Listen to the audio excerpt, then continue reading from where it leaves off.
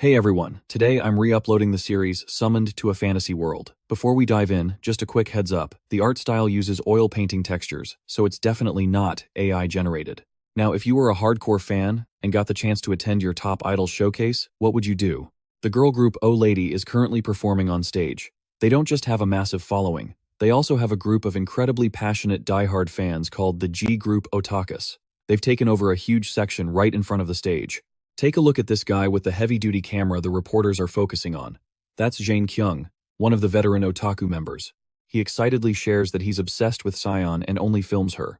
But when asked why, Jin-Kyung honestly admits that he's a total lolicon. Little did he know that one simple sentence would turn his life into a living nightmare. By the next morning, Jin-Kyung went from being a total nobody to being plastered all over the front page of the social news. He desperately wanted to explain that it was just wordplay and he didn't mean anything negative by it. But the keyboard warriors didn't just hurl insults at him. They leaked all of Jin-Kyung's personal information. Online violence is still violence, and it caused him to completely break down.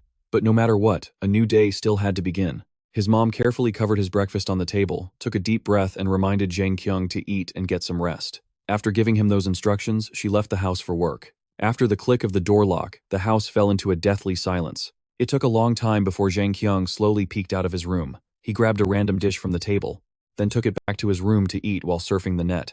With his hair looking as messy as a ghost's, Jin-Kyung's laughter sounded like some kind of total creep, but all he was actually doing was sitting there intently watching anime. The moment the female lead in the video swung her sword with a sense of justice, Jin-Kyung immediately seized the moment, clicking and typing away like a madman. He spammed a bunch of angry icons into the chat box. His facial muscles were so tense it looked like he was personally fighting in World War III. He really wanted to breathe fire at the character on the screen, and so Jin-Kyung completely filled up the entire chat board with his comments. Looking at his heroic achievement as a keyboard warrior, he couldn't help but smile, but that joy was quickly crushed by a flood of criticism. Everyone started attacking Jin-Kyung because of his recent viral meme. Some people even bet their own dignity that Jin-Kyung was a fat, ugly loser. He patiently read through every single insult and just laughed at them, calling them the real failures. Even so, Jin-Kyung had to hold his head in exhaustion from all the mental bullying. He stared at the figurine in front of him and muttered about why he loved the 2D world, and that's because they would never betray him. Saying that Jin-Kyung let himself slump back into his chair. After that day, he was diagnosed with social anxiety disorder. But honestly, if Jin-Kyung actually tried to control the entire flow of mana in this universe ruling the world, wouldn't even be a question. The only reason Jin-Kyung was still stuck in this room was simply because he was too lazy. While he was lost in his own deep, dark thoughts, a buzzing sound reached his ears. Turns out a brain-dead mosquito had chosen Jin-Kyung as its blood bag. He suddenly flashed a wicked smile, as if the adrenaline in his blood was surging. Jin-Kyung grabbed a can of bug spray as his weapon to protect the goddess in his heart. He flat out declared that only he could protect her. Jin-Kyung was fully in character, reciting lines like some kind of savior. He screamed right at the mosquito, as if proving he belonged to the ruling class. Right after he spoke, Jin-Kyung got into position and lunged forward at high speed. Once he felt the distance was just right, he reached out and sprayed a stream of toxic gas directly at his opponent. To make it even more intense, Jin-Kyung spun the spray can around until the mosquito repellent scent filled the entire room. But whether it was from the fumes or something else, Jin-Kyung suddenly felt like he was losing his gravity. He didn't know that from God's point of view, his house was being enveloped by a brilliant pillar of light. After the light faded, both Jin-Kyung and his room had completely vanished. Going from an otaku isolated from the world, he suddenly found himself homeless. But that wasn't as important as the fact that he was about to be smashed to pieces if he kept free-falling from this height. As expected, nothing surprising happened. Jin-Kyung was falling toward the ground like a shooting star. Luckily, thanks to his main character aura, he managed to land safely in a very magical way.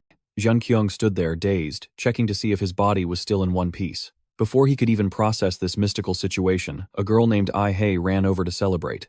It turns out Jin-Kyung was a summoned product from another world, brought here by her. As for why Ai-hei needed him, we'll have to follow their journey to find out.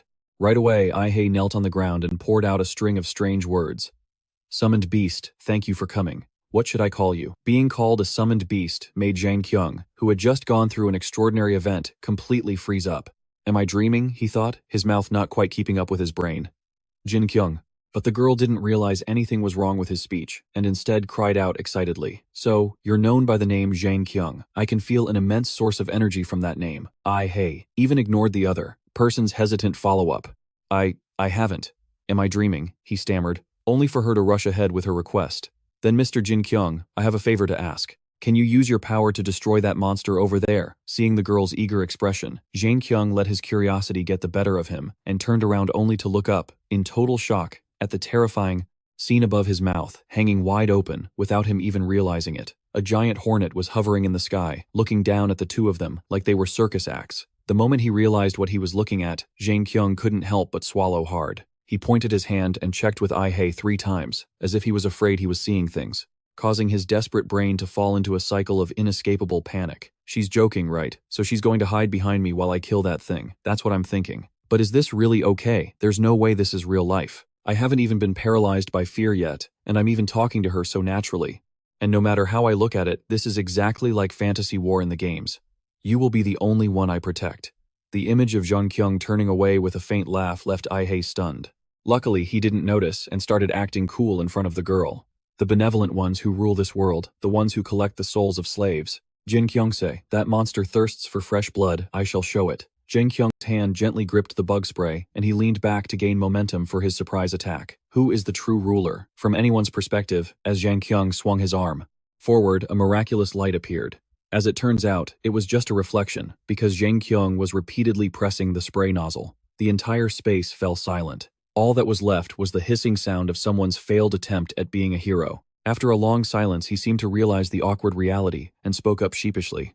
Of course, it didn't do a damn thing, causing someone who was full of hope like Ai-hei to be so shocked that her eyebrows started twitching uncontrollably. Oh my god, why am I the one feeling so embarrassed for him? He really looked like a total idiot, but what they least expected was a sudden cold gust of wind that accidentally blew the insecticide right toward that giant wasp.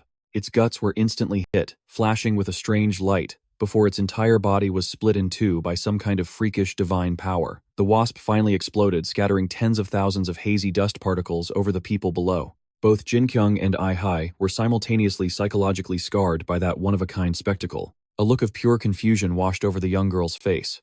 Wait, what? Ai-hei's eyes were glued to the rather unappealing figure of the man standing in front of her. The sheer confusion was making it hard for her to breathe normally. I mean, he clearly looks like a complete moron. Jin-Kyung, finally snapping out of his shock, quickly turned his head and asked excitedly, I killed it, didn't I? Seeing his bizarrely cheerful expression, Ai-hei couldn't help but let out a long sigh. He might look like an idiot, but he's actually incredibly strong. She slowly walked toward the smoke-filled scene to get a better look at the remains scattered around. Ai-hei's mind started racing in shock. I've never seen or even heard of a magic this powerful. An apprentice summoner like me shouldn't have been able to summon someone like him. While she was busy being stunned, Jin-Kyung was off being his usual arrogant self. Oops, I overdid it again. Did his ears just catch Ai-hei's sincere words? Thank you so much, Mr. Jin-Kyung. I'm truly impressed by your power. Jin-Kyung nodded in agreement without a hint of modesty. Me too. I'm also very impressed by my own power, he said, but his weird way of talking left her looking completely puzzled. Okay then. From what I've learned, besides summoning spirits and living creatures, some people can summon heroes from the past. Mr. Jin-Kyung, are you perhaps a mage? That gentle question sent Jin-Kyung into a visible panic, his brain scrambling for an answer. How does she know? Before he could nervously ask her back.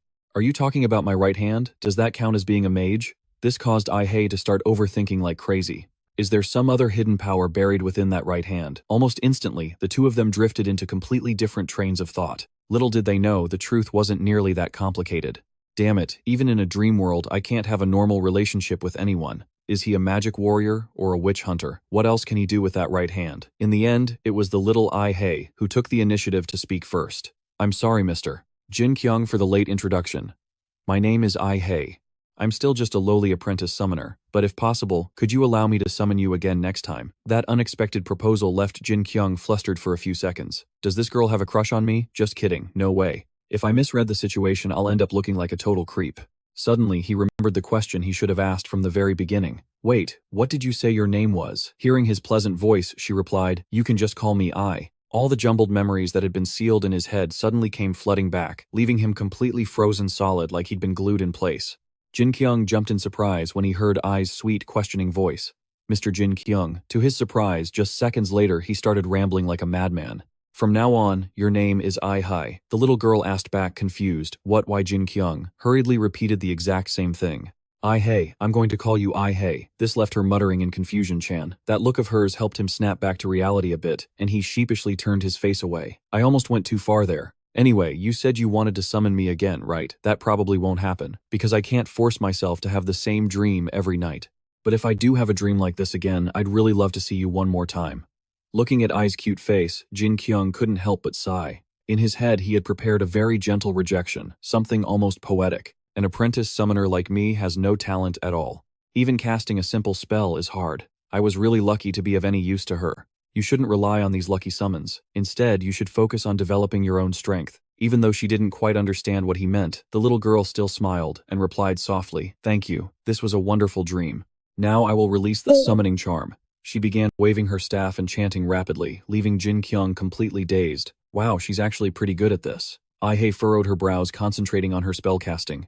Just as the final, crucial word of the incantation was released into the glowing magical space, he suddenly realized something was wrong. Wait, did you just say? But it was far too late as a pillar of light began to pierce through the clouds and rain down. It hit Jin-Kyung right on the head, making him feel like he'd been turned to stone by a spell, as he was blinded by the glare for a long time.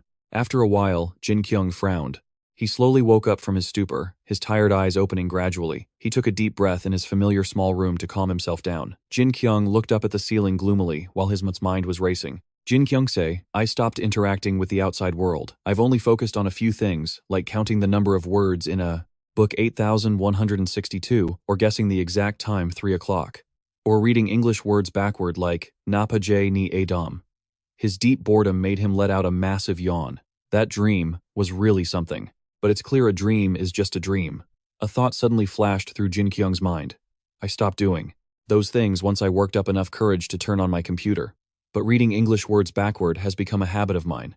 He let out a quick, weary sigh. I can't believe my fantasy world used the words "made in Japan" until then. Everything is so blurry. But it's strange, why do I feel so exhausted the moment I wake up? Outside, the sunlight continued to shine on the massive buildings, only for the landscape to be plunged into darkness when it faded. Jin-Kyung sat blankly on his bed, staring at his feet like a madman. It turned out that some leaves and strange dust particles were there, leaving him frozen in confusion. Jin-Kyung picked up a leaf and muttered, "Am I sleepwalking? What is this? My door was locked, no one came in here." Outside, his room seemed to be radiating a rather unfriendly dark aura, so much so that no one dared to go near it. In the living room, Jin-Kyung's stern father was busy watching the news while his elderly mother was occupied with cleaning the kitchen. She turned her back to her husband, lost in thought. He didn't even bother bringing the plate out. Is he really only eating one meal a day? Overwhelmed with anxiety, the mother walked toward the tightly shut door to check on him. "Jin-Kyung, honey, have you eaten yet? Are you hungry, Jin-Kyung?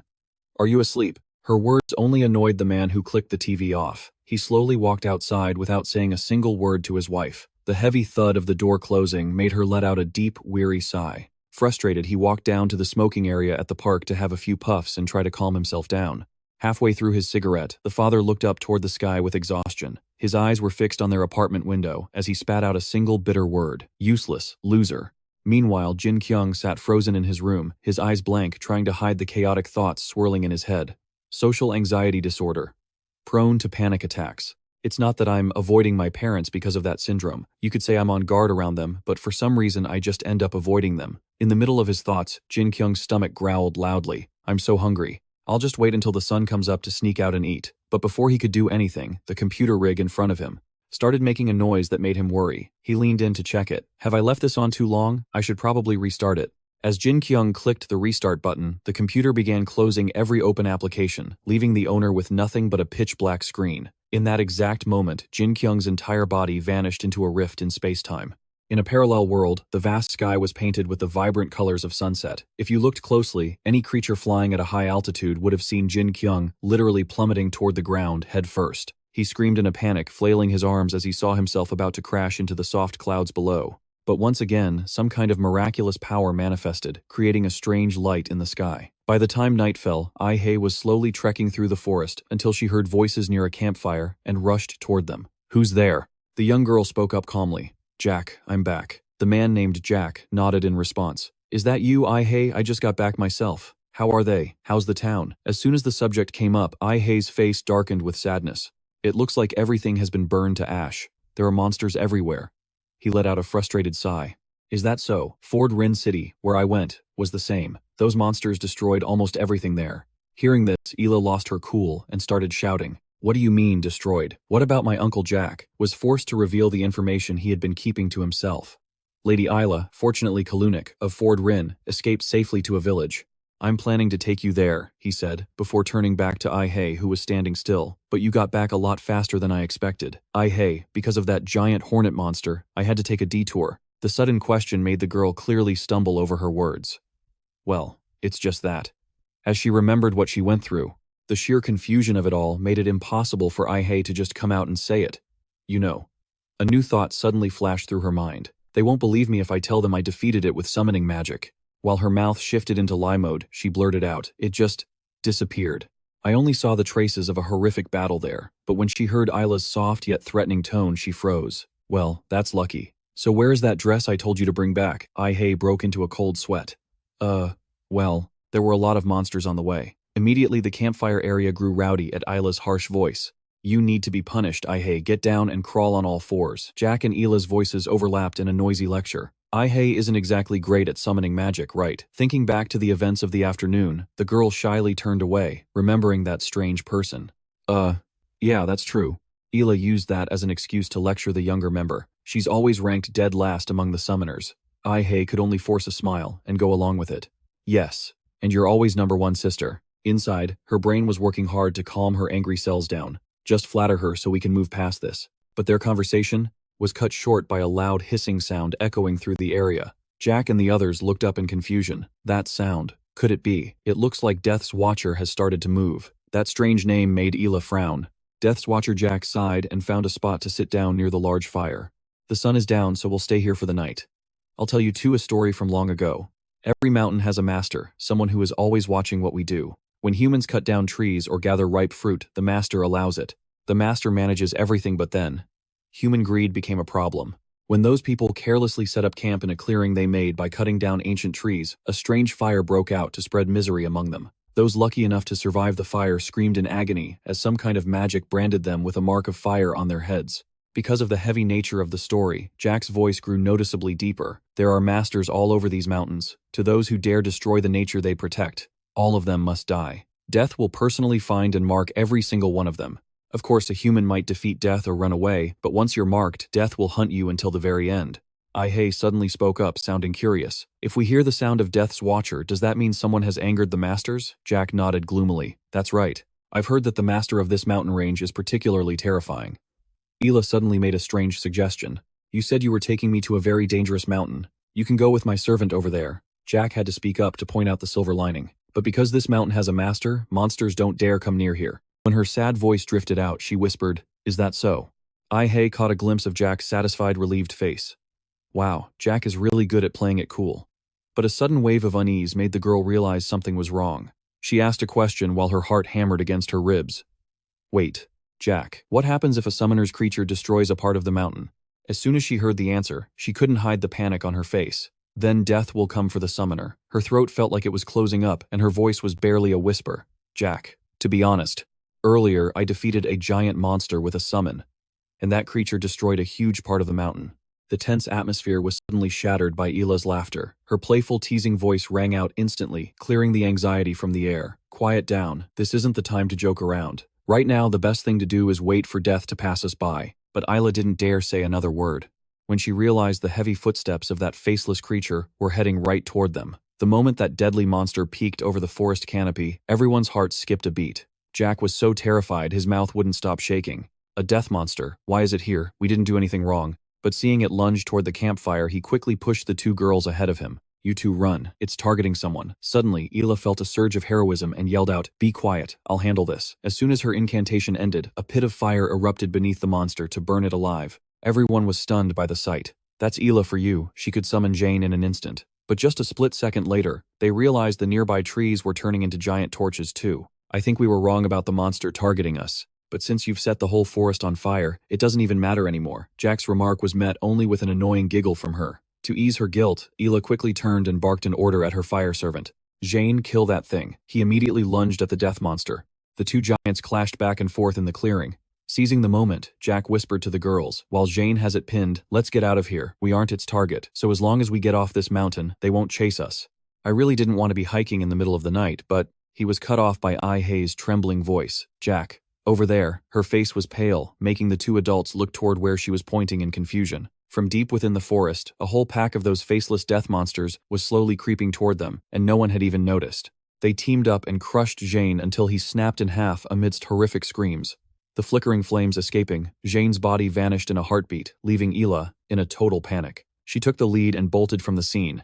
Run for your lives. The death monsters immediately gave chase right on their heels. In that vast forest only. Benny remained still, holding that high plank position like nothing had happened. It seemed like none of the chaos could scare him, or even faze him. Meanwhile, Ai-hei was running for her life with everything she had. But unfortunately, the path ahead was full of fallen logs she couldn't dodge, and she slammed right into one cent, flying through the air. The moment she hit the ground, she groaned in pain, nearly bursting into tears. But thanks to that, she had a moment to sit still and listen to the eerie, deathly silence. Fear surged through her and she screamed out, "Sis, Jack, I'm lost. What do I do now?" Hearing a rustle in the trees, she instinctively called out. But before she could finish, the massive silhouette of a death monster appeared right in front of her, leaving her frozen in shock for a split second. She tried to scramble away, but before she could get far, she bumped into something and fell flat on her back. Ai-hei covered her aching nose while looking up in confusion, only to see 3 death monsters staring down at her like she was a piece of meat at the market. After a moment, they slowly started moving away, heading back to their lair, dragging Ai-hei behind them as she lay frozen on the cold ground. Her eyes stared blankly at the sky, her mind racing with heartbreaking thoughts. Jin-Kyung, it's all my fault, so please help me one more time. Her heavy hand reached up as she began to chant. She watched as a weak stream of magic slipped from her fingers. It gently faded into nothingness, leaving the forest looking exactly as it had before, causing her to break down in tears. I'm so useless. But before despair could fully take over, a surge of powerful energy shot down from the sky right toward her. Ai-hei looked up in awe, and even the monsters stared curiously at the empty spot until the light faded. Jin-Kyung's skinny frame suddenly appeared through the white smoke. He was so confused he just stood there, completely frozen.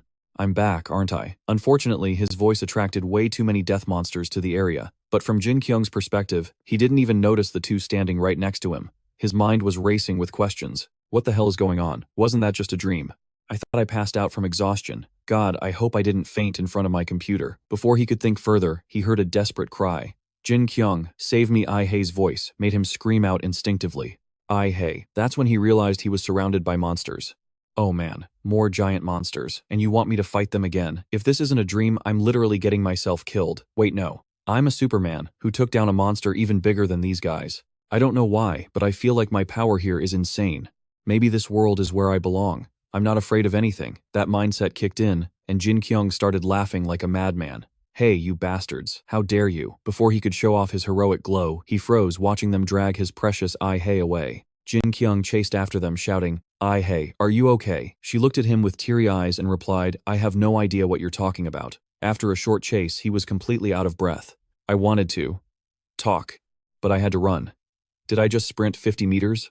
His exhaustion caused her to totally misunderstand the situation. It looks like I summoned you while you were in the middle of some intense training. I'm so sorry. Seeing his idol being dragged across the dirt, Jin-Kyung asked awkwardly, what should I do? I didn't bring the bug spray like last time. Hearing his weird question, she was confused. Bug spray, he stammered, embarrassed. It's mosquito spray. No, just think of it as my magic wand. But Ai-hei was still puzzled. A magic wand. Hearing his idol actually talk to him, he forgot his fatigue and replied, yeah, the thing you twirl around while chanting. The one that makes you wear those sailor uniforms. It makes your power increase exponentially. His words left her completely brain dead. What are you even saying? Jin-Kyung ignored her reaction and changed the subject. Ai-hei, your forehead is glowing, she replied weakly. They marked me. After those deathly creatures branded her, her head began to spin as they prepared to bind her and drag her away. Jin-Kyung couldn't hide the shock written all over his face. Wait, so all we have to do is put out the fire on your forehead. Alright, stay still. I got this. The hot breath blowing against her forehead made Ai-hei feel even more exhausted. I don't think that'll work, big brother Jin-Kyung. This is magical fire. Normal methods won't. Before the poor girl could even finish her sentence, Jin-Kyung pelted her right in the face with a clump of dirt. Ouch, my eyes. But he didn't stop there.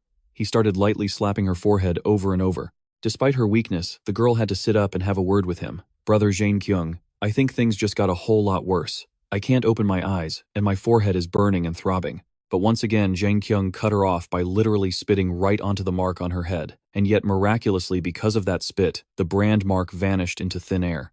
Both of them were completely stunned. Whoa, it's gone. And the bindings are dissolving too. Even the deathly monsters realized something was off and turned back around. When they saw the impossible had happened, the monsters flew into a rage, screaming and lunging at Jin-Kyung. He was forced into a pretty gross defensive move, spitting right in their faces.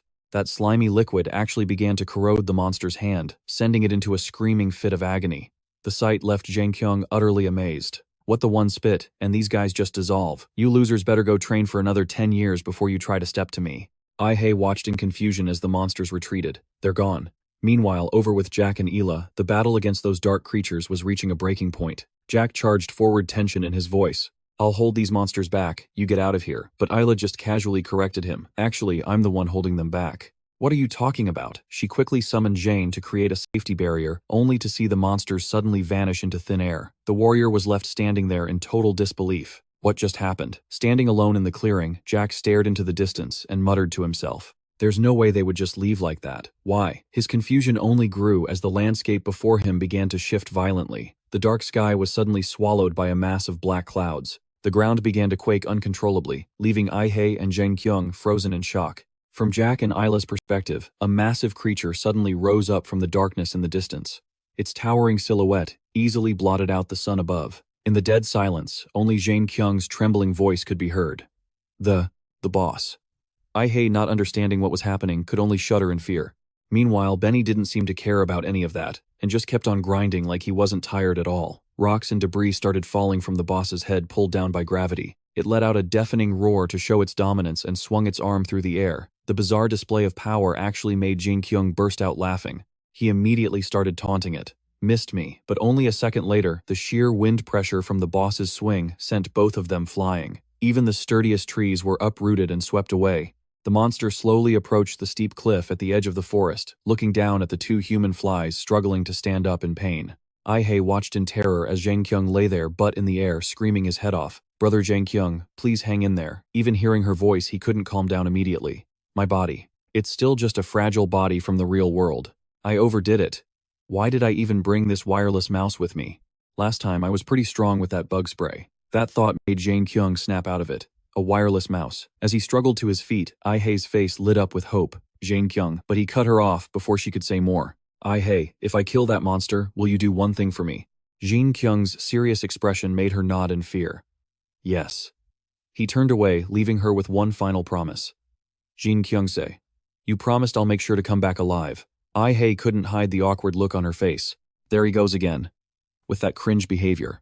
On the contrary, Jin-Kyung was getting pumped up, clicking the mouse repeatedly. Faster than sound, hotter than flame. If you are willing to combine your power with mine, even the coldest ice will not make us flinch. Stop everyone who dares to take our lives. A fierce belief in victory was written all over Jin-Kyung's face. I'll turn my body into a conductor and pump 10 billion volts through it. If I can do that, blowing away that dark thing will be a piece of cake. Still trying to look cool with his delusional dialogue, he shouted, we shall create a path of fire leading straight to hell. He cleared his throat, but unfortunately, absolutely nothing happened. Jin-Kyung even started shaking his hand up and down, trying to trigger some kind of miracle. After enduring his little performance, Ai-hei spoke up awkwardly.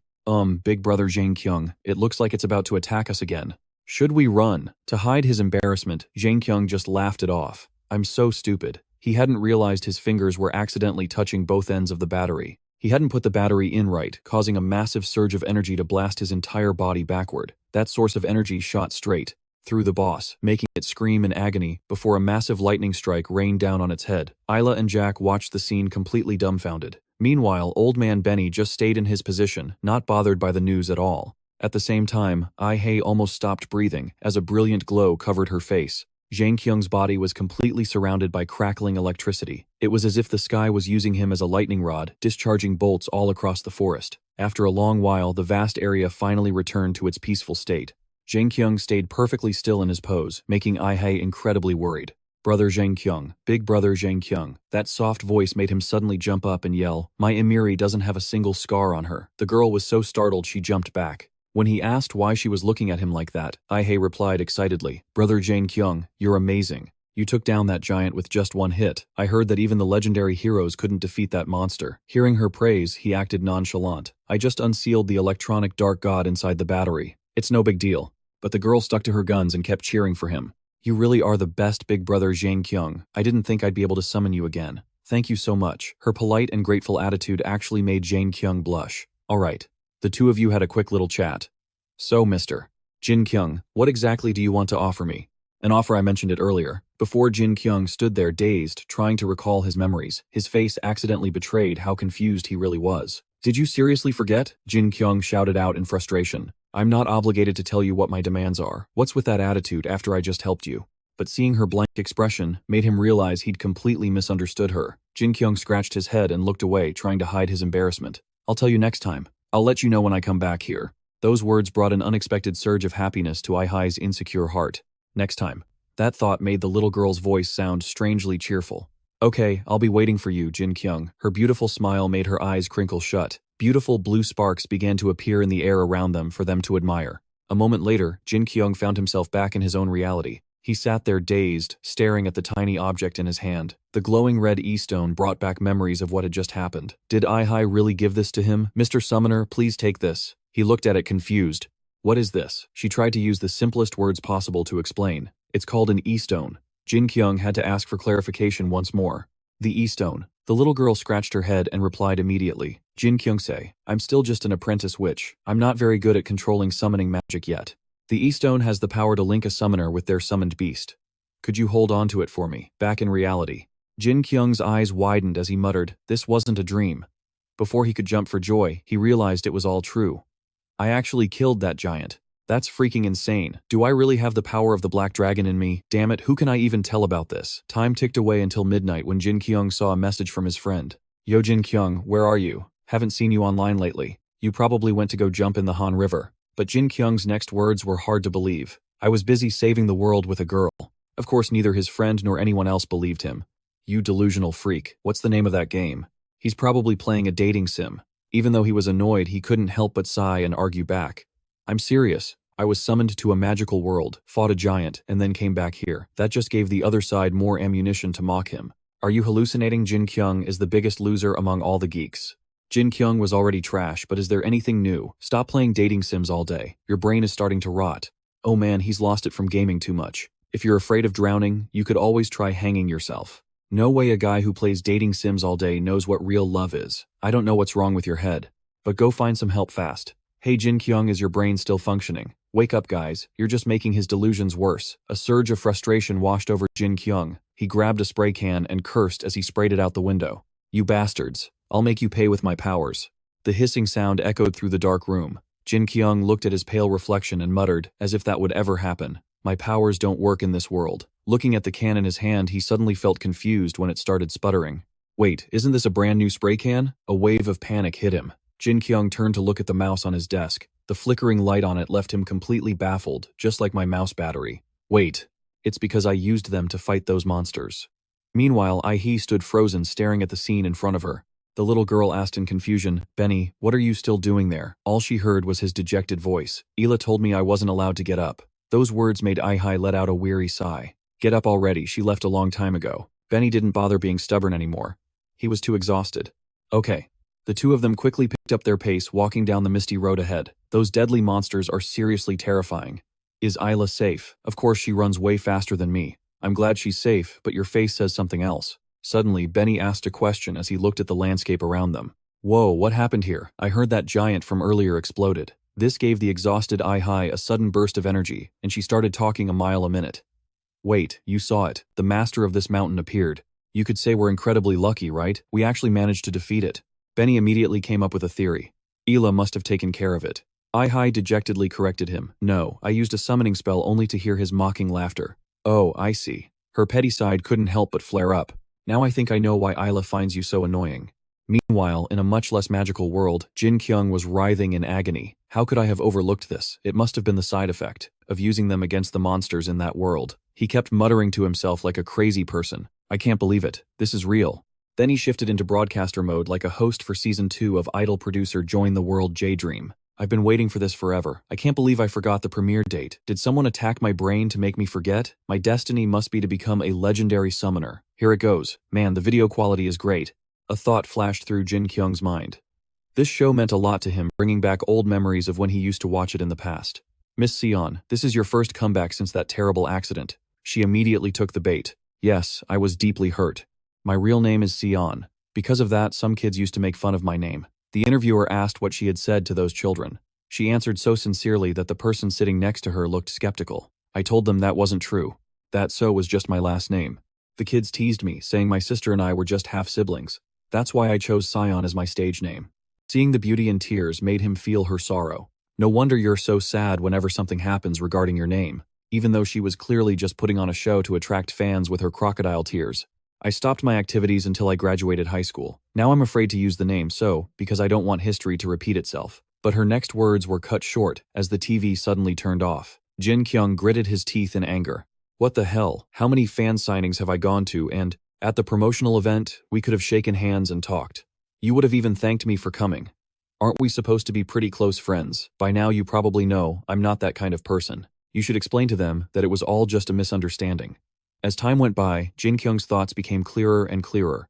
She's playing the victim just to get sympathy and support from everyone. Because of that incident, she became incredibly famous, and the nasty comments about you just keep piling up.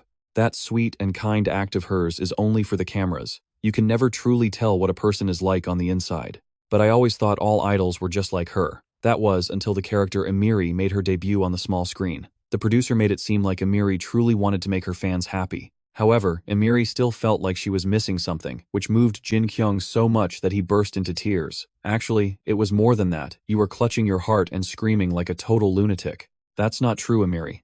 You're already perfect just the way you are. Looking at the tears on Emiri's face, Jin-Kyung couldn't help but whisper to himself, I'm sure of it. I'm positive she's crying because of me, he said, his hand busy wiping away the tears on the screen. Don't cry, Emiri. A storm of emotions quickly surged through the young man's mind. In Season 1, she broke all my bad prejudices about idols. And in Season 2, right from Episode 1, she already captured my heart. Before Jin-Kyung slowly turned himself into a literal pawn of capitalism, he thought, this is enough. I haven't done anything for her yet. I'm sorry, Rayhan. You fought so hard against discrimination in the Crystal Kingdom. I really loved watching you grow into who you are now. He slowly put the character figure back into its box on his computer desk. But starting today, my goddess will be Emiri. Jin-Kyung slammed the box shut, feeling like his heart was being ripped out. I'm so sorry, he muttered, but just a second later, he was happily browsing the web for the new idol's figure. This Emiri figure is amazing. I've got my mom's credit card, so let's do this. But then he froze as he realized a harsh truth. The Emiri figures weren't nearly as wholesome as Jin-Kyung had imagined. Are you kidding me, you bastards? If you really loved Emiri, there's no way the official version would sell this poorly. What kind of jerk only buys the skimpy figures? His shouting died down instantly as Jin-Kyung skimmed through the comment section. My neck doesn't hurt anymore from trying to look under her skirt. You losers who've never seen a real woman's body should just hurry up and buy it. I bought this figure because I want to pull her bikini strings. I should report all of you to the police for sexual harassment. I've always wanted to see her like this. Panic surged through him, making his voice tremble. These disgusting creeps, they don't respect Emiri's pure love at all. His finger stopped scrolling for a second, when Jin-Kyung spotted a comment that was particularly gross. Licking her every day will make you happy. With just those few words, he clicked buy on the Emiri figure without a second thought. The dark night hid Jin-Kyung's own twisted logic. I don't know about all that licking stuff, but I'm just happy it's cheap. At the supermarket, Jin-Kyung's hardworking mother was busy checking out customers. Suddenly, her phone chimed with a notification. As soon as she glanced at it, she froze. Panic set in as she grabbed the phone to double-check what she was seeing. Jin-Kyung had bought something that made the customer in front of her visibly annoyed. Hey, what are you doing? Can you just finish ringing me up already? Flustered, she put the phone down and got back to work. I'm so sorry. But in her head, the worry kept spinning. What's going on? Is he planning to run away from home? Meanwhile, her precious son Jin-Kyung was busy binge-watching at home. He'd get up and dance around during the good parts, eventually wearing himself out until he collapsed onto the bed. He took a peaceful nap before jumping back up to keep boosting the view count. After a long while, Jin-Kyung let out a massive yawn while stretching his body. He'd finished rewatching all of Season 1. A masterpiece. A total masterpiece. But right at that moment, he noticed a red light flashing from the corner of his computer desk. It sat there silently, as if waiting for fate to decide its destiny. Meanwhile, Jin-Kyung's anxiety began to spike. I wonder if she's okay. If I haven't been summoned yet, then everything must be fine. But a second later, he chuckled and started talking to himself. It's not like I'm worried about you or anything. A real tsundere has to act like that, right? Just then, the doorbell started ringing incessantly. Panicked, Jin-Kyung checked the monitor. It was the delivery man. A million thoughts suddenly raced through his head. What do I do? Should I wait for him to just leave the package at the security office? Wait. I have the courage to defeat giant monsters. I can do this. I know I can. When the delivery man called out gently, I have a delivery here, he ended up waiting there for quite a while. Finally, Jin-Kyung built up enough courage to stammer, "Please, just leave it at the door." The delivery man let out a sigh as he dropped the package. "All right, I'm leaving it here." That little victory made Jin-Kyung beam with joy. "I did it. I actually did it. Now I just need to time it for when he gets into the elevator. Let's wait 30 seconds. He was about to move, but he quickly caught himself. "No, let's wait another 10 seconds. When the clock hit the right time, Jin-Kyung happily backed up a bit. "Perfect. I'll grab it in a flash." He took a deep breath and flexed every muscle in his body. "Let's go." His pale body lunged forward. Jin-Kyung's hand gently gripped the doorknob. He tried to pull it, but then he realized the deadbolt was still on. Seizing the dramatic moment, Jin-Kyung tumbled backward. His feet scrambled against the floor as he tried to regain his balance. The frustrating reality made Jin-Kyung grit his teeth, feeling like he was trapped. But he let his inner madness take over, activating X-ray vision. As soon as Jin-Kyung finished punching in the code, his brain screamed, "The door is locked," but then it opened. He let out a joyful shout, "Yes, awesome." His finger pressed the lock button on the door once more. The sound of the door opening echoed through the air, bringing all of Jin-Kyung's next moves to a dead halt. He mustered up his strength to say something cool. "I've broken free." Jin-Kyung swung the door open and stepped out talking about prison chains, only to come face to face with the girl next door. The two of them stared at each other in silence for a long time. Then, feeling incredibly embarrassed, Jin-Kyung pressed himself against the wall and slowly dragged the large box inside. He slammed the door shut under the bewildered gaze of his neighbor. Immediately after, Jin-Kyung curled up on his bed, burying his head under a pillow. He happily mumbled to himself for a long while. "I did it. I got the package." He stayed in that position, laughing like a total idiot. A few seconds later, Jin-Kyung cursed in frustration. "Damn it." Meanwhile, in the parallel world, Isla's voice suddenly rang out. The shock was written clearly all over Ai-hei's face. "I did it." This trip shouldn't have taken 3 days. Even though she was panting heavily, Ai-hei was still in better shape than Benny, so she managed a quick greeting. "Mistress, I just realized Benny is completely hopeless with directions." Hearing that, Ila looked puzzled and asked Benny was the one guiding you.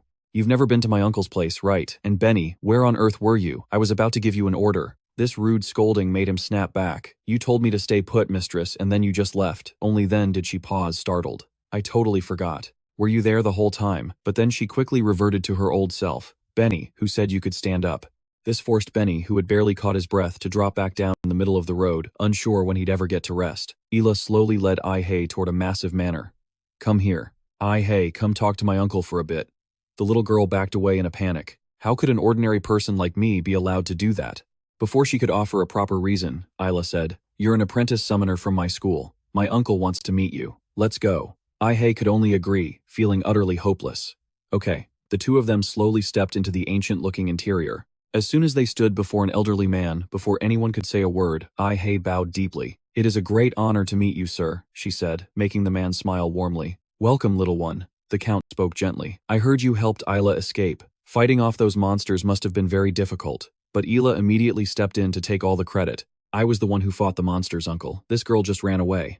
The man could only offer a forced smile. "Is that so? Those demons really are making it hard to survive in this world, aren't they? If you have nowhere else to go, you can stay here to live and work." Upon hearing that, Ai-hei excitedly thanked him. "Thank you so much, my lord," she said, while Ila listened in with her ears perked. "Very well, go get changed into some new clothes and start learning about your duties." The girl quickly took a relaxing bath and ate simple food that tasted like a royal feast. But Ai-hei suddenly froze when she saw the outfit laid out for her. But a second later, she giggled happily. "This hasn't been easy for me at all. And now the Count is even giving me new clothes. The Count of Kalunic is truly a kind soul." After getting ready, Ai-hei stood there, mumbling to herself nervously. "New clothes. Do I look okay in this?" Then she heard another maid asking, "Ai-hei, are you finished getting ready?" The girl hurried over. Yes, seeing how obedient she was, the maid's voice softened noticeably. "Please follow me." After some time had passed, Ai-hei was so exhausted, she was dripping with sweat. As she strained to mop the floor, she could only complain to herself, working in exchange for clothes and food. I should have seen this coming. But when she looked up, a strange thought crossed her mind. The scene felt so bizarre that she had to ask the person closest to her, "Why is everyone here wearing the same clothes?" The other person immediately asked back, "It's the Count's preference. I mean, the Count thinks that wearing identical clothes makes everything look more orderly." Ai-hei was still in shock from her co-worker's explanation. "So that's why we're all in maid uniforms." Her mind began to drift off somewhere else. "My parents once told me to be careful around nobles, because they always take advantage of people." Then the voice of her hardworking mother suddenly echoed in her head. "That's why you must become a great summoner. All commoners can become slaves in the blink of an eye." Ai-hei let out a weary sigh as her hands grew cold from scrubbing the floors. "I'm sorry, Mom and Dad." I think it's too late. The dark truth was quickly hidden behind a veil of illusion, while back in the real world, the sun was shining so brightly it almost washed everything out. Jin-Kyung's pale face suddenly lit up with excitement. It turned out to be because of a package he had just received from a delivery driver. So, this is Amiri from Idol Producer. The limited edition Hot Night at the Beach version. Jin-Kyung was so happy he literally fell to his knees. It's so beautiful, damn it. If I were rich, I'd fill this whole room with Amiri figures. Is this really as far as I can go? At least I bought everything I needed. I should save the rest for later, right? Meanwhile, Jin-Kyung's parents were in the kitchen having dinner. The quiet atmosphere made her hesitate before speaking. It took a while before the mother could share what was on her mind. Jin-Kyung ordered something online. He ordered it himself. The patriarchal husband paused for a moment before continuing his meal with the harshest words. What kind of person can't even go out and get things themselves, instead of ordering delivery? The only creatures in this building that can't do that are the dogs and cats. Those words crushed any excitement the mother had felt, leaving her to wash the dishes in a state of endless frustration. As for the man, after finishing his meal, he headed into his office. His stern face suddenly showed a hint of exhaustion and boredom. He stubbed out his half-finished cigarette before starting to type away furiously. Back in the parallel world, a maid led Ai-hei to a quiet plot of land for a talk. Ai-hei, because you've done such a good job, the Count feels you're suited for another task. She noticed the girl looking bewildered and disbelieving. Really, the maid quickly added more. I'm sure you know that many people have lost their lives to the demons. We're short on maids to help the Count, and we need more farmers too. The Count has decided to lend you this land as a special favor. You can pay off your debt to the Count by planting and harvesting crops. As the woman continued, Ai-hei just looked more and more confused. The word debt caused the maid, who had been speaking coldly, to soften her tone slightly. The food, the bed, and the clothes you received from the Count, as well as the water you use for bathing or washing your clothes. Of course, that doesn't include the rent for this land. This is a special favor. The Count hopes you can repay this debt soon. That is all. After those final words, she quickly left, leaving Ai-hei alone with a pile of simple farming tools. Suddenly, it started to snow, making the little girl's heart ache even more. Ai-hei looked out into the distance, but she couldn't even see the end of the plot of land. However, as the snow clouds drifted away, the sun bore witness to a little girl in a maid uniform, gritting her teeth and tilling the soil. She strained every muscle in her body as she worked, but the land looked no different than when she started. After a while, Ai-hei stood there, hands on her hips panting with exhaustion, before shouting out with a strangely calm expression. It looks like my efforts were all for nothing, but just a split second later, the little girl sobbed in agony, eventually collapsing right on the patch of land she'd just cleared. It was all over. Who could have guessed she'd be so desperate that she'd start whispering Jin-Kyung's name? What am I supposed to do now, Lord Jin-Kyung? Just as the sun was directly over his roof, the doorbell rang out, making Jin-Kyung jump out of his skin. Not another delivery. Did my parents order something? What should I do? I'll just ignore it like I always do. He couldn't help but mumble to himself, trying to figure things out. I messed up last time, but as long as I'm careful, everything will be fine. I've accepted deliveries before. Please just leave it on the floor. I mean, in front of the door. Hearing that, the delivery man leaned over.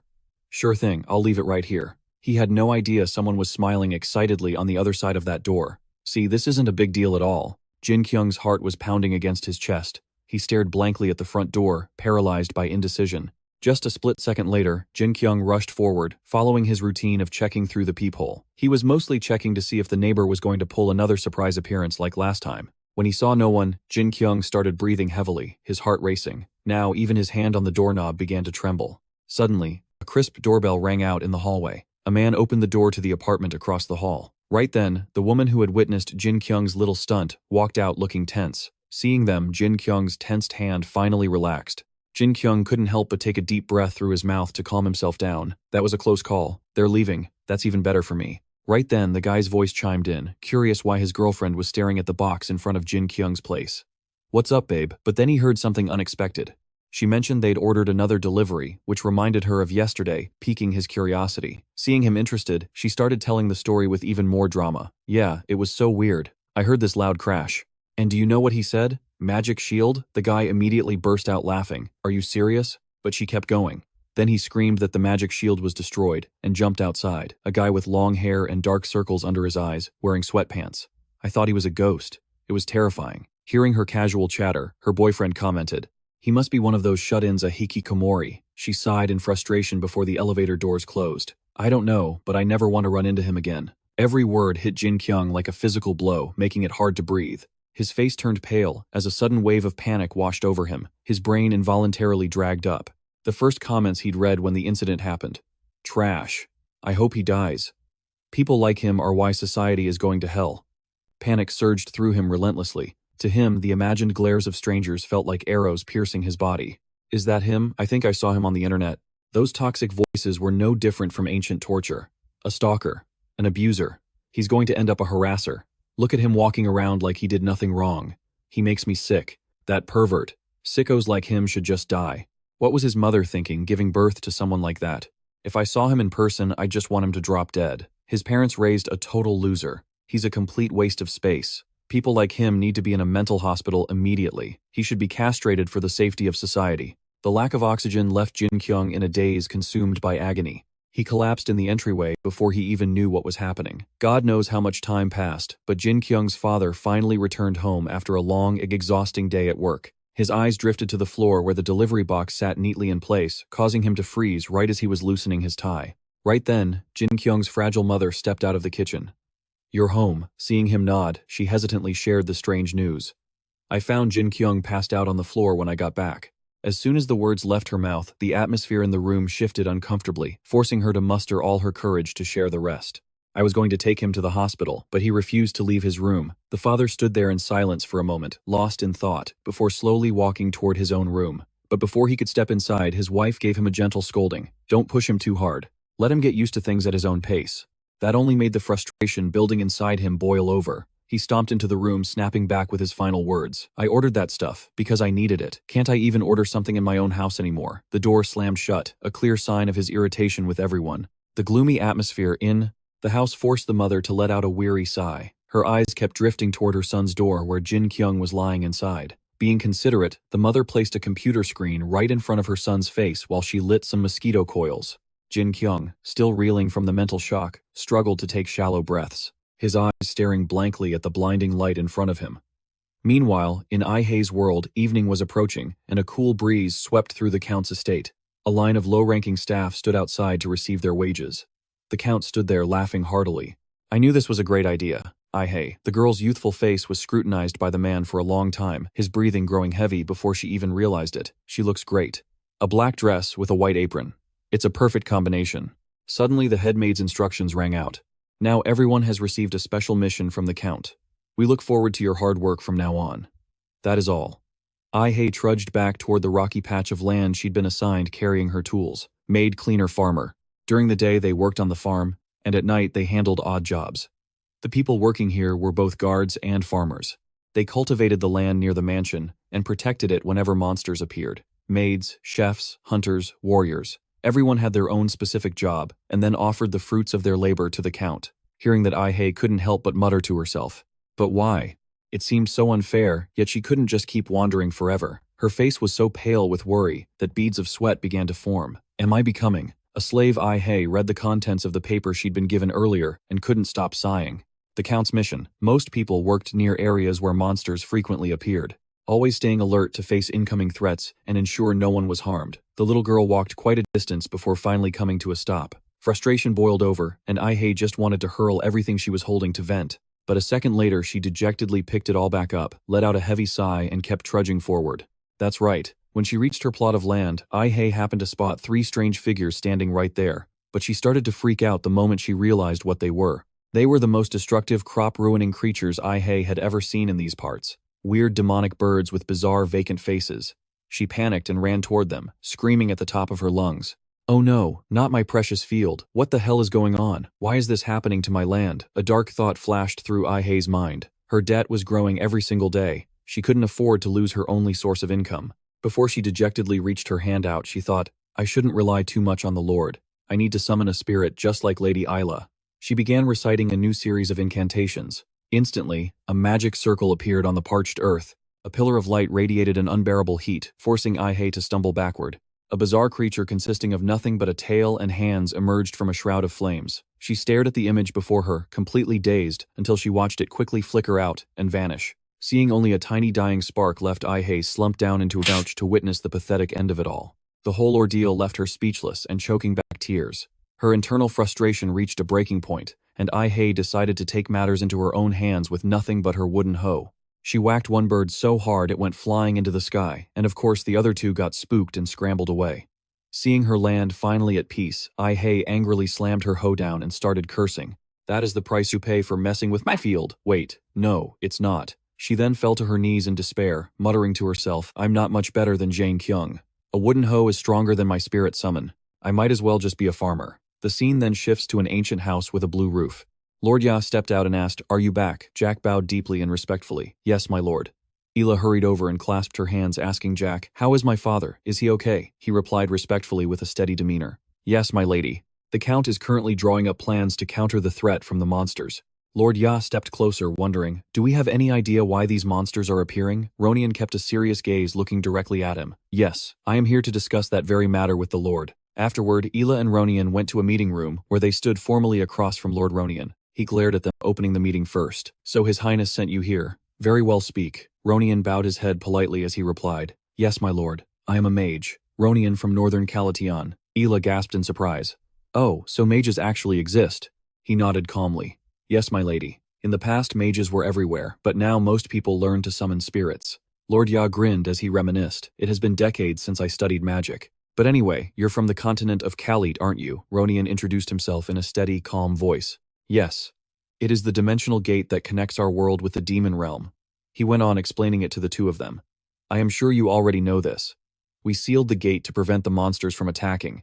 The kingdom of Calateon sent many warriors and mages to maintain that seal.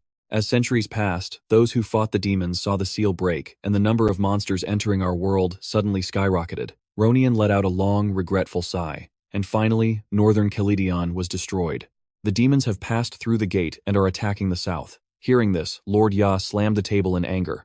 That's impossible. What happened to the kingdom in the north, Ihaze? Seeing this, Ronian continued the story, explaining that the demons couldn't get through Gotha without passing through Ihaze.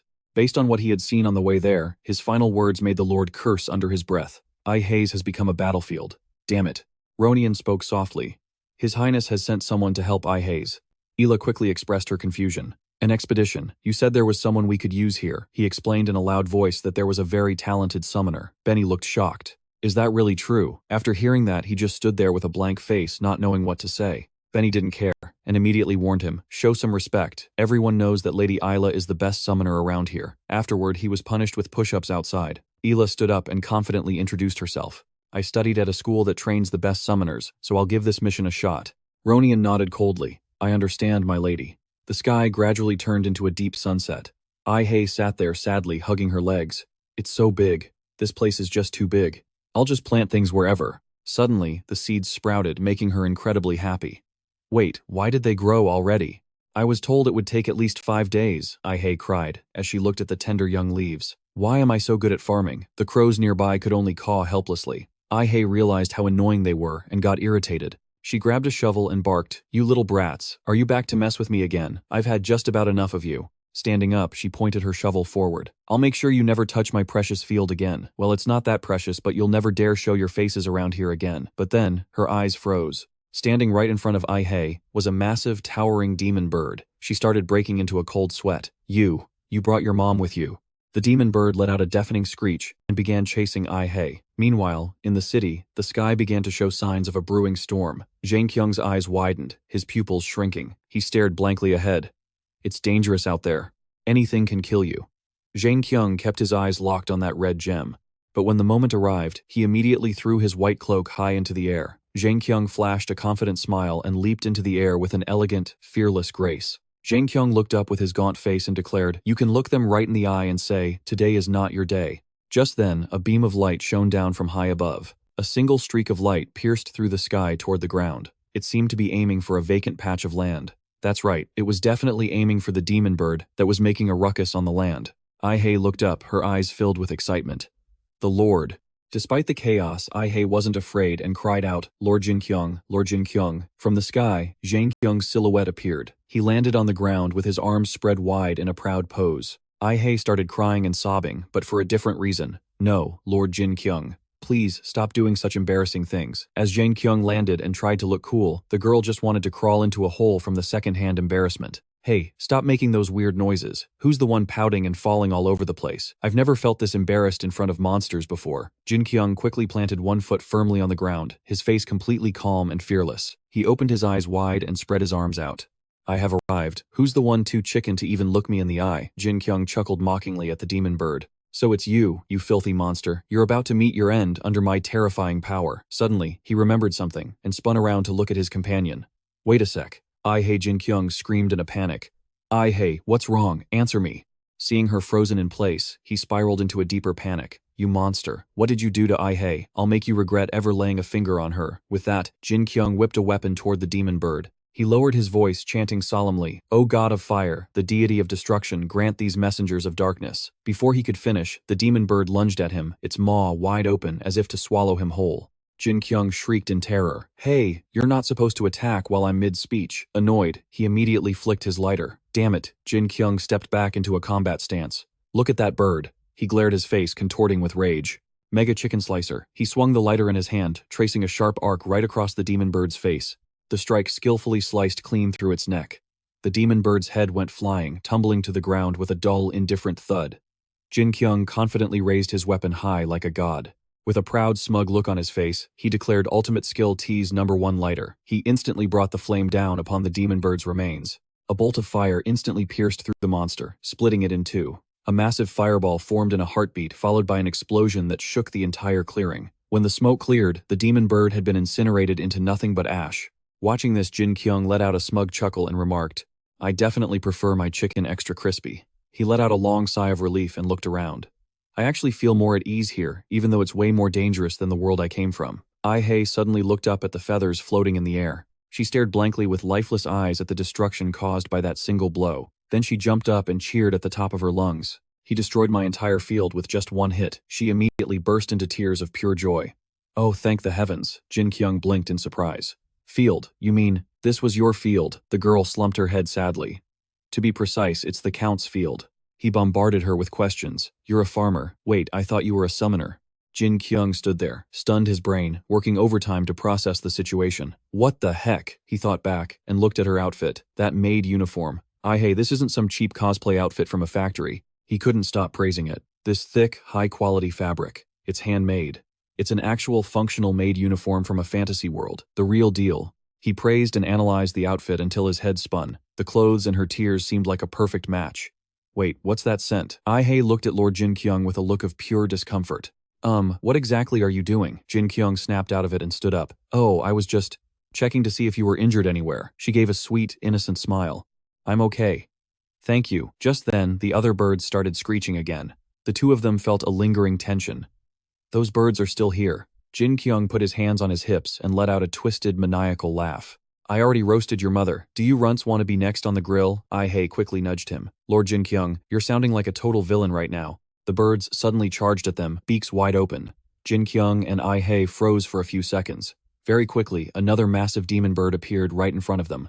Jin-Kyung stared with hollow eyes and wondered, is that the daddy bird? Yeah, has to be the dad. Showing zero fear, he shouted, Hey, I just finished roasting your wife. Ai-hei tried to stop him, but it was too late. Lord Jin-Kyung, you sound like a monster. The demon bird, now completely triggered, let out a deafening roar. Jin-Kyung happily dropped into a fighting stance. Alright then, time for another round of roasted chicken. The girl wasn't afraid of dying. She was only worried about the land. Lord Jin-Kyung, you'll avoid my field this time, right? The demon bird raised its head again. It let out a piercing cry, and instantly a swarm of chicks came rushing out of nowhere. Their numbers grew by the second as they swarmed toward Jin-Kyung, each one looking ferocious with their beaks snapped wide. Jin-Kyung turned to her. You wanted me to avoid the field, right? Ai-hei was now paralyzed with fear. Who cares about the field anymore? Just burn them all to a crisp. He smirked and flicked his lighter open. Fine then. If that's how it is, it's time for me to show off my power once again. But the weapon failed to spark, leaving Jin-Kyung utterly confused. His hands trembled as he gripped it tight. It's out of gas. Jin-Kyung started to remember his preparations. Oh no. His eyes welled up with tears of disbelief. He thought back. Both the bug spray and the batteries were. Jin-Kyung awkwardly scratched his head and looked at the girl. Ai-hei, I think I forgot some stuff. Do you mind if I pop back home for a minute to grab some supplies? That sentence nearly gave her a heart attack, but Jin-Kyung ignored her. Actually, whatever. I haven't enjoyed this maid uniform enough yet. His mind raced frantically. What should I do? What do I do? Did I prepare anything that could work with Ai-hei's stone? He started rummaging through everything in his backpack. What else did I bring? My dad's lighter and that one thing I ordered online. A box of mosquito coils fell out of his bag. Jin-Kyung stared at it, having no idea why he had even packed it. Ai-hei kept shouting in a panic, Lord Jin-Kyung, they're almost here. He stared blankly at the mosquito coil in his hand. Lord Jin-Kyung. Jin-Kyung stared at the lighter, racking his brain. Think. He tried to squeeze out one last tiny spark. Whatever skill or magic I imagine becomes reality in this place. He held the mosquito coil up toward the enemy. If I just focus on one thought. This looks familiar. Jin-Kyung muttered under his breath. The source of neon. He strained his eyes until they were almost entirely white. Jin-Kyung pointed it at the birds. That's it, I remember now. This will protect Ai-hei's field. But the moment the words left his mouth, a bird swooped in and took a huge bite out of him. Ai-hei screamed in terror, Mr. Jin-Kyung. The bird had swallowed Jin-Kyung whole, but then a brilliant spark of light flickered inside its mouth. Slowly, his silhouette emerged, surrounded by a magnificent red aura. Jin-Kyung smirked confidently. I can't believe I forgot this trick from the anime. He roared as thousands of birds swarmed him, terrifying mosquito domain. The bird that had bitten him was blown into 100 pieces. Activate, now. He stood defiantly against the rest of the flock. In the blink of an eye, they were all incinerated, not a single feather remaining. The massive explosion rippled through the birds in the back. Just like that, they were all turned to ash without him breaking a sweat. Continuous explosions rocked the area, sending shockwaves through the sky. The force of the blast felt like it could be felt all the way out in space. After the chaos subsided, nothing but dust lingered in the air. Ai-hei stared in shock at the scene before her. She let out a long, exhausted sigh of relief. Suddenly, she saw Jin-Kyung reach out to catch something. It was the mosquito coil from earlier. Ai-hei rushed over to him. Mr. Jin-Kyung, are you okay? He turned around with a soft laugh. This is nothing special, really. The little girl pointed at the incense sticks, looking confused. What's this? Jin-Kyung scratched his head awkwardly. How do I put this? You could call it the ultimate defense system that creates a spiritual shield within every human. Hearing that only made Ai-hei even more confused. He immediately shook his head in disappointment. Yeah, just as I thought. Ordinary people just don't get it. Then Jin-Kyung finished with a simple, maybe that's it. He suddenly remembered something and asked, by the way, why are you farming? I thought you were a summoner. Ai-hei immediately lowered her head, looking regretful. A lot had happened, and this place looked more like a wasteland than a field. The little girl continued, explaining sadly, right now I'm trying to restore the soil here. Jin-Kyung was surprised. This whole place belongs to you. He scratched his cheek and nodded. It seems pretty dangerous. Ai-hei shyly looked down. Yes, because of the demons. They appear, but they've never stepped into the swamp area. Jin-Kyung looked around again. We can stay here to hide from the demons, but this place isn't safe. Staying here long-term isn't a good idea. Ai-hei. He turned and started walking ahead. All right, lead the way. It's been a while, so I'll walk you home. The little girl's eyes sparkled with joy. Okay. The sky quickly returned to its usual quiet state. After walking for a bit, Ai-hei praised him, saying he was really interesting. Confused, Jin-Kyung stopped in his tracks. Mr. Jin-Kyung, the girl politely explained right away. Normally a spirit can't stay in our world for very long. He put his hands behind his head and looked at the girl. Really? Ai-hei nodded repeatedly. Yes. It drains too much of the summoner's power. She lowered her voice sadly. I'm not very strong, so I was a bit worried. Are you okay, brother? Jin-Kyung didn't mind, and kept walking. I'm perfectly fine. He tilted his head back with extreme confidence. I'm no ordinary spirit. Ai-hei just watched him silently, as if she wanted to say something. But the girl chose to stay silent and kept walking with her head down. Jin-Kyung noticed this immediately. He turned to her and asked gently, What's wrong? Ai-hei, is something bothering you? Hearing that, she gave a forced smile. Well, it's just. Finally she spoke her mind. Do you think trying to do something you have absolutely no talent for is a waste of time? Jin-Kyung let out a long, thoughtful sigh. Well, someone as amazing as me probably wouldn't know about that. But so many people worry about stuff like that. Ai-hei understood and accepted it. I guess so. Jin-Kyung rubbed his chin and sighed. It's hard enough doing something you're actually good at, so it's pretty stupid to keep doing something you're bad at. His words felt like a sudden realization for the girl. So many people say, I tried my best, I deserve better. It's like they think they're the main characters of a story. Jin-Kyung continued his lecture. They're just looking for attention from others. That's their real goal. When I look at those people, I just can't. Ai-hei repeated doubtfully, can't. He stopped and looked at her. I mean, I just can't understand them. Then Jin-Kyung put his hands on his hips and laughed out loud, like that guy is so weird. I guess so. The girl laughed along at the absurdity. It really makes no sense. Ai-hei looked down at the ground, reflecting in her heart. Whether I try to be a summoner or a maid, it's just a matter of whether I want to or not. It doesn't mean anything. Suddenly, Jin-Kyung turned around and shouted, Oh right, Ai-hei, you said you'd grant me one wish. The girl startled and stopped. Oh right. Quickly, he handed her a bag. They later rested by a rock. Confused Ai-hei held it up and asked, What is this? Mr. Jin-Kyung. Jin-Kyung casually covered his eyes. I kept you safe, so I just want to see you wear this once. Now the girl looked at the item with total embarrassment. It wasn't hard to figure out it was a red two-piece bikini. Jin-Kyung kept his eyes covered, grinning like an idiot. It's a bit skimpy, but it's from that idol producer anime. It's the outfit Emiri wore during the Midsummer Night Beach live show, he said excitedly in a high-pitched voice. I'm covering my eyes. Tell me when you're done changing. The more Jin-Kyung rambled, the angrier Ai-hei got. It might feel a bit weird, but the more skin you show, the more protected you are. He blurted it out like it was a fact, ignoring everyone. You don't have to wear it all the time, but you should show some appreciation whenever you summon me. Jin-Kyung continued teasing her. I don't have any dirty thoughts, I'm just worried you'll get hurt. He started drooling. I like the maid uniform, but you can think of this one as battle armor. Jin-Kyung was still covering his eyes, but the scene had changed.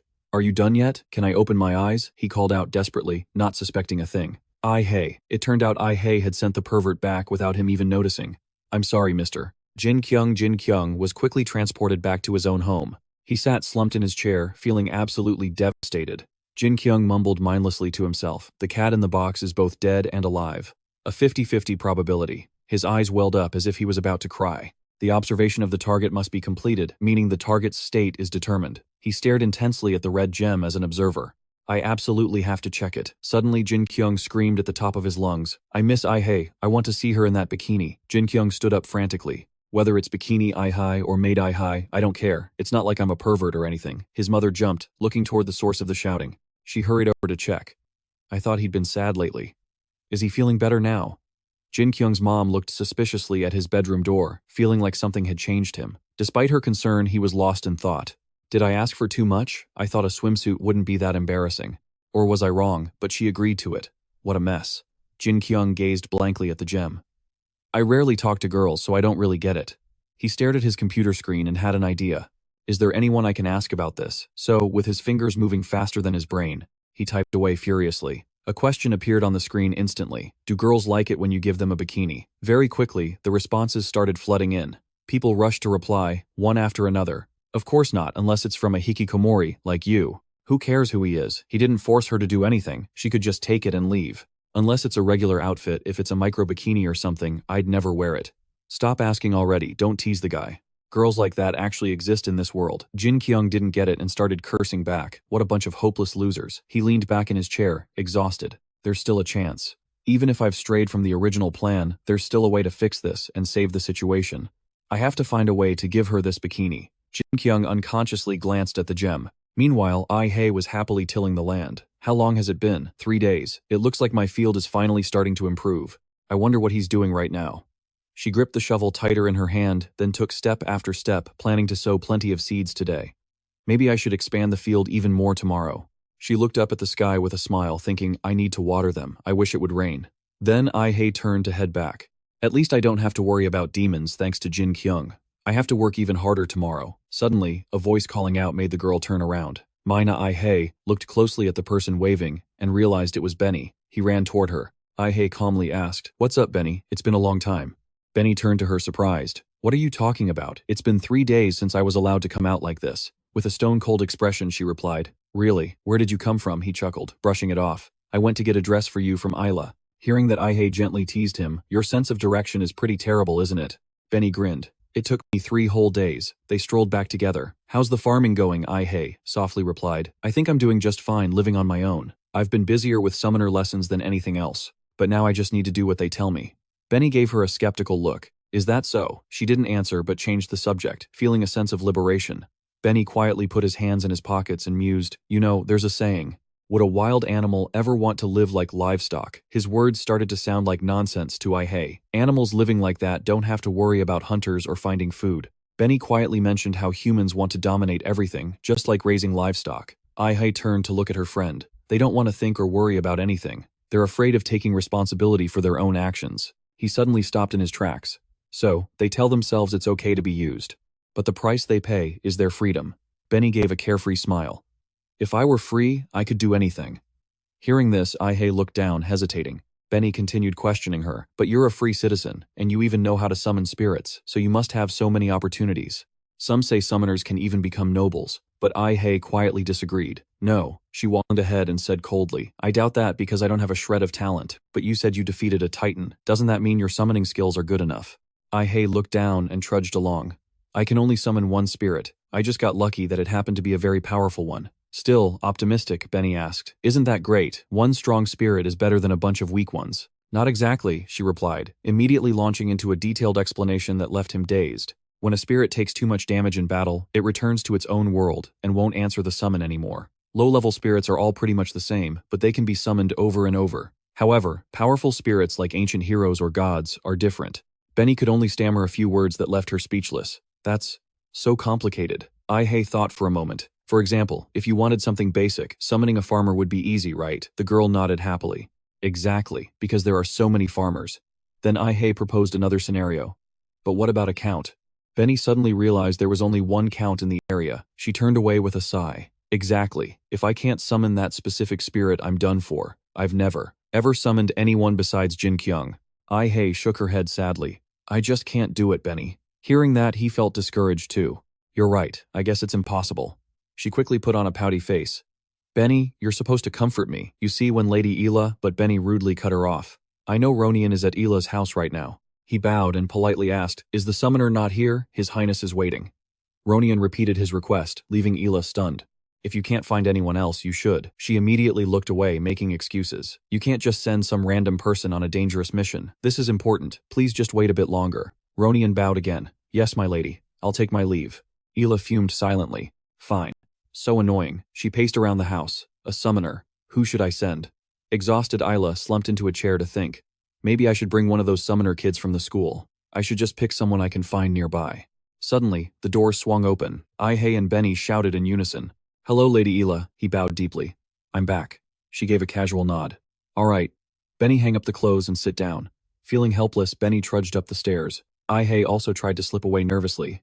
I'll be going now. Wait, my Ela. Stopped her immediately. The girl broke into a cold sweat but managed to keep a smile on her face. Yes, Ela's gaze locked onto her with intense seriousness.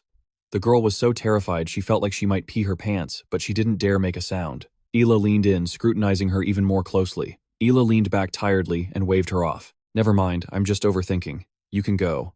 Ai-hei could only nod. Yes, ma'am. But once the girl left, a wave of unease washed over Ela. What was that just? Now I suddenly feel like something bad is about to happen.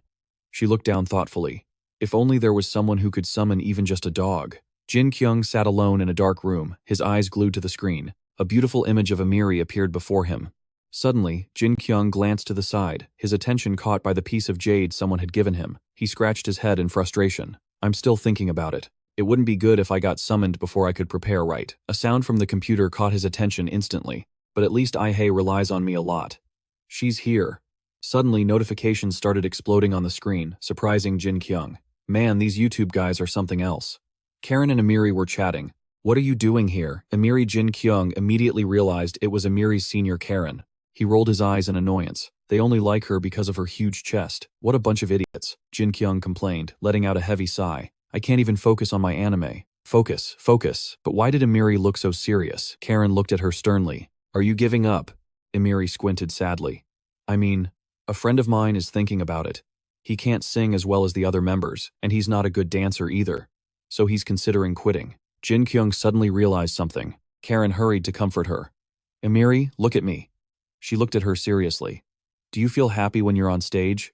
Do the fans seem happy? Amiri replied blankly. Yes. She hesitated for a moment before answering firmly. They do. Karen continued in a serious tone. That's everything you need. It means you've got what it takes to be a star. So don't worry and just come talk to me if you run into any trouble. You don't have to act like it's someone else's problem. Jin-Kyung just watched blankly as the conversation unfolded. Karen took the initiative and offered to help her. His eyes instantly widened as far as they could go. Jin-Kyung recalled someone's words about struggling to do something when you have zero talent.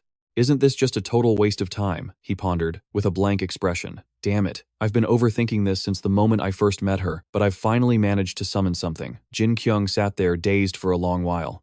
I only ever talk to other Jin-Kyungs. There's no way for me to know what anyone else is actually thinking. He clenched his fist as if he absolutely hated himself. I'm so stupid. Jin-Kyung gritted his teeth in frustration because of the things he'd said. She refused to wear the bikini for me. Ai-hei suddenly felt a shiver run down her spine. The poor girl looked around terrified. What was that? Why did I just get a sudden chill? Ai-hei crossed her arms looking at the perverted gift. She criticized it in annoyance. I had no idea they made these things so small, yet she still held it up against herself to try it out. Wait, is this how it's supposed to be worn? Her face instantly turned bright red after trying it on. So, Ai-hei grabbed it and hurried away. I've got to throw this out right now, I'm going to burn it outside. The surrounding sky was pitch black, with only a few faint lights flickering in the distance. Ai-hei walked softly, talking to herself. I feel bad for Mr. Jin-Kyung, but… Suddenly, a loud howl echoed out, making her freeze in her tracks. In the distance, an explosion rocked the entire area. As she got closer, she saw Ronian casting magic. Ai-hei stared blankly, completely mesmerized by the sight. A mystical flame erupted from his hand. The girl let out a small cry of surprise, which made Ronian jump. "Who's there?" he asked. Ai-hei immediately bowed her head to introduce herself. "Good evening, my name is Ai-hei." Suddenly feeling awkward, she added, I'm just a farmer." Ronian politely bowed back. "Hello there. I'm Ronian the Wizard. I have some business to attend to with the Count." Hearing that, Ai-hei was beyond surprised. "A wizard? So, that was magic just now." Ronian let out a loud laugh in response. "Exactly," she shared excitedly. "I've never actually seen magic before. Wait, are you a student at the Summoner Academy?" He widened his eyes as he looked at her. "That's right." Ai-hei raised her voice and kept asking, "What kind of magic was that? Just now I saw those tiny lights on your hand. It was like magic was glowing all around you." Surprised by her interest, Ronian began to channel his power again. "Let me show you one more spell." After a few strange movements and a weird incantation, a bright green magic circle appeared. Ai-hei stood there with her mouth wide open, staring up in awe. Suddenly, countless spots of light appeared in the sky above. The little girl began jumping and running around in pure, unadulterated joy. Ai-hei was overjoyed beyond words. "It looks like millions of fireflies are dancing all around us. I never knew it could be this beautiful. What kind of magic is this?" Ronian spoke casually without a hint of fear. "It's a wide-range meteor strike. It's a spell with massive destructive power, so it's actually banned for use in warfare." Ai-hei, acting like a proper apprentice summoner, quickly spoke up. "I can tell it was a failure, but if this spell had actually succeeded..." Ronian cut her off just in time. Then a few of those nearby mountains would have been completely blown away. The girl was so terrified she actually screamed. "How can you be so calm about that?" Ronian just gave a simple shrug. "As one of the top students at the academy, I'm also a high-ranking wizard." He then turned around to explain further. "Magic works like this. There are 3 steps to creating a spell." Ronian began gesturing with his hands. "First, there's the incantation. Second is the wizard's focus and imagination to give the magic its shape. That's something that can't just be boosted or weakened. It all depends on an individual's personal ability." Ronian emphasized every word for the final requirement. "And the catalyst for all spells. If mana doesn't exist, then every single ability a wizard has is completely useless." Ai-hei innocently and honestly confessed. "The first spell I ever saw was someone making a fireball." She quickly realized the truth. "So, mana is the thing that's missing." He nodded in agreement. "Exactly. But we don't know the reason why. Which is why everyone learns summoning instead." Ai-hei continued to listen intently as Ronian went on with his lesson. "Summoned spirits can use mana from their own world. It's just like when demons use magic, they're drawing mana from their homeland." As he spoke, he suddenly stopped, looking a bit downcast. "Sorry. Am I boring you to death?" The girl frantically waved her hands to say no. No way. I absolutely love hearing about this stuff." So Ai-hei held up her candle and looked toward the sky as Mr. Jin-Kyung used his ability. "It looks like he's imagining something. So that means he's using mana from his own world." Suddenly, the girl was drawn to something strange in the sky. "What is that?" Ronian looked up suspiciously as well. "A bird."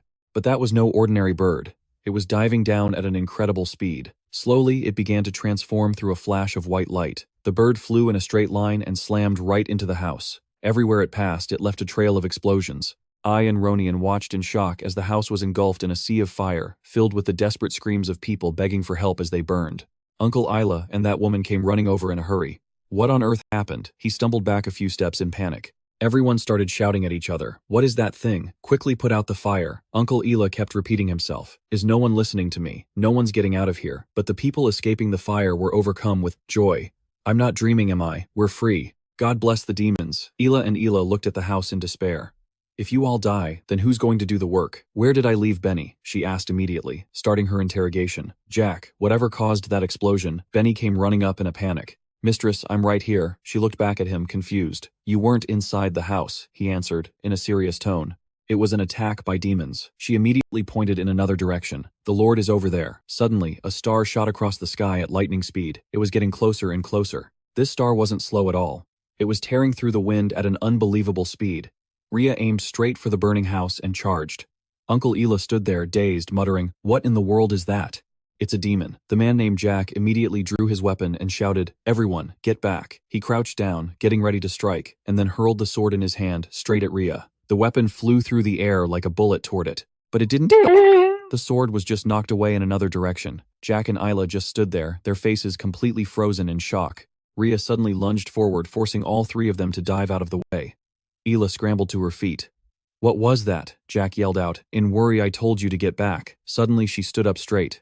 "If that's the case, then I'll—" Jack kept warning her. "Watch out, mistress. That's no ordinary demon." Ira didn't listen. She immediately began chanting a spell under her breath.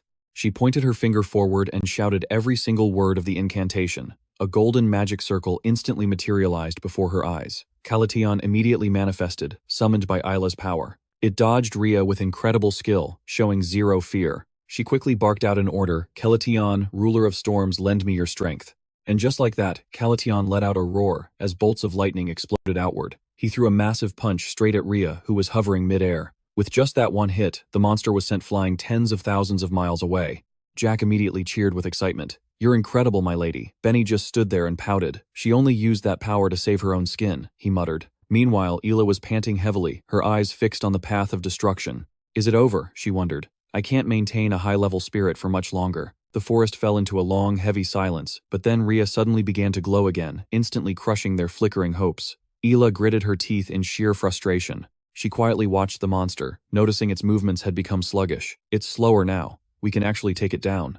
Isla got back into her stance, ready for one more strike. Just then, Ai came rushing over from a distance. "Lady Isla, is everyone okay?" Isla turned around, looking confused. Who was that behind her? Was it Ronian? An awkward smile formed on Ila's face. Ai asked curiously, "My lady, did you summon that spirit?" Isla immediately started waving her hands in denial. No. What spirit? I didn't see any spirit." The girl felt a bit manipulated, but nodded anyway. "You're right. Was I just hallucinating?" Benny just stared at the ground in silence, thinking, "Don't let her fool you." Jack suddenly pointed into the distance to alert them. "My lady, the demon is." He was quickly cut off. It seemed the creature was dying for some reason, so they probably didn't need to get their hands dirty anymore. Ronian stared up at the sky, his eyes wide. "That's—" Isla turned back and asked innocently, "You don't know what it is. It's not your average demon." He was stuttering so hard he could barely speak. "It's the Harbinger of Rhea."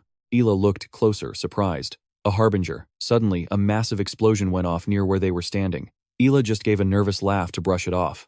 "Well, it blew up. Who cares?" Ronian began to explain the situation seriously. After the North was devastated, some nobles and soldiers sold their souls to join the demon ranks. Rhea was one of them, the one who attacked our main fortress, after transforming into a colossal demon. Isla remarked nonchalantly, "It doesn't look that colossal to me." She scoffed and mocked him. "It's only about this big. You're exaggerating way too much." Ronian looked up one last time and dropped the bombshell.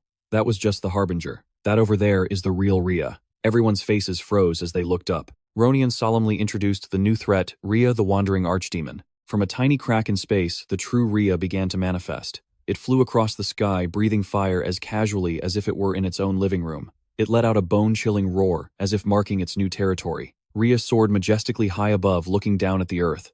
It growled, scanning the ground below like a predator watching its prey. Then it beat its wings violently, releasing waves of red energy. Everywhere it flew, the shockwaves caused the earth to tremble. A trail of fire followed closely behind its flight path as it tore through the air. Isla and the others were knocked aside by the force of the blast. The searing flames reduced everything to ash and ruins. The demon kept flying, obliterating everything in its path.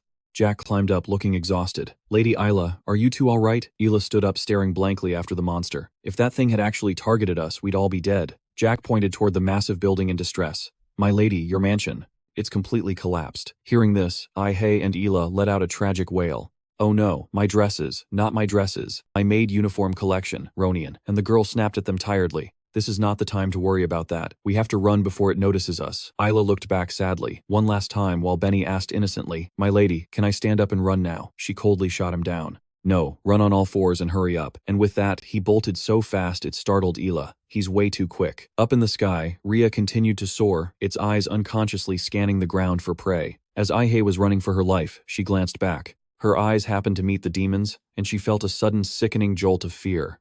The girl looked back again, terrified. "It saw me," and just like that, Rhea put on a burst of speed and dove. It came charging toward Ai like a literal hurricane. Rhea unleashed a blast of power aimed directly at the girl. Ai froze, standing there to take the hit. Isla and Ronian watched in horror. "What the?" The massive fireball closed in on Ai-hei. The girl held her hands out, standing her ground without flinching. Slowly, her entire body was swallowed by the fireball. Rhea continued to pour its power into the attack against her. Suddenly, a protective barrier snapped into existence. Ai-hei slowly opened her eyes. She looked at the sight in front of her in total shock. The fireball was frozen in place, unable to move an inch. Right in front of Ai-hei was a glowing red bikini. She was completely stunned, totally frozen on the spot. Finally, she snapped and yelled, "Get lost," as Ila and the others came running over. Hey, are you okay? Wait, what? How did you do that? Ila started stuttering, her curiosity getting the better of her. Where did you get a powerful holy relic like this? Ai-hei scratched her head awkwardly. The spirit I summoned gave it to me. Ila was puzzled. A spirit? Meanwhile, the sky turned dark and gloomy over at Jin-Kyung's place. He angrily crushed an energy drink can in his hand. Jin-Kyung was so exhausted he was about to pass out at his desk. Suddenly, he started slamming his head against the table and screaming. He was miserable and full of self-loathing. What is wrong with me? I can't sleep because I can't stop thinking about it. He flopped onto his bed. Whatever. As long as I have energy drinks, I'll be fine. Jin-Kyung closed his eyes, his mind wandering. I don't know how to get her to wear that bikini. I definitely went about this the wrong way. Before long, Jin-Kyung fell into a deep sleep, and a beam of light descended from the heavens. Ila looked down at the ground, in confusion, as the light shone directly on their position. Ila looked on, feeling exhausted and unimpressed. What is this? He's just an ordinary guy. Ai-hei shook her head shyly. Actually, he looks even worse than an ordinary guy. My Lady Jack shouted, wanting a decision immediately. We need to decide whether to fight or run. It doesn't seem to have noticed us yet. But he pointed to the sky where the demon was circling. It's still attacking everything in this area. Ila rushed over. Why would such a powerful monster even come here to the south? Ronian explained, with a grim face. Rhea's migrations are always unpredictable. Even among demons, that thing is considered a major threat. It just appears out of nowhere and attacks everything. Ila scoffed, acting dismissive. A threat to demons. We don't have anything like that. She immediately turned to leave.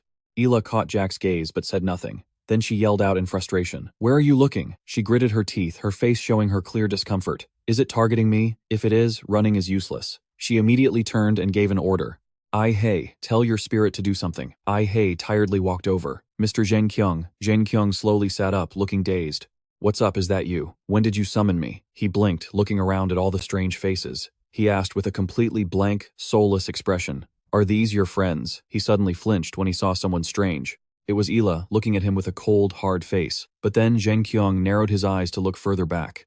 Hiding behind her was a massive figure. It was Uncle Ila, dressed in that glowing red bikini. The two of them just stared at each other, stunned. Jin-Kyung felt a massive wave of goosebumps crawl up his skin. He turned around immediately, absolutely terrified. What the hell was that? What kind of hairy sausage monster was that? Jin-Kyung screamed in total despair. My eyes, I'm blinded. Ai-hei rushed over frantically to comfort him. He had said that the more skin was exposed, the higher the defensive power. We decided it was the only way to keep the count safe. Jin-Kyung kept screaming at the top of his lungs. That's only for women. It doesn't work on men. Take it off right now. This is disgusting. Exhausted, Ila turned to someone nearby and asked them to finish it. Take everyone and hide. He hurried away. Yes, mistress. With that, he helped Uncle Ila leave the area. Ai-hei stood there, forced to smile through her tears. Mr. Yutuba, I think you just ruined my life. The girl hurried to say something else, but Jin-Kyung just lay down, looking completely drained, leaving Ai-hei confused. Mr. Yutuba. Ai-hei bowed awkwardly, her voice trembling. If you kill that monster for us. Mr. Yutuba, now that the count is gone, I have one request. She bowed low, desperately begging him. I'm sorry, mistress. It seems my abilities just aren't enough. Ai-hei looked up, her face a mask of tragedy. I think everyone needs you. The #1 summoner. Ronian's eyes widened in total shock.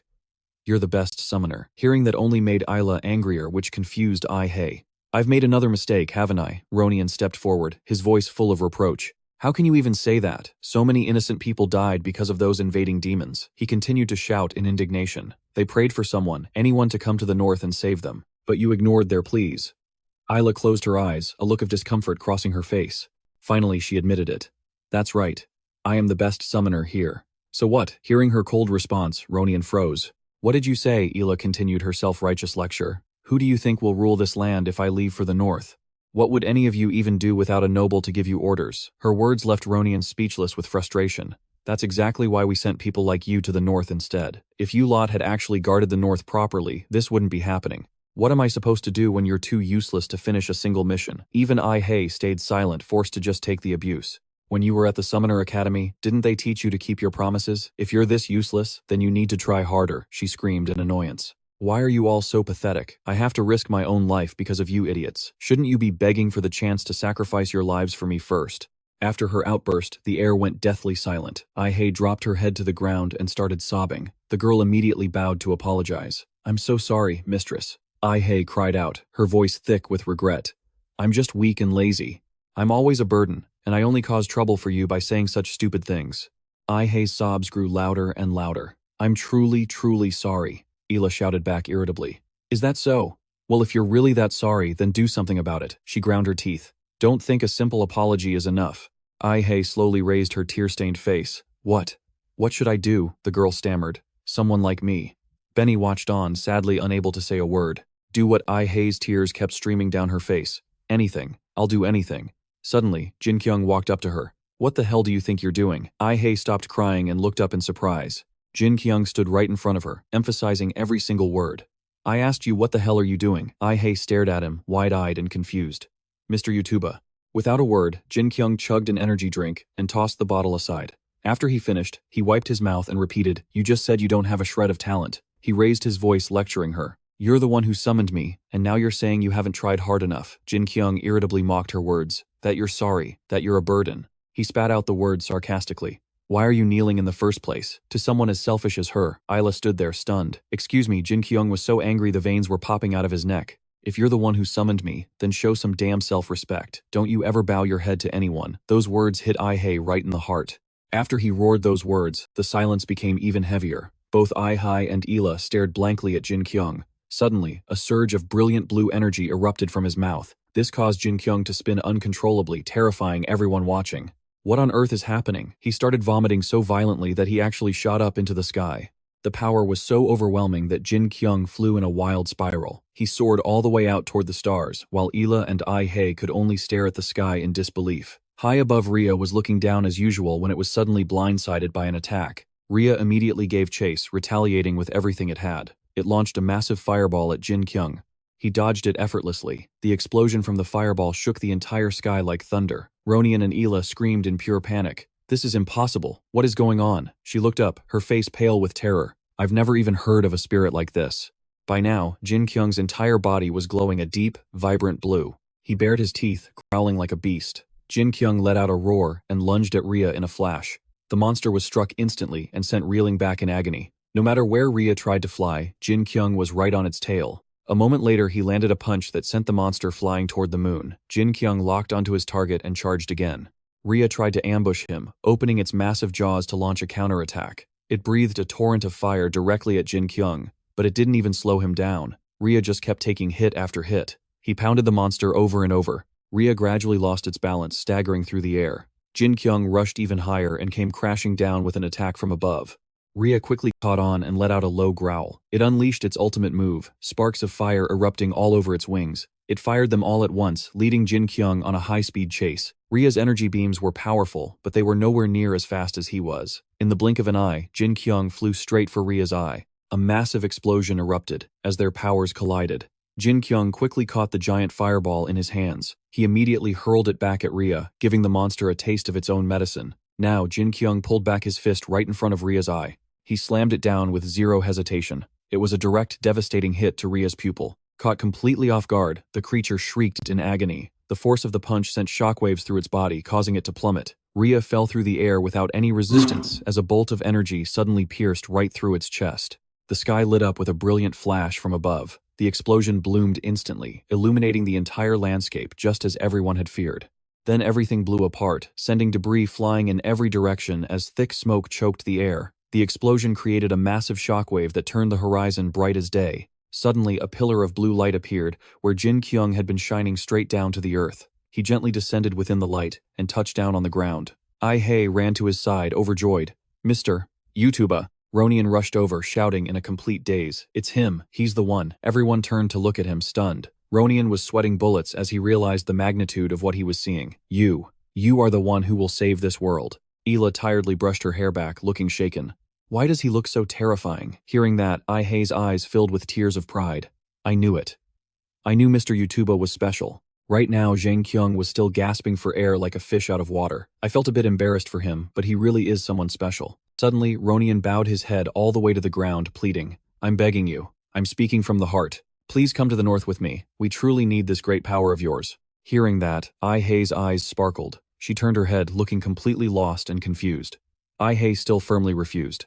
"It's not me. I'm just an ordinary kid. It's only because Jin-Kyung allows me to summon him. I mean, I didn't actually do anything." Hearing this, Ila looked stunned and confused, but Ronian calmly explained. He advised her, "You summoned the most powerful spirit in the world. That makes you the #1 summoner." His words made the little girl turn to look at Jin-Kyung. Didn't that spirit say the same thing? Show a little self-respect as a top-tier summoner. Ai-hei's eyes welled up with tears as she looked at him. She hesitated, stammering with doubt. "My, Jin-Kyung." Then Ai-hei clenched her fists and made a decision. "Okay, I'll do it," she said, enunciating every word clearly. "I'm not sure if I can actually pull this off." Benny sadly lowered his head and looked away. Ronian's expression also grew heavy. Ai-hei added hesitantly. But then the little girl stood up confidently and declared loudly, "I will go to the north. If I can help you, I'm ready to go there." Those words made Ila break into a cold sweat. I think Benny was pleased that his friend had become more confident. "You gave me courage." Ai-hei growled out each word with emphasis. "This is beyond my abilities. But thank you, Jin-Kyung." Now, Jin-Kyung's home seemed to have more vibrant colors. When you think about it, it's really nothing. He walked toward the door and hesitated for a moment. Compared to taking down giant monsters, opening this door should be easy. Jin-Kyung determinedly grabbed the handle and pulled it open. "If it's me right now, I can do this." Immediately, a brilliant light flooded his vision. Jin-Kyung finally stepped out of that gloomy house with confidence. He looked up at the sky with weary, wondering eyes. Jin-Kyung clenched his fists and looked at a janitor who was cleaning nearby. He fearfully reached out his hand, wanting to call out, but he was so exhausted that he gave up immediately. His body didn't want to move yet. He felt a desperate urge to say something. Jin-Kyung bravely stood up straight and spoke. "Hello." The janitor immediately turned around, staring at Jin-Kyung, completely frozen in shock. He blinked and suddenly Uncle Y appeared to say hello. Jin-Kyung snapped awake, screaming in terror. He flailed his arms and legs, eyes popping open in a panic. Was it a dream? The scene before him left, Jin-Kyung confused about where he was. Ai-hei's voice quickly rang out, making him jump. "Jin-Kyung, are you feeling any better?" Jin-Kyung looked around startled. "Have I been lying here this whole time?" the little girl explained with wide, fearful eyes. "Yes." "Don't you remember anything?" He kept scratching his head. "Not a thing." Jin-Kyung honestly recounted that all he remembered was drinking a Red Bull. He thought it would make him feel better. He let out a long, sad sigh, but Ai-hei added, "And then you started breathing fire like a dragon. You were glowing blue. And then you took down that giant demon with a single blow." The girl giggled as she finished. "After that, you slept for 2 whole days." Hearing that, even Jin-Kyung was shocked. "What 2 days?" He rubbed his chin, frustrated and deep in thought. "I thought it would give me wings, but I really don't want to use that stuff ever again." Ai-hei smiled brightly. "I'm just glad you're okay. I'll release the summoning spell now." Jin-Kyung didn't pay much attention and turned toward the window. Ai-hei continued to check on him. "Jin-Kyung," he quickly interrupted her. "No, wait." Jin-Kyung made a blunt request. "Can I go outside?" The door slowly opened, and Jin-Kyung stepped out, stunned to see the sunlight. Before his eyes was a majestic natural landscape filled with animals. Jin-Kyung walked up a slope in the strong wind. He leaned against a railing, dazed, and asked, "Where exactly am I?" Jin-Kyung was truly moved, feeling it was absolutely wonderful. You get to see so many strange animals. He even felt the breeze from the birds flying past. He looked up toward a loud, clear cry. Jin-Kyung leaned back against the bridge railing and asked, "Who is that big guy?" Ai-hei honestly admitted it was her first time seeing it too. Jin-Kyung pointed curiously at a ship. "What's with this boat? Does it fly? That is so cool." Ronian approached from a distance to greet them. "This is a ship sent by His Highness. It uses magic to fly." He bowed solemnly and closed his eyes. "It is an honor to meet you, Jin-Kyung. I am the mage Ronian." Jin-Kyung immediately gave a couple of fake coughs to act tough. Okay. It's good to meet another magic user." Ronian looked awkward and confused. "Thank you." Ai-hei quickly brought up the situation. "Ronian, you said this ship moves using magic. I thought mana had vanished from this world." Ronian immediately summoned power into the palm of his hand. It hasn't completely disappeared yet. Mana is still being created and floating in the air. He recalled the memory from the other day. "Do you remember the magic I showed you? It takes a certain amount of mana to cast it." Ronian continued his detailed explanation. "But moving a ship this large requires a massive amount of mana." "That's right. That's why it's equipped with something very special, an item created through alchemy called a sekon. It's constantly absorbing mana from the air." He emphasized every word. "Not only that, but it can also store a specific amount of mana. That's how this thing can move, even though there isn't much mana left in the world." Hearing that, Ai-hei fell into deep thought, while Jin-Kyung got even more excited. This place is actually pretty scientific. Alchemy is so cool. Suddenly, the little girl's eyes drifted toward a figure in the shadows. It was Benny sitting silently, with his head hung low. He was sad and too embarrassed to say anything. Just a moment ago, Benny had been given a proposal. What? Go to the north. Isla scratched her head, looking tired. They need an assistant to support the summoner. She looked openly annoyed and bored. Just send someone useless like you. Benny stubbornly refused immediately. No, mistress. I hate the north even more than I hate being with you. Hearing that, she froze and glared at him. Isla immediately set a condition. Really, if you do a good job, the king might even appoint you as a summoner. She smirked, crossing her arms to manipulate him. If you go with Ai-Hei, you won't have to follow my orders anymore. Those words were like a revelation to Benny. He immediately stopped kneeling on all fours. Benny sat up straight. Then he let out a tiny sigh of relief. I guess I don't really have a choice. Isla stared blankly at his reaction. Then Isla got annoyed and took back the offer. Fine, I'll send someone else. Benny, I just thought of something else for you to do. He immediately knelt back down and pleaded. I'll go, mistress, I can do it. Please. Benny reflected on his strange behavior, feeling like he'd just been tricked. I'm too obsessed with freedom. Now, he cried out in a panic. How can a useless summoner like Ai-Hei get anything done, Benny? Ai-Hei cleared her throat as a warning. I can hear you, you know. He slumped his head back down to the ground. I'm literally betting my life on you. Ai-Hei, I'm a dead man for sure. The ship continued on for a while longer, until a strange and incredibly massive object appeared before the three of them. Jin-Kyung's jaw dropped as his heart skipped a beat. What on earth was that? Ronian didn't look scared at all as he introduced the place.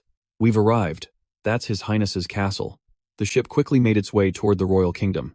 Compared to the entire kingdom, the train looked as tiny as an ant. They quickly approached the heart of the kingdom to enter. Inside that floating mass was a hidden kingdom, peaceful beyond belief. Jin-Kyung and the others walked around taking it all in. This is absolutely incredible, someone marveled. You're right, another replied. They all stopped in front of a strange gate, a castle in the sky. What is this? Ronian didn't say a word. He stepped forward and entered a password, and suddenly a floating block of land appeared, an elevator. Everyone quickly stepped on to head to the higher floors. Benny, trembling with fear, sank to his knees and groaned. I didn't sign up for this. I thought I'd be living on solid ground forever. I can't even look down anymore. Jin-Kyung looked at his teammates with a grin. They seemed a bit dizzy, except for one person who just stared blankly at the ground in silence. The little girl hurried over to the mage. Mr. Ronian, why is the king's castle way up in the sky? Ronian gave her a blunt answer. To stay safe from any battles or attacks from demons. Ai-Hei let out a long sigh as she shared her thoughts. But it must take a massive amount of mana just to keep this castle floating. The girl quickly came to a conclusion. So that means this thing is the reason the world is running out of mana. Ronian lowered his head and warned her. Ai-Hei, please remember exactly what I'm about to tell you. He spoke every word with extreme caution. No matter how right you are, if the people in power aren't willing to listen, it's better to keep your mouth shut. Those people don't care about suffering they can't see with their own eyes. They don't want to know, and they don't even think about it. The truth is, they don't want anyone telling them these things. Sometimes silence is golden. Ai-Hei looked down and gave a forced smile. I guess so. A few seconds later, the elevator reached the royal floor. They stepped inside the ancient grand castle. Jin-Kyung and Ai-Hei were stunned by its sheer scale. Following Ronian's lead, all three of them immediately knelt down for the audience. I, the mage Ronian, have returned. Only Jin-Kyung stood there with a blank expression, totally lost. King Gotha casually swirled the wine glass in his hand. Very well. He suddenly paused and asked, Wait, remind me again, where exactly are you returning from? Hearing this, Jin-Kyung just stared at him with soulless eyes. King Gotha looked back at this blank-faced guy, clearly annoyed. And who is this? Ronian bowed politely and introduced him. He is not human, your majesty. He is a spirit summoned from another realm. From across the room, Kalunik spoke up. Your majesty, that is the spirit summoned by the summoner my daughter sent. I know you're busy in your own world, but thank you for coming all this way. He looked over with a warm, affectionate gaze. Thank you, spirit. Beside him, Benny whispered an introduction. That's Ila's father, Duke Kalunik. Jin-Kyung was still looking up with a dazed look on his face. He scanned Kalunik and the other officials before shifting his gaze to King Gotha. He narrowed his eyes and let out a sharp huff. Jin-Kyung suddenly spoke up, but he kept it incredibly brief. The king of men. Those words immediately grabbed the attention of both Kalunik and the king. Jin-Kyung then started clapping in celebration. His face remained emotionless, showing nothing. You have passed the test. He kept clapping while everyone else stood there completely confused.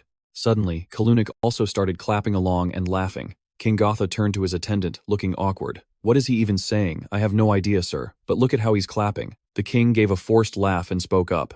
Is that so? You said you're heading north, then I'll allow you to support him on this journey. Afterward, Kalunik went outside to chat with the others. It seemed the Duke's daughter had settled this major issue. They chatted excitedly to blow off some steam. That's the first time I've seen a spirit that can actually communicate with humans. Looking at him, I'm not worried at all. You're right. Kalunik laughed with total confidence. I already warned my daughter. I I was afraid the king would notice. The others continued to laugh triumphantly. There's no way that lazy king would pay attention to something like this. It'll be easy for us to use this chaos to overthrow the throne. He nodded in agreement and made a further promise. Of course, when the new king takes the throne, I won't forget all your hard work. Later, Jin-Kyung took a walk with his two teammates. This feels all wrong. Benny looked up at the sky, sounding depressed. They told us to leave without giving us a single cent. You'd think they'd at least give us a reward or something. He wouldn't stop complaining. If this keeps up, we won't even be able to afford an inn to sleep in. Ai agreed awkwardly. Yeah, you're right. We should at least buy some camping gear in the village. She gave a forced smile and turned it down. But I don't have any money.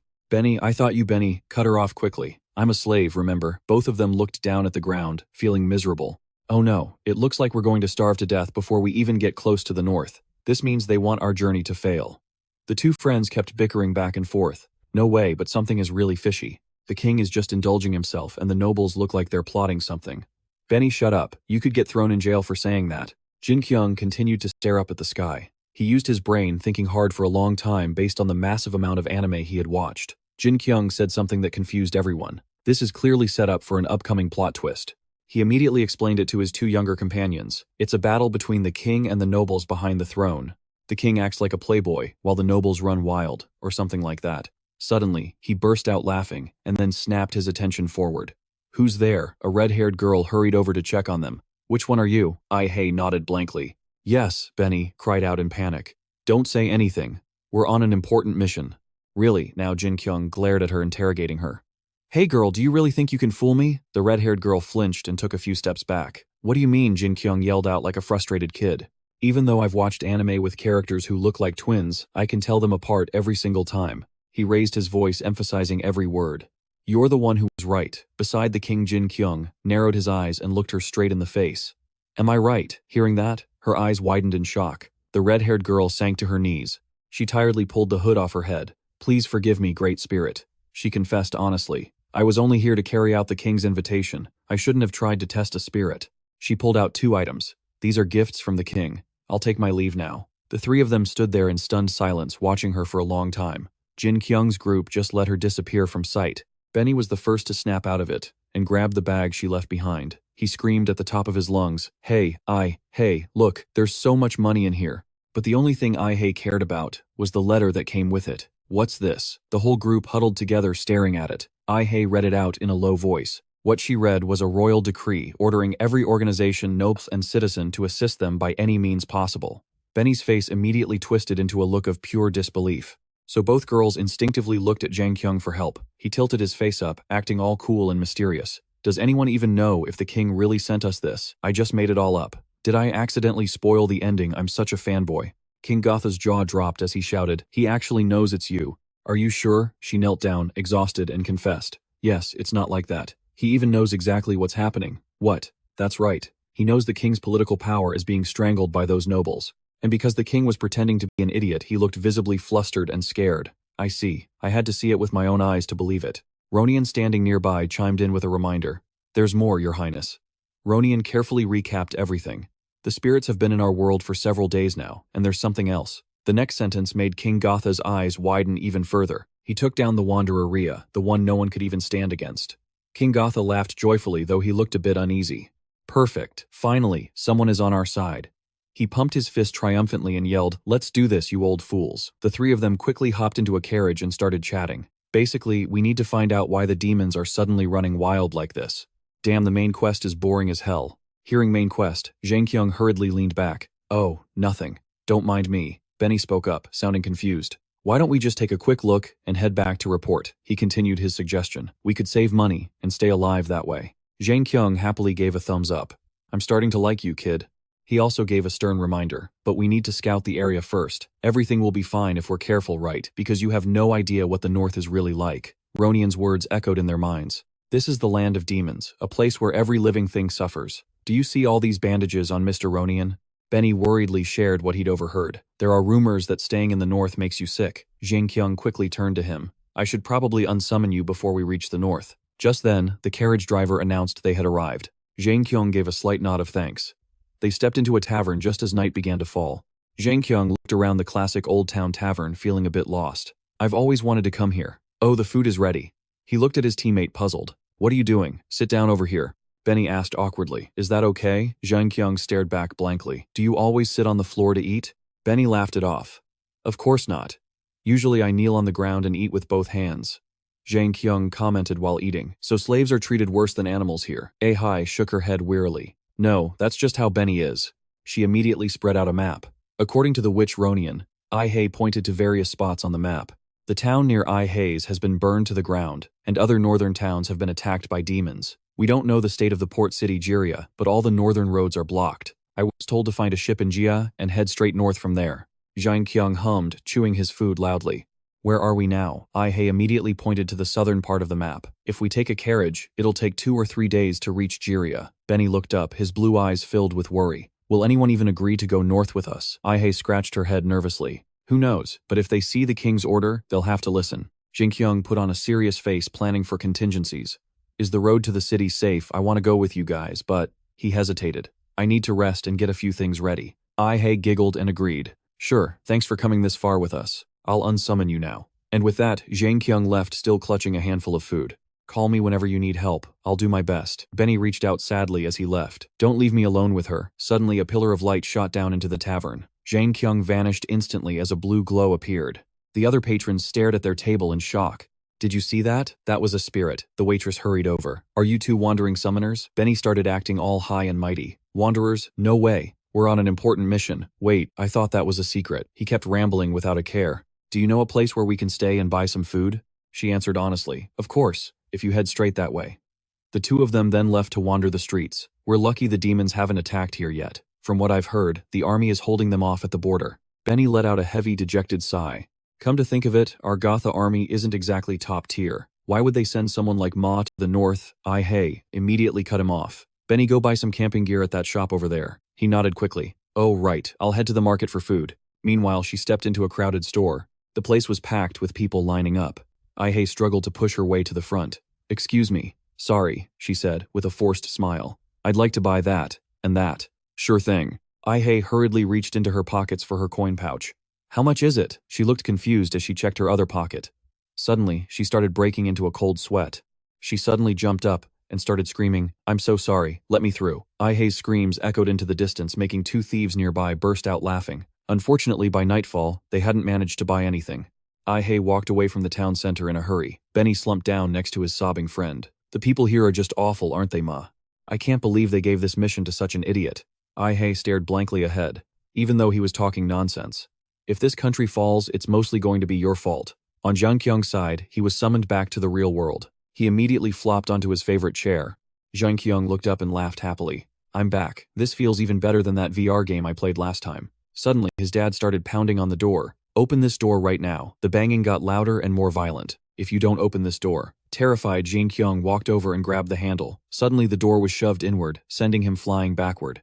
Jin-Kyung hit his head hard on the floor. He looked up, dazed and terrified. His dad was huffing and puffing, his face twisted in anger. What the hell do you think you're doing? He screamed every single word. I'm talking to you. Jin-Kyung's father glared at him, his mouth wide as he barked at his son.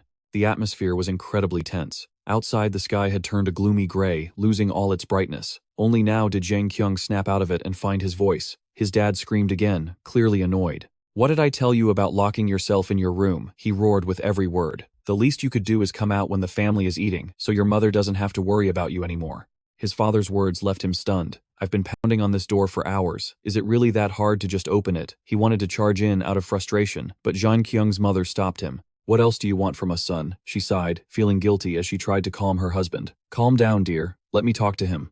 Jin-Kyung didn't say a word and just turned to leave. His father immediately slammed the door behind him. Jin-Kyung sat sadly on a street corner, lighting a cigarette. He ground his teeth in anger. What did I do in my life to end up with a son like that? Meanwhile, his mother gently stepped into the room. Her eyes were heavy as she looked at the floor. I'm so worried about you. You haven't eaten a thing in 2 days. Her words only made him feel annoyed and frustrated. His parents had no idea what he was going through. She started to pour her heart out, but then she noticed something. There was food in the room, leaving Jin-Kyung's mother stunned. Bread. She stared at it, completely bewildered. She thought to herself that she didn't remember buying any bread. Jin-Kyung stammered out a few words. He turned his head away, avoiding her gaze as if he were focused on something very important. Jin-Kyung straightened up and asked her to just leave him alone. His mother looked at him blankly, let out a heavy, sorrowful sigh, and nodded. All right then. Afterward, Jin-Kyung's father chain-smoked while his mother sat on the sofa, burying her face in her hands. The sky was incredibly gloomy and bleak. Jin-Kyung also sat there dejectedly, resting his head on his knees. He looked down at the wound on his foot and quickly began bandaging it. How could a giant monster's body be so invulnerable, yet a simple door could cut his foot in this world? He cursed under his breath in anger. I hate this world.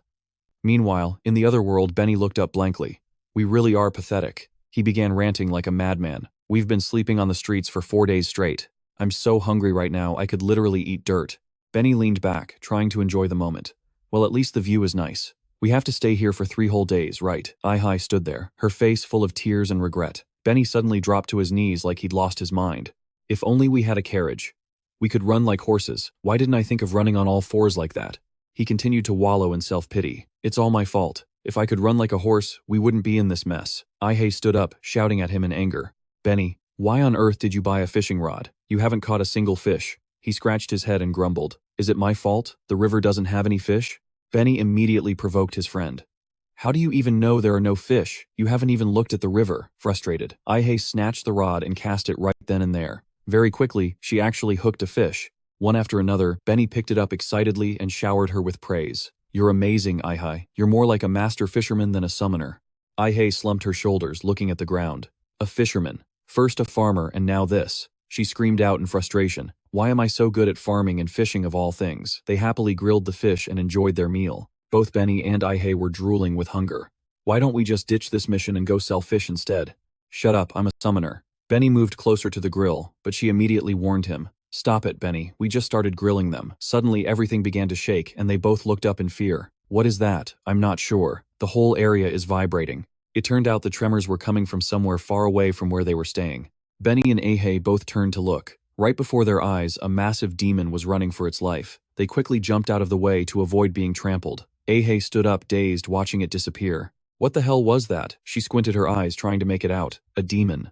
Benny realized something was wrong as it passed by. The grilled fish from earlier was gone and the fire had been completely snuffed out. Benny rushed over and screamed in despair. No, no. Ai was stunned. Benny sat on the ground, looking devastated. No, don't go, please. Then Benny suddenly broke into a smile. He looked over and saw that the fish was still there. He was so excited to finally eat. But his joy was instantly crushed when a foot stepped right on it. Benny's eyes went blank and lifeless immediately. Aika looked ahead and assessed the situation. It went this way. She reflexively looked toward the 2 children.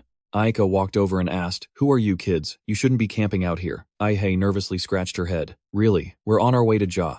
The assistant rubbed his chin in thought. The port city. You'll have to walk for a whole day to get there. Aika clicked her tongue and shook her head. A whole day? I guess you have no choice but to camp then. She warned them, carefully. But stay away from this spot. Demons often come down here to drink. Ai nodded vigorously. I understand. But then she couldn't help but ask. Before she could finish, a loud shout cut her off. Captain Aika, the scouts have cornered the beast. It'll be heading this way soon, Aika replied enthusiastically. Great, tell them to get into position. Then Aika yelled out happily. Shall we get this party started? Yes, ma'am. They left, leaving the young girl staring in awe. Ai quickly turned to her friend. Benny, look. Benny was now kneeling by the river, holding his hands out as if he were mourning a loss. He whispered to himself, I never thought I'd lose you so soon. Exhausted by his drama, she yelled, Give it a rest, I'll catch you another one in a bit. Meanwhile, the demon continued to run across the vast land without stopping. It showed no signs of fatigue or exhaustion. The assistant quickly asked, What do you think, Aika? Are we ready? Aika smiled confidently and drew her bow. She narrowed her eyes, calculating the distance. I'll handle this one myself. An arrow was released, flying straight toward the demon. It hit right in the eye, and as expected, the demon veered off course after being struck. It stumbled around before eventually collapsing to the ground. Without hesitation, Aika stood her ground. She drew the weapon from her hip and lunged forward, her weapon glowing brightly in her hand. She sliced through the demon in one swift motion. Ai and Benny watched in absolute shock. The demon's entire body was split in 2 without a single wasted movement. Benny watched the battle unfold with a look of horror. What was that, Miss Aika? He gasped in concern. Was that magic? Ai wasn't sure. I don't know. But it looks familiar. She whispered quietly. Her sword. The sky quickly turned the color of twilight as the day came to an end. Ai spoke politely. Thank you all. You don't need to escort us back to the camp. Aika smiled gently. It's nothing. She explained, We were formed to protect people. This is just our job. Benny looked up while eating. Wait, isn't everyone protected by the king's soldiers? The assistant laughed loudly. Kids are so naive. When Aika is here in the north, shut it. Ai looked skeptical. Aika turned and pointed in another direction. See those guys, they've been here since last night, she added. Those carpenters joined us this morning. Everyone will leave once the wagon is fixed. Eika let out a sigh and shared her thoughts. Everyone who passes through here has their own reasons, but they aren't protected by the royal guards. Even if those demons are causing a mess. Is that really your excuse? Eika hit him in frustration and barked, I told you to shut it. Benny turned and whispered to his teammate, hey. They look pretty reliable, don't they? He murmured in her ear. Why don't we ask? Some of the people joining us on this mission, Ihai asked awkwardly. It looked like you used magic to defeat that demon. Eika didn't hesitate to answer. It's the power of this dagger. The girl nodded along. I see. It's because of that seal engraved on it, right? Eika's eyes widened in surprise. How does a little brat like you know about alchemy? Ihai caught off guard, stammered I. I just know it holds magical power. Eika chuckled. You sure know a lot, kid. This is a tool that uses the mana inside the gem to create a magic blade. Eika continued to ramble. But even if a wizard used it, the mana wouldn't be enough. It takes a whole day to recharge. Benny sounded skeptical. Really, the assistant cut in. We use it because it's pretty convenient. Actually, Eika can kill demons with just a regular sword. Eika gave him an annoyed smack. Seriously, stop talking about that. This guy. Then Ihai turned to look at her friend. Benny nodded, understanding her look. Could any of you join us on this mission, Eika? And her companion froze up, completely stunned. Finally, the assistant beside her spoke up hesitantly. Jay is only a day's journey from here. Ihai waved her hand to cut him off. No, she said, gathering her courage to explain. We have to go north by order of someone very important. We need the help of a powerful warrior. Eika's assistant stood up and let out a heavy sigh. Sorry, kid, but your important person isn't that special in the grand scheme of things. You and your friend there are enough for those little errands. Benny burst out laughing at that, making Ihai's face turn beet red with embarrassment. Why are you laughing? Ihai quickly composed herself and pulled a letter from her chest. Eika's group immediately turned serious. Sure enough, the words she spoke next were enough to shake the air. In the name of the Gotha Kingdom, we demand everyone join the expedition. To the north and provide aid in any way possible. This is the wish of His Highness, the King of Gotha. This is a royal decree. Eika immediately straightened up and looked closer. What? She broke into a cold sweat, unable to believe her eyes. No way. That's actually a royal decree. Eika cleared her throat. At that, the sky suddenly turned gloomy in the real world. Jin-Kyung locked himself in his dark room. People are like rooms, he thought, blankly lost in his reflections. From the beginning, we have no choice but to depend on other rooms to survive. But the sad thing is, everyone has to open their door one day. Accepting others and being accepted, even though it causes unnecessary conflict. Jin-Kyung sat there frozen like a statue. I'm content with this room of my own. I could live in a space no bigger than a blanket. Jin-Kyung called it his Noel Galaxer oasis. He looked toward the door with determination. I'll start my revolution from my own bed, and that's exactly what I did. Jin-Kyung's gaze grew intense. Suddenly, he turned to look at the red gem. It sat there on the table motionless. Jin-Kyung wondered idly if he had just imagined it all. Meanwhile, it was late at night, and everyone had drifted off to sleep. A few drops of blood stained the ground. Ihai was tied up and brutally tortured. She choked out a few words in regret. Eika grabbed the girl's hair and pulled her up for interrogation. Her voice was cold and sharp. Eika stared her down and asked again, I'll ask you one more time. Why are you heading north? Benny trembled as he looked at his friend. Ihai gasped out through the pain. We're looking for the reason why the demons are going wild. Eika kicked her in the stomach. She cursed in frustration. These brats are so stubborn. Her assistant pointed to the side. Why don't we try asking that slave kid instead? Benny immediately screamed, trying to save himself. I don't know anything. What would a servant who crawls on all fours like me know? The assistant grabbed his hand to check it. The man nodded repeatedly. For real, your hands are even more callous than mine. Eika commented nonchalantly. Is that so? This girl is pretty terrifying too. She lowered her head and smirked. If the king gave an order like that, then you must be someone special. She continued her interrogation as if facing an enemy. Do you look down on us commoners? The thing is, everyone in this kingdom, even the stray dogs, knows the king is a total fool. Eika looked up at the sky and laughed out loud. There's no way that king cares about what happens in the north. Ihai lowered her head sadly. Her mind was in a complete mess. What should I say? I don't know. Ihai wondered what kind of person the king really was, who was actually helping them. The image of Ronian appeared in her mind. What if someone else is pretending to be the king and helping us? Someone who actually cares about this country. Ihai's face went blank. I don't even know why I'm heading north just because they said so without a second thought. I'm not even sure if I'm doing the right thing. Without hesitating, Eika drew her weapon. I know your kind all too well. I knew this would happen if I went north. She pressed the blade against Ihai's neck. All I wanted was to deliver important documents to the king. Eika let out a sinister, triumphant laugh. But who would have thought the king's own people would want to kill us? She sadly recalled her old memories. When I woke up, all my comrades were gone. Back then, Aika had cried tears of blood having lost her left eye. I understood everything when I heard that man singing. Drink the blood of the peasants, eat the flesh of the workers, kneel before my throne and praise my existence. When the celebration ends, I will take your lives. Aika held the letter near the fire and whispered, "That's when I made my decision. The eye I lost was the price I paid to see what cannot be seen." She tilted her head, emphasizing her words. Maybe that's why it hurts more than usual today. The letter quickly turned into a pile of ashes. The remaining embers were swept away by the wind, flying toward the starry sky like a festival procession. Another man rushed over with a report. "Captain Aika, it's bad," he panted heavily, barely able to speak. "There's a demon unlike any I've ever seen. It's heading straight for our camp." Aika tried to calm him down. "Relax, I'll deal with these two and then we can get ready." But he cut her off immediately. "That's not the problem." His exclamation left them stunned. "There's something very different about this demon." What slowly a massive entity appeared in the sky, blotting out the heavens. Even Ahai looked up in shock. Its shadow quickly cast over the ground. Even the birds were fleeing despite it being the middle of the night. A red light suddenly flashed in Kantovia's eyes, and moss-green silk ribbons fluttered all around it. The assistant was so terrified he could barely speak. "Aika, what on earth is that?" He questioned her in pure shock. "Have you ever seen a demon that massive?" Before Aika began to break into a cold sweat. "Unfortunately, I've crossed paths with it once before in the north." She stared intently at the creature, a demon capable of cleaving the very heavens, the lord of the fortress walls. It was the master of the wandering phantom blade. Hearing this, everyone looked up in shock despite their agonizing pain. Aika staggered back a few steps. She couldn't understand why Kantovia of the Trio of Darkness had come all the way here. The assistant looked over anxiously. Aihei immediately demanded in a stern voice, "Let me go." Aika turned to the girl with a stunned expression, her eyes filled with deep suspicion. "What did you say?" Aika asked sharply. Aihei repeated herself seriously, "Let me go. You people can't defeat that monster. I'm the one who took down the wandering phantom blade.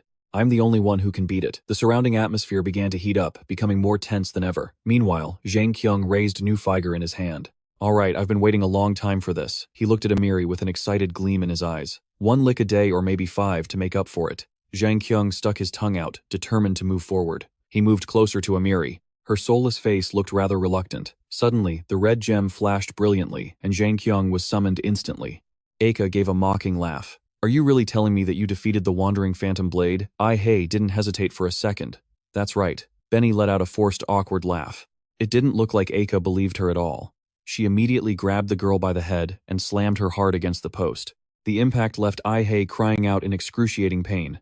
Aika burst into a loud mocking laugh. "Really, someone that strong just lets themselves be tied up like this?" Seeing this, Benny fell silent. Aika narrowed her eyes in a defiant scowl. "Do I look like an idiot to you?" Ignoring Aihei's tears, she growled. "You think I'll just let you go because you said that? You think that monster appearing is your ticket out of here?" Aika emphasized every single word. The girl coughed violently, but still tried to explain herself. It's not like that. I mean," the assistant suddenly cut in. "The people living in that village." He lowered his head sadly. "Most of them are our families and friends." He quickly reminded her of the situation. "It doesn't matter what happens to these two brats, but those villagers. Their lives are worth far more than our own." He grumbled for a long moment. "I doubt this is going to change anything." Aihei continued to cough from her injuries. He turned and suggested, "Anyway, Aika, this isn't the time for this. We need to deal with that demon." Benny started to smile with relief, but Aika's next words killed his joy instantly. "Fine then, let's slit their throats first." However, she lifted Aihei's chin and said, "Wait." Aika's gaze was incredibly predatory. "Fine, I'll give you a chance. How about this?" Aihei listened to the deal through her sobs. "If I take that monster down and come back, you're dead for sure," Aika said with a wicked smirk. "But if that demon kills me, you live because there won't be anyone left here to kill you." She asked with a light chuckle. "What do you think? Not a bad deal, right?" Aika still wouldn't let it go, adding, "But leaving you here like this, it feels a bit wrong. I'll give you a little gift." She glared straight into Aihei's eyes. Aika drew her weapon. "This will help you see." Before Benny could even utter a word, it was already over. Aihei was too terrified to resist. Aika finished with a twisted, perverted laugh. "Things that the naked eye can't see." The girl's agonizing scream ripped through the air. Benny was equally horrified. Aihei struggled desperately to escape, but it was hopeless. She screamed in pain as blood streamed down continuously. Aika walked away coldly with a look of pure disdain. Who would believe the one who killed the blade could be this weak? The atmosphere turned terrifyingly silent once again. Aihei was still writhing in pain, making Benny panic. He immediately shut his mouth and tried to think of a plan. Benny kicked off his shoes and prepared to act. He took a deep breath and strained to break free from the ropes. Benny immediately braced both feet against the post and pushed himself up. He put every ounce of strength into it, screaming as he pushed until the ropes finally snapped apart. Benny rushed over to support his friend. "Hey, are you okay? There's so much blood," he asked his teammate sadly, even as Hey continued to cry. "Can you walk?" With tears in his eyes, Benny asked once more. Hey. He then hesitated before suggesting, "Let's just give up." Hey hung her head, though she had stopped crying. Benny reminded her with tearful eyes, "This mission was impossible from the very beginning. We can't even stand up to normal people. If they weren't mercenaries but actual bandits, we'd be dead by now." He tried to help his friend up. "Let's go back and tell His Highness that we failed, or we could just go somewhere and hide." Benny continued to ramble. "They're too busy dealing with the demons to notice us. They might even think we're already dead." He was suddenly snapped back to reality by Ihei's voice. "Benny," the girl whispered hoarsely. "Remember." Ihei paused before finishing her sentence. "What did you say to me? About a wild animal, dreaming of living like cattle." Her words left Benny dazed, cattle envying wild animals. Ihei clutched her missing eye in despair and leaped over the fence, paying the price for her own freedom. "This is it," the girl screamed in desperation. "This is just the price I have to pay for crossing the line without being prepared." Benny immediately stood up and shouted, "Exactly, we aren't ready yet. Let's just quit." Ihei didn't budge, replying calmly, "But I'm the only one who wasn't ready." Benny was consumed by sadness and worry, able only to listen. Ihei clutched her wounded eye and burst into tears. "A powerful soul, a lord, actually answered my summons. Because he was summoned by someone as weak as me." She sobbed harder as she spoke. "We couldn't do anything at all." Benny gently tried to calm his friend. "Hey," he stood up and made a promise. "It's okay. Don't cry, Ma. We don't have any money left, but I'll find a way." Ihei reached out, her hand trembling. "That demon came here because I killed the wandering blade." The girl struggled to raise her hand into the air. "I can't let their families die because of what I've done." Ihei was still determined to perform the summons despite her heavy injuries. "If I ignore this tragedy, what could I possibly achieve in the north?" She whispered to herself, "If I don't become a summoner worthy of the Lord." Suddenly, a familiar blue light blazed down from the sky. That blue light was so powerful it shook the entire heavens. Both Benny and Ihei shielded their eyes from the terrifying surge of energy. He stared up at the source of that brilliant radiance. The scene revealed Jin-Kyung licking Emiri. After he finished, he had successfully licked her. Benny spoke up in complete disbelief. A lick. He witnessed the perverted act unfold before his eyes. Suddenly, Benny's face turned bright red. How disgusting. Jin-Kyung just stood there looking completely dazed. Emiri immediately sent him flying. Instinctively, Jin-Kyung flew back and did a 360-degree flip. Emiri shouted in annoyance as if to warn him, "Stop licking me, you pervert." Jin-Kyung stood there in shock, his mouth agape trying to make an excuse. "Emiri," he pleaded, reaching out. "You've got it all wrong, Emiri." She looked down and glared at him furiously. "What do you mean wrong? I'm covered in saliva because of you." Jin-Kyung continued to justify his actions. "That is happiness. The scent of happiness." Emiri cut him off and backed away. Then she walked off despite his desperate pleas. "No, don't leave me." Emiri Jin-Kyung scrambled up and reached out, his face contorted as if he was pushing himself to the limit. Jin-Kyung gritted his teeth, watching her figure fade. Emiri quickly left the pervert behind. Jin-Kyung immediately burst into tears, feeling deeply wronged. He pressed his hands against the ground in regret. "I never knew.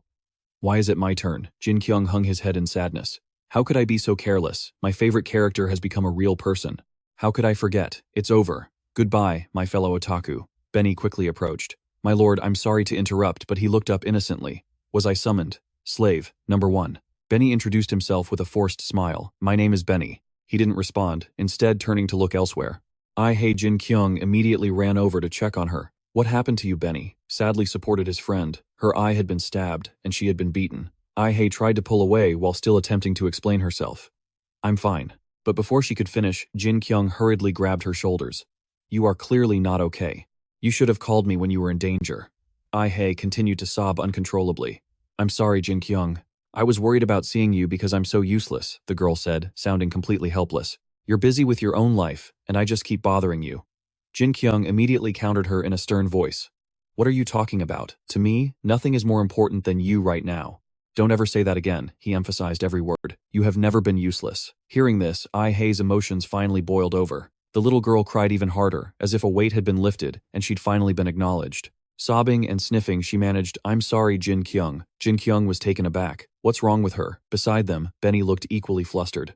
"I'm not sure. Maybe her eye hurts." Hearing that, he suddenly remembered. "Right, what should we do?" With that, Jin-Kyung pulled a patch from under his foot. He held it up, boasting confidently. This time I'm the healer. Jin-Kyung's eyes turned mischievous. Alright, stay still. Ai-hei stopped crying and stared intently. The patch began to glow with a blue light, but it had a few stray hairs on it. This made Ai-hei scream in terror. Jin-Kyung immediately ordered Slave hold her down. Benny growled in frustration. My name is Benny. Soon, the patch was placed over the girl's eye, and it quickly began to heal Ai-hei's wound. Benny stood close, watching in amazement, as Ai-hei's eye began to mend. Jin-Kyung boasted arrogantly, mercy and destruction are two sides of the same coin. This must be destiny. Ai-hei blinked her eyes open, looking around in confusion. My eye feels better. But for some reason she felt irritated deep down. I really hate this style, she thought. Then spots of fire suddenly appeared in a long line. As they drew closer, everything in their path was charred to cinders. Wherever Kantovia went, fire followed. It stood silently gazing at the blazing inferno. Nearby, the villagers stood frozen in terror. Every step Kantovia took felt like it could level an entire continent. His comrades began to panic and flee. What is that? Is that its leg? They attacked frantically but helplessly. Can't you see how terrifying it is? I don't know. Just attack it. A spear was immediately thrown forward, but it just fell uselessly to the ground. This left the men confused, not understanding what was happening. Where did it go? It's around here somewhere. You idiot. It probably ran away. The assistant nearby was just as restless. Now what? We can't get close to it. Eika smirked triumphantly. Right. She immediately laid out the plan. Ranged weapons seem useless against it. Does it really have to be my dagger's turn? The other side immediately issued orders.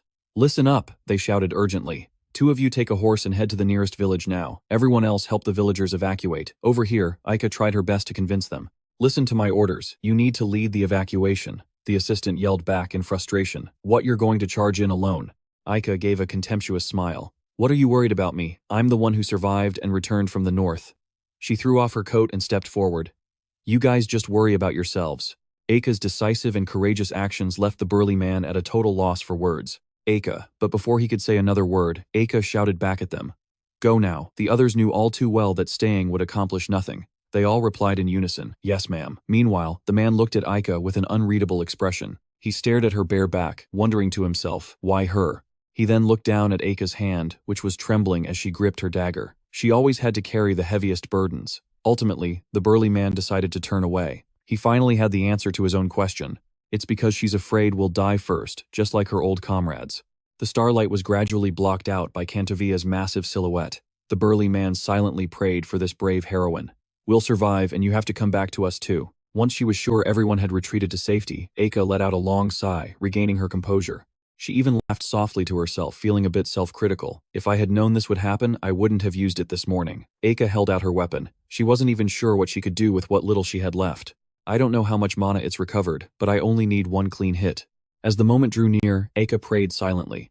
Please let it work. She pointed her weapon high into the air. A surge of power shot straight into the sky, filling it with starlight. Eika screamed with all her might, preparing to unleash a single blow to finish the giant monster before her.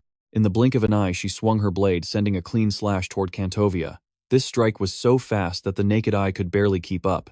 From a distance, one could only see an afterimage slicing through the air. It easily cut through Kantovia's massive ankle before fading into the silent void. However, that single blow was nothing compared to its colossal body. Eika gritted her teeth in frustration. What? It wasn't strong enough. Suddenly, she noticed something was off. Kantovia abruptly shifted its attention toward the person who had just attacked it. It slowly looked down at the tiny human standing on the ground.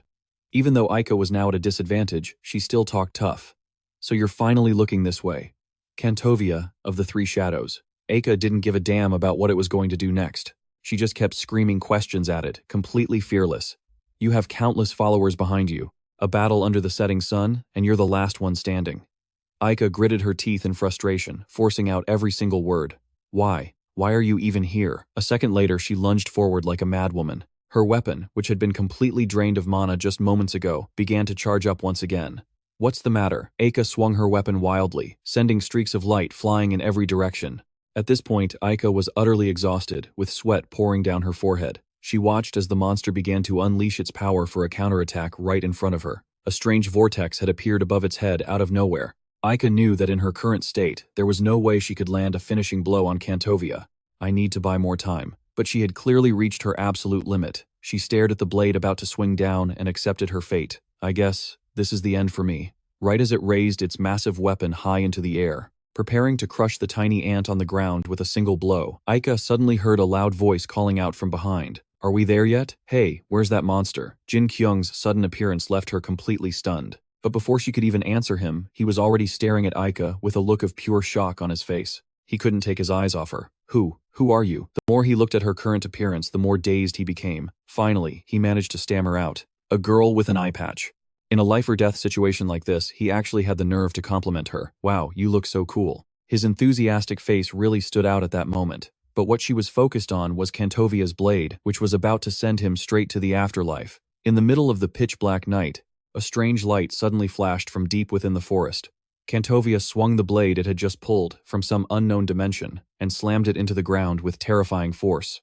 The sheer destructive power looked like it would split the entire earth in two. A beam of light shot out in a straight line, and it seemed like nothing could possibly stop its path. Dust and debris swirled violently around Aika, making her cough uncontrollably. As she slowly regained her composure, she realized something wasn't right. Aika immediately scanned her surroundings to assess the situation. Once she realized she hadn't suffered a single scratch from that devastating attack from the monster Kantovia, she couldn't help but wonder, "Wait, why am I still?" But the moment she looked up at the sky, she saw a very familiar figure. Jin-Kyung, who had just appeared like some kind of savior, had been sent flying straight into the clouds by Kantovia's blow. He looked like he'd been knocked out cold, and now he was in a free fall, basically on a one-way ticket to the afterlife. Jin-Kyung kept plummeting down until he successfully landed headfirst right in front of Aika's eyes. She froze in place. What? No way. Aika stared at the guy who had suddenly crashed in front of her. How could he fall from that height and still be in one piece? But what shocked her the most was what he had just done. He had taken Kantovia's attack head-on. Suddenly, two more people came rushing toward them. The little girl among them was panicking, desperately calling out his name. Lord Jin-Kyung Aika looked closer and realized exactly who it was. The moment she saw the girl, Aika's eyes widened in total disbelief. She never expected Ai-hei to show up here. What? Why are you? That's when the little girl finally noticed Aika. Ai-hei was just as surprised to see Aika, but she was in a hurry and started blabbing a mile a minute. "There's no time to explain, I know you don't trust me." But Ai-hei quickly outlined her plan, saying they would deal with the monster first. However, Aika was focused on something else entirely. "No, it's not that." She was about to say something about her eye, but before she could finish, someone cut her off with shocking news, something that made everyone gasp in surprise. "Miss Ai-hei, I think Lord Jin-Kyung is gone." Benny actually clasped his hands together, tears welling up in his eyes. He was such a good soul when he was alive. Hearing her savior being mourned like that made the little girl snap. She pointed right at Benny's face, fuming. "He is not. You dummy, Benny. Don't you dare underestimate him like that." Ai-hei tried her best to explain it to them. When a summoned spirit takes damage up to their limit, they're just sent back to their own world. Lord Jin-Kyung is perfectly fine. But right then, the guy who was supposed to be dead suddenly bolted upright and shouted completely, contradicting the little girl. "I am not fine." Jin-Kyung started whining incessantly.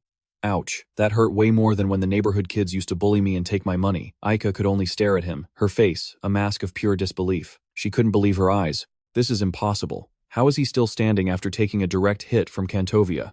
Ai-hei was beaming with pride, praising her savior non-stop. Lord Jin-Kyung is the strongest summoned spirit. He's the one who defeated Rhea. The little girl completely ignored Jin-Kyung's complaining. "Are you guys deaf? I said it hurts. I am not okay." Meanwhile, trying to process all this, Aika's brain was practically short-circuiting from the info overload. He really killed Rhea. Ai-hei didn't hesitate to confirm it firmly. "That's right, he's the one who's going to save this world." Before she could finish her sentence, a pair of hands reached out and pinched both of her cheeks, hard turning her next words into a muffled, garbled mess. Jin-Kyung pinched her cheeks while repeating his complaints. "I told you, I'm in pain." He hadn't even finished his physical retaliation when Benny let out a blood-curdling scream that grabbed everyone's attention. "Miss Ai-hei, Lord Jin-Kyung, that monster is about to do something." Kantovia suddenly raised its blade, preparing for its next attack.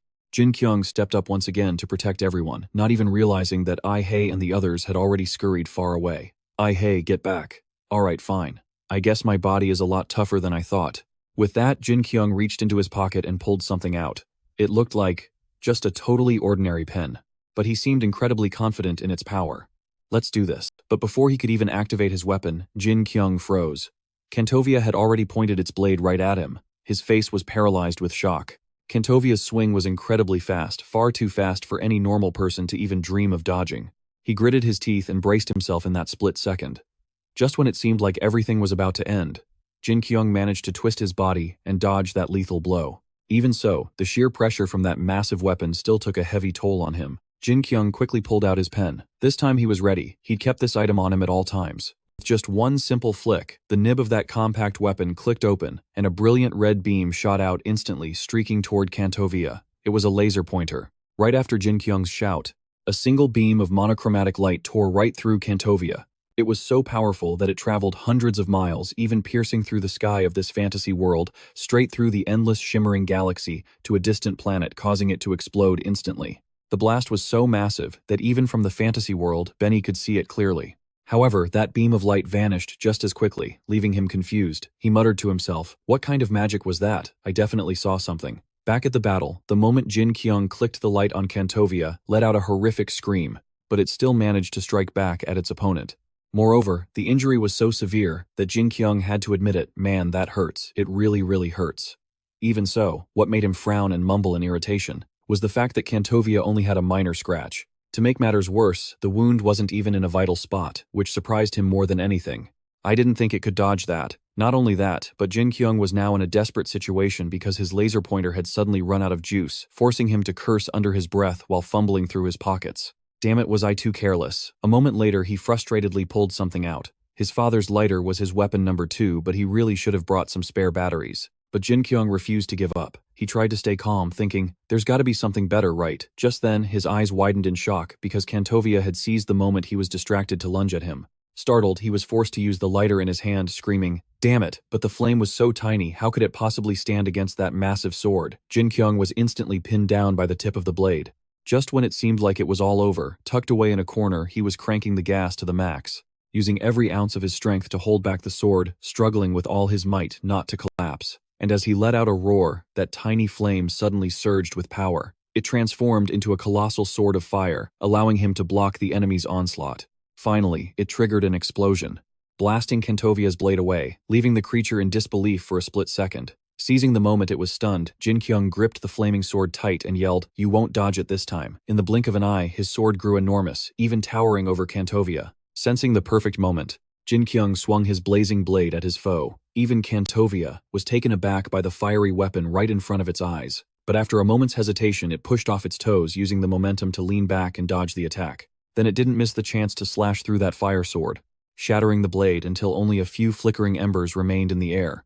This sight left Jin-Kyung completely paralyzed. He couldn't believe his eyes as he watched it all fall apart. But in war, no enemy waits for you. Neither would Kantovia. Seeing that its opponent's weapon had vanished, it quickly launched a fresh assault. Seeing this, Jin-Kyung frantically tried to spark the lighter again, preparing to keep fighting.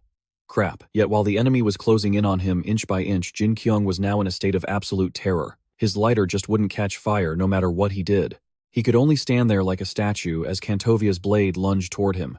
Without giving him any time to escape, it slammed into him, sending him tumbling far away like a stone skipping across the water. Just as Kantovia felt victory was within its grasp, it suddenly noticed something. Instead of being satisfied that its enemy was finished, Kantovia grew furious, gripping its sword tight and hoisting it high into the air. Then it poured all its strength into a strike against the nearby mountain, sending rocks and debris flying everywhere and hitting Ihei's group nearby. Even so, Kantovia didn't stop. It kept hacking away at that spot. Finally, it took a deep breath, channeling every bit of its power into one last strike. Right then, the ground began to shake violently. A moment later, the earth split wide open. At that point, the group started yelling at each other to run. Even Big Bro I screamed out a warning in fear. If we stay here, we're all dead. Despite the danger, I stayed frozen in place, making Big Bro I shout in a panic, "Hey kid, get out of there." But the girl didn't hear him because her eyes were fixed on the battle of the YouTube Lord, Jin-Kyung. Then, in a flash, she saw something and rushed forward regardless. Something's wrong. After the earthquake, the area was shrouded in thick dust. But from within that heavy smoke, a dry cough echoed. It was Jin-Kyung. He was still alive, struggling to crawl out of the crevice. But before he could even make it out, he was completely drained, collapsing on the ground and gasping for air. It took a long time before Jin-Kyung found the strength to groan. What on earth is happening? He looked up at the sky, choked with dust and smoke, feeling utterly weary. Even if I can't die, dying would probably feel better than this pain, wouldn't it? He frowned, questioning everything he was doing there. I'm trying so hard with things that aren't helping me at all. Just then, a frantic voice called out for the YouTube, "Lord, it was Ihei." The girl ignored her worried teammates and climbed down the cliff. "That's dangerous, Miss Mai." The moment she reached him, she asked anxiously, "Are you okay?" But Jin-Kyung was too ashamed to even look at her. He turned away in frustration and said, "I'm not okay at all." Finally, he summoned the courage to make a humiliating admission. I've been using items I brought from my own world, and now I've used them all up. Seeing the worry in Ihei's eyes, he spoke with painful honesty. Even though I didn't die from its attack, I think I have some kind of power inside me. Then he confessed to her once more, but I don't know how to use it. The air around them suddenly became eerily quiet. At that moment, Jin-Kyung completely accepted his defeat. He gritted his teeth and said, with great difficulty, "I'm sorry, Ihei. I can't help you this time." Ihei had never seen Jin-Kyung this broken before. The little girl was stunned, unsure of what to say, and could only whisper Lord Jin-Kyung. But while they were talking, the smoke slowly cleared, revealing the beautiful starlit night sky of the fantasy world. However, this also meant that Kentovia had located him. Without a moment's delay, it began charging a bolt of lightning in the palm of its hand. Just a moment later, a spear made of lightning began to take shape in its hand. Seeing it, Aika immediately screamed in terror. This is bad, the spear of Kentovia, but this was the first time Benny had ever heard that name. He blankly repeated the spear of Kentovia, hearing that she pointed at the massive spear crackling with lightning in the sky, and explained, just one hit from that thing would turn this entire area into a sea of fire. Countless northern soldiers have died beneath that spear. Then she pointed at the little girl below and warned them, I don't know how strong that spirit is, but you two need to get out of here right now. Down below the cliff, Jin-Kyung was falling into despair. He admitted painfully, I'm really not as great as you think I am. I might be strong here, but I don't even understand why I have this power. Then, under Ihei's bewildered gaze, he slowly confessed everything. His true self was... Finally, as Kentovia ruled the sky, manipulating elements into weapons, Jin-Kyung realized something deep down. Right. I understand now why I've been enduring this pain. My real life was a total wreck, but if I can live again with this special power... Still, he couldn't stop blaming himself. Then this time, I just have to succeed. Even if I fail, I don't think I could ever truly succeed at anything, no matter how many lives I had. Suddenly, right then, Ihei unexpectedly shouted out, calling for Brother YouTube, which startled him, but also pulled him out of his spiraling thoughts. What's more, the little girl bravely declared, You are an amazing person, and I'm going to prove it. With that, Ihei immediately bolted, leaving him no time to process what was happening. As she reached the cliff, she shouted, Lady Aika, please let me borrow Seacon, but Aika refused, kindly trying to stop her. What?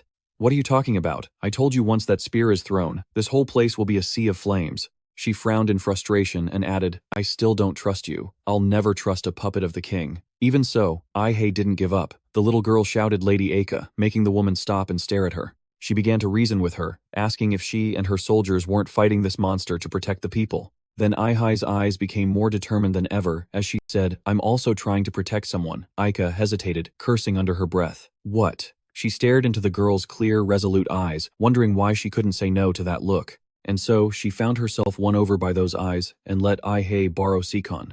However, seeing the girl politely bow in thanks, Aika snapped anxiously, Stop wasting time bowing in a desperate situation like this.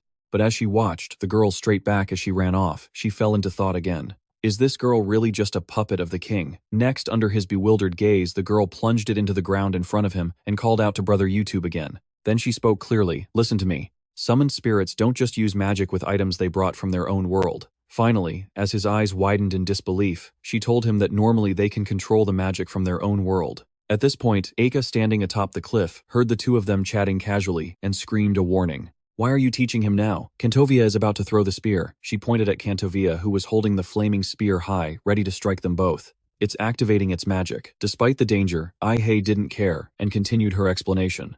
To use magic, you need a catalyst. Second is focus and imagination, the witch's way of shaping the spell. Despite the crisis, the girl's voice remained steady and clear. And finally, you need mana. She pointed at Seacon and continued. This knife is Sekon, a magical blade that absorbs and stores mana. If you imagine using the power from your own world, I promise you'll be able to turn it into your own mana. Just as Jin-Kyung's spirit was awakened, Kentovia wasn't just sitting idly by. Its spear was now complete. Without a second thought, it gripped the flaming weapon and lunged toward him. But that light also illuminated something inside Jin-Kyung. It sparked a passion that had long been buried within him. I want to become. His words left Ihei stunned, because now he gripped Seacon tightly and declared with confidence, I've always wanted to be a hero, not just some copy from the real world. He dug his heels in and sprinted, shouting at the top of his lungs, I want to be the real thing, a true hero of this fantasy world. In that moment it seemed nothing could stand in Jin-Kyung's way. His burning passion surged into Seacon, causing the gem on its hilt to flash brilliantly. It stirred the infinite pure power of the fantasy world, instinctively becoming Jin-Kyung's own strength as he faced off against Kentovia. When the monster's powerful flames reached them, Seacon unexpectedly split the fire in two, protecting him and Ihei. Seeing this, his confidence soared, and he smiled as he called out to the magic blade. As if it understood him, the blade poured all its power into the wall of fire. At first, it only managed a small crack. But a moment later, the wall of fire shattered into 100 pieces. It clashed directly with Kantovia's mighty spear, causing tiny cracks to appear on the shaft.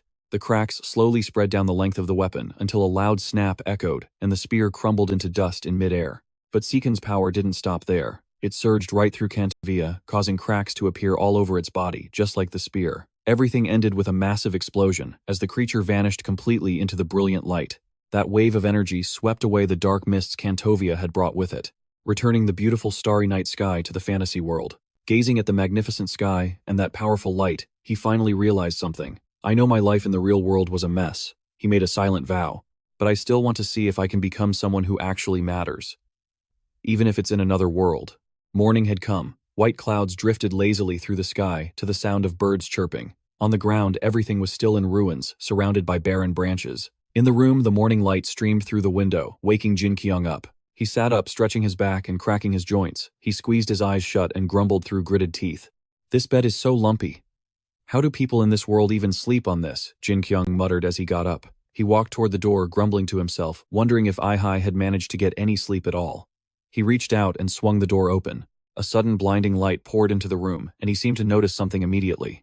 Jin-Kyung flinched for a moment, but then he fell silent, his brow furrowed as he stared out with a somber expression. What he saw was a scene of total chaos with many innocent people lying dead or injured. Over on one side, a rescue team was digging a mass grave to bury those who had fallen in the battle. Elsewhere, a heavy, gloomy atmosphere hung over everything. Civilians stood in long lines around a tombstone, mourning their losses. Watching silently from behind, Jin-Kyung thought to himself, the fantasy worlds I saw in games and anime. I always thought they were supposed to be fun and exciting. But then he closed his eyes, a flicker of pity crossing his face as his thoughts continued. Looking at it now, there was no way it could be like that. Every time monsters or beasts attack, countless lives are lost. And it wasn't just that. Jin-Kyung abruptly cut off his train of thought and sighed. A world without the internet. Now that's truly terrifying. Suddenly, Eika's voice rang out, snapping Jin-Kyung out of his lingering thoughts. I'm sorry about last night, she said hesitantly, while Ai-hai just stood there looking confused. Eika admitted the girl was trustworthy, but seeing how intently Ai-hai was listening, Eika went on to explain that the girl had no idea what the king was actually planning. He's just using you right now. At that moment, Jin-Kyung was leaning against the railing with his arms crossed, listening closely to the conversation between the two. I know you're worried about that, Eika. Ai-hai scratched her neck awkwardly, her eyes darting away as she spoke. I realized a lot of things last night. I need to take a good look at myself. I want to see what's happening in the north with my own eyes.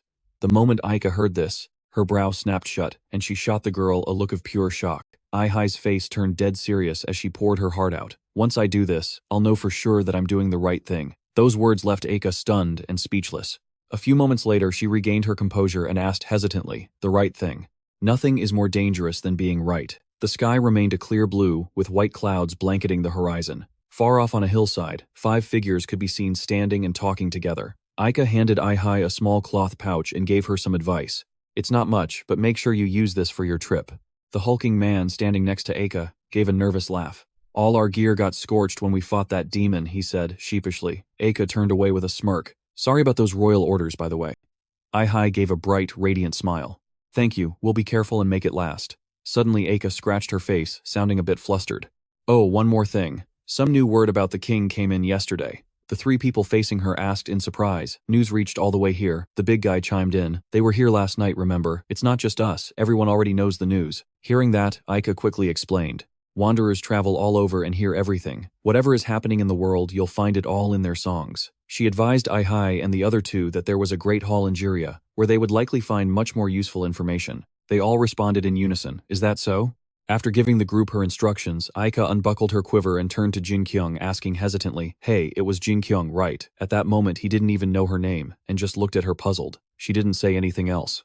In a flash, Eika tossed the quiver strap toward Jin-Kyung. He flinched slightly, but managed to catch the bow. Eika looked at him with a serious expression, putting her trust in him. I think that'll suit you. Take care of the kid. Having a high-quality weapon in his hands, he excitedly put it on and shouted, What do you think? It fits right, Benny. And Ai-hai teased him dryly. Not at all. You can't even reach the string. Not really, Ai-hai added. Eika just stood there, completely speechless at the sight. With the conversation over, the 3 of them said their goodbyes and headed off to continue their journey. The white clouds drifted lazily through the blue sky, and the air was peaceful until Jin-Kyung's loud shout tore through the silence. What? She's the one who stabbed your eye out. If you'd told me sooner, I would've. He was starting to panic. I hurriedly cut him off. It wasn't like that, mister. Jin-Kyung. After they both calmed down, the girl spoke up first. It was just a misunderstanding. Jin-Kyung couldn't believe his ears. She stabbed you because of a misunderstanding. Are you serious? As the other three disappeared behind the mountain range, the girl spoke honestly. Aika has to protect so many people. She always has to be on guard. Jin-Kyung still felt uneasy. He started to say, but even so, but I cut him off, continuing thoughtfully. I've been thinking a lot because of her. It's just like the choice you made. What exactly is your responsibility? Realizing something from those words, Jin-Kyung's eyes widened in shock. The girl looked deep in thought and whispered, maybe it's becoming an adult. After saying that, I looked far off into the sky and said hesitantly, look around you, there's nothing but sorrow. Hearing this, Jin-Kyung was truly taken aback. His eyes bulged and he couldn't find the words to speak. As he looked out toward the distant mountains, her words kept echoing in his head. Look around, there's nothing but sorrow. Somewhere else, the area outside a certain tower looked perfectly still. Inside one of the rooms, Kalunik sat across from his daughter, and neither of them said a word. She kept staring at her hand, furrowing her brow in annoyance as if she'd noticed something while he sat there with a look of pure shock, his mouth hanging open. Elsewhere, looking down from above, a thick mist covered everything. Moving deeper inside, Rikian gave an eager laugh and asked Kalunik, who was sitting opposite him. I'm honored that you called for me. How can I be of service? Kalunik didn't beat around the bush. Gotha is in trouble, isn't it? We obviously need to discuss this. Rick's expression didn't change as he replied, I see. And what exactly do you want to discuss with me? At that point, Kalunik spoke the truth with a somber face. Discussing it might be an understatement.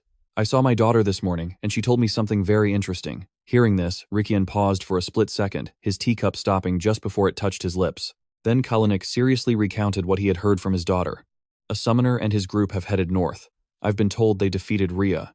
After hearing that Rick could no longer keep his cool, he slammed his teacup down his face, pale with fear. What, you mean the rumor I heard this morning was true? Kalunik was startled.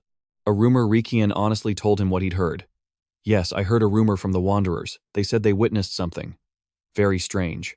Rikian's mind flashed back to that intense blue light bursting from beneath the tower. He continued saying the rumors claim Kantovia appeared only to be wiped out by someone. The air between them suddenly went still after he finished speaking. Then Kalunik gently set his teacup down and sighed. Well, we might just be getting played by a bunch of idiots. He picked up his tea again, took a sip, and voiced his concern. If someone that powerful really has shown up, this is going to be a real problem. Rikian fell silent, his eyes closing as he explained, from what I've heard, they're passing through Jira on their way up north. Most of the people there have already fled because of the demon attacks, but the point is, it's still a port city. We need to send someone to warn them. Suddenly, Kalunik's expression turned dead serious, his brow furrowing as if he'd just realized something. The scene shifts to the mountains where the sun is slowly dipping below the horizon. A big burly man's voice booms out. Anyway, who knows what's going to happen to them in that ruined city? Deep in the woods, a small base still had its lights on. Inside, all four of them sat huddled around a flickering lamp. He went on with the announcement. Listen up, everyone. We've been handed a golden opportunity. We got orders from the boss, who got them straight from the association. A high-stakes mission. Kiner leaned back comfortably with his arms behind his head, curious. What are we? Just their hired muscle now. Lua jumped in to cut him off. Whatever this is, our chance to show what we've got. Suddenly, the man's face turned grim as he barked. You idiots. Who cares about that? How long do you plan on scraping by on pocket change? We need a noble to sponsor us if we want to live the high life. Then he turned to Kiner and asked point blank. Think about it, what are we missing? Kiner, you're always the one who's right about everything. Kiner let out a dry cough before speaking honestly. Well, I've got to admit, this is pretty great. I bet it's loud enough to blow out a dragon's eardrums. He then turned toward Eric and praised him. Eric, your technique is top tier. Finally, his gaze landed on Lua. He hesitated, stammering out her name. Suddenly, all three of them were staring right at her, and the room went dead silent. A few moments later, he flashed a playful, handsome grin. The compliment caught Lua off guard, and she shouted in embarrassment. What I told you, I hate it when you do that. She was so mad her face turned bright red, but he just stayed calm, holding a piece of paper out in front of her. Calm down and just look at this. On that paper were portraits of Jane and Aisha. He expressed his concern. These two are bad news, and they'll be hitting Jira soon. Then he said with a smug look, who are they?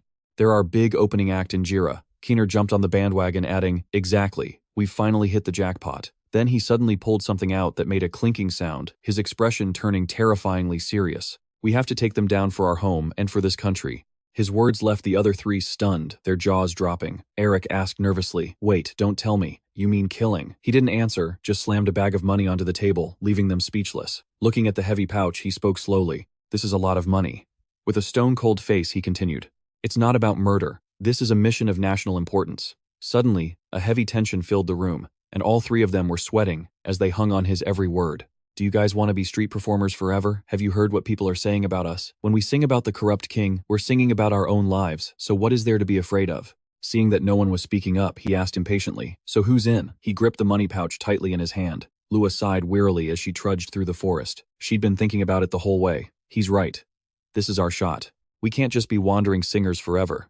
Her determination flared up. I want to perform in a grand mansion. I'm so sick and tired of being dirt poor. Just then, a sharp pain shot up from her leg, making Lua freeze. Her mother started berating her without mercy. Where have you been all this time? Didn't I tell you to stop wasting your time with that singing nonsense? She was about to lose it right then and there. Come on, Mom. But her mother just kept going. I can't even look the villagers in the eye anymore because of you. All you do is wander around singing all day. Every word sounded like she was grinding her teeth. It's like you're just begging them for money. Aren't you embarrassed to look at your younger siblings? Even though Lua's eyes were welling up with tears, the woman didn't stop her criticism. Han, from down the street, is a blacksmith now. Everyone is moving up in the world. Finally, Lua couldn't take it anymore and snapped. What do you know about anything, Mom? The mother stood there in shock as the girl slammed the door in her face. She immediately screamed out, You get back here right now. But Lua just kept running, shouting, I hate you. Lua kept telling herself, I'm going to make it. I have to make it. This time, she had truly made up her mind. She would return to the village with her head held high. Soon, the morning sun began to filter through the leaves. Aisha stepped carefully as she spoke. Once we get through this forest, we'll reach the ocean.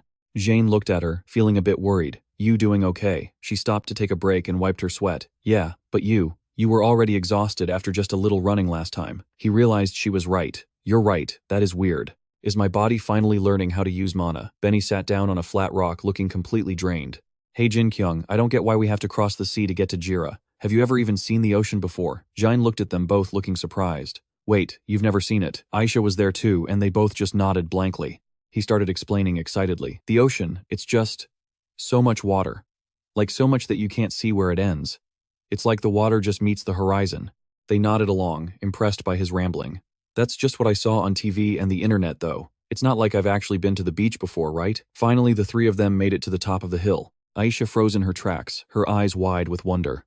So, this is the ocean. On the other hand, Jane's reaction was like someone seeing the world for the first time. Before him was a breathtaking view of blue skies and lush mountains with fluffy white clouds stretching out forever. Looking out into the distance, he saw a beautiful, almost impossible landscape where the hills, the ripples of the clouds, and the sea all blended together. Aisha just assumed that's how it was supposed to look, with the water meeting the horizon. Just like you said.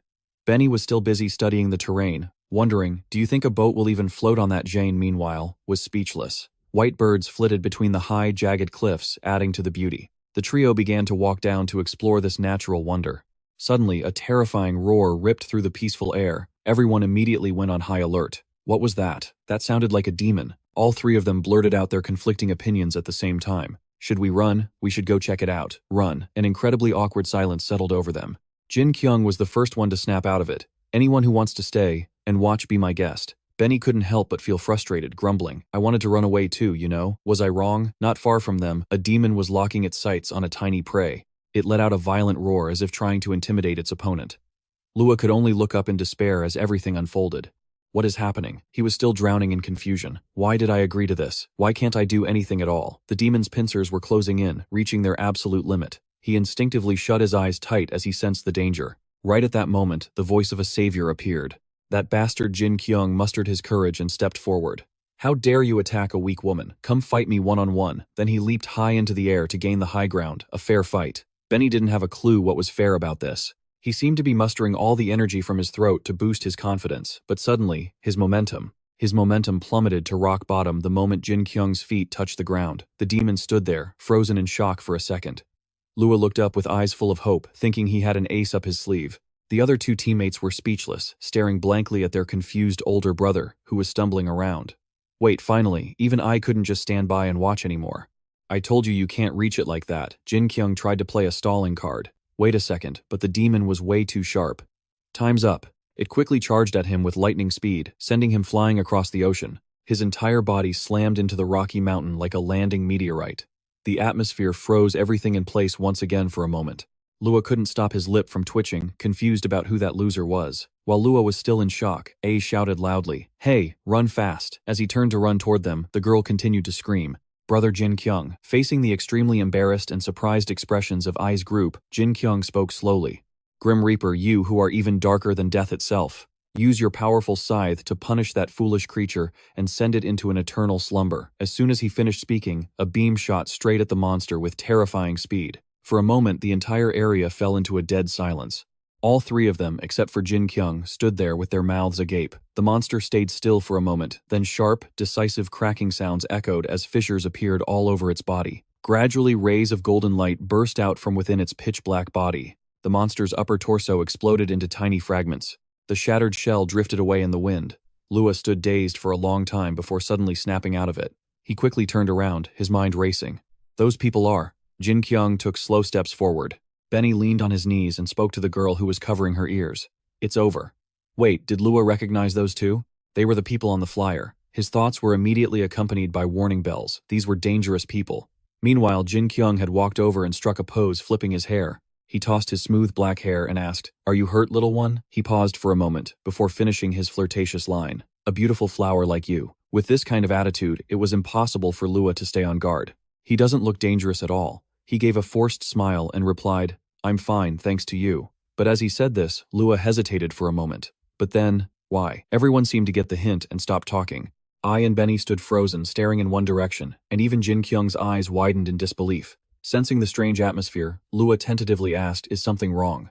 Jin-Kyung stood there dumbfounded for a long time before he finally found his voice. "Why is your voice?" He had to think long and hard before he could finally make his observation. So deep Lua was confused, instinctively reaching behind his head in embarrassment. For a boy, it's not actually that deep. Ladies and gentlemen, the scene on the screen right now is definitely not a still image. As the group set off, Jin-Kyung took the chance to confirm Lua's identity. "So you're a singer in the troupe," Lua answered firmly. "That's right. Is this your first time in Jiria?" I chimed in naturally. "Yeah, we have some business here." Lua tilted his head and made a suggestion. "If you guys don't have a place to stay, would you like to stop by our troupe's place?" He didn't hide his intentions. "I want to repay my saviors." I happily agreed on behalf of the other two. "Really, thank you so much, miss." With that, she excitedly turned to Jin-Kyung and said, "Brother, Jin-Kyung, we have a place to stay now." But when Lua and I both looked at him expectantly, Jin-Kyung glared helplessly, eventually letting out a long sigh that left them both speechless. Jin-Kyung shoved his hands in his pockets and continued to wonder, "Why is your hair so long?" Lua touched his fluffy hair and answered honestly, "My hair, oh I'm sorry. The troupe told me to grow it out." Seeing Jin-Kyung gritting his teeth, Lua wanted to cry, but had no tears, repeating over and over, "I'm sorry, I'm a boy." Jin-Kyung stared blankly at the distant sky and said, "It's fine." His next words were as light as a breeze, but carried a sense of compromise. "I was just saying." Jin-Kyung continued to roll his eyes and commented, "Who cares if they're a boy or a girl?" At this point, he showed his true colors. "As long as they're hot, it's all good." This comment made Benny's face turn beet red. I didn't understand a thing, while Lua's face darkened even more. Ignoring their disturbed expressions, Jin-Kyung took the lead and urged them on. "Let's go." Lua clenched his fists, his heart screaming at the sky. "They are dangerous," he emphasized with every ounce of strength he had. "Really dangerous." Lua stated despondently, without a hint of hesitation. "All of them are dangerous." The sunset slowly descended. The late afternoon light stretched out, dyeing the entire space golden. Jin-Kyung let out a surprised, "Oh.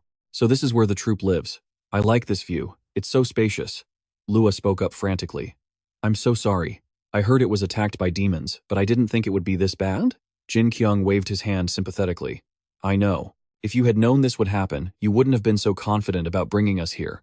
Benny, on the other hand, was more optimistic. He said excitedly, "We can sleep in the middle of the road, but it still looks like a house." Little I desperately begged him to shut up. An embarrassed Lua pointed toward a basement entrance cluttered with jagged debris. "Oh right, we use the basement as a dining hall. If we just clean it up, we should be able to use it." While Jin-Kyung flatly refused through his actions. I was very resourceful and rolled up her sleeves. "Let me give you a hand."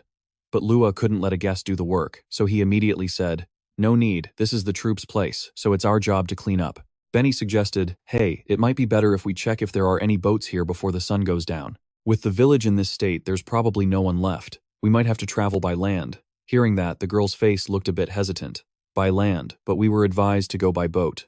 Jin-Kyung suggested, "I can handle the demons for you, but according to the map, going by land will take much longer." Lua reassured them, don't worry about it, you guys should go look around. Hearing everyone say that, I could only scratch her head and agree. Lua stood there, watching them walk away. As the three figures faded into the distance, he let out a long sigh of relief. Lua pulled out a gray object that looked exactly like a felt-tip pen. Lua thought back to when they were in that small hut. The guy had handed this to him and said, I'm not telling you to kill them alone. This is strong enough to knock out a full-grown bear. They said a member of the Alchemists Association will come handle everything once they're fast asleep. This is our chance to make some real cash. They're offering to pay us double. He stood with his hands on his hips trying to encourage him. Come on, what's so scary about someone from a local branch? Lua just mumbled helplessly. I'm not even from Jiria. I don't even have the accent. Even though he complained, he still resigned himself to pointing at Jin-Kyung's drawing. Wait, this guy is a spirit, right? If the sleeping potion works on him. Lua noticed the tension in his eyes. If that happened. Benny looked around at the wreckage. It seemed like a few houses were still standing. Could the demon that attacked them be Kantovia? With that massive height, it looked like it was walking across the ocean. Ai sat with her chin in her hand, deep in thought, which caught Jin-Kyung's attention. Good thing demons have never attacked from underwater. I heard Jiri was named after Iya, the goddess of the sea. That's why the waters here are protected by her power. Jin-Kyung burst out laughing, startling them both. Oh, Jin-Kyung, said smugly, you're such an idiot. I really need to sit you down for some science lessons. Have any of you actually seen a god? Benny shook his head vigorously. I, still confused, also said she hadn't. Jin-Kyung asked again, has anything you ever wished for actually come true? I still said no. Jin-Kyung explained, but they still make you pay to build temples and churches. You guys donate money and all sorts of valuables. Exactly, an all-powerful god who can't even create money. That makes no sense. It's all lies made up by humans to scam people. He concluded gods don't exist. Benny whispered in confusion, but there is a god. The three of them arrived at a chillingly desolate place. Abandoned ships lay scattered among a field of bones. Benny hesitated. Wait here, I was also worried. What should we do? Suddenly, Benny noticed something in the distance. He pointed it out to them. Hey, is that a light over there? A flickering light pierced the darkness. A man sat by a small lamp behind a ship. The sound of a hammer hitting the hull echoed through the air. Once the man stood up to wipe his sweat, the three of them ran over. A boat. It still looks usable, I asked softly. Excuse me, is this your boat? The girl looked at Busan with wide sparkling eyes. The old man just glanced at her and ignored them. Jin-Kyung smirked and pointed at the unresponsive Busan. Someone stepped out from the ladder, making Benny spin around. Who's there? That old man can't talk. Benny immediately asked the newcomer, we're looking for a boat. Is this one usable? The man stepped down, hesitating. Well, I think he fixed the broken parts, so it should be fine. Benny was puzzled. Is there some other problem? The man replied instantly. The sea is the problem. We need to get the boat out at low tide, but that just isn't happening. Jin-Kyung shook his head with a smug grin. No way. Sounds like Auntie Iya is throwing a tantrum. Guess our prayers aren't being heard. The man took the lamp and went down to ask Busan. Isn't that right, old man? The boat can only sail when the tide goes out. The old man didn't turn around, he just waved his hand dismissively. The man said to Benny, see, Benny just stood there stunned. How did you know that? The three were then led to a place in the basement. Welcome everyone, let me show you to your warm fire and soft beds. Lua suddenly appeared with a bright smile and a lavish meal. Jin-Kyung froze, staring at Lua in a skin-tight black outfit. He barely managed to choke out the words, cover yourself up. That jerk Jin-Kyung wondered, what the hell are you wearing? Lua had thrown his cloak back on and bowed obediently. I'm so sorry. This is what I wear for performances. Benny was focused on eating, while I tried to soothe things over. Jin-Kyung just let it go. I stiffly scooped some food and praised him. This looks delicious, thank you. Lua stood up and said, of course, let me get you something to drink. Lua looked like he was slinking away into the back. Benny asked her worriedly, what are we going to do? At this rate, we'll have to take the long way around by land. That would take way too much time, I continued. You're right, that's not good at all. Jin-Kyung took down those demons at Gotha and saved us, but if we go the long way, who knows if they'll show up again. Lua snuck around the back and poured the liquid into the glasses. Then he brought out the tray. Here we go, some delicious sweet water. Feeling guilty, Lua tripped over his words. Sweat poured down his face like rain. Faced with the confused stares of his three guests, Lua panicked and corrected himself. I mean tea, please have a taste. At that moment Lua just wanted to die. He cried inwardly. I'm doomed, thanks I said. Jin-Kyung added cheerfully. Sounds good, Benny chimed in. It smells great. I called out to him, startling Lua. Lua, do you know anything about the tides? Lua gave a forced smile. The tides, I didn't notice his strange expression. She just kept talking. Yeah, I heard Iya, the goddess of the sea, isn't opening the path. We need to get the boat out, but the tide is too high. Lua rested his chin on his hand, thinking. Now that you mention it, I remember a legend about Iya and the minstrels. I asked curiously. A legend, Lua answered honestly. It's about a breathtakingly beautiful goddess with golden hair. Yes, that's why the music hall was built in Jiria. The sea goddess once sided with the demons because they could sing beautiful songs to seduce humans. But someone discovered that the goddess loved singing, so a group of minstrels created the most beautiful song in the world, and they offered it to the goddess in exchange for her protection. That's why the tide always rises at night to protect everyone from demons and lowers during the day for the fishermen.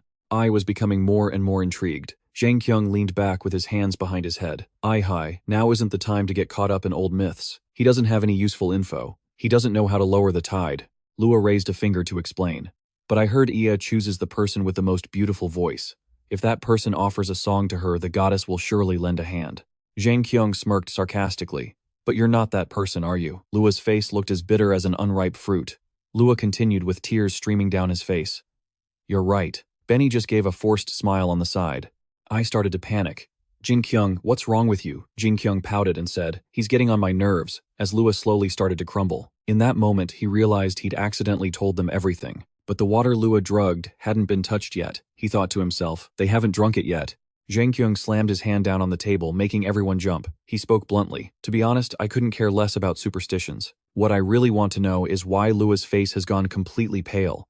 Jin-Kyung held his glass as if hinting at something sinister. What kind of game are you trying to play anyway? Night had fallen, and the towering skyscrapers were swallowed by a heavy silence. Inside a house where the lights were still on, Jin-Kyung's parents sat in a suffocating silence, neither saying a word to the other.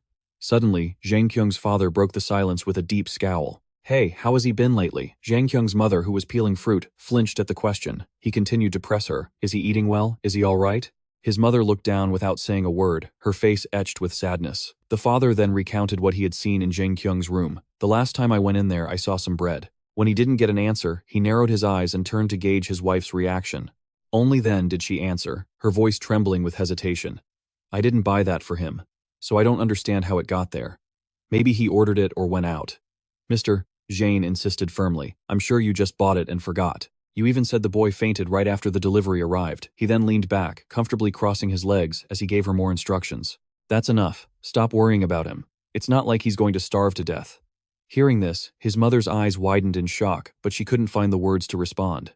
Mr. Jane fell silent for a long moment before adding, if he actually had the guts to die like that, he wouldn't have acted this way from the start. Those words left a deep shadow of sorrow on the mother's face. Meanwhile, Jin-Kyung was drowning in his own thoughts.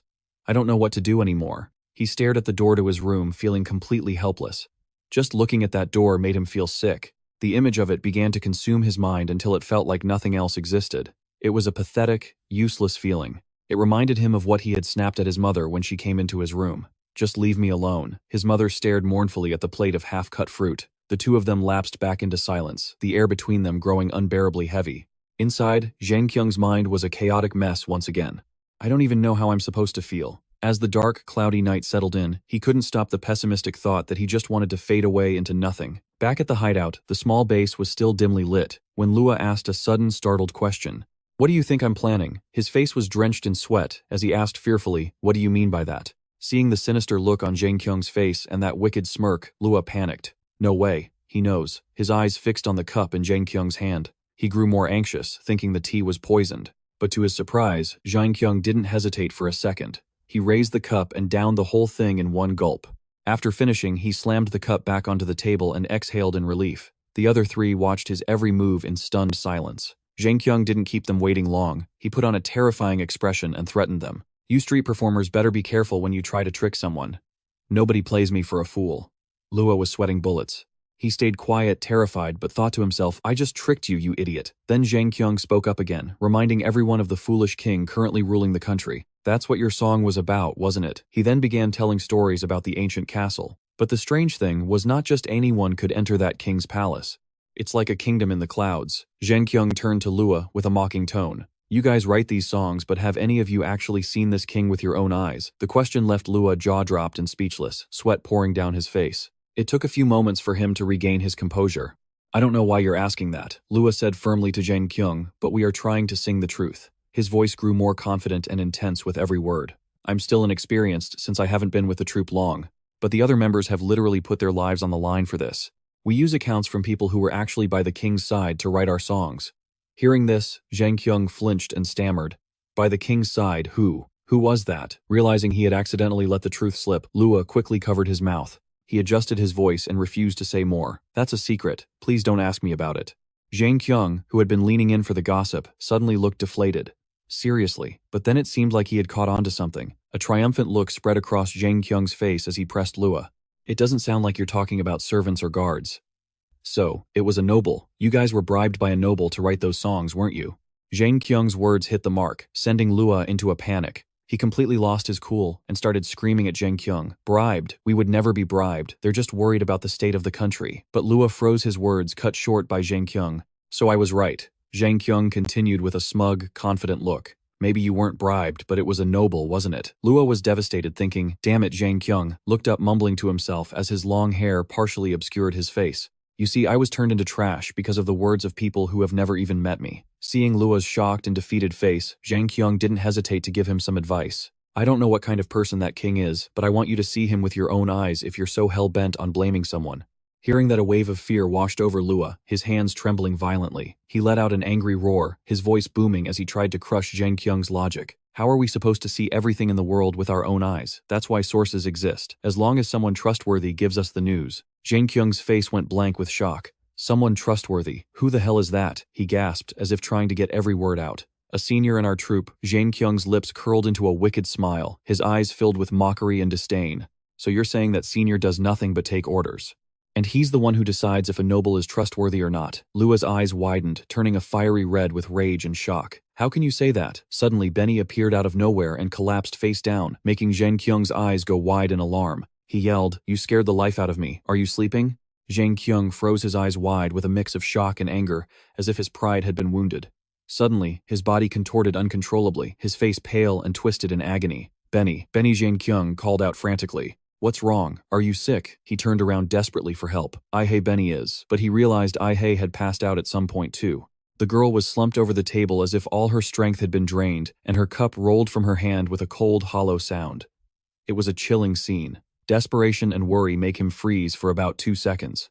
Jin-Kyung looks like he's about to lose his mind. He's completely staggered, his face, a mess of raw terror he can't even hide. His pupils constrict sharply, his breath hitching as he struggles to stand. He whips his head back, eyes flashing with a sharp, panicked gaze like a wild animal that just heard a predator right behind its back. There's a weapon by the bed. Jin-Kyung realizes it instantly and lunges for it, driven by the pure instinct of a man backed into a corner. Damn it, he's panicking because all his efforts were for nothing. The drug had no effect on the man at all. In the dead silence of the forest night, that man's disgusting voice echoes through the wooden cabin. If the sedative didn't work and things go south, then kill the summoner. Lua immediately shifts into his beast form and obeys, grabbing a knife off the table without a second thought. Jin-Kyung rushes forward desperately, his face pale with fear. As he lunges in a hopeless attempt to stop it, Lua hoists Ai-hei up into the air. Jin-Kyung gives everything he has to save the little girl, his eyes wide, as if the entire world is collapsing right in front of him. Suddenly, his body begins to flicker like a transparent phantom, turning into a surge of light. A brilliant blue light erupts, blasting everything nearby away. That beam tears through the darkness, shooting straight into the silent night sky, like a wordless scream of a destiny being overturned, sending a cold shockwave rippling across the land. The light teleports Jin-Kyung back to a city apartment, where the room's window glows as bright as a stage spotlight. He hits the floor hard, groaning in pain. Jin-Kyung calls out her name helplessly. His face is cast down, looking half mad and half paralyzed, his eyes open but completely out of focus. The blinding light swallows the room whole. Jin-Kyung looks out the window, feeling utterly powerless, sweat pouring down his face. Ai-hei. The girl's life is hanging by a thread.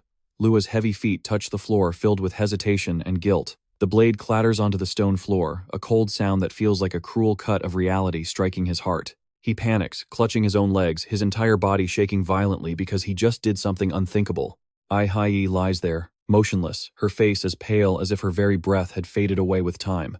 As Lua stares at the scene, his mind begins to crumble. He can't believe such a cruel thing just happened. He huddles in a corner to reflect on his actions, his body trembling uncontrollably. I killed her. He thinks back to when he sat down to strike a deal with that man. Lua is in total shock. How could I kill someone? The man raises his voice, manipulating Lua's mind. You don't get it, do you? This isn't personal. What you did is the first step in shaping a new world. Instead of hesitating, be decisive. Don't think about anything else. Once he thinks it through and returns to the present, his hollow eyes look up into the dark void, drowning in confusion, regret, and uncertainty over his own actions. I'm thinking about it now, but I still don't understand what I've done. But he said this was the first step. Lua stands up abruptly. I need to see how the world changes. We're risking our very lives for this goal. We're brothers.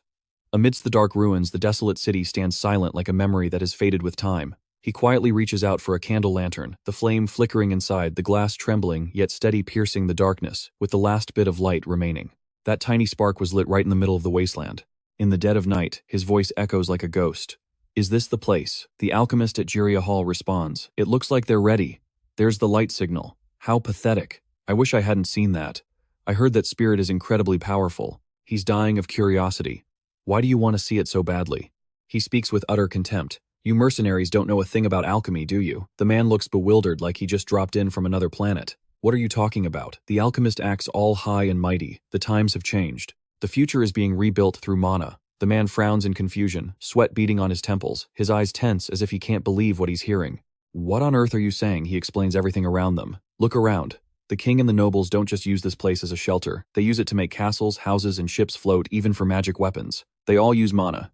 That's why wizards can't use magic anymore. He asks curiously. So we need to study mana from another world, right? The alchemist responds with mockery and doubt. Study it. We're cleaning up a mess from years ago. A moment later, a burst of laughter rips through the silence. That's it. The sky and the mountains shake violently, a rumbling sound like the earth itself is waking up. From the cold cliffs, water bursts forth and crashes down, the ocean waves surging and sending spray flying everywhere. A single drop of water hangs suspended, falling as if in slow motion, shimmering like an omen of the upheaval to come. It plunges down like a meteor, the sound echoing as it hits the ground. The entire mountain, tremors and rocks wobble, as if that one drop was the final signal to wake a sealed power. Amidst the low echoing roar, the cliffs blur in the chaos. Nature itself seems to convulse, as if preparing to open a door for something horrific to rise. The peaceful air around the two men suddenly turns heavy. But On jerks his head up, his face filled with shock as if he just felt a bad omen. Sensing something is wrong, he asks, "What's up, old man?" The old man waves him off. He gave the highest praise. "Anyway, you managed to fix it, even with the sea acting up like that." But On looks up, his gaze distant, as if hearing about this for the first time in years. He's stunned with a hint of nostalgia. How long has it been? 40 years. The water hasn't fallen since then. It feels like it was just yesterday. We couldn't go fishing for years, and everyone thought we were going to starve to death. But then that wandering singer appeared and calmed the gods. Deep down, he longs to hear that clear, beautiful voice one more time. "Could you sing us a song? Your voice is just too beautiful for us." He freezes as Budon sits there, resting his head on his hand, lost in a daze. So did he hear it. Under the cold night sky, a distant fire flickers among the desolate ruins of the ancient city. In the dark room, he gives a slight nod. "Well done. So you're Lua, right?" Lua stands up straight and answers seriously. "Yes." He gestures toward Benny, who is sprawled out on the floor. "Who's this guy?" Lua replies, shyly. "I think he's a servant." The man laughs triumphantly. "You handled this well. Either you're very good or they're just a bunch of idiots." He hoists Ai up, effortlessly, shouting in annoyance, "Stop with the lame jokes and just pay the kid, and don't forget the servant." The man gives a lazy, half-hearted laugh, grumbling a bit, but reluctantly following along. "Fine, fine. You go on ahead." As he heads up the stairs, he talks trash behind his back. That guy has zero sense of humor. He jokes with a hint of sarcasm. "Now where were we? Greetings, body check. Right, I need to pay you. How much did I pay up front again?" Lua stands there in a daze, his face filled with sheer terror. "That'll be 20 gold coins." His eyes widen, his face darkening with a mix of shock and rage, as if he just heard something impossible. "What 20 you? You've got to be kidding me, right?" You panic and push Lua back. "I don't think so." Lua freezes his hands, trembling as he frantically fumbles with his coin pouch. The man's threatening voice rings out, making his face twist in fear. Good, good." He flashes a wicked grin, unsheathing a gleaming blade and lunging toward him. Right here, he thrusts the knife with force, but Lua quickly dodges, trying to use his own body to block the strike. His eyes bulge in sheer terror as he feels the blade graze right past him. The impact of the attack sends Lua flying, slamming him hard against the wall before he collapses onto the floor, reeling in pain. His hair is a mess from the collision, and blood begins to pool painfully in his hands. Lua's scream of panic catches in his throat, before exploding into a trembling wail that makes the man clutch his head and wince. "So noisy," he mutters, his voice low and mocking, flaunting his blatant cruelty. "Don't get the wrong idea. I'm not doing this just for the money. We have to keep this a secret, and there's no better way than putting down someone who's already taken too many lives. Two birds with one stone. I heard you don't even live here, and your team doesn't even want you. Your so-called brothers are trash. Why did they give you the hardest job for a measly 20 gold coins, when I'm paying 200? A choked, broken sob escapes his lips, a desperate cry as he realizes he's been cruelly exploited. What he continues to back Lua into a corner, I wasn't expecting much anyway. I'm sure you'll want to have a word with those brothers of yours. You'll see them soon enough. I already sent them to the afterlife. Under the freezing night rain, he rides his horse through the thick mist. He coldly pulls the little girl off the horse, his face void of any pity.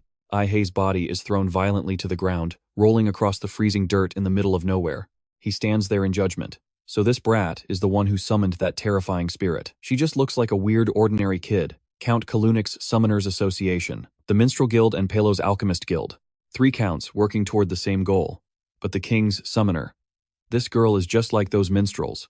Not that I care, as long as it doesn't get in my way. He coldly draws his sword, deciding to finish the girl off in a more brutal fashion. I was going to dump you in the water, but this is more certain. In the murky darkness, the blade plunges down mercilessly with a sickening sound as rain pours down from the silent night sky. His shadow stabs Ai-hei's body repeatedly, like a crazed beast in the dark. As the silent night falls, the high-rise buildings are swallowed by an eerie silence, with only faint lights flickering from a few windows. Jin-Kyung's face is a mask of dazed anxiety, as he mutters brokenly to himself. Ai-hei. His eyes are wide and rimmed with deep dark circles, showing clear signs of exhaustion and a mental breakdown. Unable to contain his agitation, Jin-Kyung suddenly lunges toward the desk in front of him, looking completely frantic. No. He hurriedly pulls open the drawer, gritting his teeth in a fit of rage and frustration. Damn it, where's the bandage? Hearing the strange noise from his room, Jin-Kyung's mother stands outside, glancing back with worry. Jin-Kyung suddenly bursts through the door, charging out as if no one could possibly stand in his way. His mother stares in shock, her mouth hanging open in confusion. Watching Jin-Kyung frantically tear through every cabinet in the house, both his parents cry out in disbelief. Jin-Kyung, it's not here. He holds an empty box, his voice dripping with gloom and disappointment. Is it gone? It's all gone. He panics and bolts in the opposite direction. His mind is a complete blank. What do I do? This can't be happening. His father jumps up, his face tight with stress and worry. What's gotten into him? Jin-Kyung quietly retreats to his room. The cabinets have been ransacked, leaving a chaotic mess of belongings scattered everywhere. He drops to his knees on the floor, his head bowed in deep thought. What am I even looking for? He clenches his jaw as if blaming himself, then slowly opens his eyes with a hollow, lifeless gaze. Even if I find something I can use. His soul is now completely consumed by despair. The air around him grows dark and mournful. It's useless if she won't summon me. Jin-Kyung hangs his head weighed down by a heavy, suffocating sorrow. He suddenly grits his teeth in anger and grabs an item from the drawer in front of him. Once again, he kicks the door open and rushes out in a desperate hurry. Jin-Kyung's father suddenly reaches out and grips his shoulder, making him freeze with a look of utter shock. His father glares at him, brows furrowed in intense anger. What do you think you're doing? Jin-Kyung's eyes widen, filled with extreme unease and total bewilderment. He instinctively shrinks back, stunned, as if enduring the chaotic pain torturing his mind.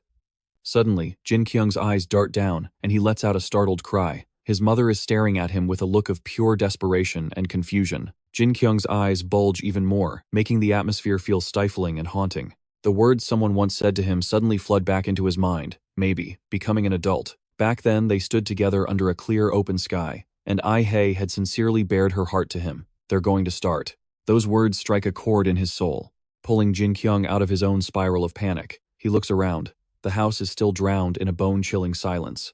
Jin-Kyung stands facing his parents, but he can't find the words. He slowly parts his lips, trying to express something. His voice rings out hesitant and confused. These words, coming from the depths of his heart, shatter the gloomy atmosphere hanging over the house. I'm sorry. His mother's eyes go wide, unable to hide the shock on her face, and even his father is left dazed and confused. What? Jin-Kyung then shouts clearly, I'm sorry for making you both worry. His mother covers her mouth, so moved she feels like she's dreaming. Mom, I'm sorry about what happened before. Jin-Kyung's face suddenly becomes incredibly determined. But I have to go. Seeing him bolt the moment he finishes speaking, his parents cry out in concern. Go where Jin-Kyung? Jin-Kyung reaches the door and flings it open with a decisive motion. Floor 17. Jin-Kyung's sudden rush leaves his parents looking completely bewildered and tense. Jin-Kyung's gaze is cold as ice, his face set with absolute resolve. His parents stand frozen, filled with dread, as they watch their son walk straight toward the railing. Jin-Kyung's eyes were wide with shock, sweat pouring down his face. His gaze was a mix of intense determination and a deep creeping fear. As the door slowly creaked shut, the air became thick and heavy, almost suffocating. Jin-Kyung grit his teeth hard, gathering every ounce of courage to face the terror closing in on him. The door slammed shut, leaving nothing but an eerie silence and a cold, biting wind brushing past him. Jin-Kyung's parents stood there, frozen, their eyes blank as if they still couldn't process what had just happened. But the moment they snapped out of it, they both bolted outside in a total panic. They leaned over the balcony, railing eyes wide and scanning the ground below in absolute horror. Jin-Kyung had recklessly leaped from the high-rise building, racing away as fast as he could. He sprinted forward, teeth clenched, whispering to himself, "Whether this works or not, it doesn't matter." His pace quickened, his footsteps pounding harder against the pavement. Was he panicking right now? Jin-Kyung kept telling himself it didn't matter as he rushed toward the nearest pharmacy. He reached the door and shoved it open with such force that the owner jumped in surprise. Jin-Kyung slammed his credit card onto the counter, determined not to waste a single second. He banged his fist on the table and shouted, his face twisted in frustration, "I need medicine. Give me medicine now." The pharmacist just stood there, stunned and confused. "Excuse me." Jin-Kyung slammed the table again, screaming, "Medicine." But the doctor was still lost, having no clue what was going on. "What?" Jin-Kyung quickly rattled off everything he needed. "She's been stabbed. I need antiseptic, gauze, bandages, anything." Once he grabbed the supplies, he stepped back out into the night, his face set with grim determination. His eyes were wide, sweat dripping off him from sheer anxiety.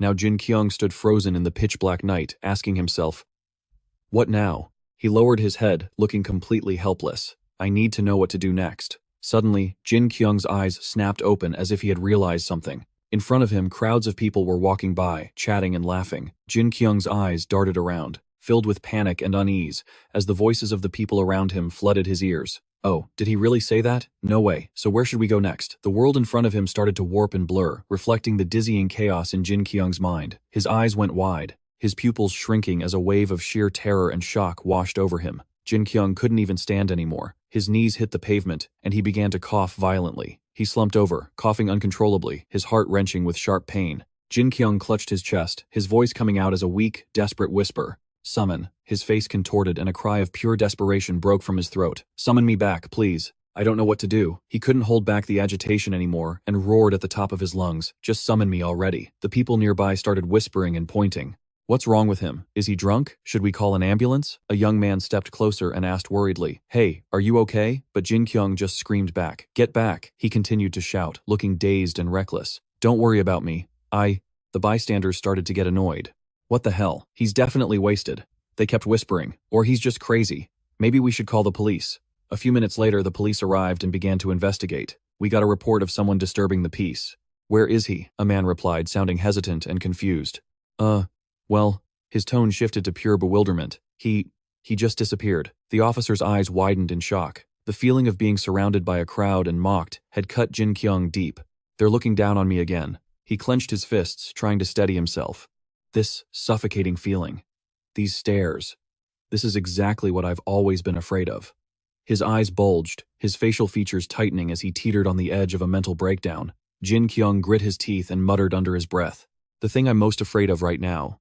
He squeezed his hands into tight balls, his anger and stress reaching the breaking point. It was clear as day as Jin-Kyung suddenly jolted up, his face full of agony, letting out a gut-wrenching scream. "That little girl. She's dying." Jin-Kyung suddenly slammed his head against the ground as if he had completely lost his mind. The crowd stood there paralyzed, their faces filled with confusion and horror at the sight. They began to chatter nervously. "What is wrong with this guy? We really need to call the cops." Jin-Kyung's eyes went dark, and he started fumbling through his pockets searching for something.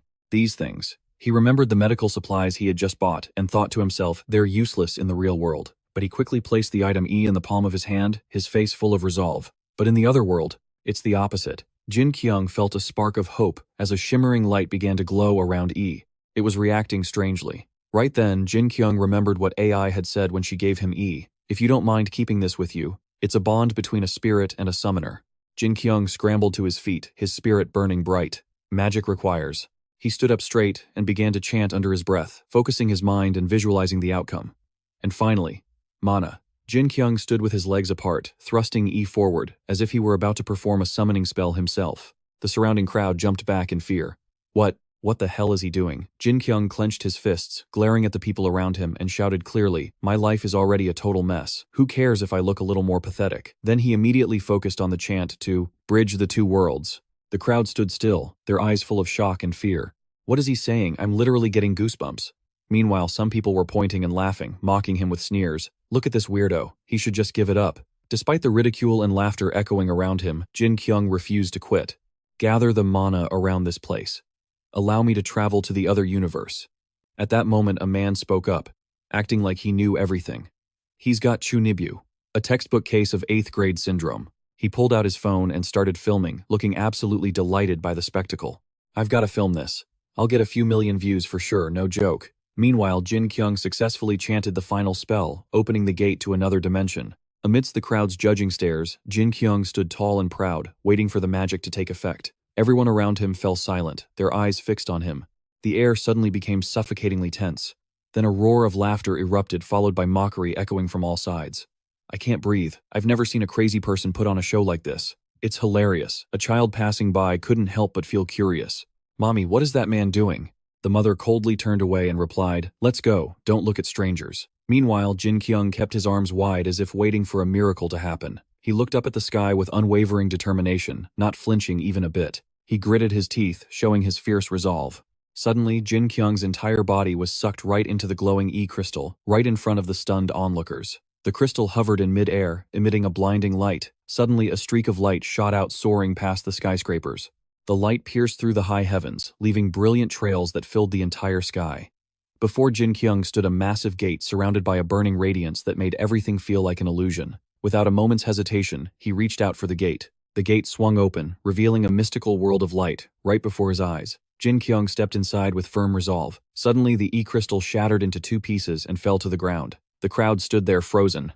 Everyone was shell-shocked by what they'd just seen. Jin-Kyung had completely vanished, leaving only a few fading sparks behind. Jin-Kyung rushed off to find Benny, his face full of panic and worry. He frantically searched every corner, his voice echoing through the area. Benny Jin-Kyung froze when he spotted Lua slumped in a dark corner, looking absolutely pathetic. He rushed over and grabbed Lua by the shoulders, his voice sharp with rage. You bastard. What did you do to Jin-Kyung's eyes suddenly widened in horror, his whole body freezing at the sight. Lua was completely drained of strength, badly injured with blood pooling from his mouth and soaking his stomach. Jin-Kyung frowned his face, a mask of shock and confusion. How? What happened to you? Lua weakly opened his eyes and forced out a word. Spirit. His voice trembled, filled with agony and sorrow. Forgive me. I was such a fool. Tears streamed down Lua's cheeks as he pleaded desperately. Please. Save me. Jin-Kyung looked down tense and uneasy. Where is she? Lua gasped out his guess. I think they took her to the coast.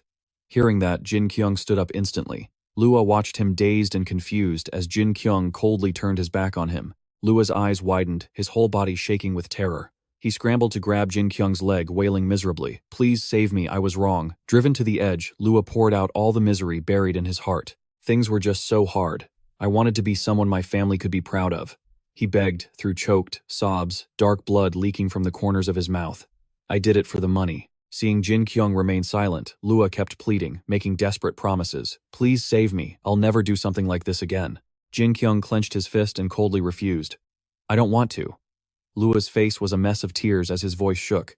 I'm so sorry. Jin-Kyung gritted his teeth and snapped back. I said, I don't want to save you. Lua's pathetic excuses only made Jin-Kyung more furious. Why is it that no matter where I go, people still do anything for money, just so some rich bastards can laugh at them? He glared at Lua with bitter resentment. How can someone like you not think for yourself? You just did whatever they said. Lua started coughing violently, blood soaking the ground. As his voice grew weaker, I'm sorry. Jin-Kyung gritted his teeth, trying to suppress his rage, but then Benny's bright smile flashed through his mind, sparking a fierce internal struggle. Something's telling me that little girl would want to help him. Finally, he decided to leave. Following his heart, even though he muttered, I really don't like this. But as Jin-Kyung walked away, strange motes of light filled the area. Thanks to the energy from those sparks, Lua was suddenly healed. His complexion returned, and his body was restored. Seeing his severe wounds vanish, he was utterly stunned. A spirit can heal a human. Lua stood up looking dazed, still unable to process what had happened. But how was he even here without a summoner, he wondered to himself. All the myths and songs from the Dong troupe mentioned magic and legends. Jin-Kyung's healing art left Lua in awe, but this was something he'd never heard of before. It was this magic that had literally brought him back from the dead. I've never heard of a spirit this powerful before. Meanwhile, Jin-Kyung was racing toward the dark valley by the coast to rescue Benny. Benny opened his eyes groggily, his mind drifting between reality and a dream. What happened? We were eating and then I blacked out. Sounds like I'm by the shore. He was greeted by the sight of a massive pile of gold coins and the chatter of mercenaries. We can split the loot after we deal with the bodies. What's the rush? One of them replied sternly. This isn't our first time working together. I don't work unless I'm paid up front. That's how I do things. I'm not surprised. Benny slowly regained consciousness and realized he was in a very dangerous spot. It looks like the Jin-Kyung king is gone. Based on what they're saying, I'm in big trouble. I'm not sure when I should make a run for it. He hesitated, trying to figure out how to save himself. This is the final goodbye. They say if you miss your chance, you'll regret it forever. Now is the time. With that, Benny snapped his eyes open. With a hollow gaze and dark circles etched deep into his exhausted face, Benny looked completely drained. He froze in absolute horror when he saw a girl lying next to him, her body drenched in blood. His eyes widened in shock, and his heart sank as he realized who it was. Benny's face turned deathly pale, and cold sweat poured down his skin in a state of pure terror. Unable to contain his panic, Benny bolted upright and let out a piercing scream, completely forgetting that he was supposed to be a prisoner. His face went blank for a few seconds before he suddenly remembered his situation. He shot a nervous glance toward the mercenaries. Right at that moment, the alchemist and one of the mercenaries were already glaring right at him. Benny forced a bright, awkward smile and gave a casual wave, trying to act as natural as possible. "Hey there," he chirped before immediately bolting away to find an escape. The mercenary didn't hesitate instantly, giving chase and staying hot on his heels. The alchemist let out a frustrated sigh, his face contorted in annoyance. "I told you to check him after we split the gold, didn't I?" he complained. Even while mid-chase, the mercenary turned back and barked over his shoulder. "Shut it. Whatever happens, the money comes first." With that, he put on a burst of speed, hounding Benny down a narrow trail deep into the dark, gloomy forest. Benny was running for his life. His eyes were brimming with tears filled with intense stress and fear. He sobbed uncontrollably as he pleaded for mercy. "Why are you still chasing me? I'm not even worth killing." The mercenary tried to play a deceptive game. I get it. Just stand still. I only need to check one thing." Benny wasn't falling for it. He shot back defiantly. "Check? What with a sword in your hand? You're gonna check my guts, aren't you?" At this, the mercenary lost his cool completely. He violently hurled his sword straight at Benny. "You're a real pain in the neck. Just let me stab you once." As the blade whistled toward him, Benny's face twisted in fear, his eyes bulging in sheer shock. He quickly dropped his weight, planting his hands on the ground to dodge the lethal strike. After successfully avoiding the blade with his sharp instincts, Benny spoke up firmly. People are only afraid when they do something for the first time. He suddenly accelerated, leaving the mercenary in the dust with a speed so intense it felt like the ground was shaking. If he could just push through this once, the second, third, and fourth times would be easy. The mercenary gasped in disbelief. "How the hell are you so fast? Are you some kind of animal? You're actually running on 2 legs, Benny snapped back. "Sorry, but I can't keep running like this." The mercenary grew even more irritated. "Stop talking back to me." As Benny sprinted blindly ahead, a dark figure suddenly appeared in front of him. Realizing it was Jin-Kyung, Benny shouted out in pure joy. Master Jin-Kyung's expression was stern and full of resolve as he ran toward him. Benny frantically cried out for help, explaining the dire situation. "Save me. That money-grubbing bastard is trying to kill me." The mercenary cursed under his breath. That brat. He suddenly stared in shock as if he'd just discovered something unbelievable. Seeing Jin-Kyung left him completely bewildered.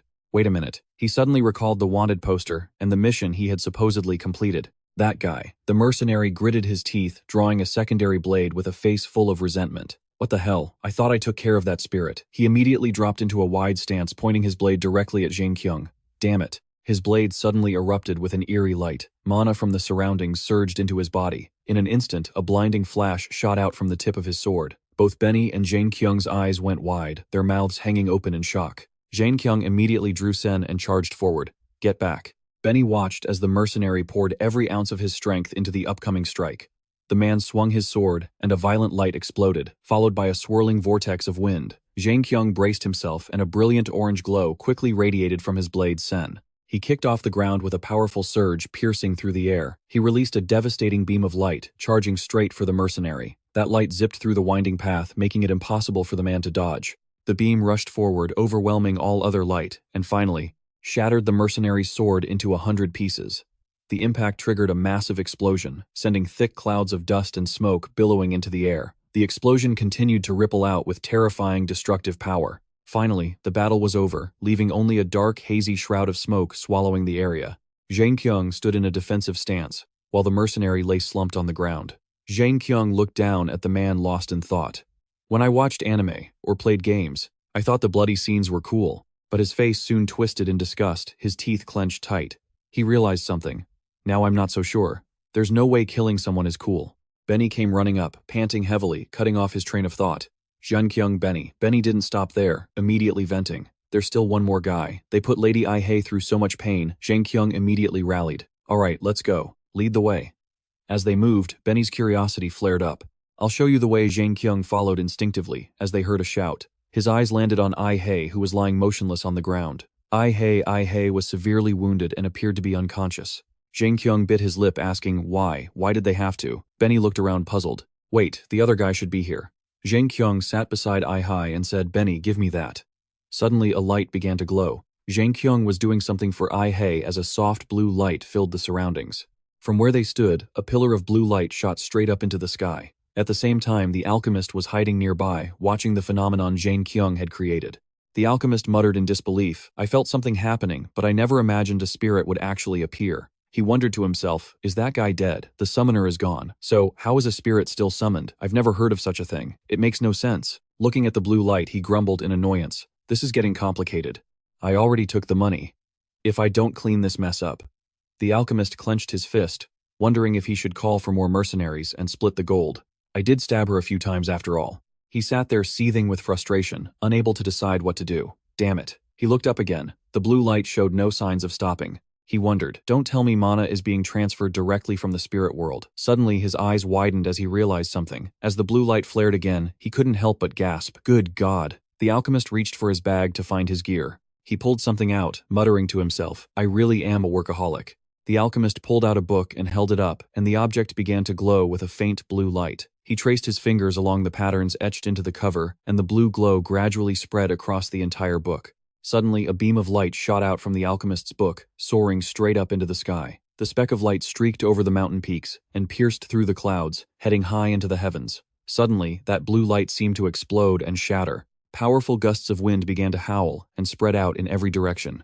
Lua was running frantically toward something. As he ran, he kept thinking back to the bard. A bard's song lives on through generations. It's something that history can never truly forget. The image of the bard flickered faintly in his mind. He was still thinking about those lyrics. They were more exciting than dry words, and more intense than any simple story. But if they failed? Lua cursed the world in frustration.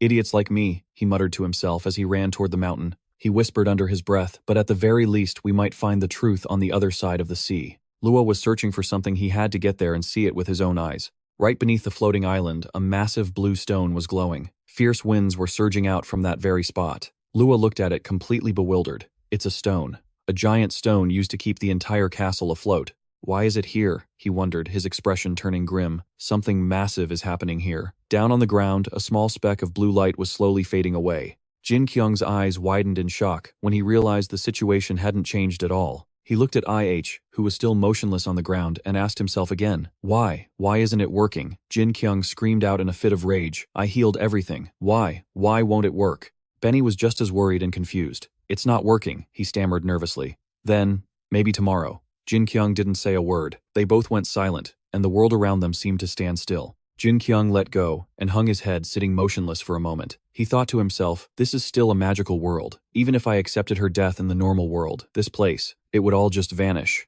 Still kneeling on the ground, Jin-Kyung called out Benny. Benny jumped and answered quickly. Yes, you asked. What happens to those who die here? Caught off guard by the question, Benny could only tell him what he knew. When they die, well, there are many stories saying their souls wander this place until the gods finally find them.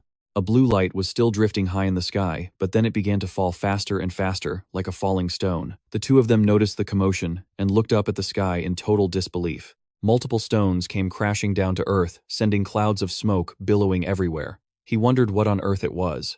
A massive rock with a glowing blue stone in the center stood before them. It was many times larger than both of them, and once again everything went deathly quiet. The alchemist stepped out from behind and asked, So, you're the spirit everyone's been talking about. Both of them were startled to see the alchemist. He had approached them just to satisfy his own curiosity. I heard you were incredibly strong, so I was planning to retreat, but I was just too curious about you. When Benny saw the alchemist, he shouted, Sir Jin-Kyung, it's him. He's the one who wanted to throw me and Lady I-Hei into the water. Jin-Kyung immediately ordered Benny take her and go. Benny obeyed. Yes, sir. He quickly picked IH up to carry her away, leaving Jin-Kyung and the alchemist alone. The alchemist tried to psych himself up. This isn't good. I need to take care of these pests before I can receive the rest of the payment. Jin-Kyung leaned down, picked up his weapon, and glared at the attacker. You people went way too far. They're just ordinary people, Jin-Kyung said. They aren't legendary heroes or royalty, or even descendants of the Demon King. Jin-Kyung questioned him furiously. So, why? Why did you want to kill her? Who ordered you to do this? From high above, Lua was watching the two of them closely. The alchemist let out a laugh. I can't believe you actually noticed. He turned serious and replied to Jin-Kyung's words. But that is such a boring question. Jin-Kyung's eyes were filled with killing intent as he stared at the alchemist. The alchemist continued. Those who head north never live to tell the tale. They either die in the north on the way back or before they even get the chance to leave. He turned to Jin-Kyung and asked, from the perspective of the Demon King, things are moving fast, but if this danger is completely wiped out, it'll be hard for him to keep being lazy, don't you think? Lua watched their conversation with a serious expression. The alchemist continued to mention others how the alchemists, bards, and summoners worked together to find a solution, but the king was conspiring with mages instead of worrying about the country's safety. Jin-Kyung cut him off, catching him by surprise. Are you saying that the lords took control of the alchemists, bards, and summoners, and basically imprisoned the king and the witch? The alchemist was confused and asked what even Lua, watching from above, didn't understand what he meant, but Jin-Kyung kept going. Because the king ordered them, they had to pretend to obey. But if they actually solved the problem, it would be a huge headache for the lords. That's why the lords ordered the death of the expedition groups. The alchemist waved his hand dismissively. That is completely different from what I was saying. Jin-Kyung shot back. Who would ever believe you? Believe whatever you want. The alchemist was stunned by Jin-Kyung's words and actions. Jin-Kyung stated firmly once more, the king and the witch did everything they could to make this expedition a success. I saw it with my own eyes. Don't you dare lie to me. The alchemist remained silent. Suddenly, Jin-Kyung's attention shifted to his weapon.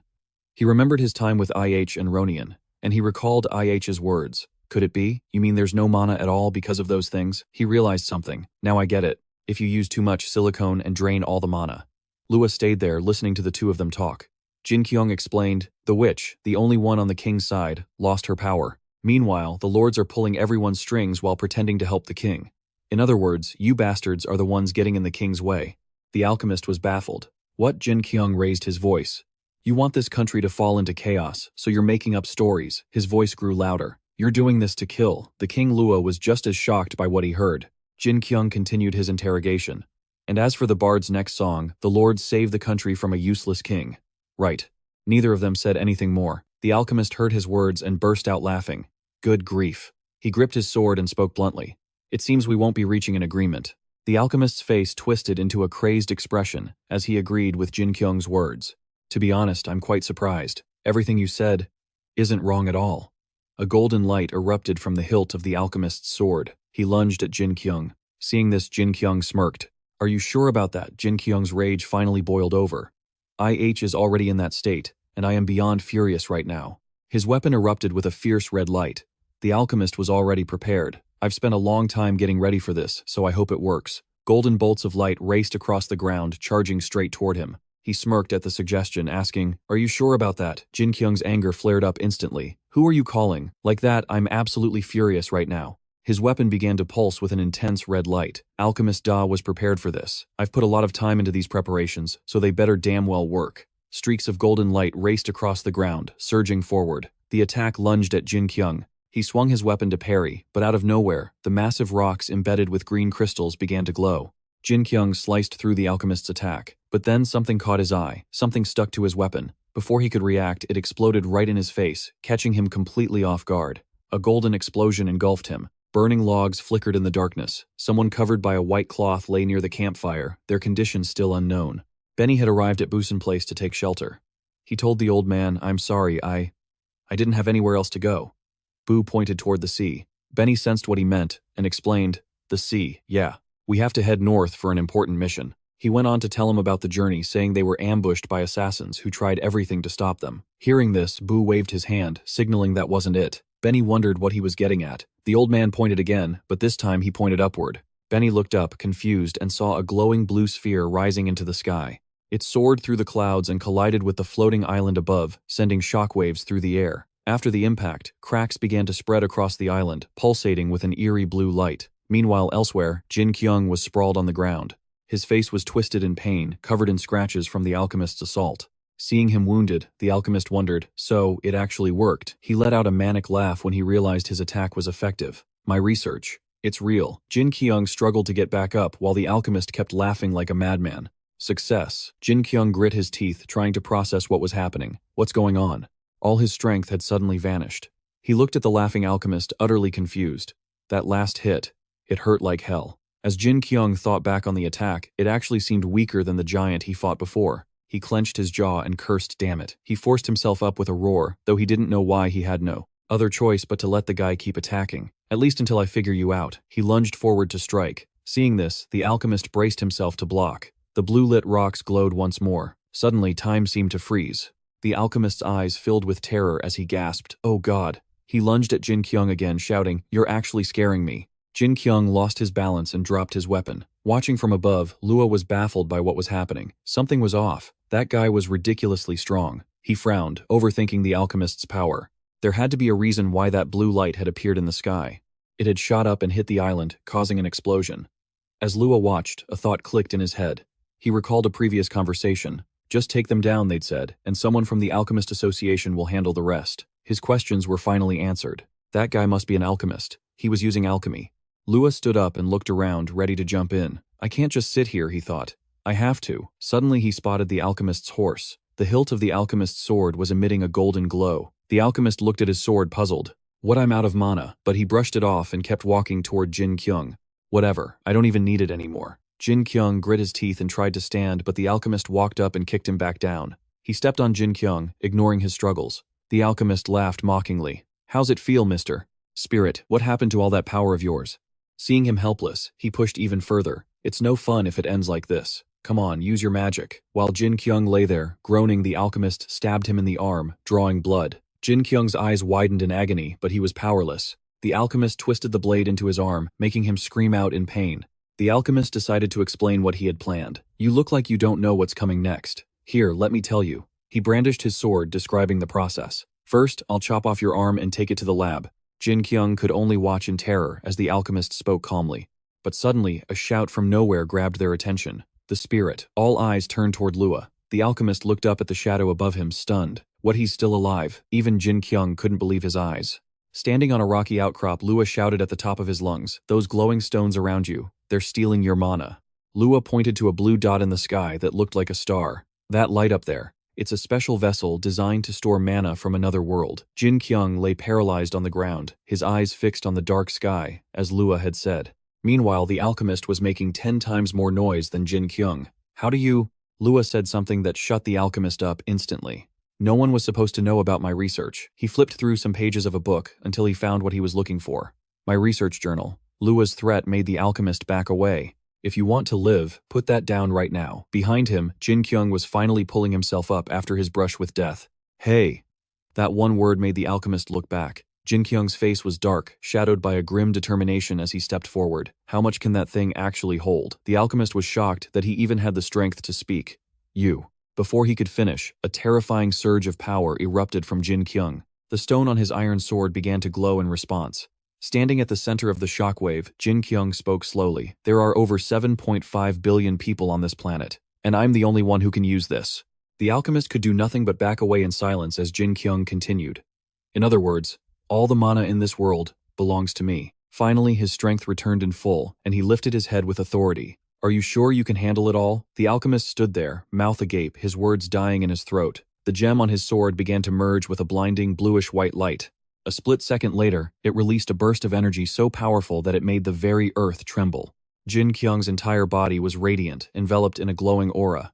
But it didn't stop there. The energy converged into 3 distinct points, forming a perfect geometric alignment. From the sky, a beam of power shot down and split into 3 separate paths.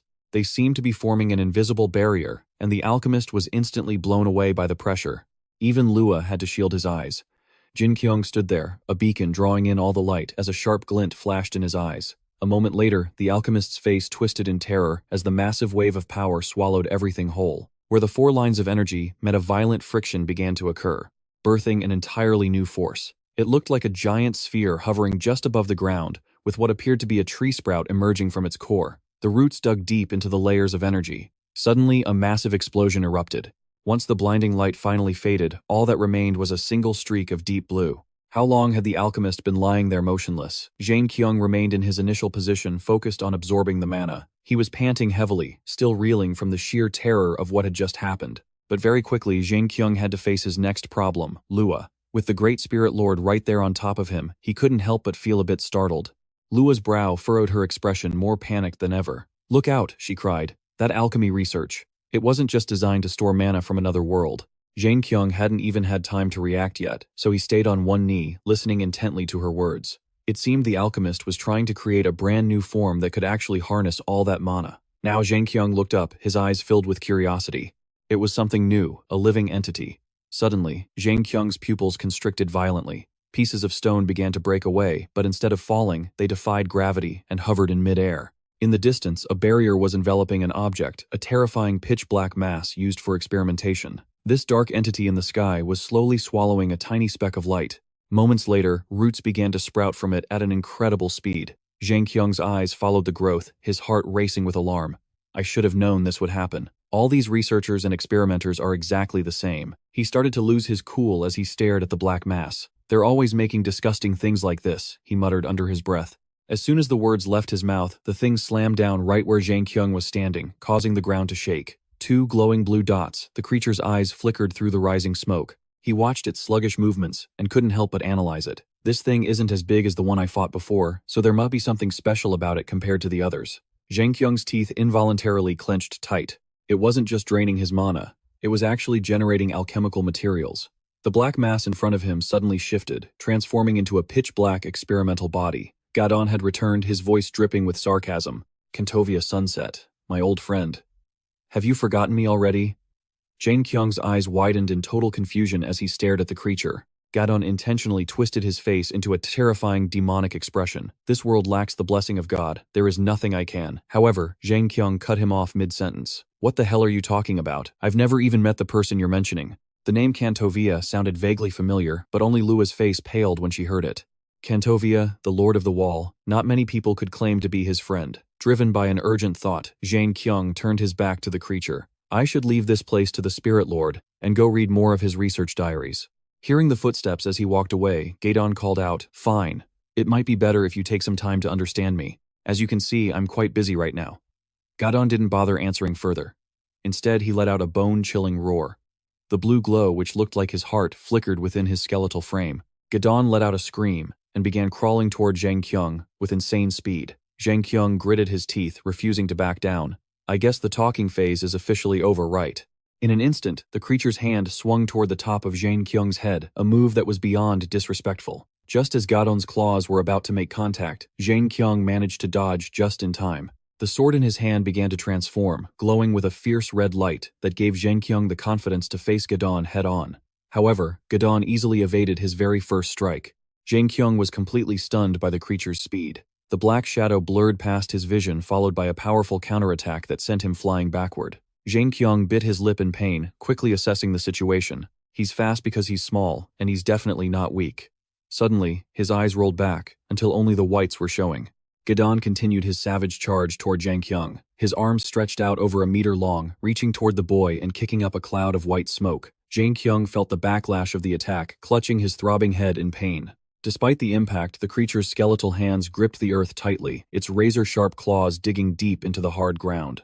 Powerful explosions erupted right beneath Gadon's feet, yet he didn't stop continuing to create shockwaves that tore up the landscape. Jin-Kyung lay buried under the rubble, barely holding on to a shred of life. Gadon then began to conjure a bright flame within his maw. He hunched over with a low growl, before unleashing a massive torrent of fire. The force of the blast ripped through the surrounding boulders, carving an endless straight line through the terrain. In the middle of the desolate mountains, several flashes of light suddenly sparked. The sword in Jin-Kyung's hand seemed to struggle while blocking the attack. Finally, he managed to deflect a blow back at Gadon, but the creature nimbly avoided it and landed effortlessly on the ground.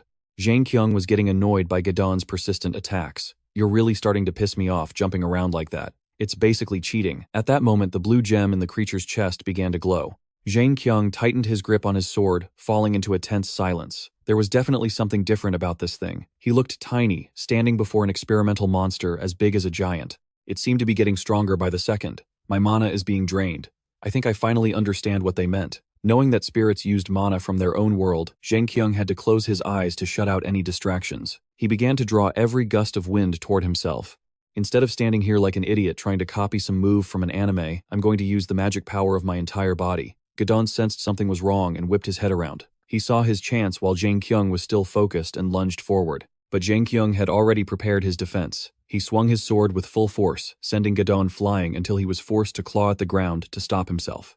Immediately after, Gadon took another hit that sent him flying dozens of meters. He landed right back in the crater he had created earlier. As soon as he hit the bottom, Gadon's silhouette vanished. Suddenly, he reappeared out of nowhere to attack Jin-Kyung from behind. Gadon's face was glowing with the intensity of the flames. He breathed fire once again, but Jin-Kyung managed to dodge it safely. However, in the blink of an eye, Jin-Kyung took a direct hit from Gadon. The stream of fire unexpectedly surged through the creature's own roots. Gadon was still sharp, dodging the incoming counter with ease. That move only fueled Jin-Kyung's determination. Not enough. I need to be even faster. He shifted his weight, preparing to dash. He flipped through the air several times, moving like a flash of lightning. A moment later, Jin-Kyung was behind Gadon, delivering a sharp kick to his arm. It didn't do much damage, but it was enough to drive Gadon into a blind rage. The creature's frantic movements sent dust and sand swirling into the air. Jin-Kyung had to shield his eyes from the terrifying sandstorm. Finally, he unleashed a massive strike that sent Gadon spinning through the air. The monster refused to give up, reaching out with its giant hand to crush Jin-Kyung. Seeing this, Jin-Kyung transformed his sword Sao Kon into a whip-like cord and lashed out at Gadon's hand. The impact knocked both of them backward. Gadon's face was now contorted with a fiery orange rage. Hearing the creature's deafening roars, Jin-Kyung snapped, "Shut your damn mouth." This time, he took the advantage and launched a devastating attack, turning the entire area a brilliant red with overwhelming energy. Within moments, everything nearby was plunged into total darkness. Meanwhile, a guide led a small group of people toward a secret base. "Luta is this way, she's inside the house." Jin-Kyung didn't have any patience left. He spoke in a cold, hard tone. "Bring Ai-hei out here to me right now." The man could only nod and comply. Okay. Meanwhile, Busan silently observed the situation. Jin-Kyung's expression was grim. The girl lying motionless before him was on, and the heavy silence made the air feel even colder. Lua's eyes welled up with tears of regret. "I'm so sorry, Spirit Lord. This is all my fault." However, Jin-Kyung cut him off. "Shut up. It's not over yet." He kept repeating the same phrase, "It wasn't over." Jin-Kyung knew he could make it happen. That kid was the answer, a summoner who had never successfully summoned anything before. He thought of the mockery she must have endured. She was likely treated even worse than he was. But despite that, An accepted a mission that everyone else avoided. And when you realize that a person's worth might be determined by something as simple as whether they try or not, Jin-Kyung finally spoke. "That's why. I hope you succeed this time." A profound, indescribable sadness flickered in his eyes. "Because I'm going to give it my all too." At that moment, a blue light began to radiate from his body. Benny didn't know how to comfort him, and could only hesitantly mutter, "Lord Jin-Kyung." Suddenly, the ground beneath them began to tremble. Massive rumbling sounds echoed through the air, and waves began to surge violently. Startled, he shouted, "Lord Jin-Kyung, you can't just use magic so suddenly like this." Jin-Kyung turned around, breaking into a cold sweat as he insisted, "It's not me." The sea was churning violently for some unknown reason, and sprays of water fell like a heavy downpour, turning into a sudden rainstorm. The water began to rapidly recede, revealing massive rock formations. Lua screamed in terror. "It's a low tide. The water is pulling back." Jin-Kyung's eyes widened in shock. This was a low tide. He stared at the scene in utter confusion. Why now of all times? Just then, a blinding golden light erupted, illuminating the entire area. He could only stand there, sweating and bewildered. The brilliant light continued to glow as a voice echoed through the air. "Outsider, why are you interfering with the affairs of this world?" Hearing the voice, Jin-Kyung immediately demanded, "What was that sound?" Lua, seeing someone nearby drop to their knees, gasped, "Spirit Lord." Jin-Kyung snapped his head around. His companion was already kneeling in fear. I think that might be the sea goddess, Lady E." Jin-Kyung let out a dry smirk. The sea goddess Lua, looking irritated, whispered under his breath, "Lord Jin-Kyung, you said God didn't exist." The deep voice echoed again. "I will take this child's soul and bring it to Idarab." "So why? Why do you keep trying to pull her soul back here?" Jin-Kyung glared and barked back. "What? You're saying the reason An won't wake up, even though I saved her, is because of you?" The voice immediately questioned him in return. "This girl has taken her final breath." "You can fix that," Jin-Kyung screamed, his mind clouded by pure rage. "You said I brought her soul back, which means she's alive, so why let her go? What the hell is wrong with you?" Behind him, Lua was trembling and stuttering. "Lord Jin-Kyung, please. You should show a little respect." Jin-Kyung didn't care and shouted back over his shoulder, "Oh come on, am I wrong? Anyone can be a little late. Why is she being so strict about the time?" "Right." Benny Lua bowed his head, terrified. I don't know." Jin-Kyung turned his gaze back toward the light. "She's a good girl. She came here and sacrificed everything to save the people. Shouldn't God bless people like that? Just let it slide this once." The voice suddenly went silent. Jin-Kyung demanded to know why she wasn't saying anything. After a long pause, the mysterious voice finally spoke. "Outsider. There was once a band that said many things just like you. It was 1 Enerly and 3 humans." Busan, holding his instrument, spoke up. "Sea goddess. The people of the north sacrificed everything to protect this world." Busan turned his gaze toward the vast ocean. I offer this music to you, hoping it might soothe your anger. So please, open the path. Back in the present, Busan's eyes were wide with sweat, and the goddess's voice continued. My condition is simple. As Jin-Kyung pursued his righteous mission, long streaks of water suddenly appeared before him. If there is an occasion for you to speak the truth. The sea goddess finally revealed her true form to him, and whispered, you must not lie, and you cannot remain silent. Busan's face contorted, as if he were weighing a difficult choice.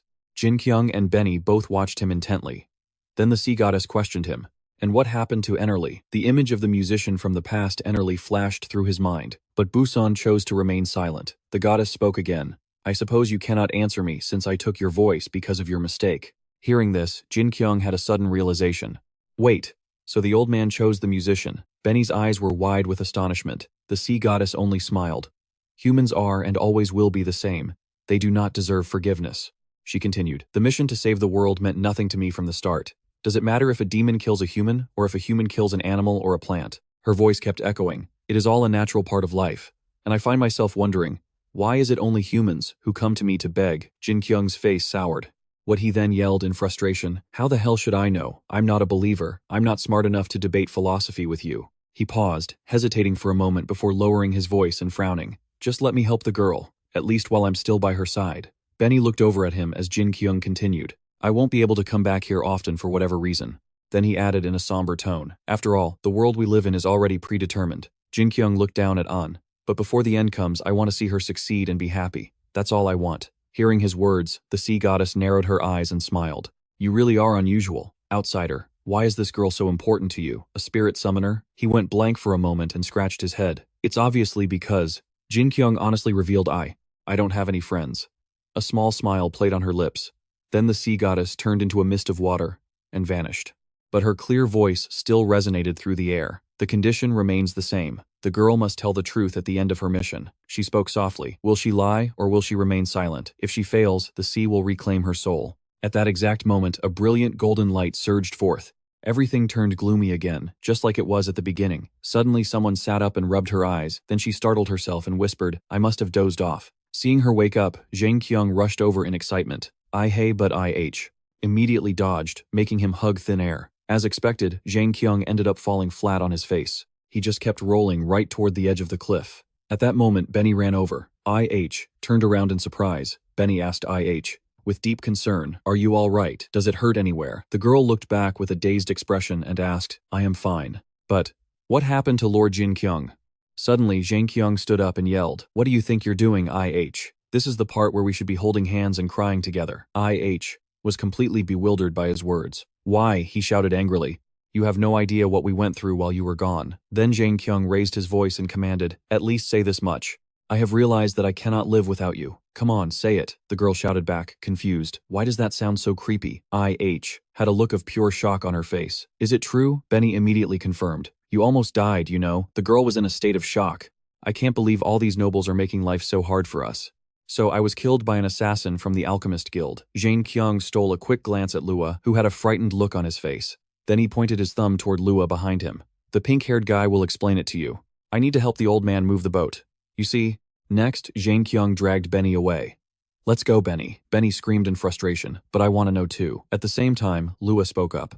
IH saw him gritting his teeth, hesitating to speak. The girl opened her eyes wide in confusion. Suddenly, Lua dropped to his knees on the floor. I am so sorry, Miss IH. IH immediately frowned as he began his hesitant confession. The one who killed you was me. Our band of musicians was paid to do it. Lua trembled as he clenched his fists. I was singing things that endangered the kingdom because of that foolish king. But in the back of my mind, I thought that maybe it wasn't really true. Tears began to stream down his face.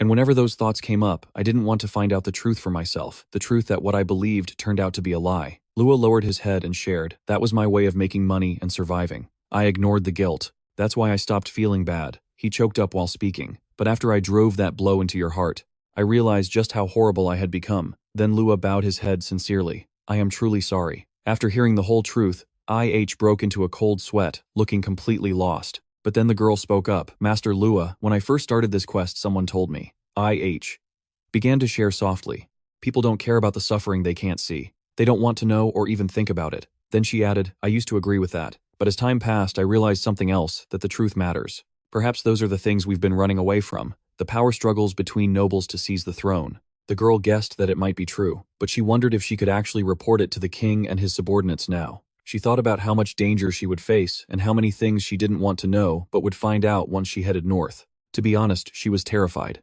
But with a face full of determination, IH asserted, "I'm not sure if anyone can make a smart decision when they don't know the things they're trying to avoid." She didn't stop there. "I think you're ready to become a wise person." Then IH made a suggestion. "Why don't you write a wonderful song for everyone?" 2 streaks of tears kept falling down Lua's face. "Okay, I'll do it." In a barren land nearby, a ship was seen docked near the shore. Jin-Kyung's voice rang out. "It turns out the demon's heart is just a tool created through alchemy." Then he frowned and asked, "Can that thing really create demons?" Lua replied hesitantly, "Not exactly. It's what comes next." He lowered his voice. "When it's used on humans," Lua continued, "it turns those humans into demons." He seriously recounted we musicians also have songs about King Kantovia's army, the Lord of the Wall, and his sword family. The stories of them being tempted by the demons in the north and joining them are very famous. Kantovia, the Lord of the Wall, and his sword family. Lua hesitated. Their allies and comrades, the great mage Gadon. They thought he had disappeared in the north. Hearing this, Jin-Kyung speculated, "Don't tell me they turned into demons because..." He also spoke sternly, "That's right. The Alchemist Guild is likely behind all of this. The demon you fought last night," Lua continued. "He said the mage Gadon was used to create it." An image of Gadon appeared. "Kantovia, the sunset, my old friend. Have you forgotten me?" A voice spoke from a person who was bound. "There is nothing I can do." In a world lacking natural creation, he was drenched in sweat, frowning as he looked ahead. He was powerless.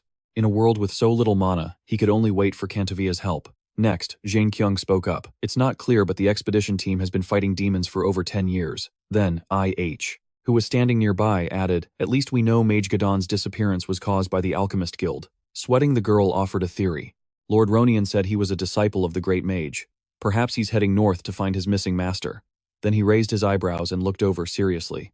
"We need to uncover what happened in the north. As long as we understand exactly what's going on or find evidence, the nobles won't be able to do anything. Thank you for this information, Lua." Hearing those words, Lua smiled through his sweat. The ship had already set sail. Lua stood alone on the shore watching it go. Countless people would hear him, and countless sounds would be by his side before they vanished once more. A musician's life is made of brief encounters, just like a single song is enough for him to feel it all. After just one night, could he live through another wild night like this? Suddenly, Lua shouted at the top of his lungs, "Soul Lord." On the ship, Jin-Kyung heard the call and turned around in surprise. Lua yelled with tears streaming down his face, "I promise I will become a great musician." Then Lua firmly declared, "I will sing a song about you, so that everyone can remember you forever." Then he collapsed to the ground. "So please have a safe journey." All he could hear was the sound of the sea. He felt as if the Lord was waiting for his new song. At the same time, Jin-Kyung waved back and shouted, "Sorry, but I'm not interested in songs sung by guys like you." Ai-hei kept glancing back as she walked. It looked like Benny had finally fallen asleep. I guess he really did stay up all night. Hearing that, Jin-Kyung couldn't help but feel a bit startled. Suddenly, a blinding flash of light erupted. At that same moment, Jin-Kyung reappeared. With an excited look on his face, he thought to himself, "Thank goodness I managed to return while there aren't many people around. I should head home." Nearby, a man drenched in sweat watched him, his cup of coffee slipping from his hand and crashing to the ground. Jin-Kyung was running now, feeling a rush of excitement. His recovery speed was truly incredible, and his body felt perfectly fine. Suddenly, a familiar figure appeared ahead. Seeing who it was, he started sweating and stammered, "Oh hey." Jin-Kyung's father frowned, questioning him sharply. "What do you think you're doing? What the hell were you doing out so late?" He let out a long sigh to regain his composure. Then his father told him to get inside immediately. Jin-Kyung obediently replied, "Yes, sir." Once inside the elevator, Jin-Kyung thought to himself, "Why did I have to come back right as Dad was heading to work? At least he didn't completely lose it with me." The elevator reached his floor, and his mother stepped out looking worried and frantic. Jin-Kyung, she looked surprised to see him. His stepmother spoke up, her voice full of concern. "Where have you been all night? Do you have any idea how worried I was?" Jin-Kyung could only scratch his head awkwardly. "I'm sorry, Mom." Then he suddenly revealed, "Actually, there are a few things I really want to do." Hearing this, his mother asked curiously, "Things you want to do?" Jin-Kyung quickly waved his hands, explaining, "It's nothing crazy, it's just really important to me." Her face showed her curiosity, while he broke into a sweat and averted his eyes. "It's just, I'll make sure to eat properly and everything, so please don't worry too much when I'm staying in my room." Her eyes widened for a moment before she softly replied, "All right, I understand." Then she gave him a warm smile. "I don't know what it is you're planning to do, but I hope it goes well." Seeing that he had her approval, Jin-Kyung couldn't hide his joy. Suddenly, she spoke up again, "I should call your father. He didn't sleep a wink last night before heading to work. Hearing that, he replied, I actually ran into him outside. After saying that, Jin-Kyung went into his room and closed the door. At that moment, a look of confusion washed over his mother's face. But your father left for work over 1 hour ago. Inside his room, a small smile played on Jin-Kyung's lips. Alright, I guess that was the moment I was summoned. Up until now, things haven't been too bad. But no, he still wasn't strong enough. However, from now on, an image of Jin-Kyung and I-Hei standing face to face appeared. He wouldn't let her fall into danger ever again. Together they stood on a ship out at sea. The brilliant sun in the distance made the surface of the ocean look like it was glowing. The water was constantly rippling as dolphins leaped playfully out of the waves. Benny stood on the deck, looking out ahead. Glad we made it out before the tide rose. The old man said everything over there is EAS territory. I-Hei stood beside him, looking up in awe. I never knew the ocean was this vast. I thought we'd reach the north quickly once we got on a boat. Jin-Kyung agreed. Me too. This is my first time too. Suddenly he walked over to Bus. Hey, how long will it take to reach the north?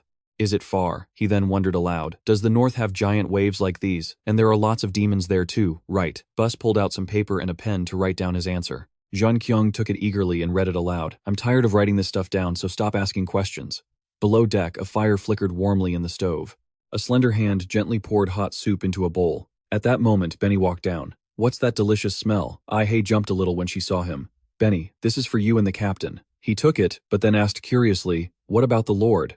The girl replied, he told me to summon him when it was time to eat. Suddenly, a blue energy beamed down from the sky onto the ship. Jin-Kyung appeared from within that light. Benny looked at him with curiosity. My lord, what's with those warm clothes? Jin-Kyung smiled as he took off his coat. It's going to get cold in the north soon. After all, you guys need to be better prepared. Then he gently draped the coat over I-Hei's shoulders. Jin-Kyung then said in a serious tone, take care of yourself, you silly girl. She looked up, blushing slightly. Yes, thank you, my lord. Benny went silent for a moment before asking, so, where's mine? Jin-Kyung ignored him and immediately cut him off. Benny, didn't the old man tell you something? He continued. I told you to ask him about what happened when he went to the north. Benny walked away huffily. He told me to stop asking because it's annoying. Besides, I catch colds easily too. Above deck, Benny was complaining to Bus, while below Jin-Kyung and I-Hei enjoyed their meal together. Suddenly, he looked up at her. I-Hei, remember that red stone you gave me before the Ithas? She immediately nodded. Could you get me another one? She looked away thoughtfully. I'm not really sure. It takes a very long time to make. Jin-Kyung was curious. You made it yourself, I-Hei answered honestly. Yes. The ethos is crafted throughout the entire summoning ritual. She continued. We have to gather scattered soul fragments from wherever we travel. If we bring those fragments to the sanctuary and perform the ritual for about 1 day, the ethos necklace finally takes shape. Hearing this, he made a guess. So that means you have to wait for the soul fragments to form. Each ethos necklace must take a massive amount of time to create. I-Hei smiled and replied, yes. And the process is quite complicated. That's why we rarely make them unless it's for a ritual. Even though we say the ethos necklace connects the summoner with the spirit, no one really knows if that's actually true. Then I-Hei added, but there is one thing we are taught as a custom. Give it to the strongest spirit you can summon. Jin-Kyung thought for a moment and hesitated. It felt important when he used it, but if it was really that hard to make. Suddenly, a loud sound echoed. Jin-Kyung was startled as the boat came to a halt. He hurried up to the deck and asked, What's going on, Benny? Benny explained. The old man said, We're stopping to rest here for 1 night, and we'll head out tomorrow morning. He continued. Apparently this island is known as the Silent Sea. Jin-Kyung looked around curious. What is this place? It looks like a total mess. Benny speculated. Maybe demons attacked this place too. Suddenly, Jin-Kyung realized something. Wait, the tide can reach all the way up there, Benny replied. Yeah, that's the path to the north. We'll head that way once the tide goes down. Jin-Kyung finally understood. So this is basically just a pit stop while the tide is low. Scene change. An old man looks up. Wait, is that Busan? The man sitting across from him is totally shocked. How long has it been? We were starting to wonder if your ship sank somewhere, and now you're here. Busan just uses his body to communicate, which catches the two of them off guard. What? The Jia coast is closed. He mutters to himself. I guess Aya is really pissed off. Jin-Kyung watches the scene confused, wondering if that was sign language. At the same time, he motions for them to sit. Their companions won't be able to leave until the tide goes down tomorrow morning. Busan just sits by the fire, strumming his instrument. Jin-Kyung, sitting nearby, speaks up. It really seems like he's a professional musician. I-Hei, sitting next to him, sighs. It's such a beautiful song. She looks ahead and shares her thoughts. Right now, I can't stop thinking about how beautiful this place is. But somewhere out there, people are probably losing their lives to demons as we speak. The girl continues. The villages near North Gotha that I passed through were completely wiped out, and there weren't even any of those giant demons we fought before. Then I-Hei turns to him curious. Did things like this happen in your world? Jin-Kyung hesitates and replies, I'm not sure. Then he says, we didn't have demons, but I think it was pretty similar to this place. Just then, an old friend of Busan's walks over with some cups of hot milk. I heard you guys are heading north. Are you sure about that? It's pretty dangerous up there. Ai-hei takes a cup with a light smile. Yes, we have something important to take care of there. The man grins at that. Honestly, I never thought Busan would bring anyone else to the north. You two aren't exactly ordinary, are you? Jin-Kyung stands up and asks, you seem to know a lot about the captain. Busan's friend immediately bursts out laughing. Of course I know the captain, even though he wasn't a sailor at first. He then starts telling them about what happened in the past. It was about 40 years ago, back when Busan was still a musician. He went to the north with a small group. I was the one who took them there.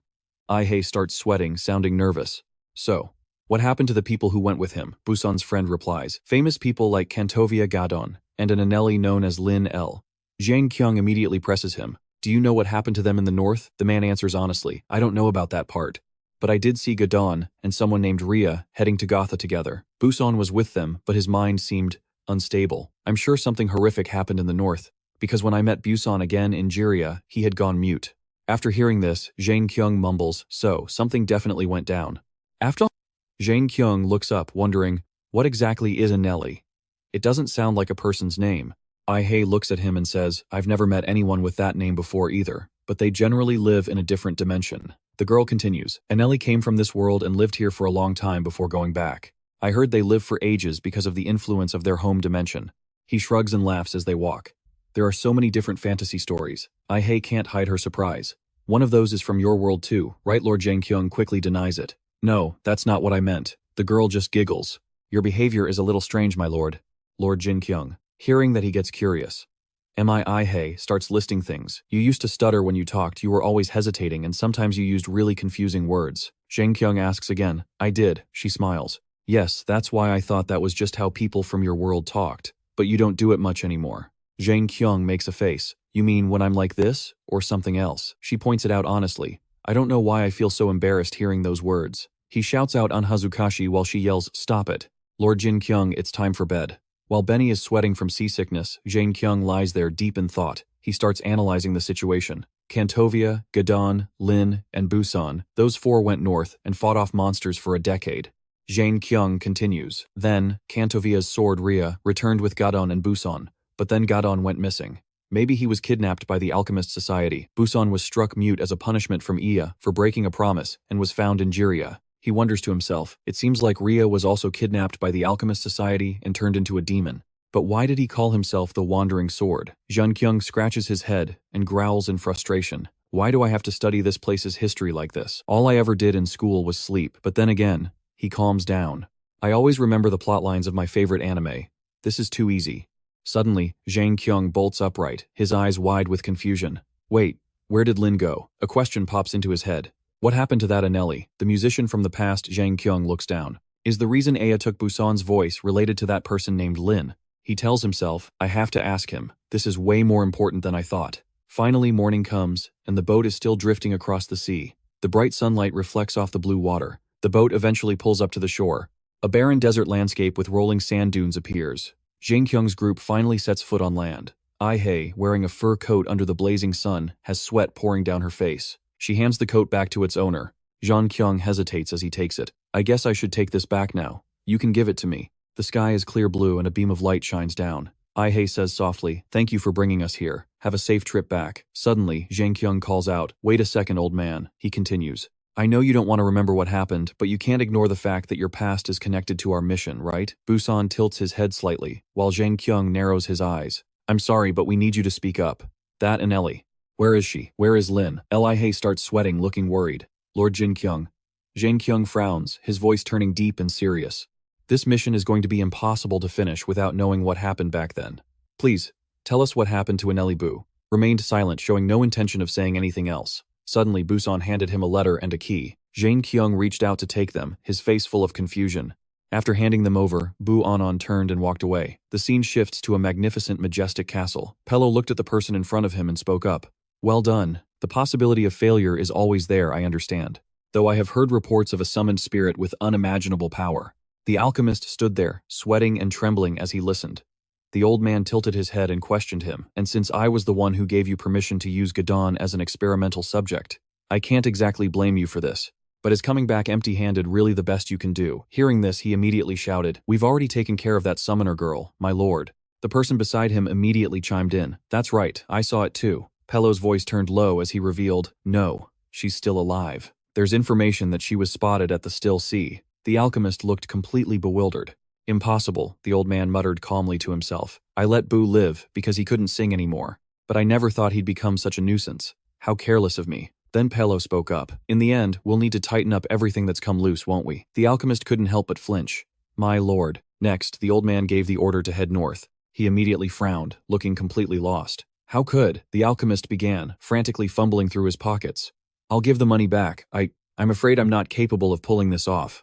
At that moment, Pello snapped his fingers, signaling the burly man beside him. As he was being dragged away by two men, he screamed, "My lord, I'll go. I'll head north immediately." The alchemist kept wailing, "My lord," while the old man calmly replied, "You can just replace the things you've used with your own body." The other person was still looking awkward when Pello suddenly turned his gaze toward him. "And you?" He immediately affirmed, "I'll go.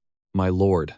The old man smirked and suggested, "Relax. You're just a mercenary, right? You just need to handle this in a different way." "What do you mean, my lord?" The man looked confused.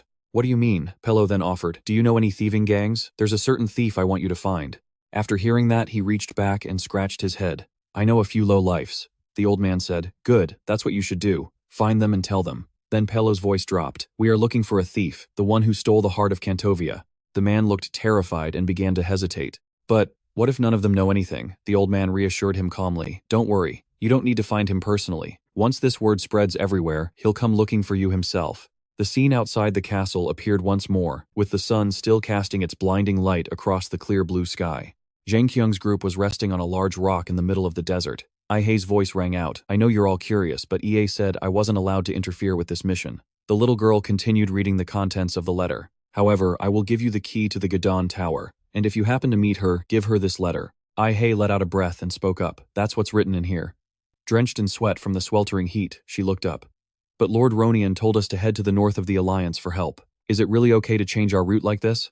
Beside her, Benny smirked. "Miss Ihei, ever since our royal order papers got burned, we can't get into any castles anyway. But we managed to get this key without any trouble." Suddenly, he asked curiously, "Do you know what people call that?" Seeing her blank expression, he answered playfully, "It's called hitting the jackpot, a total jackpot. Tower mages always have those expensive magical tools." Hearing that, Jin-Kyung was impressed. Typical Benny, that actually makes a lot of sense. Benny quickly stood up and suggested, "I mean, we can't just pass up an opportunity like this." "We could." He suddenly stopped mid-sentence. "Return to the coast." When EA. Seeing this, Ihei looked confused. Benny hesitated. I haven't finished my sentence yet." Suddenly, a sound from above made Jin-Kyung look up quickly. In the sky, the image of a bird soaring appeared. His eyes widened in shock as he thought to himself, "Whoa." A thought crossed Jin-Kyung's mind. "So, you want us to keep this a secret, right?" At the same time, Jin-Kyung stood up and made a suggestion. "I think we should look into the Gadon Tower as well. Our goal is to find out why the monster population is increasing." He continued his analysis. "She knows everything, including what happened in the past. It's definitely an investigation worth doing, don't you think? And it's not just that. We don't even know if the people in the Alliance are actually on our side." After hearing that, Ihei excitedly raised her hand. "All right, let's save them for later then." Beside her, Benny remarked, "Man, she's way too easy to convince." By now, the sky had turned to the golden hues of sunset. Jin-Kyung's group continued to wander through the desert, their 3 sets of footprints marking the sand as the stars began to appear. Jin-Kyung's group finally sat down to rest after the long journey. They ate their fill, neatly piling up the food containers. Then an image appeared of the 3 of them sitting under the shade of 2 umbrellas, looking like they were on a vacation. Suddenly, a massive explosion erupted from underground, making them jump. A giant serpent with razor-sharp fangs appeared right before their eyes. But it wasn't exactly a real threat to Jin-Kyung's group. With just a few basic slashes, Jin-Kyung was able to coolly take down that giant snake. Meanwhile, in another part of the desolate desert, someone was mumbling while looking at a map. "It's definitely around here somewhere." Biss frowned slightly and muttered, "But no matter how hard I try, I just can't find it." The expression on her face gradually turned into one of pure annoyance. "I spent a ton of money on this map. If this is a fake, I'm going to track down the guy who sold it to me, and the guy who sold it to him." Then Biss screamed in a rage, "And the one before that too. My whole family will beat them all to death." Her inner fire wasn't dying down one bit. I hate this. Where the hell is the Gadon Tower anyway? Suddenly Bis flinched as if she'd noticed something. At that moment the three of them were also walking closer step by step. Benny, looking completely drained, wouldn't stop complaining. I'm literally dying here. I'm thirsty. I'm hungry. My feet hurt and it's so freaking hot. From behind, Jin-Kyung reminded him, I bet you'd feel a lot less tired if you'd just stop talking nonsense. Ai-hei suddenly looked surprised. We're here, Benny. It's right in front of us. She spoke in bewilderment. It's actually supposed to be right there. Meanwhile, Bis was hiding in the back, wondering who these people could be. They didn't seem like they were from the north. Benny took the opportunity to start teasing. Has anyone ever told you that you're terrible at giving directions? You're always so confident yet so confused. Ai-hei shot back. You're the one who's wrong. This is clearly the right place according to the instructions. Jin-Kyung chimed in to agree. Don't tease her too much, Benny. She's just trying to help. Hearing that, the girl shouted, Lord Jin-Kyung. After a moment of thought, he began to analyze the situation. There's no way through. That old man played us. There must be something special here since it's a wizard's tower. Ai-hei looked skeptical. Something else. Jin-Kyung started to speak, for example, but then he suddenly went silent. He leaned in close to the object in his hand, and an image of a tower flickered before his eyes. He began taking slow steps forward, and the girl quickly followed behind Lord Jin-Kyung. Just then, a door materialized out of thin air. Ai-hei couldn't help but be impressed. Benny stood there, jaw dropped in shock. It's a door. Bis started sweating, her mind racing. The Gadon Tower. Jin-Kyung reached out and pushed the door open. It's an illusion spell. I figured it would react when this key got close.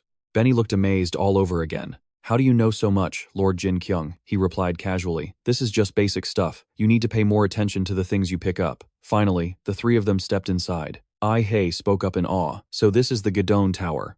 Benny added, I feel like this place is just packed with expensive stuff.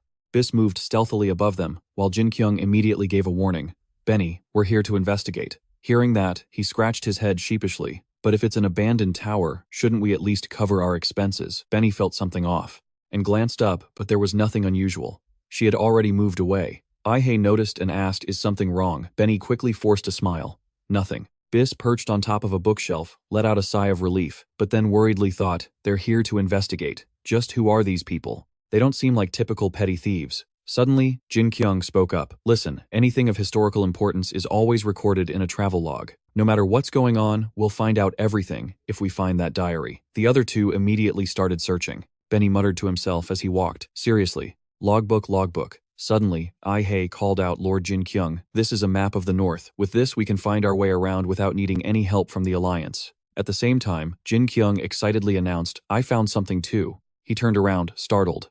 What did you find? The logbook, Jin-Kyung replied instantly. A juicy set of buns.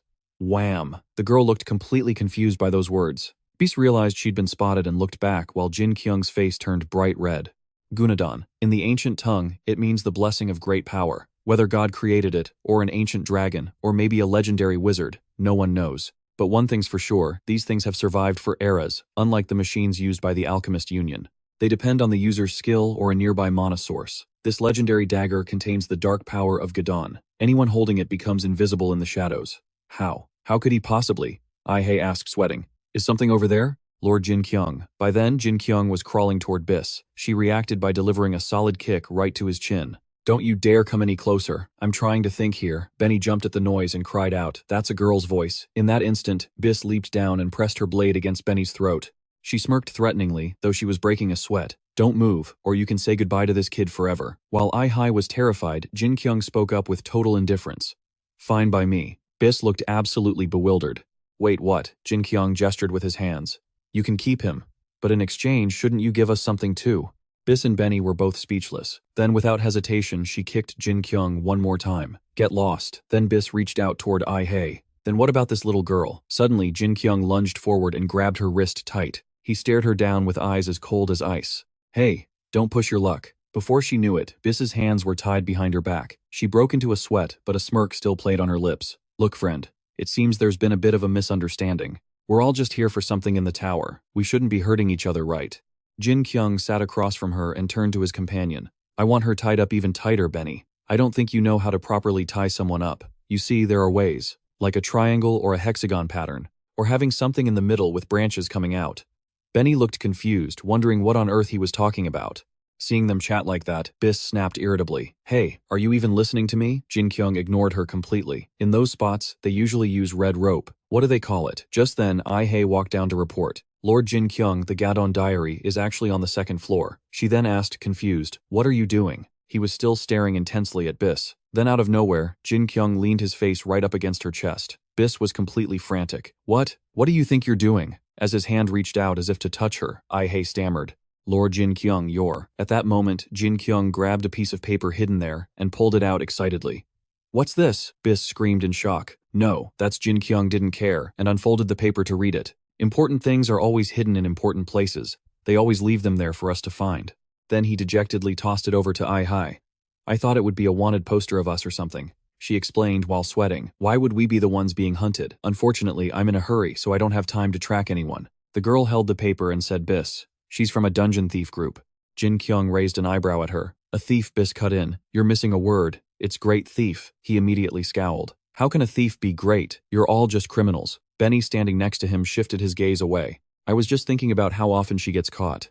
Even though it had nothing to do with her, the young girl narrowed her eyes and solemnly read about the Eni of Flotia Temple, a place known as the Sacred Land of the North. "If you pull off this mission, you'll get 100,000 gold. Hearing that staggering number, Ai couldn't believe her ears and gasped. 100,000. Benny immediately jumped to his feet. "Wait, what? How much was that?" He continued, noting that even one of the 3 dream villas in the city only costs about 50,000 gold. Jin-Kyung looked on, intrigued. "Does that sound like $100,000 to you?" And then what Ai turned her eyes back to the letter. It said exactly what she'd thought. Following the map and Gadon's handwritten letter would lead the way to the temple. After hearing that, Jin-Kyung turned to interrogate her. "So, you're only here because of those clues?" Bis answered him honestly. "That's right. And besides, there are always expensive artifacts inside a wizard's tower." Benny seemed quite curious and suggested, "I have no idea why a divine beast would be so expensive. I want to see it," but she just clicked her tongue in annoyance. "That's none of your business. Why don't you just mind your own?" At the same time, Ai spoke up to remind her. "But stealing is wrong, Miss Bis." Bis let out a smirk. Sure. And I'm certain you guys are only here because you're Gadon's wizards. Don't tell me you think trespassing and going through someone's private property is a good thing to do." She kept going, mocking them, acting all high and mighty, pretending like you only do good deeds. Hearing this, Jin-Kyung spoke up. "I think you lost this round, Ai-chan." Benny, standing beside him, agreed. "You're right about that." At the same time, Jin-Kyung wondered, "Why are you saying all that?" Bis looked at them with suspicion. "Are you people seriously on the same side?" He then confirmed it. "All right, look, maybe we were wrong. It's just that we've been betrayed so many times before. At least you aren't someone sent by the other lords." She made a disgusted face. "I have no interest in negotiating with noble people like you, so why don't you stop acting so scary and just let me go?" They didn't seem to care about Bis at all. Ai looked up with a worried expression. "What should we do? She's still a thief. If that divine beast is really that important, maybe we should just leave it. She won't be able to steal it anyway." Jin-Kyung frowned slightly and replied, "But that doesn't mean we can keep her tied up here forever. It's not our problem." And then he made a decision. "Fine, let's untie her. But keep an eye out. If she tries anything funny, we tie her right back up." Outside, a vast desert landscape stretched out with jagged mountain ranges. A few incredibly strange-looking creatures began to appear. The image of a long river flowing through the desert appeared, and at the same time something haggard-looking tried to crawl out. The creature seemed momentarily surprised to see 2 figures standing before it. Lao's gaze was fixed on the thing across the river. The 2 of them just stood there staring at each other. Right then, Lao's father warned him, "Lao, don't look at them." The young boy hesitated and tried to deny it. "Father, it's not like that," Lao then explained. "It's just, I've never seen flowing water before." Every few steps, the 2 of them would kneel down, then stand back up and continue their journey. Lao was now drenched in sweat, breathing heavily from exhaustion. Seeing this, his father asked with concern, "Are you tired, son?" Startled, Lao replied, "No, it's just..." His father then suggested, "Let's take a short break then." Lao nodded. "Yes, father." His father then spoke. "Water is the source of all life blessed by the gods. The water we find here in the north is even more special. It is a gift from the heavens, a sign of their mercy. This land originally belonged to demons and demi-humans." Lao turned to him, curious. "Then why are there so many commoners living here now?" His father narrowed his eyes and answered, "That's right. A major event happened in the north before you were born. It involved a descendant of dragons and demons. An outcast child rejected by the gods and ancient dragons. That cursed thing was hidden away in the north and no one would take responsibility for it. The people of the north hid in basements or migrated south. The number of monsters began to surge. The one who saved this disaster-stricken land was the Lord of the Sunset Wall, Kantovia. At the same time, Lao's father recounted how Kantovia and his comrades drove that cursed entity out of the north. But that only made the land worse. We prayed to the gods to protect the north, and this land was blessed with the source of life. The boy was still curious. Then why can't I see the source of life anymore? His father explained in a low voice. That's because there is no one left to protect the north. Kentovia became a demon, and all of his comrades vanished. Now, Lao's father asserted all we can do is go to the Flotia temple and offer our prayers. Then Lao's father gestured for him to look. Over there, that creature after drinking from the river, clutched its throat and screamed in agonizing pain. Lao broke into a cold sweat, startled by the sight. His father warned him sternly, the water flowing straight to the north is now the water of death. You must not drink from any stream in the north until the gods return the source of life to us. By now the creature lay motionless on the ground, all life gone from its body. Lao's father turned to look at him. Do you understand the reason for this pilgrimage now? The young boy immediately replied. I understand, father. The scene shifts to the tower, where Jin-Kyung's group and Bis are. Suddenly, Jin-Kyung asked with hesitation and curiosity, is there something about that Kentovia guy that's so amazing? I just figured he'd be really tall. Bis frowned as she rummaged through her things, questioning him. There were rumors that he betrayed us and became a demon. But we Northerners don't believe any of that. Wait, did you say you're from Gotha? How can you people not know about this? Ia scratched her head sheepishly. I'm just from a remote countryside village. Benny standing nearby answered honestly I was a slave. Then Jin-Kyung spoke up.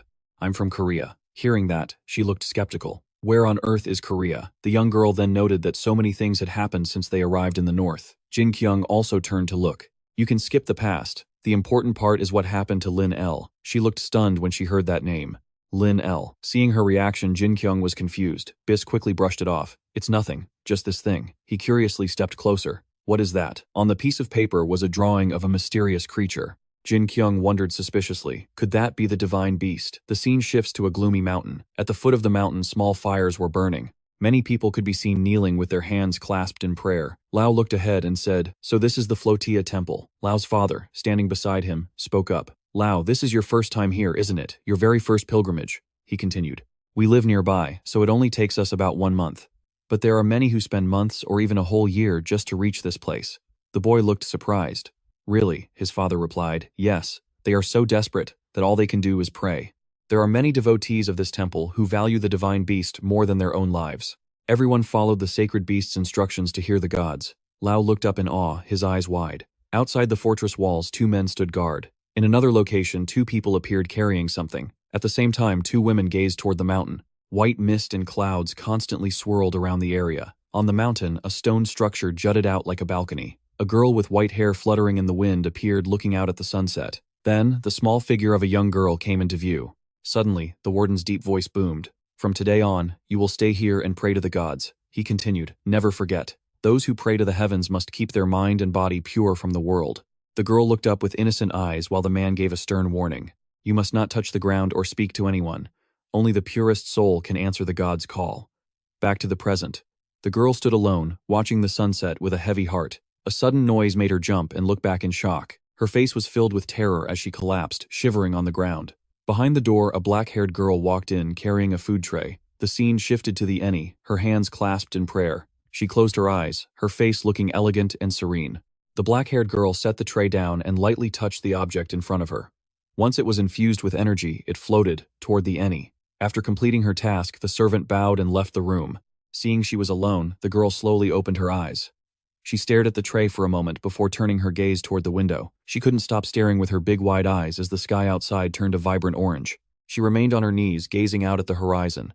Back at the tower where Jin-Kyung and his group were staying, Jin-Kyung turned to the person beside him and asked, did you find anything? I was startled and looked over at Jin-Kyung. Benny had already fallen asleep. I'm reading it right now, the girl replied. Kentovia's team had been holding off the demons in the north for decades. Ai continued, saying something was off, the demon numbers had spiked, so they went to the wall to investigate. He tilted his head curiously. And what did they find? Flipping through the book, she answered, it doesn't say. But it says they had to report directly to the king in Gotha. Rhea and Bus decided to go together. Jin-Kyung rubbed his chin thoughtfully. So they were ambushed by alchemists on their way to Gotha. Ai hesitated for a moment. She looked up and said, we should get back to Lin L. That's what it says. He just stared blankly, processing her words. Jin-Kyung admitted he was worried the alchemists would turn Enerly into a demon, just like they did to Kentovia and Gadon. Ai-hei's voice dropped. I think if we find Enerly, we'll figure out what happened in the north. But according to the diary. Just then, Bis walked in and demanded, what happened to Enerly? Jin-Kyung tried to calm her down. Look, we're looking for Enerly. Don't worry. She narrowed her eyes and gave a little smirk. Don't be like that. You two know about the portal at the northern wall, the one at the edge of the continent that leads to Anellis. Jin-Kyung looked curious. A portal, Enerly's land is behind it, Bis shrugged. I've never been there though, just rumors. She sighed to herself. I really don't get you guys. There's nothing in the north yet you keep rushing in. He fell into deep thought. Bis turned to leave. If you want to find Enerly, don't head north, go through the wall. The demons there are a real pain. He immediately asked, Are you planning to steal the sacred beast? Bis covered her mouth and giggled. It's a secret. She waved as she walked away. It'll be fun. Don't forget your stuff. Jin-Kyung panicked and yelled. Hi, did she take something? He shouted back. I'll check. Night fell. Lao was sweating, clutching 3 coins in his palms. He swallowed hard. His father's voice echoed in his head. I'll be praying here for 5 days. Jin-Kyung say, it's your first time finding in. This much money should be enough. But then a woman spoke up. I'm sorry, kid. This isn't enough. I'm afraid your dad got the math wrong. The boy looked up, worried. Really? But then she said gently, All right, I can't let a kid wander the streets. I'll clear out a spot for you to sleep. Lao cheered. Thank you, ma'am. She set him up in what looked like a storage shed. Lao huddled his arms around himself. There's not even a heater. This is scary. He crawled toward the window and looked up. He wondered, if the fountain of life exists and the sacred beast has been praying for so long, then why hasn't anything happened yet? While he was lost in thought, Biss's silhouette darted past. Lao's eyes widened, and he broke into a cold sweat. She was muttering, I need to find the water source leading to the temple. So, this is it. Biss smirked, sweat dripping down her face. It's just like the map said. Climbing this won't be easy. She pulled something off the soles of her shoes. For anyone else maybe, but I've got these. Biss moved quickly, while Lao watched from outside, totally dazed. A massive stone tower rose into the sky, filled with strange echoing noises. Suddenly, there was a loud crash, like something had been destroyed. Biss screamed, You crazy bastards, why would they build it so vertically? She smiled through her exhaustion. I thought I was gonna die. I'm still wiped out. Maybe I'll just steal it tomorrow. She collapsed onto the floor. No, if I have to climb this thing again, I'll lose my mind. I'll just rest for a second and then get to work. Gasping for air, she glanced back. Suddenly, a dark, blurry figure appeared. Seeing the intruder, she immediately pulled something from her boots. Without hesitation, she flicked her wrist, sending small blades flying forward. The shadow vanished and zipped behind her. She couldn't hide her shock. A masked man looked back at her. Long time no see, Biss. I'm surprised. I thought I was the only one looking for this. She broke into a cold sweat as she realized who it was. What are you doing here? Don't tell me you're looking for the divine beast too, he explained in a low voice. So, is that why you're here? Don't sweat it. I couldn't care less about that. I always stop by here whenever I head north. See, the view here is pretty nice. The mysterious man began to taunt her. By the way, your skills haven't improved one bit, have they? Only you would climb all the way up here using the plumbing. I guess that's really all you're capable of. Hearing this, Biss gnashed her teeth in anger. What? At that exact moment, drops of crimson blood fell to the ground. She looked down in shock while he casually stepped closer and spoke up. Sorry. It's just a habit. I didn't mean it. But to think you actually passed Gadon's trial. I still can't believe it. The mystery man continued his mockery. If I were you, I wouldn't even talk about it. Then his voice dropped into a cold warning. Don't let us cross paths again. If there's a next time, I'll slit your throat. With those words, he vanished instantly. Biss broke into a cold sweat, gritting her teeth as she cursed under her breath. Damn it. Crimson blood continued to drip onto the cold floor. It formed a long trail on the ground. The nighttime scenery felt incredibly gloomy and freezing. Biss clutched her wound and muttered to herself through clenched teeth. This is a paralyzing poison. I'm guessing he didn't use anything lethal. That's not like him at all. She then squinted with a faint smirk. Or maybe, this actually suits him better. Biss spoke up. Rumor has it he said he could never give up the thrill of taking a life. Her face contorted into a grimace. He's no mere thief. Flashing back to a while ago, the image of a ruined castle and the silhouette of a giant appeared. Inside the scene was gruesome. Countless corpses had been impaled by sharp spears. Back then, Biss looked incredibly confident. Finally, I've passed the test. Then, she looked up toward the heavens. Please give me a sign so I may receive your blessing. The moment she finished speaking, the doors in front of her burst open. Biss stepped inside. So, this is Gadon's legacy. She looked at the inscription and read it aloud. My descendant, you have proven that you belong to the darkness. Therefore, choose one of my legacies as a symbol of this. Biss then turned her gaze to the side. So I can take one of these. Right. Suddenly, Biss's eyes widened in surprise. She couldn't hide her confusion. The breath of Gadon has been taken. I remember it's supposed to return here when its previous owner dies.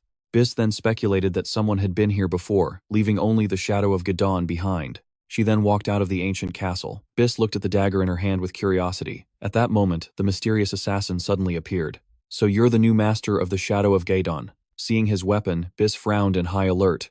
The breath of Gedon. You're not a thief. How could you possibly have that? With cold crimson eyes he looked over. Gedon wasn't the Lord of Wraiths, he was the Lord of Darkness. Gedon would prefer his relics fall into the hands of someone capable rather than some worthless girl. Don't you agree? She gasped in shock. What? The assassin revealed in a low voice, I arrived after you, but I finished the test before you. He looked disappointed. I heard you were the best rookie in the ABS Thieves Guild, but I was wrong to hold you in such high regard. Hearing this, she broke into a sweat but smirked back. I wasn't given that title just because of my skills. An assassin like you wouldn't understand. The mystery killer spoke indifferently. I'm not interested. The point is, I saw you while you were hiding in the shadows, and you could have tried to kill me if you wanted. He narrowed his eyes and added, I'll be watching you. Now back to the present. Bis lay on the cold ground in pain and spat out, damn it. Do whatever you want. The next morning, sunlight began to shine down on the tower. The girl from Ellen looked totally confused when she saw a tunnel in the ground. She began to glance around, but her eyes eventually settled back on the tunnel. At that moment, the Eni noticed a bird perched nearby. Suddenly, the bird spread its wings and flew away. Watching this, the little girl clenched her fists tightly. Next, the Eni pulled a floating device toward her and sat on it. Seeing no movement, she looked down. And immediately, both she and the device plummeted down the tunnel. The Eni was too terrified to open her eyes, but they finally reached the exit. She and the device went sailing out into the open air. As the Eni stared at the desolate landscape around her, Lao, who had been sleeping soundly, suddenly snapped his eyes open. Just then, the Eni and her device flew past, but the device suddenly ran out of power, causing her small feet to lightly touch the ground. The warden's voice suddenly echoed in her head. You are not allowed to step on the ground or speak to outsiders. The Eni broke into a nervous sweat. Suddenly, the voices of two men came from behind. I followed her because she was so beautiful, but then she turned into a priestess of Frotia, so that's why you became a guard here. The Eni hurried to push her device into a nearby hiding spot, while they continued to chat. Yeah, I'm gonna stay right here and wait for her to come back. Meanwhile, the little girl quickly hopped through a nearby window. At that moment, the sight of a foot made the Eni look up in a fright. The two looked at each other in confusion, and then Lao screamed at the top of his lungs in terror. Then the boy threw the bag in his hand straight at her head, sending her sprawling onto the floor. Meanwhile, Jin-Kyung's group continued their journey. At the same time, Benny spoke up. Finally, we have to head through the temple. Ahi turned and asked, can't we take another way?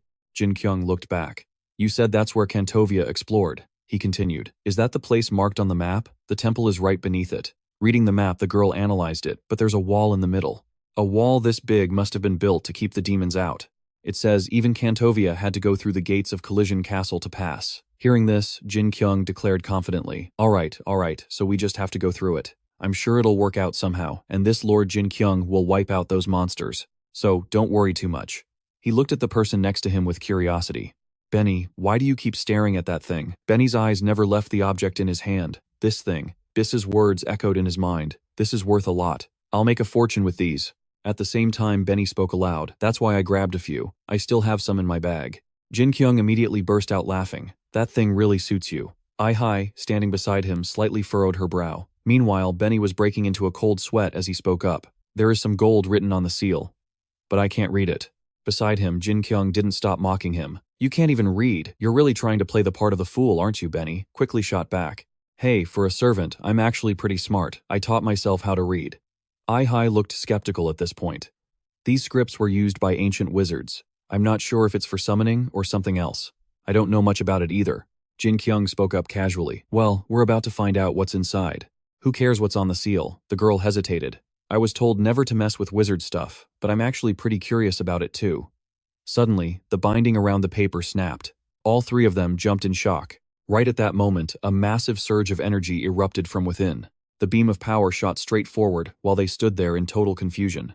Then, a massive explosion rang out. Ai-Hai stammered, That's a magic scroll. Jin-Kyung was puzzled. A magic scroll, Ai-Hai explained. Yes, they store spells and mana inside the paper, and the magic is unleashed the moment it's opened. Loud crashing sounds continued to echo. Even though Jin-Kyung was scared, he put on a brave face and shouted, Come on, let's go. I'm sure nothing too bad will happen. The other two followed his lead. At that same moment, countless screams filled the air. Someone help us. What on earth is that? A bizarre creature appeared before them, letting out horrifying screeches. Seeing this, the three of them started sweating bullets. A giant monster was rising from a cloud of black smoke. This massive creature seemed to appear out of nowhere, and the people there screamed in terror. It's a demon. Why did it show up so suddenly? Benny yelled out in a panic. It's a demon. Why don't we just say the explosion was caused by the demon? Jin-Kyung frowned and shot him a look. No, it's on you. These people are dying because of you.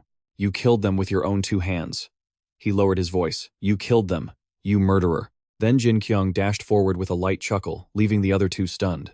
Just kidding. The monster let out a deafening roar. It swung its massive arm high into the air and then slammed it down mercilessly onto the innocent people below. As the sounds of destruction continued to echo, a bright light suddenly flashed from the monster's hand. Jin-Kyung calmly spoke to a girl nearby. Why are you still just sitting there? Run now. He looked back with a smile and added, I'll take care of this. While the girl was still dazed, the man behind him actually blushed. Okay. Jin-Kyung was immediately disgusted by the sight. He screamed in anger. Why is the male lead blushing? Right then, his attack sent the monster stumbling back. Another massive explosion went off, and the monster howled in agony. After landing the blow, Jin-Kyung dropped firmly back to the ground. Suddenly, Jin-Kyung froze and looked back. His leg had been snatched by the creature. A tentacle, he shouted as he slashed through it with his knife. Gross. These tentacles. They didn't stop though. They kept reaching for him. He was taken aback. More of them. He frantically hacked away at the hideous things. Get lost, you damn tentacles, he yelled with a look of pure disgust. I can't believe you're using tentacles on a man. Don't you have any shame? Benny was confused. Why is he so mad? Beside him, I blushed and said, I don't know, but I'm sure it's for some embarrassing reason. Jin-Kyung gritted his teeth and growled, I won't forgive you. The weapon in his hand began to glow. The clouds covering the sky vanished, letting the sunlight pour down. Jin-Kyung continued to roar in fury, a shameless thing like, you needs to be punished. A blinding light flashed. The monster let out one last scream that echoed through the air before collapsing heavily onto the ground. Everyone watching was left speechless, their jaws dropping in shock. I and Benny were just as stunned. The giant monster stood still for a moment, before suddenly being racked by explosions. After a few moments, it was completely destroyed. Benny wiped the sweat from his brow. It's been a while since he went all out like that. The girl beside him agreed. Just then, Jin-Kyung appeared soaking wet and screaming in anger. I'm drenched, but then he wiped his face and smirked. Did I go a little too hard? On a sky-high mountain peak covered in white mist, a mysterious assassin muttered to himself. That was an unusual explosion. Has he really come all the way here? He looked down at the scribbles on the paper and spoke. Summoning spirits. How interesting. He's probably stronger than Kantovia. The scene shifted to a dark, rocky place. A group of people were gathered, bowing before a statue. On a table lay the knife, now shattered from the battle. Benny asked, It's completely broken. What do we do now? Jin-Kyung thought for a second and replied, I don't think that's really an issue anymore. He continued, Before I needed the knife because I didn't know how to use magic, but now I can handle it. Then Jin-Kyung began to release his power. I can feel the energy of this planet. I'm not sure about other things, but I think I can use magic pretty easily now, though my mana is still a bit low. At that moment, Helat walked up and asked, Are you a mage? Jin-Kyung was surprised and asked back, Not exactly. And who are you? The man introduced himself. I am Helat, the leader of the worshippers here. I wish I could give you something in return for saving us. But as you can see, even a single drop of water is hard to come by. Helat spoke with deep regret. I am truly sorry. Jin-Kyung just gave a dismissive laugh. Don't sweat it, it's no big deal. Jin-Kyung smirked and added, You don't need to thank us. Benny hid his face in embarrassment knowing it was actually their fault. Jin-Kyung then asked, But why are you all praying out here? Can't you pray inside a temple? Helat replied, That's how it usually works. Normally, people would go to the temple to pray. During the prayer festival, we do this to unite our voices. We want the Eni to hear our prayers, he explained. But the northern lands have been parched and barren for many years. That is why we decided to live right next to the temple. That way we can pray at any moment. Many people have done the same. Helat continued, If the Eni doesn't receive a response from the gods and grant us the spring of life, the north will become a dead land where not even a single blade of grass can grow. Suddenly, I, breaking into a sweat, whispered into his ear. Mr. Jin-Kyung didn't. Bis say she was going to steal the sacred beast. Jin-Kyung then cleared his throat and questioned, Has anyone actually tried to steal the sacred beast before? He bowed slightly and replied, Of course they have. The sacred beast is a holy being. They say anyone who eats its flesh will gain a healthy body and eternal life. Even so, the entire north is gathered here. And then there was Halatvan people, blinded by greed. If you encounter anyone like that, please help us punish them. I beg of you. It's like the sun is being smothered by those thick clouds. Someone turned around angrily. I knew we shouldn't have let her go. Jin-Kyung frowned and growled. Yeah, there's no way something that valuable isn't important. Meanwhile, Benny standing next to him looked totally pumped. Mr. Jin-Kyung, are we hunting thieves now? He replied. If we run into her on the road, we can catch her. Right. Wait, do you think I'm into her butt or something? I mean catching the thieves. Benny sneered. Why do you keep talking? But is that even okay? They can support their families while they pray. How can they live just by praying all day? Next, Jin-Kyung started lecturing the two of them. I honestly have nothing left to say. Jin-Kyung say, "We now know the gods actually exist. Stay away from me if you plan on insulting them. They say not even a blade of grass grows here. They're probably doing the best they can, right?"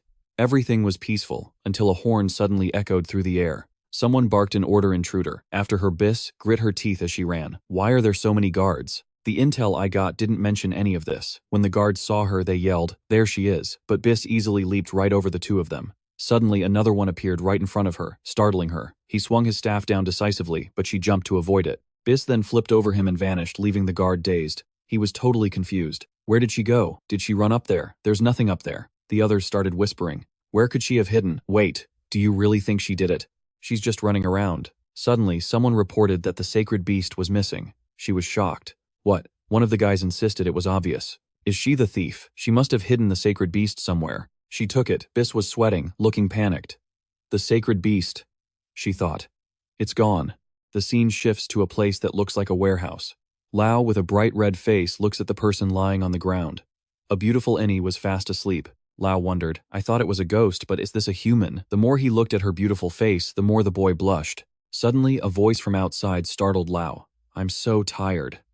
One guy leaned against the building to rest while the other raised his voice. Hey, we don't have time to rest. The bishop wants us to find her as soon as possible. The first guy looked up, curious. But don't you think it's weird? It's just one missing nun. Aren't nuns who leave the temple without permission banned from coming back anyway? The other guy thought for a second and said, I heard she's not actually a nun. Apparently a thief kidnapped her or something. The guy was shocked. What? A thief climbed to the top floor just to kidnap a nun? But she's just a kid, a scrawny little kid with silver hair. Hearing that, Lao immediately looked back at the girl on the floor. Scrawny silver hair, the boy broke into a cold sweat. No way. Outside, the two men continued chatting as they walked away. I don't know, I think there's something special about her. We're risking our lives just to get her back from that thief. What a headache. When am I ever going to see this thief? One of them asserted, I bet he's going to be punished severely. He probably knows that too. Suddenly, Lao's father appeared at the door. Lao, I'm home. The prayer service is over, so we… Meanwhile, Lao felt like he was being exposed in front of everyone. An angry voice rang out. How dare you kidnap a nun? I hope you're ready to pay the price, Lao shouted back in terror. No, I didn't do it. Of course they wouldn't believe him. Criminals always say that. After imagining that scenario, the boy was drenched in sweat. Suddenly, the Annie bit Lao's leg hard. In pain, the boy pushed her away, sending her rolling across the floor. The bite mark on Lao's leg was clear. Right then, the girl suddenly looked up, startling him. With a serious face, she started punching the air. Lao stammered, sweating. Hey, then he explained, I'm sorry about earlier. I was just really scared being all alone. I swear it was just a misunderstanding. Silence fell between them again. Cut to a mountain where the bishop's angry voice echoed. What do you think you're doing? Is catching one little mouse really that hard? Someone replied fearfully, Bishop. She seems to vanish every time she steps into the shadows. At that moment, a woman spoke up. Bishop, I'm certain she's an agent of the Thieves' Guild. Bis. The bishop looked curious. Bis, she bowed and explained, yes sir. They serve Gadon, the Lord of Darkness, and use his relics as weapons. We shouldn't underestimate them. After hearing that, he ordered, fine. Now I'll send the rest of the men to the upper floors to catch her. Yes sir, they replied in unison. Suddenly, the woman walked over. Bishop. The bishop replied in a low warning tone. Listen carefully. We don't have much time until the prayer ceremony begins. He added sternly, we cannot let word get out that the sacred beast is missing. If we're going to settle this before the ceremony, I need you two to take action. Meanwhile, the search party was still hunting for Bis. Find anything. Nothing. Let's check elsewhere. One of them barked an order. Bring more torches. She could be hiding anywhere there's a shadow. Seeing this, she thought to herself, damn it, the guards are everywhere now. Suddenly, Bis's eyes widened. Wait a second.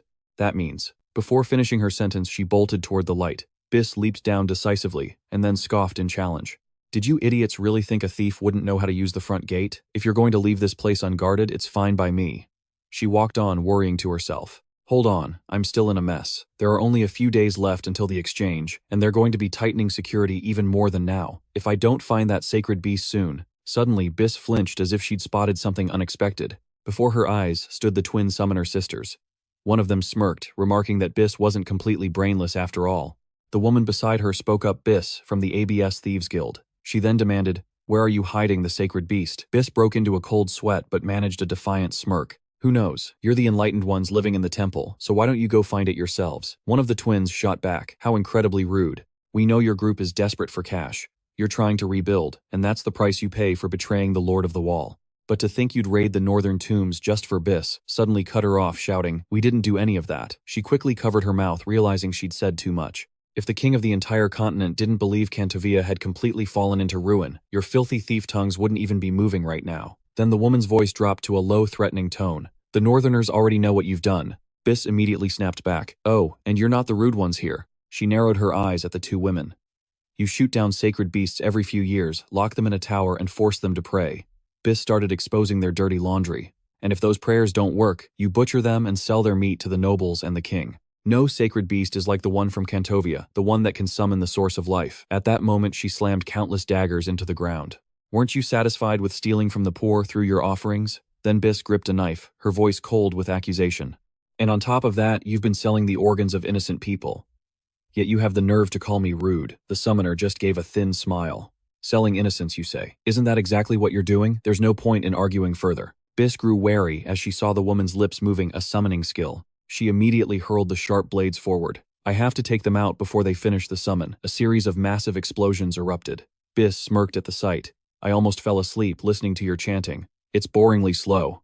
Suddenly, a voice drifted through the smoke. Using a tool like that, you're smarter than you look. Biss gasped, her mind racing. She's still summoning. How is that possible? Then the woman thrust her hand forward to strike. If you're so bored, I'll entertain you for a while.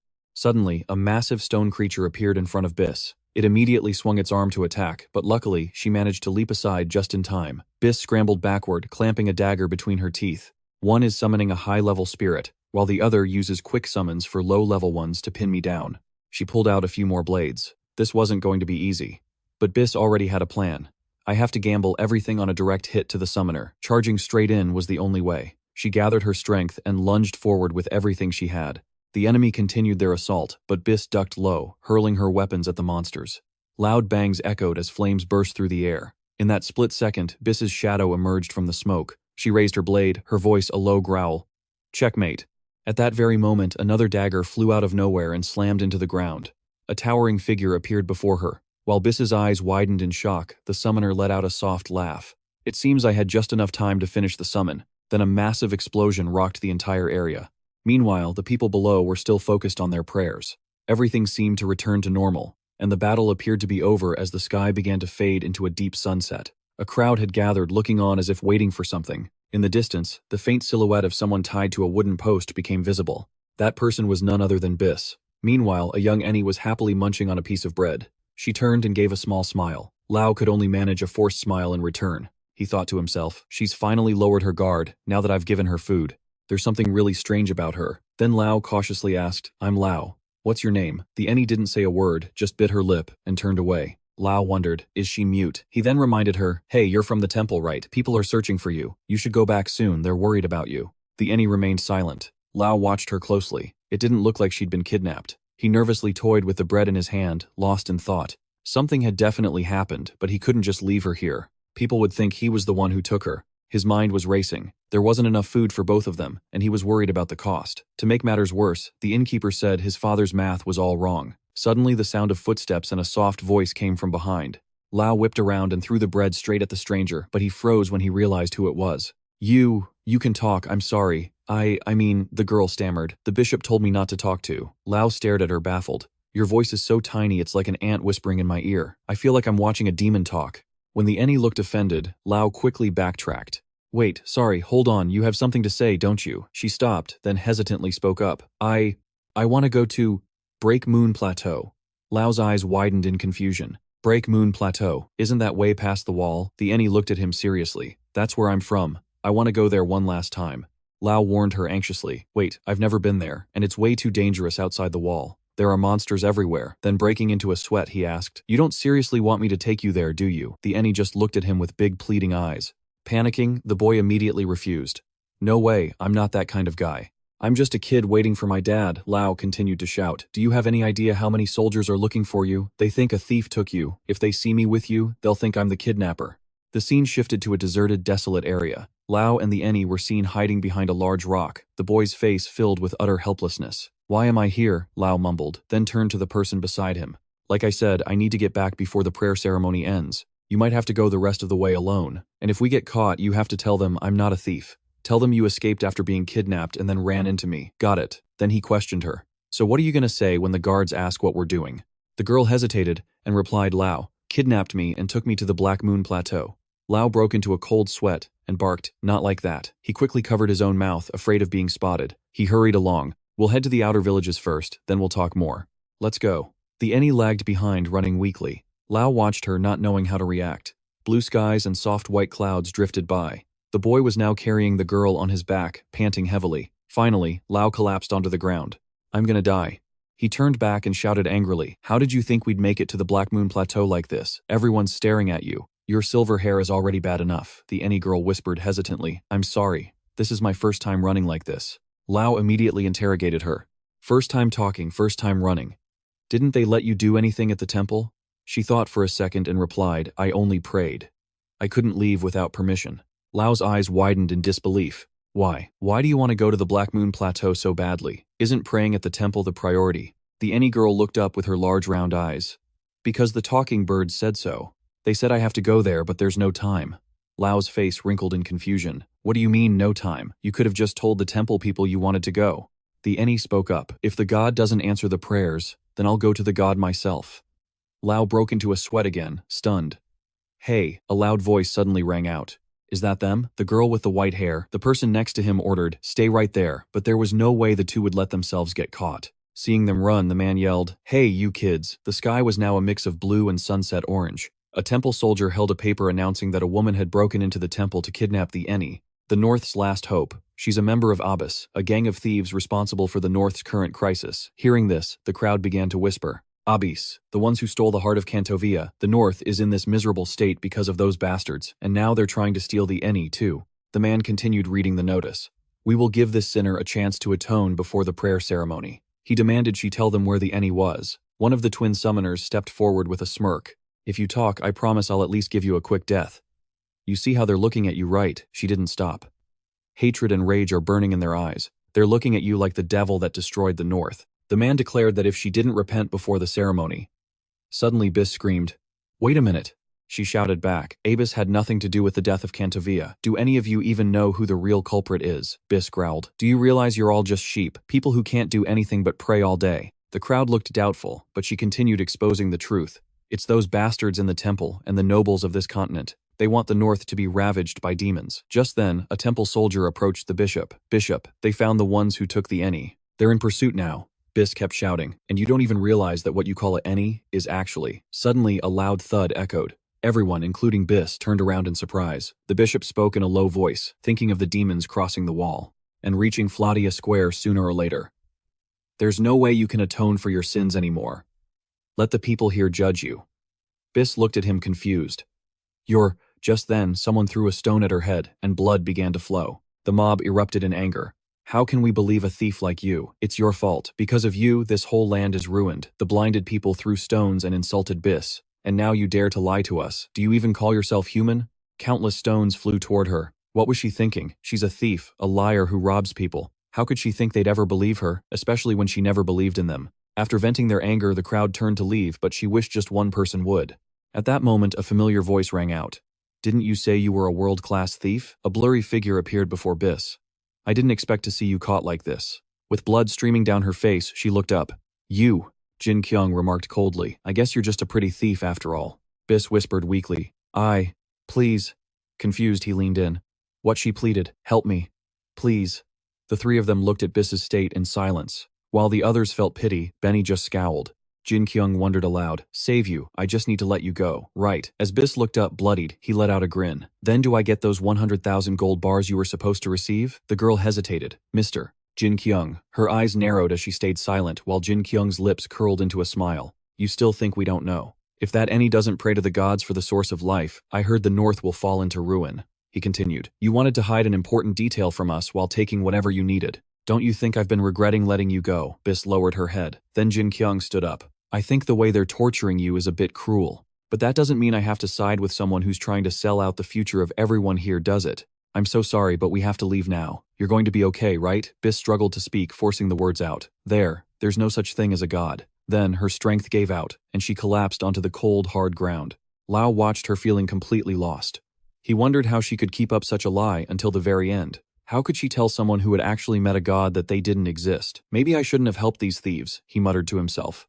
Meanwhile, a group of people were whispering among themselves. There was no doubt about it anymore.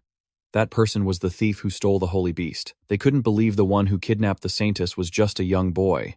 A muscular man spoke up. That kid isn't that fast, but he's good at hiding. He hasn't gotten very far yet. Another man knelt down, brushing his hand against a footprint in the dirt before giving an order. From here on, I'll handle this alone. Report back to the bishop and tell him that. The man standing beside him nodded immediately. Yes, sir. Understood. As the two of them walked away, the muscular man turned to his companion, looking puzzled. Hey, do you know who that guy is? The other man answered right away. Of course. He lives at the very top of the temple. I heard he only comes down to deal with the most important cases. The big guy looked stunned. Seriously, he doesn't look like he's from the north at all. The man glanced over. I think he's from Gotha. Those summoner twins were from Gotha too, remember? His partner looked back with a curious expression. I don't really remember, but if he's getting involved, that saintess must be incredibly important. The other man shrugged. Who knows? Everything's being kept under wraps. I mean, how are we supposed to know what those high and mighty people are thinking, right? I can't believe this is happening right before the prayer ceremony. Nearby, Lao and the girl were resting by a large rock. Lao wiped away tears, his mind racing. This is bad. What was I thinking, running away from the guards like that? Now they'll definitely think I'm a thief too. Lao looked over at the elven girl who was panting heavily beside him. He gently lifted her bare feet. You're lucky I have these extra sandals. Looks like we're the same size. Perfect. Then the boy tilted his head. What should I call you? What's your name? The girl looked up at him, her eyes blank. My name I don't remember. Lao couldn't hide his shock and blurted out. What do you mean? You don't know your own name? The elven girl answered honestly, explaining that she had been living in the temple since she was a little girl and no one had ever called her by a name. Lao broke into a cold sweat as he stared at her. What kind of world did you live in? Don't you have a family or parents? How did you even end up at the temple? The girl lowered her head, her voice dropping to a whisper. I don't know. I can't remember. Lao helped the girl stand up, still curious. Really? Then what about the Black Moon Highlands, the place you mentioned earlier? As they started walking, she replied, I only remember a little bit. I used to play there all by myself. The boy was even more confused. But if you don't remember anything, how do you even know it's called the Black Moon Highlands? The elven girl spoke softly. Because there really was a black moon there. That's all I remember. She then gave a small laugh.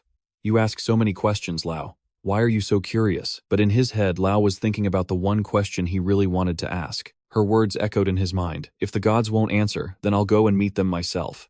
Lao broke into a sweat, looking terrified. What did she mean by that? Please don't tell me. Meeting the gods means she's going to die. Suddenly, an arrow whistled through the air from a distance, thudding into the ground right near them. A moment later, the boy cried out in pain, clutching his arm. A sharp wound had opened up and blood began to trickle down. Up above, a man was drawing his bow again, muttering, Tisk, missed by a hair.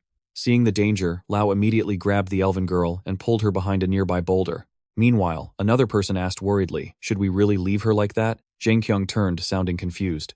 Why does it make you feel uncomfortable? He continued. Weren't you the one who said we shouldn't let her go? The girl hesitated. Well, yes, but a punishment like this is usually only for murderers, even back in Gotha. Jin-Kyung spoke calmly. It just shows how important that holy beast is. This place has its own set of rules. Then he sighed. I'm only here because of you. But after everything I've seen, some things are starting to really get on my nerves. Those alchemists, those musicians, and especially those arrogant nobles. They're all the same, Jin-Kyung added. Honestly, I just want to crush every single one of them. He scratched his cheek, looking uncertain. The king seems like a decent guy, probably because he's fighting against them. But look, I'm your summoned spirit, right? If I go overboard, I don't know what kind of trouble it'll bring you. Jin-Kyung then gently offered his opinion. I think the best thing we can do for now is just follow the rules of this place. Ai smiled after hearing that. You're right. But things feel so gloomy here. I know there are many gods in this world, but I've never heard of a god that actually harms people. Jin-Kyung agreed. I've never seen a culture that put such absolute blind faith in a single god like this either. His voice turned serious as he thought to himself, this place is truly strange. Just like this whole world. Right then, Benny came running over, looking cheerful. Lord Jin-Kyung, Miss Ai, I found a place. He pointed toward an old woman. We have a place to eat and sleep for the night. Then Benny pointed to an old man standing near a cart. And he can take us anywhere we need to go, as long as it's not off a cliff. He put his hands on his hips, looking incredibly proud of himself. It'll be great. We can stay the night and then use the cart. The scene shifted to the wooden wheels of the cart rattling along a bumpy road. Benny was grumbling, looking very annoyed. You two sure are lucky traveling light without a single bag. Meanwhile, this poor servant is exhausted from carrying all this stuff. Jin-Kyung looked at him confused. We're literally on a cart. Why don't you just put the bags down? Ai spoke up beside him. And Benny, remember, we aren't here for a vacation. Suddenly, the driver turned back to look at them. So you guys want me to get you to the wall as fast as possible, right? The girl nodded. Yes, please. The old man suddenly suggested, should we take a detour? There are rumors about a group of bandits hiding out around here. Ai looked suspicious. Bandits. The driver asked her, yeah, you saw that thief they caught at the plaza today, didn't you? Ai hesitated, then nodded. The driver explained, right, she's from the AB gang. Some people say their hideout is way up on the cliffs. Ai and Jin-Kyung shared a look. Then the girl made a request. Please take us there instead. The driver jumped in surprise. What? You actually want to go meet those thieves? Ai gently reassured him. It's okay. Just take us to that location. The driver sighed. All right, I'll take you there. Suddenly, a dark figure with a murderous gaze appeared behind Jin-Kyung. At the same time, the scene shifted to two people, running, gasping for breath. The elven girl stopped completely exhausted, but Lao kept urging her on. Get up, hurry, we have to keep moving, they're right behind us. Seeing the state of the person beside him, the boy thought anxiously, what should I do? Even if we run or hide, they're just going to keep hunting us down. They look dangerous, whoever they are. A dark thought suddenly crossed Lao's mind. Should I just leave her here? He continued that train of thought. They wouldn't chase him as long as she went back. Footsteps echoed through the silent night. The man reached down and lightly wiped a smear of blood off the ground. Suddenly, he glanced over as if he'd detected something. He slowly leaned down, realizing he had reached the edge of the cliff. At that same moment, the man reached behind his back to pull out an arrow, his gaze turning razor-sharp. He had spotted Lao's silhouette in the distance. And then, he drew his bow and loosed an arrow toward the two figures ahead. Lao was hit once again. Seeing this, the man decisively leaped down and sprinted forward. Traces of crimson blood still stained the ground, and the man's eyes grew even more intense as he followed the long trail of red droplets. The man reached for the dagger at his hip. He flipped through the air and landed heavily on the ground, his cold, sharp eyes locking onto Lao and the terrified Annie. He had finally found them. Sweating with pure terror, Lao looked up at the man standing before him. The man narrowed his eyes and muttered, "That's strange. There's just a rock here." He stood there, puzzled, certain the kids were right there. The Annie had quickly used her power to cloud his vision. The boy couldn't hide his shock. What is this? Is it magic? After losing sight of them, the man scanned the area. They're faster than I thought, he muttered, before turning to leave. They won't get far, though. I already hit them with those poisoned arrows. The girl struggled to maintain her power, while Lao stared wide-eyed at her. She was trembling and drenched in sweat, clearly exhausted. The boy finally spoke up. Hey, he's gone. He noticed white fur starting to sprout from her back, and the sight of it began to terrify him. But suddenly, he let out a sharp cry of pain. An arrow had pierced Lao's leg, and the wound on his arm still hadn't healed, drenched in sweat. He looked down at his injuries as the two of them continued moving through the silent night. Lao limped forward with every step, and the girl watched him, her face filled with worry. Lao, are you okay? Seeing that he didn't respond, the Annie hesitantly called his name again. Suddenly, the boy began to speak. They say that the people of the north fight against sandstorms every single day. Lao continued. There are times they get caught in a storm and swept away to a place they don't even recognize. In those moments, they start to think. The boy said, not stopping. If I'm lost because of a storm, even on a path I've walked 1,000 times, am I really lost? Blood continued to pour from the wound on his leg, but Lao remained lost in his story. Or did destiny just choose a different path for me? Clutching his wound, the boy's voice grew heavy. My father said, those are just the words of cowards, people who couldn't handle life in the north. But I like that story more than I like destiny. Lao's small silhouette stood out as he thought of someone going somewhere, simply because they truly wanted to be there. I think that's the real meaning of the story. The Annie girl hesitated. Lao. At the same time, the boy spoke up. I think today is your day. And if I go with you, I'll change too. His voice was growing weaker by the second. Ever since I got here, all the people in the north do is pray and try to survive. The girl sensed something was wrong. Lao, are you sick? Looking pale and weak, Lao began to collapse. I just want to go back to a normal life more than. Before he could finish, he slumped to the ground, leaving the girl in a state of panic. Lao, she screamed, shaking him. Wake up, Lao, please wake up. The Annie began to sob. Lao, I'm so sorry. This is all my fault.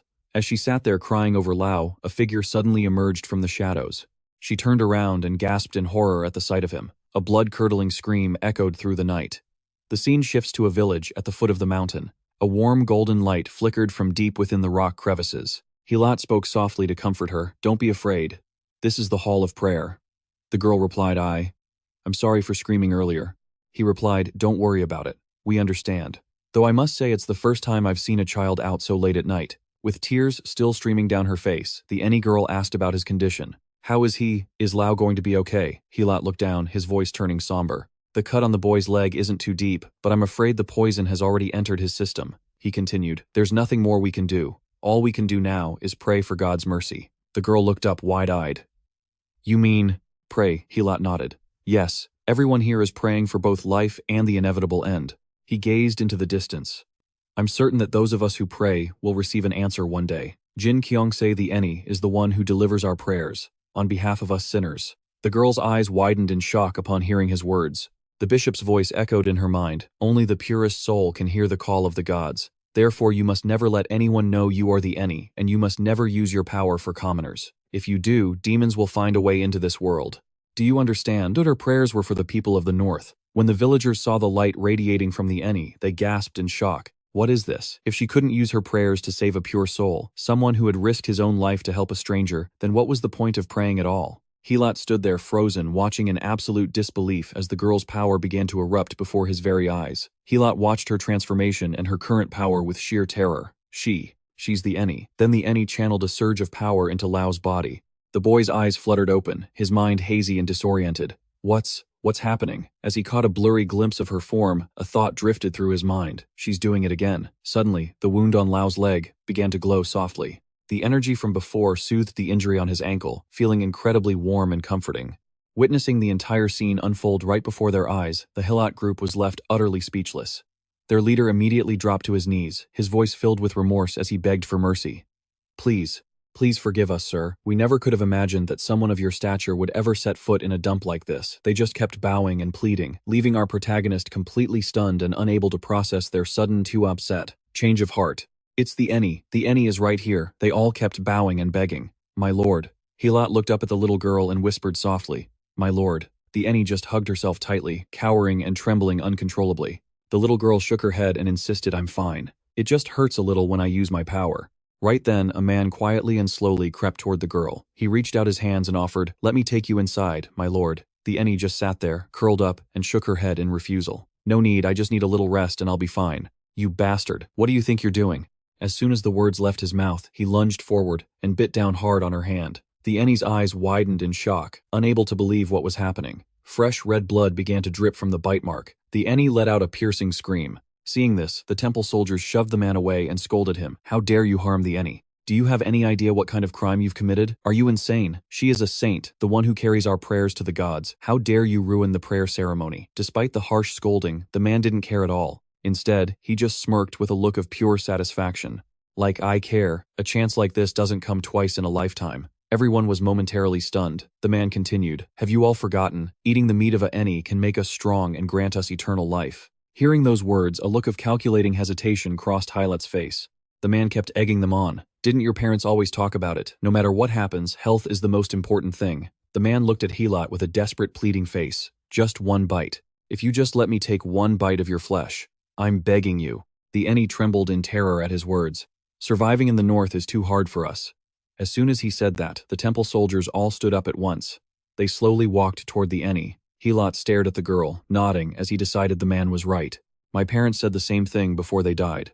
They moved straight toward her, their eyes filled with a threatening glint. Health is everything. The Eni froze, breaking into a cold sweat. They lunged forward, reaching out to grab the little girl. They drew their weapons and headed straight for her, shouting excitedly, one bite each, okay? If we divide it carefully, everyone will get a share. Give me a piece too. As long as we have the meat of a Eni, we'll be healthy. They pinned her down and laughed maniacally. We won't even need the spring of life anymore. Right at that critical moment, Lao woke up, grabbed a large stone and rushed toward the Eni. The boy slammed the rock right into the faces of the two men in front of him, sending them flying. Lao followed up with a few more moves to drive them back. Then he glanced at the Eni and barked, what are you waiting for? Run. The girl stood there, stunned for a few seconds. Somewhere else, Jin-Kyung had no idea a dark figure was silently attacking him from behind. The figure held a crescent-shaped weapon and aimed for the back of his head. At that moment, Jin-Kyung suddenly felt something strange. For a second, his eyes widened unnaturally. The carriage continued to clatter down the road.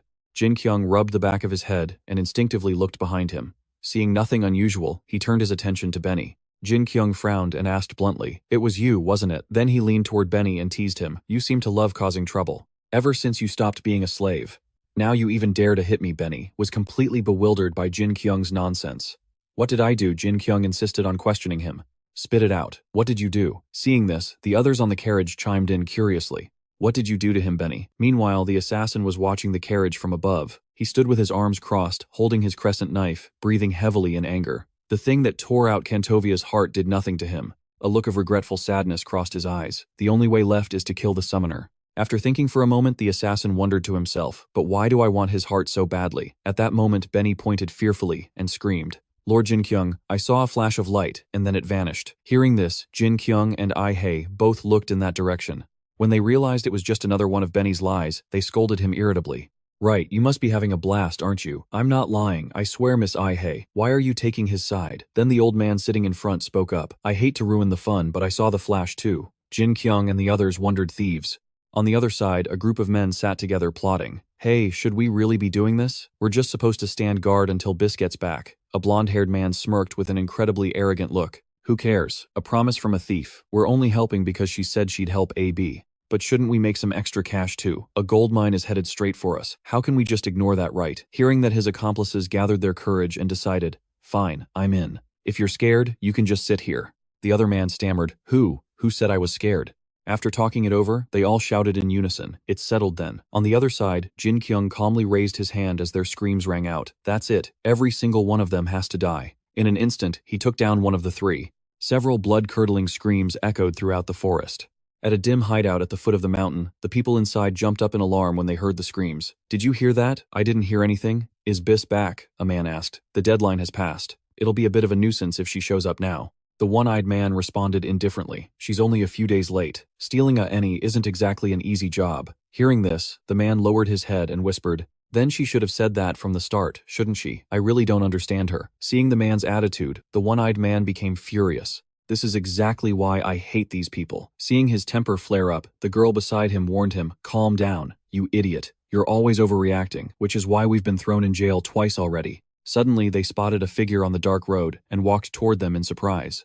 Is she really back? Outside, a burly man stepped forward quietly. We hide together in the darkness. He pressed his ear against the door to scout the situation inside. When he didn't hear any sound, the man thought it was strange. We were hiding together in the darkness. Before he could hear anything else, the guy was kicked far away. You guys were going to go to jail together, right? Right then, Jin-Kyung appeared with a look of pure rage. Who the hell did something so stupid? How could there be such a weird secret code? After saying that, he took a deep breath and charged straight ahead. Seeing this, the group in front of him fell back in shock. What is this? We're under attack. How dare you break into this place? Do you even know where you are? Break in, coming from a thief that's rich. Is that so? Seeing the situation turn critical, the robbers banded together and lunged at Jin-Kyung to kill him. However, he focused, waving his hands as if summoning a great power.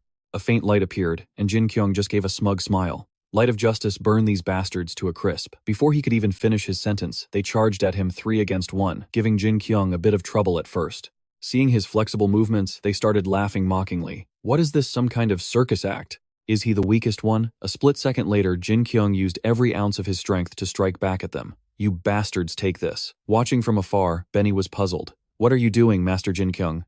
Jin-Kyung stood there screaming at the top of his lungs. Damn it, I just wanted to create a cool special move. Fighting without a weapon is so boring. Suddenly someone rushed out holding several daggers. The girl decisively threw them straight at Jin-Kyung. He was quick and immediately realized the trick. Right after that, Jin-Kyung summoned a flame that incinerated all the daggers. Benny, watching from behind, screamed in terror. Master Jin-Kyung. The girl just smirked at the sight. Those daggers weren't cheap, and yet I used them all up. Right after that, something was rushing toward them. Jin-Kyung's feet were moving rapidly across the ground. He ran right up to the girl and couldn't help but laugh triumphantly. That blow really hurt. Seeing him, the girl couldn't help but scream in fear. Jin-Kyung gripped her arm tightly, staring intensely into her eyes. Jin-Kyung suddenly lowered his voice to a deep, warm tone. A thief's life doesn't suit you. A beautiful flower like you doesn't belong in a place like this. Faced with such sweet words, the girl's cheeks turned bright red, and she was left speechless. Jin-Kyung kept a firm grip on her arm, saying nothing, only staring.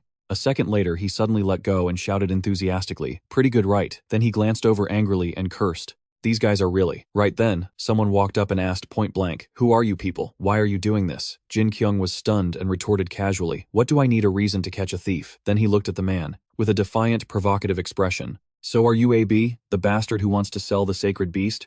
I heard a single piece of sacred beast meat is worth 250 gold bars. Hearing Jin-Kyung's mocking words, the man grew angry and shouted, "What did you just say?" He slowly lowered his hood and growled, repeating the words, "Sacred beast meat." Jin-Kyung stood frozen for a few seconds, stunned by the man's appearance. Standing before him was none other than an NL. Strange tufts of fur were visible near his ears. Jin-Kyung was shocked and blurted out, "A birdman." The man shook his head in denial. "I am not a birdman." Seeing this, the girl couldn't help but burst out laughing.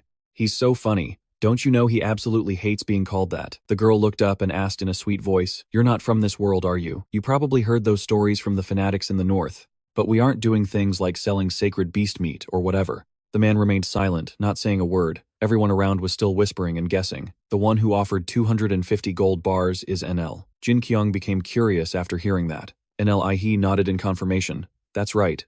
I heard NL is often harassed and called a birdman." The man sighed his face, showing his awkwardness. "I didn't know things would turn out like this, or what the intention was." The girl suddenly stood up, asking a barrage of questions. "I'm sure you've heard of this, right? And NL cannot lie." Benny walked over and gently explained, "I've heard of that. Lying is something outsiders do, but they don't deceive anyone. In fact, they're the ones who are easily fooled." The man shook his head in frustration. "Stop talking about my race," he said, trying to explain further. "I don't know where you heard it, but it's true that I hired them to steal the sacred beast." Hearing that, Jin-Kyung replied confidently, "See, wasn't it much better to just confess?" He standing behind him scolded him, "Master Jin-Kyung, could you please be quiet?" Then the girl asked in a serious tone, "Why did you hire them to steal the sacred beast, even if you aren't selling the meat like the rumors say? The people here depend on the sacred beast to survive."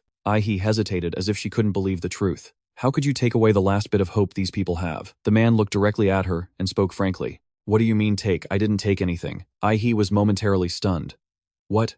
He continued to explain calmly. "You've got it all wrong. He only wanted to save his race." Hearing this harsh reality, He's expression turned incredibly grim. The man continued, "The girl locked at the top of the temple isn't a sacred beast or anything like that.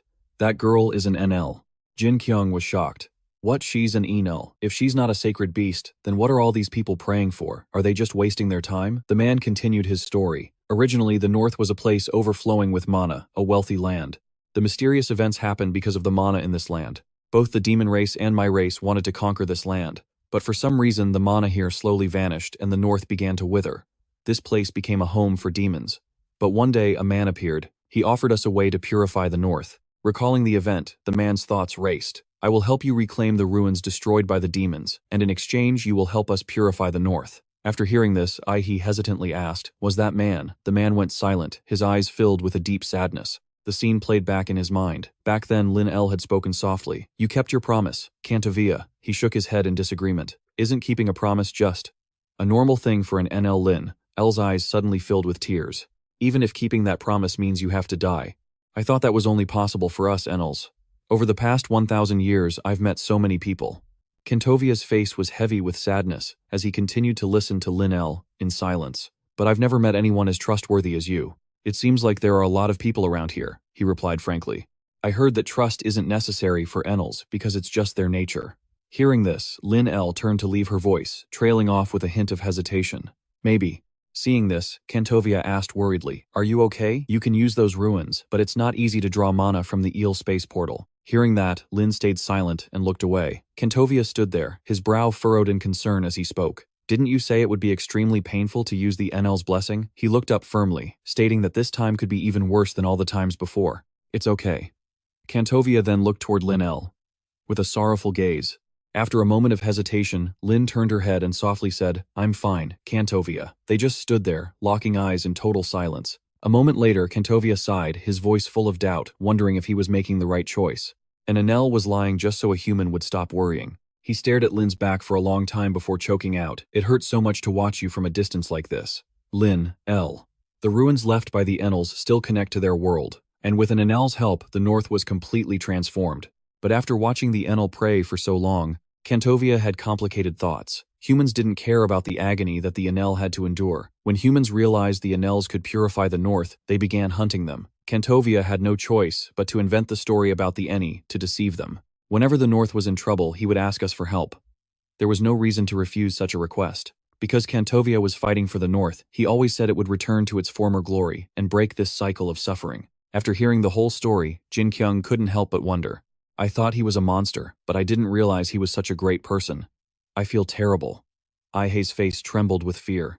People don't know the truth because they've never met an Enel. But what about the people in the temple? Do they know the Eni is an Enel? Hearing this, the blonde girl firmly stated, "I'm pretty sure they know. They're the ones who kidnapped the Enel and locked her at the top of the tower." Jin-Kyung was stunned. Ihei's jaw dropped in shock. How? How could they? Seeing their shock, the girl continued to explain. What do you think Kantovia fears most? The relics offered by the believers are very valuable to those people in the temple. We are the ones who don't face any trouble living in the north. Do you understand now? You were all wrong. We just want these tragedies to stop happening to the people. The only way is to take back the Eni from the temple. The people there are the ones selling the Eni's meat to the nobles. Do you get it now? After hearing this, Jin-Kyung stammered nervously. Now what? The blonde girl provided a crucial piece of information. A girl named Bis is being held at the square. The scene shifts to a desolate place where a startled voice rings out. Me, that was Bis, standing there and complaining loudly. I'm just a worthless thief. Seeing Bis lose her cool, the red-haired girl in front of her tried to calm her down. Hold on, Bis. Bis sighed, regaining her composure, and grumbled. No one is going to listen to a thief. The red-haired girl tried her best to make Bis understand. I know why you're worried. Everyone knows thieves are free and do what they want. But the information from the underworld is too dangerous. We need someone to lead the thieves, so they don't abuse the information they have. The red-haired woman turned to leave, and as she walked away, she didn't forget to remind her, at least you're smart enough to know right from wrong, unlike those idiots. I need you to do this until I get back. Please.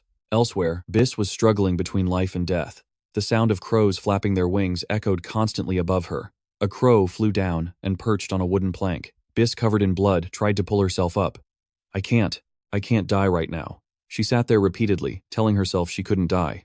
Before her was a distant castle with a few flickering torches. The twin summoner sisters sat up, looking drowsy. She's not dead yet. Who cares? I'm dying from lack of sleep here. Why do we have to watch her? They sat up, chatting mockingly. Are you kidding? Thieves never come back to save one of their own, right? The funny thing is, we'll be the ones to take care of them. Who do they think we are? Even Ela, the best summoner, can't do anything against my high-level spirit and your fast summoning. Why are we doing this? It's exhausting. I just hope she eats more stones, okay? Meanwhile, at another clearing, the wind blew in cold, biting gusts. The Eni tried her best to flee from her pursuers. They shouted as they chased after her. The terrified girl dashed straight forward.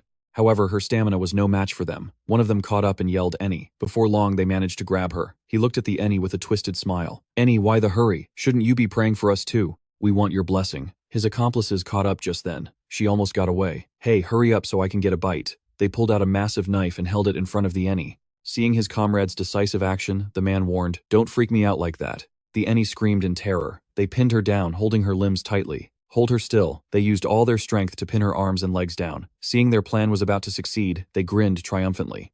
At that critical moment, a voice shouted from behind, Catch him. Lao rushed in, using his small frame to shove the man with the knife forward. The people behind him started shouting reproaches. What is this? You haven't caught that brat yet. Watch out. This kid isn't as simple as he looks. Lao quickly lunged for the knife lying on the ground. Summoning all his courage, he charged straight at his opponent, attacking with everything he had. Lao threw himself at the enemies to buy time for the Eni to escape. Seeing the Eni hesitating, he shouted an order. Get up and run. Go hide in that spot by the cliff like you did before.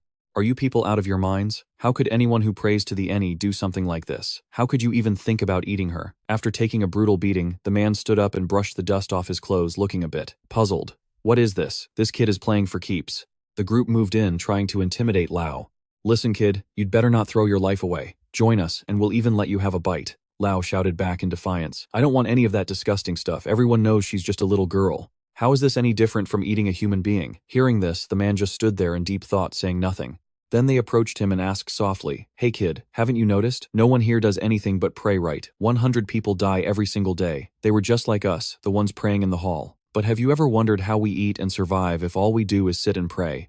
Lao gasped in shock, his voice trembling. What? They hinted darkly. Why do you think there isn't a single corpse to be found in this entire place? Hearing the reason, Lao was shell-shocked and speechless. They continued, We don't care how we get our food as long as it's not from the living. That's our rule. But if we lose the Eni, I'm sure we'll make an exception today. Hearing those sick, twisted words, Lao grit his teeth in pure terror.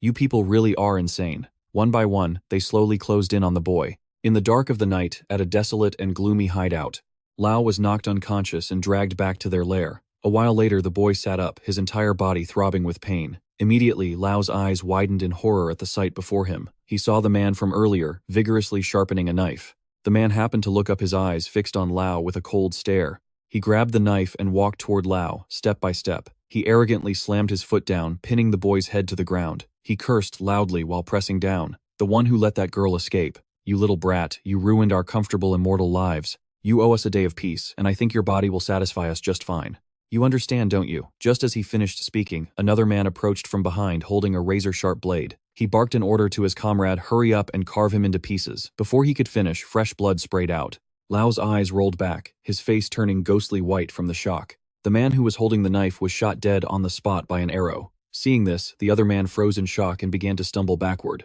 What? Who's there? Someone was approaching rapidly from the front. A middle-aged man appeared, his bow drawn and aimed straight at the man. He took aim and quickly ended the other man's life. Upon hearing the commotion, the men in the back couldn't help but scream out. "Who the hell is that?" Helat shouted to his men. "Catch him right now." They immediately grabbed their weapons and swarmed the stranger. Facing the mob, the middle-aged man didn't flinch. He drew his bow and aimed true. One by one, he took them down, sending them straight to the afterlife. Another man rushed forward with a long wooden stake lunging at the middle-aged man. But he was too quick. He grabbed the stake and mocked him. Nice try. He finished off 2 of them at once. The soldiers kept coming, trying to engage him in hand-to-hand combat. But a single strike from him was enough to put anyone down for good. At that moment, one man tried to sneak up from behind to take him by surprise.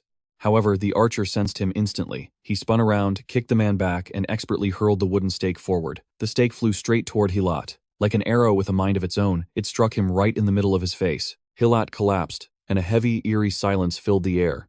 Seeing that Helat had left this world, the remaining men stood there confused, just glancing at each other. At the sound of the chaos, the soldiers from the temple peeked their heads out curiously. Before them was a scene of gruesome carnage. Realizing how dangerous the middle-aged man was, everyone began to scatter in a panic. He moved through them, taking down every single person in just a few short seconds. Wherever he walked, not a single soul was left alive. Inside the temple, the soldiers were frantically running for their lives. He's coming. Everyone hide. Where are the weapons? Someone go, get the weapons.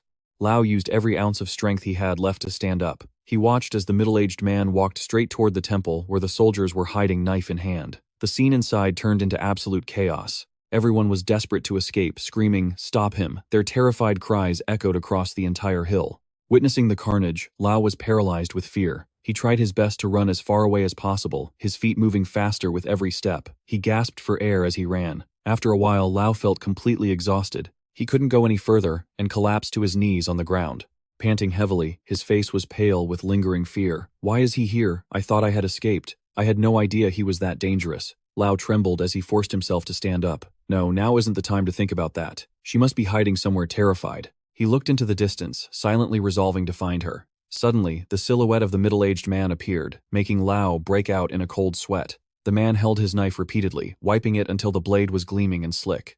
Lao backed away instinctively, his face twisted in sheer terror. The man spoke to Lao in a low voice. "I know you're not the thief, and you know it too." He paused for a moment before adding, "That girl is the Eni." Upon hearing that, Lao grit his teeth. "I don't care whether she's a Eni or not." He knelt on the ground, a sudden curiosity burning in his heart. "All I know is that she's a normal girl. Why would you people leave the survival of the North in her hands?" At the question, the middle-aged man's face looked weary and somber. Lao remained on the ground, screaming out the emotions he had kept bottled up. "She doesn't want to go back to that temple. She just wants to return to where she lived as a child. Can't you people just let her decide her own life?" The middle-aged man spoke calmly. Isn't it obvious those words left Lao in a state of shock and disbelief that he couldn't put into words?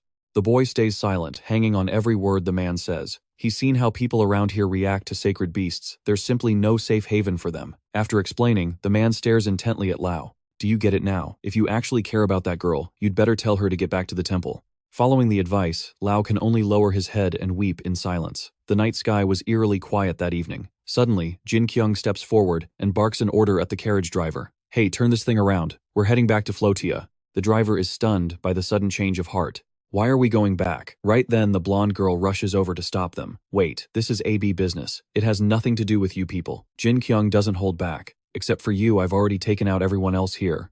Are you really sure you can stop me? Even the guards." I actually feel bad about what I said to her. The situation seems dire, so he has to move in. Just as he finishes speaking, Jin-Kyung senses a surge of dark energy charging toward them. He narrows his eyes, trying to spot exactly what that thing is. Quick as a flash, Jin-Kyung leaps up, intercepting the enemy's strike just in time. For a split second, a look of pure shock washes over his face. The attacker is that assassin lunging at Jin-Kyung with those crescent-shaped blades. A second later, the guy drops several timed explosives right at his feet. As soon as they hit the ground, the bombs prime themselves ready to blow. Boom, a massive explosion rocks the area. Seeing the blast, Benny and Ai-hei scream out for Master Jin-Kyung. The assassin takes the chance to vanish instantly. His eyes remain locked on Jin-Kyung as a sudden sandstorm kicks up around them. Jin-Kyung is caught off guard. What the? Where did he come from? The blonde girl recognizes the threat and screams a warning. That's Godon's breath, he's the assassin. The one who ripped out Cantovia's heart. Hearing this, Jin-Kyung is stunned. What he stares at the assassin, his voice full of disbelief. It's really him. After a moment's thought, Jin-Kyung steps forward. Hey, you go on ahead. My blood is telling me I have to take this guy down. I need you to get there first, because Bis might be at death's door. If things get too dangerous, summon me immediately. He turns back to Ihe with a look of absolute determination. You can do this right. Without a second's hesitation, the girl nods. Yes, I understand. She then orders the carriage driver, let's go sir. Now only Jin-Kyung and the red-haired girl remain to face the assassin. The assassin looks down at Jin-Kyung from above, calculating his next move. I knew they'd be here. He's strong. Way stronger than Cantovia or those giant monsters. Is this it? What do I really want? He looks right through Jin-Kyung, his gaze landing on the left side of his chest, a heart that no one has ever been able to touch. At that moment, the blonde girl cries out in worry. Watch out, he's extremely dangerous. Jin-Kyung just brushes it off with total indifference. Dangerous, really. He's not a threat to me. He's clearly just a hitman sent by the nobles and the Golden Guild, but since he killed Cantovia, I've got to catch him and ask a few questions. With that, he casually turns his back. But she keeps insisting. No, you can't underestimate him. He's an assassin, the heir to the Lord of Shadows, Godon. Hearing the strange name, Jin-Kyung can't help but repeat it. Godon. The girl is shocked. You don't know. Those are powerful magical weapons created by supreme beings. In the hands of someone smart, it's a legendary weapon. But in the hands of the reckless, it's a curse, especially if it belongs to the Shadow Lord Godon. A terrifying shadow of the assassin looms as a threatening voice whispers in his ear. Kid. The voice rasps in slow, rhythmic waves. My child, a ghostly, eerie figure appears to speak with the assassin. You crave his heart, don't you? The assassin stands frozen for a few seconds as the voice echoes in his mind. You can't do it on your own. Just as quickly as the ghostly figure appeared, it vanishes, and Godon himself emerges. He reaches out to the assassin, grabbing his hand. The assassin can feel an absolute overwhelming power burning in his heart. Godon's voice is seductive and sweet, sweeter than blood. Watching this unfold, the assassin stands there paralyzed, his whole body refusing to move. Moments later, a surge of pitch-black energy erupts from the assassin's body. Jin-Kyung watches the scene totally confused. Hey, what's going on with him? The blonde girl analyzes the situation. I hope I'm wrong. But sometimes people lose their minds because they're so desperate for power. Jin-Kyung asks absent-mindedly. Then what happens? She continues. Godon is a supreme being. As long as the wielder allows their souls to merge, they'll evolve into a perfect form. Hearing that, Jin-Kyung immediately lunges at the assassin. Why didn't you say that sooner? I have to stop him right now. He charges at top speed, winding up for a massive strike, but suddenly a blinding light flashes. A blurry figure steps out from the swirling white sand and smoke. It's an upgraded version of the assassin. He blocks Jin-Kyung's attack and introduces himself arrogantly. I am the descendant of dragons and demons, an illegitimate child cast aside by my ancestors. I was once the ruler of the darkness. As he speaks, his body glows with an intense burning red heat. He strikes back with a smug grin. I've been waiting for this day for a very long time. A long beam of light pierces straight into the sky. In an instant, Jin-Kyung is sent flying several meters back by an invisible force. He quickly regains his footing, skidding across the ground. The blonde girl panics. Are you okay? His feet continue to slide back, carving ruts into the earth. Jin-Kyung comes to a halt, looking unfazed. His voice drips with arrogance again. What? Of course I'm fine. The girl is stunned by his reaction. Jin-Kyung steps forward and gives her a warning. You're the one in danger here, so get back. Seeing his brief moment of concern, she blushes and stammers. Okay. Jin-Kyung continues walking straight toward the assassin. Just then, another man slowly steps out, realizing that one of Gaydon's seals has been opened. This is exactly what Cantovia warned us about. The blonde girl is startled. Really? But don't worry too much. Bis managed to protect Gaydon's dagger. Suddenly, the man narrowed his eyes and stared intently at the girl. He asked her point blank, "Why is your face so red?" Hearing that the golden-haired girl started stuttering in total embarrassment. Don't you think he's really cool? The man shook his head and asked flatly. In what way? The girl awkwardly explained. He called me a flower earlier. He nodded in realization. I was a bit surprised too. I mean, everyone knows you're just a human. The girl let out a long, frustrated sigh. Seriously, don't tell me you don't get it. I can't believe this. With that, she ran off, leaving the man standing there in total shock. Standing alone, he thought about how humans are always falling prey to the temptations of Godon. That's why anyone using Godon's relics has to be truly intelligent. He gently drew the spear from his side and looked at it with pride. That's why Godon left this behind. The third relic of Godon Gunadon. He raised the spear high and exclaimed with satisfaction. Godon's legacy is truly vital, Cantovia. Godon's spear has been protected by the Un just as you wished. But where are we going to find someone capable of wielding it? You always carried this with you. Now, you're no longer here. Suddenly, a massive surge of supernatural energy erupted in front of him. His eyes widened and his jaw dropped in pure shock. The assassin had vanished, replaced by the terrifying silhouette of Gadon. Jin-Kyung just shook his head and sighed. This is such a waste of time. I don't care if you're Gadon or Gamma or whatever. Gadon stared straight at him and rasped out, "Foreigner, I truly crave your heart. If you surrender and give me your heart, I promise I won't kill your summoner." Facing the threat, Jin-Kyung replied nonchalantly, "Organ harvesting, huh? You don't look like the type to keep a promise." He immediately channeled all his strength and lunged toward Gadon. "Fine, if it's my heart you want." Jin-Kyung grit his teeth with determination, "Then come and take it." At that moment, Gadon seemed to explode with every bit of power he had. Jin-Kyung lunged forward and mockingly shot a finger heart right at him. Gadon froze in confusion for a second. Jin-Kyung let out a smug smirk. A flash of light pierced through the pitch-black night. Gadon, burning with rage, lunged forward to strike Jin-Kyung down once and for all. His eyes glowed with a terrifying fury. Jin-Kyung's eyes widened in shock and a hint of fear as he took the full force of Gadon's horrific attack. A massive, earth-shaking explosion followed. Jin-Kyung struggled with everything he had. He pushed himself to the limit and managed to shove Gadon's attack back. From a distance, a brilliant light continued to flash amidst powerful gusts of wind. The golden-haired man struggled just to stay upright against the sheer force of it. He stood there stunned. What on earth is this? Up above, Gadon and Jin-Kyung were suspended in mid-air. Jin-Kyung looked up at him with a look of pure arrogance. "How can you be this weak?" He landed a hit on Gadon and shook his head in boredom. What a disappointment. The golden-haired man was speechless, watching, as only a faint silhouette of light remained in the sky. Several mystical circles opened up in the sky. Energy radiated from them, shooting straight up into the heavens. The scene then shifted to another mountain. Benny and Ai-hei jumped down from the carriage and ran forward in a panic. They rushed to Bis, looking absolutely terrified. "Bis, are you okay?" Seeing the state she was in, Ai-hei collapsed to the ground in fear. "What should we do?" Benny immediately tried to find a way to unbind her. "Miss Ai-hei, these chains are too hard to get off." Just then, a man carrying a torch approached. "What do you think you're doing? No one is allowed near her."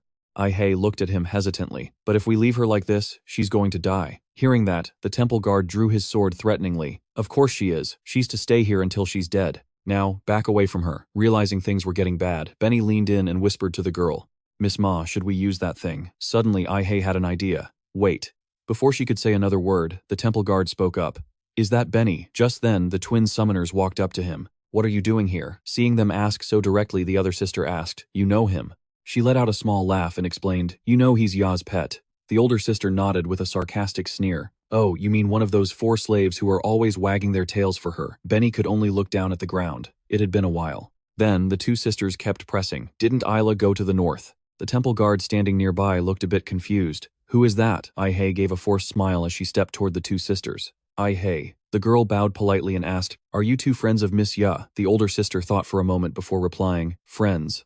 What are you two doing here? Did Ela send you?" Ai-hei scratched her head awkwardly. "No, it's not like that." The older sister looked suspicious. "She's also one of Ela's slaves, isn't she?" The younger sister shook her head firmly. "No, she's just a commoner. But she was in the summoning class." The older sister still looked confused. "Really?" Ai-hei nodded timidly.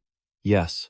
The younger sister suddenly remembered something and told her sister, "Do you remember those woodcutters who lived in the forest? She lived there before her parents were killed by wild animals." She nodded as if she understood. And the younger sister continued, "Her family used to deliver wood to Isla's family. That's why Ila's family felt sorry for her. They paid for her schooling. If I remember correctly, that's how it went." Then she looked at Ai-hei and asked arrogantly, "Is that right?" Having no other choice, the girl nodded. "Yes, they did." Getting that confirmation, she gloated. "See, I told you so." But she wasn't done. The younger sister kept questioning her. "Why do you still live in the forest? It's not like the village is short on houses." The older sister joined in, adding more insults. "Now that I think about it, she studied summoning, but she's never actually succeeded once. I truly feel sorry for you." "So girl," the sister asked seriously, "what brings you all the way out here?" At that point, the temple guard spoke up hesitantly. "My ladies, these two were loitering around the criminal." Her eyes widened and her voice sharpened. "What?" Before he could say another word, Ai-hei gathered all her courage and spoke up. "I have a request." The two sisters glared at the girl, as Ai-hei said, "Seriously, could you please release her?" Benny, standing nearby, was terrified and tried to stop her. "Miss Ai-hei." The older sister just fixed a cold, intense stare on Ai-hei. "And why on earth would we do that?" The girl clenched her fists firmly, declaring that she wasn't the one who stole the sacred beast. The truth was that the people in the temple had concocted a fake religion just to extort money from the northerners. The person lying here did nothing wrong. Bis was still lying unconscious on the ground, her entire body covered in blood. Faced with her dire condition, the two sisters fell silent for a moment, their expressions becoming strangely grim. The older sister stepped forward and asked the girl in a stern voice, "Do you even realize what you're saying right now? The temple has the trust of the entire continent, the nobles, and even the king himself, and they've been authorized to operate in the north. Falsely accusing this place won't just end with a charge of treason, it'll be much worse." As soon as she finished speaking, a group of soldiers rushed out, drawing their swords to threaten Ihei and Benny. Despite the intense situation, the girl remained resolute and spoke up loudly. "I was sent here to investigate matters exactly like this. This is an order from King Gotha, so I cannot simply turn a blind eye to everything that has happened here." Hearing that, the woman couldn't help but laugh mockingly. "You really? Then where is your royal decree?" Ihei went silent for a moment, her mind racing to come up with an answer. Seeing this, the older sister looked at her with pure contempt. She must have quit being a summoner to join this gang of thieves. The younger sister also let out a sarcastic laugh. That actually suits her perfectly. This cave fits her well too. Then she loudly ordered the guards to seize her. Without a second thought, the temple soldiers charged forward.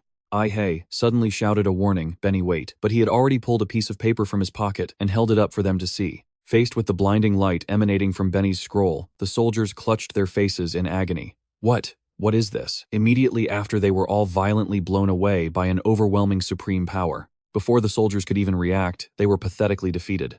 Now only the twin sisters remained. The younger sister summoned her power and growled, "A magic scroll. Is that why you two were so confident? You can't take back what you've just done." She continued to threaten Ihei and Benny loudly. "You're going to regret this. And above all, the North is very famous for its brutal punishments." The moment she finished speaking, she launched an attack at them. The girl backed away in fear. Benny was also visibly anxious and fumbling. "What now? This is the last one." A giant monster was charging straight at them. Terrified, Ihei ordered Benny, "Use it now." Benny opened the scroll, his face full of determination. "All right, let's go all out." Just like that, another blinding, powerful light appeared. Ihei was slightly taken aback. This one is totally different from the others. It must be incredibly strong. In an instant, the monster seemed to be swallowed by that power. Right after, a giant white rabbit appeared. Ihei was completely stunned when she saw it. That was Benny's final form. She stood there in shock. A transformation spell. Meanwhile, Jin-Kyung and Gadon were still locked in a fierce battle. The fight was far from over. Seeing the rhythm of the battle now, he felt a bit excited, though something still felt missing. He felt he needed a weapon to fight properly, though he had managed to wound him. Gadon was now fuming, wanting nothing more than to crush Jin-Kyung into dust. The brute channeled all his strength, aiming directly at Jin-Kyung below. A terrifying surge of power began to manifest. Flames erupted and spread rapidly. Jin-Kyung tried his best to block Gadon's muscular arm, but he was violently tossed aside. Jin-Kyung was thrown back and ended up sprawled on the ground. Then he clenched his fists and rushed forward with unwavering resolve. "Let's end this." Gadon also summoned power into both hands. At the perfect moment, they both unleashed a fatal blow. Suddenly, Jin-Kyung vanished without a trace right in front of Gadon. The brute glanced left and right, wondering in confusion. Where did that foreigner go? Then an image of a sword flashed through his mind. Gadon realized what it was in an instant. He spread his power to search, and sensed that his relic was nearby. Immediately after, Gadon spread his wings, preparing to move to that location. He looked up at the sky, thinking that the north was about to be engulfed in a sea of fire once again. A blond man was silently hiding behind a rock watching. He kept a close eye on every single move Gadon made. Shortly after, he saw Gadon spread his wings and fly straight toward the north. He watched Gadon, a sense of uncertainty rising within him. "What should I do? I promised not to get involved with humans anymore." Having said that, he also revealed his hidden wings and did a few quick stretches, getting ready to chase after Gadon. He then took flight, trailing closely behind Gadon. Meanwhile, at the apartment complex, a strange blue light suddenly flashed. Jin-Kyung emerged from that source of power. He let out a frustrated scream, then Jin-Kyung was pulled back into that glowing blue light again. It was Ihei who was currently summoning him. Seeing her ability, the twin sisters were stunned, unable to believe their eyes. A summoned beast. She knows how to summon spirits. The light continued to spread intensely. Jin-Kyung emerged from the energy, his body appearing twisted. Seeing that sight, the two sisters were left speechless. Jin-Kyung knelt on the ground and shouted in frustration. "No, I was just about to finish him off," Ihei stammered. "I'm sorry, Sir Jin-Kyung, but things are getting worse here." He turned his head in surprise and barked. Jin-Kyung stood up, walked over to Bis and asked, "You still haven't managed to save her?" The girl shook her head and pointed to the chains. Jin-Kyung grabbed the chains and used all his strength to shatter them. Once finished, he casually called out to Benny to take her somewhere safe. Ihei stood there, scratching her head, looking troubled and hesitant to speak. "Well, about that." She then led him to where the giant white rabbit was. As soon as they saw Benny in this form, both Ihei and Jin-Kyung were utterly speechless. What are we supposed to do now, Benny Bunny? Even now, Jin-Kyung still had the energy to lift Benny up with just one hand and make a joke. This spell actually has a bright side. Benny, you'd make a pretty plump piece of rabbit meat. Before he could finish his sentence, someone suddenly ran up and interrupted, making Benny jump in fright. From behind him came the mocking laughter of the Summoner sisters. Oh, how hilarious. One of them spoke up, sounding extremely confident in her power. Watching you guys is quite entertaining, but I'm afraid I don't have time for this. The one next to her chimed in. So you know how to summon spirits too. But what good is summoning an idiot like this? Facing the mocking attitude of the sisters, who clearly didn't know who they were dealing with, Jin-Kyung frowned and asked irritably, "Who are these two?" Hei immediately replied, "They are summoners who trained with me and Lady Ela. It seems they're working for the temple now." She stood on the other side, not caring what those two were whispering about. Her hands began channeling power as she sneered, "That's far enough for a low-tier summon like you." Immediately, she summoned a pitch-black monster that lunged straight at Jin-Kyung. It wouldn't hold out for even 1 second against him. The moment he heard his precious girl being looked down upon like that, he started seeing red. Who exactly are you calling low-tier? Then with a simple punch, Jin-Kyung easily took down that ugly beast. He emphasized every single word, asserting firmly, "My Hei is not stupid." That punch sent the monster flying back before it could even react. Despite how simple it looked, it triggered a massive explosion. A terrifying shockwave ripped through the air, forcing the Summoner sisters to struggle just to stay on their feet. But Jin-Kyung wasn't finished yet. He kept muttering under his breath, "Hei isn't a moron, and she definitely isn't weak." Hearing her benefactor defend her like that made her happy, but Hei was still left speechless by his reckless, brainless actions just now. "Are you backing off?" The one who had just launched the attack was now looking at the young man in front of her with a hint of caution. She immediately shifted into a stance for her next strike. "I underestimated you." As soon as she spoke, she summoned countless spirit wolves. She seemed quite proud of these spirit beasts. How about this? Obeying their master's command, the entire pack lunged at Jin-Kyung at once. However, he looked at these weaklings with pure contempt. "You think these mutts can stop me?" With a kick as light as a scoring soccer shot, Jin-Kyung once again wiped out the entire horde of spirit beasts without breaking a sweat. "You think you're strong enough to take me down?" Suddenly his wires crossed, and he blurted out something definitely not meant for minors. "Alright, it's time. I've got to punish these girls. I'm gonna give your backsides a few good smacks." Hearing that the Summoner sisters radiated a murderous aura, wanting to kill the arrogant loudmouth in front of them, "We're going to kill him. Summon your strongest demon." Although she was confident in their combined power, she couldn't help but acknowledge Jin-Kyung's abilities. "I admit I look down on you. You're a summoned soul, and honestly not too bad, for someone summoned by that little thief." Her expression turned dead serious. "That's enough. I'm done playing games with you." The moment she finished speaking, strange flickers of golden light erupted all around him. From within those beams of light emerged monsters with grotesque, bizarre forms. This only made Jin-Kyung more excited. "Show me what you've got." Suddenly, he flinched, as if realizing something. This was the moment Jin-Kyung finally witnessed the true power of the twin sisters. Hovering above his head were countless summoned evil spirits, far too many to count. So this is what real summons are supposed to look like. Jin-Kyung was completely stunned by the sight. He suddenly shouted, directly betraying Hei, leaving the girl bewildered. Okay, so Hei really is an idiot. The people nearby all looked toward the distant horizon at once. Before their eyes were countless golden sparks resembling fireflies dancing in the night. Suddenly, a world-shaking explosion erupted beneath them. At first, from their distance, it looked like a normal blast. But before long, the terrifying force expanded rapidly, making the crowd scream in absolute horror. Back to Jin-Kyung's side, it turns out that massive explosion was his doing. Jin-Kyung smirked arrogantly. "All you can summon are these puny toads, right? And that's why Hei is a much better summoner than you." The woman was starting to feel the fatigue, and hearing his arrogance only made her more furious. "You bastard." But then, the girl beside her began to glow with a strange light. Jin-Kyung never expected things to take this turn. That blue radiance even covered the mountain range, lighting up the entire sky. The sudden flash of light was blinding. Out of nowhere, a woman's voice rang out. "You look just as pathetic as your summoner. Allow me to shut that filthy mouth of yours." Jin-Kyung frowned, looking toward the source of the voice. A stone statue slowly rose from the ground. It eventually stood before Jin-Kyung, its form absolutely massive. At a glance, its power far exceeded any of the small fry he had been crushing up until now. Two guards standing nearby had no idea what was happening. "What is going on out there? I've never seen anything like this before. Is this the end for the temple?" One of them started planning his future, as if everything was already over. "Damn it. I have no choice. When this is all over, I'm taking the priestess and running away from here." Just as he was about to gossip more, Gadon suddenly appeared beside them. He crawled up from beneath the earth, sending the nearby guard stumbling back in terror. He swiftly snatched the weak human. Gadon stood tall, sending the man straight to the afterlife. He muttered with grim determination, "My shadow, it is time for us to return." He looked at the giant stone statue, speaking as if victory was already certain. The day the North falls under our rule. In the mist-covered forest, the slumped figure of Biss could be seen sitting on a nearby log. A woman's voice suddenly broke the silence. You look exhausted. Biss poured her heart out to the newcomer. I only wanted to be a thief who stole from the rich to give back to the people.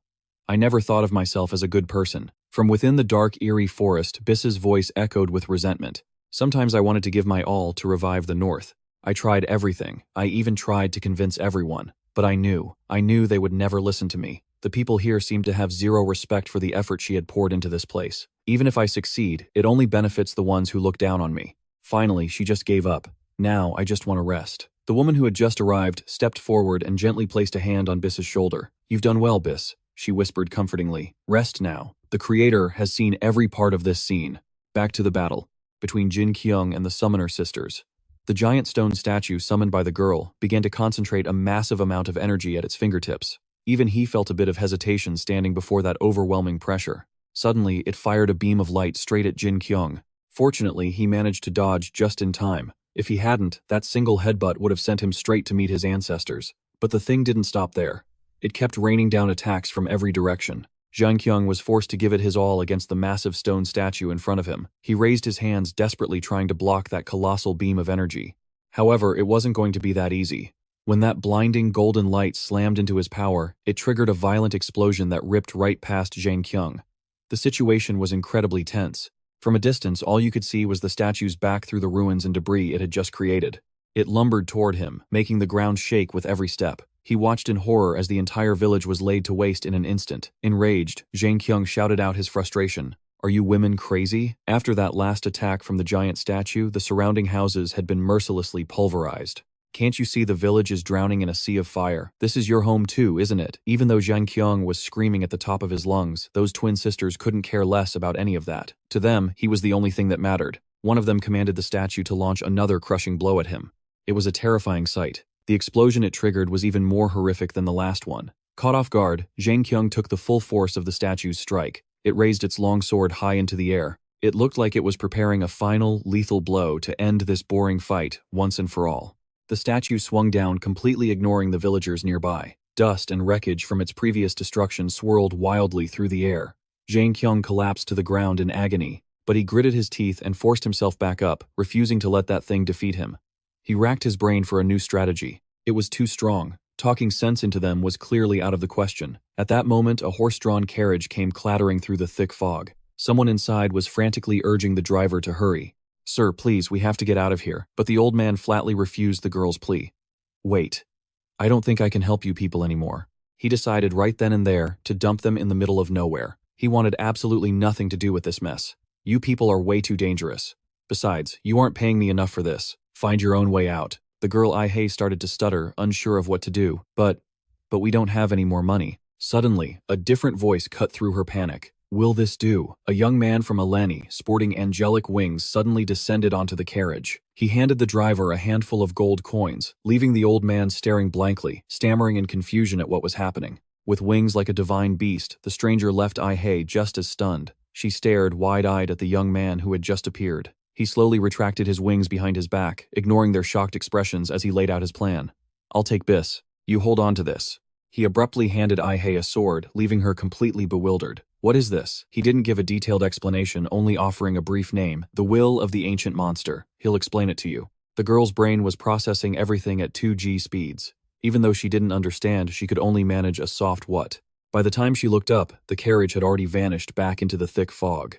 Meanwhile, Jin-Kyung was struggling to fight back against the giant statue.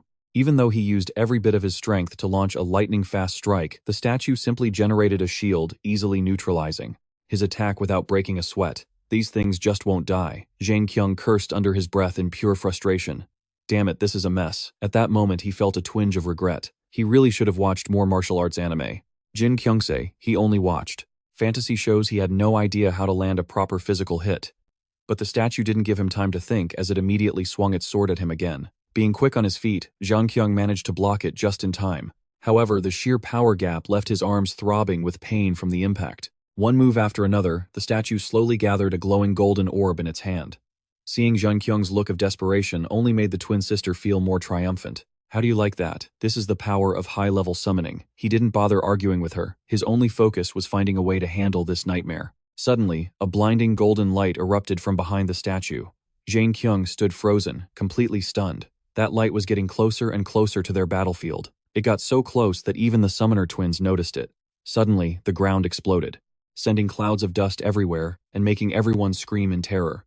The energy from the blast was so intense that the sisters had to shield their eyes. One of them barked out angrily, "Where did that thing come from? Is it those damn thieves again?" Right. Then Jin-Kyung looked up in shock at the creature in front of him. He couldn't believe his eyes. "Isn't that the beast I fought right before I got dragged here? What the hell has it been eating to get that huge?" Suddenly Ai-hei ran up shouting, "Master Jin-Kyung." Hearing her, Jin-Kyung quickly turned to warn her. "Ai-hei, get back. It's dangerous here." Nearby, a battle between the monster and a giant dragon was unfolding. The monster swung its weapon at the dragon but missed. It then shifted tactics using the brilliant light from its sword to fight. A surge of blue energy shot straight toward the creature standing tall before it. Not to be outdone, the monster slowly began to breathe out fire in retaliation. It opened its maw wide and used every ounce of its strength to blast a massive torrent of flames at the beast. The pressure from the fire was overwhelming, and the flames spread so fast they nearly incinerated the entire forest. The energy grew more powerful by the second, turning the entire area into a sea of fire. Someone's feet were forced backward by a massive impact.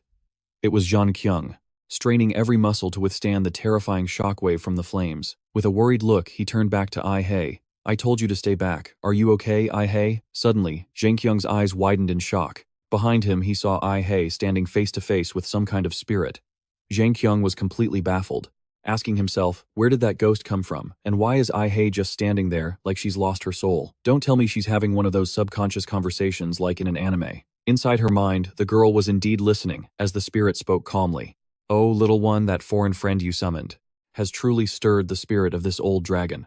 Confused, she asked, "What do you mean?" At that moment, the entity standing before Ai-hei began to reveal its true form. It made her jump a little, but the voice continued in a steady drone. "The little dragon out there has demon blood in its veins. Gaiden does too. This is our fault. I am also a relic of the ancient dragons, a Gadon, created by dragons." Moments later, that entity revealed its true form, the spirit of the spear. He spoke from the bottom of his heart. "Will you allow me to fight alongside your comrades and to tame Gadon? If you permit it, I will grant you my power whenever you need it." Hearing this, Ai-hei's face filled with surprise and she was left speechless. Looking into the distance, the image of the dragon monster holding those two people loomed large, making the air feel like it had frozen. Cutting to the other side, another monster stood growling on the mountain peak.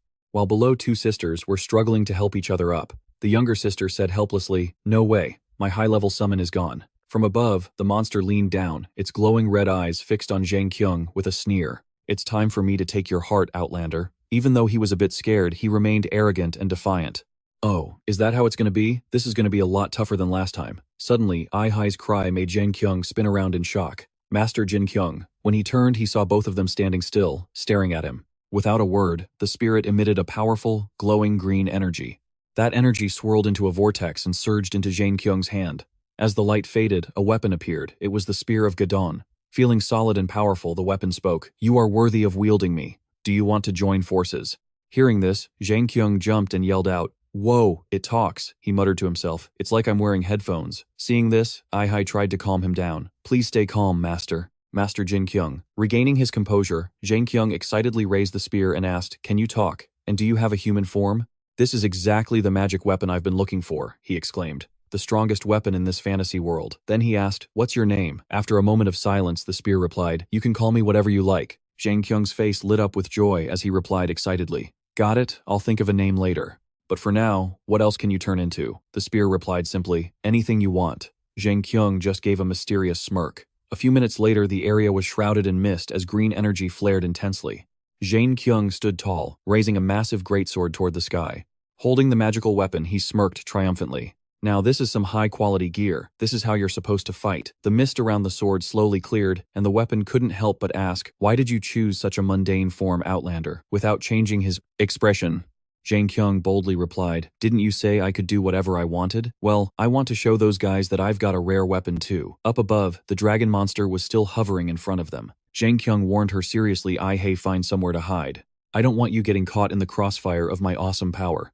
But Ai just sighed. Don't overdo it, Master Jin-Kyung. The scene was now one of pure desolation. The sky was pitch black, bodies were scattered everywhere, and a heavy, gloomy atmosphere hung over the land. Atop the mountain, the monster rampaged freely. Below, the people were in a panic, running and screaming, "Monster! There's a monster!"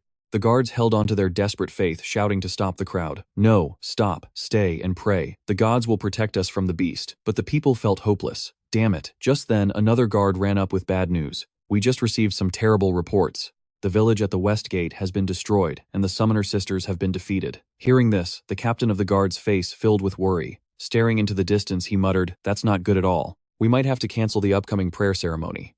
Looking down from another mountain peak, two figures were quietly watching the chaos unfold. A burly man wondered aloud, "What's going on down there?" The boy behind him just looked over, saying nothing. Suddenly, a sound near his ear made him jump. It seemed to be coming from the nearby rocks. Magical symbols drifted through the mountains, the whispers of the Ellen. A young girl had her hands clasped, her face solemn, as if she were praying. Lao immediately understood the words, and quickly whispered a response. Suddenly, the man stepped toward him and barked, "Who are you talking to, kid?" Startled, the boy looked panicked. Before he could say a word, the man violently grabbed Lao by the neck and lifted him up, his expression terrifying. Frowning deeply, he growled, "It's the Eni, isn't it? I'm not surprised that girl has such holy power." The man's grip tightened, turning Lao's face pale as he trembled and gasped for air. "I know she's nearby," he continued. "She left a trail." With that, he coldly tossed the boy aside. Having nearly met his maker, Lao coughed violently, struggling to breathe.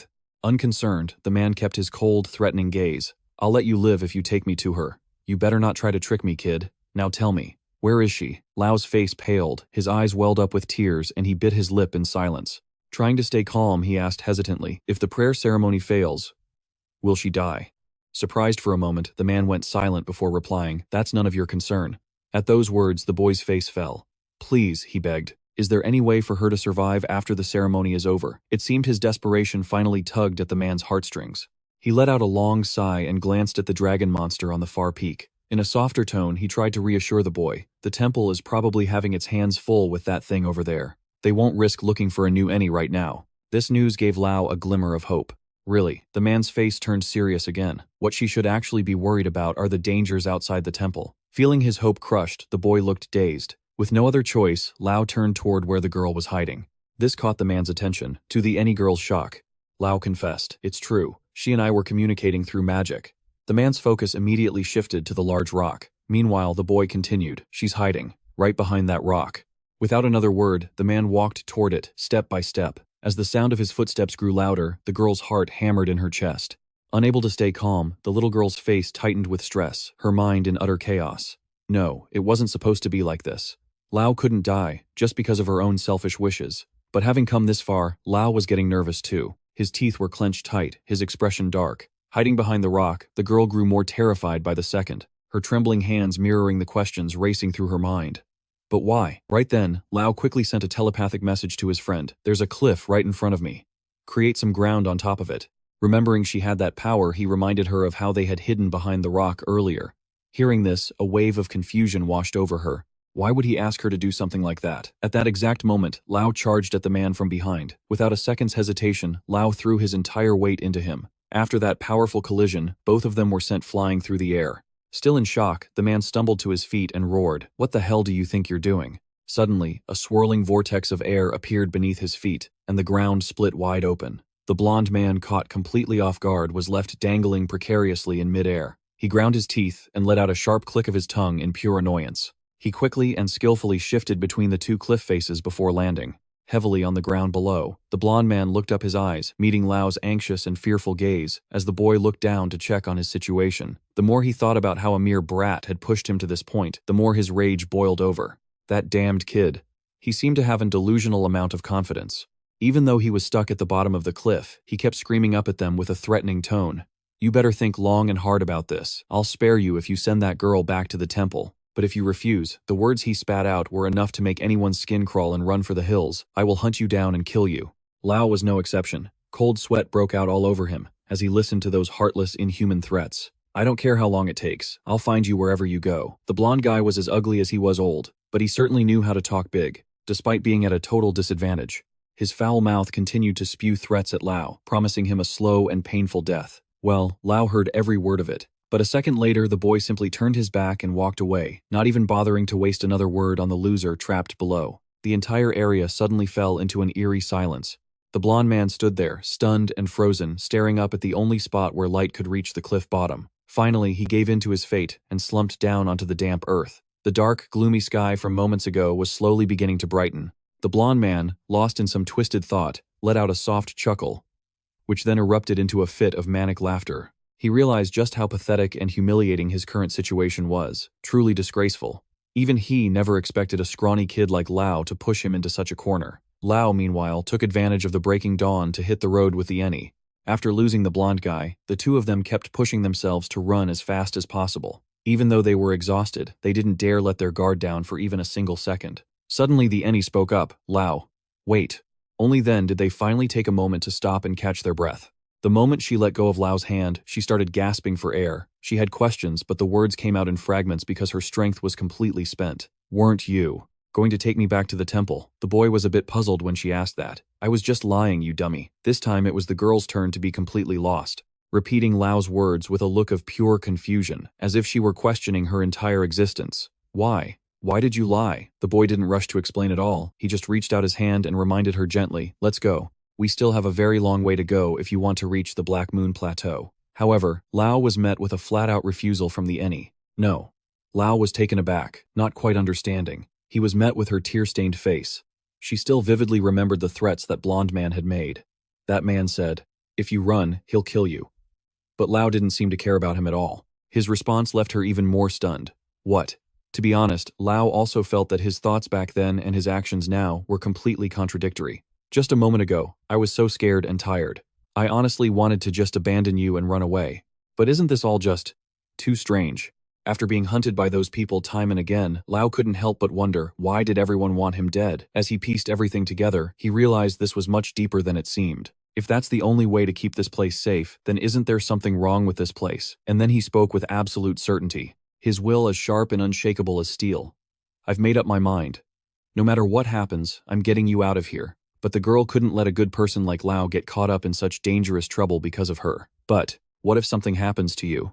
The boy suddenly took the Eni's hand to comfort her. "It's not your fault." There was something in Lao's eyes that made it impossible not to trust him completely. Even though they looked to be about the same age, he spoke with such weight. "I think today is the day your sandstorm finally ends. And I finally realized something too." Lao looked the Eni straight in the eye and made a final decisive declaration. "My sandstorm is ending too." By now the sky had fully brightened. Sunlight poured down on the two of them standing in the vast open landscape. It had probably been a long time since they had felt a moment of peace like this. While things were peaceful for Lao, it was incredibly tense on the other side. Jin-Kyung was tearing across the ground at lightning speed. Even with a massive sword in hand, it didn't slow his charge one bit. The spirit standing in the distance with its wings spread wide found Jin-Kyung's reckless behavior absolutely hilarious. How pathetic. With a casual flick of its razor-sharp claws, it unleashed a small but incredibly powerful bolt of light straight at him. "So, you've chosen death." Jin-Kyung had no trouble spotting the attack flying his way, just as it closed in on him. Looking as though it would send him to the afterlife, in the blink of an eye, Jin-Kyung simply leaned to the side. He dodged the spirit's attack with ease, and didn't miss the chance to mock it. "Just because you're bigger." Explosions went off all around Jin-Kyung, but they couldn't stop his forward momentum. Jin-Kyung leaped high into the air, swinging his sword in a beautiful sweeping arc as he continued to voice his blatant contempt for the creature. "That doesn't mean you're not just a little pest. Its power is absolutely massive." That simple strike alone forced the spirit to fly up just to dodge it. The spirit spread its wings and soared into the sky. From this height, it was even clearer just how tiny Jin-Kyung looked compared to it. He landed on the cliff where the spirit had been perched just moments ago. "I'll show you," Jin-Kyung declared bluntly, showing zero fear as he faced the massive dragon head-on. "To me, you're nothing more than a piece of leather for a wallet." The spirit circled the mountain peak and then charged toward it at full speed.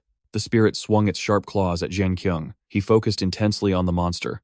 Jin-Kyung swung his longsword, knocking the spirit's claws away. The spirit was knocked back a distance, but it immediately swung its tail to attack him. Seeing this, Jin-Kyung leaped off the rocky mountain. The spirit's tail smashed the rocks into pieces. Jin-Kyung hovered for a moment, preparing his assault. He released his killing intent and swung his blade. A flash of light erupted as Jin-Kyung unleashed a strike meant to cleave the spirit in two. The spirit managed to dodge, so the strike only hit its legs and tail. The leftover energy from the blow continued flying into the distance. It hit a mountain and caused a massive explosion. Jin-Kyung looked at his handiwork with glee. Damn, that's powerful. Did I overdo it a bit with that strike? I hope no one was over there. I should probably be a bit more careful. He praised the Spear of Gadon. By the way, I'm pretty impressed by what you can do. It whispered back to him. The feeling is mutual. The Spear of Gadon was equally impressed with Jin-Kyung. No one who has ever wielded me has possessed such terrifying power. Jin-Kyung explained his situation to it. Well, I only used a fraction of my strength just to make sure you didn't snap. Got it. It told him about its origin. I am a Gadon relic, created by the Supreme Beings. The Spear of Gadon asserted. In this world I am indestructible. The spirit opened its mouth again, firing orbs toward him. Jin-Kyung asked calmly, Is that so? You're quite steady, aren't you? That's a relief then, he shouted excitedly. Let's go wild. He swung his blade repeatedly at the orbs. Those orbs exploded, lighting up the entire sky. A white light radiated from the spirit, and lightning crackled everywhere.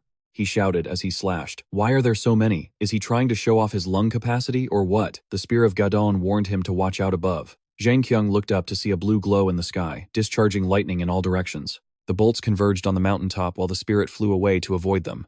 Elsewhere, who was being pushed down by someone, the girl sat up and asked, What do you want? She's one of the summoner twins. The woman replied to Hey, isn't it obvious? You didn't just insult the temple, you also brought a dragon to this land along with those thieves. And yet you had the nerve to lie about being sent by the king. She snarled, announcing that Hey would be punished to death. Hey fearlessly retorted, Are you sure about that? You need me alive, or you won't be able to stop that dragon. The woman yelled back, What? You think your summoned spirit is stronger than us?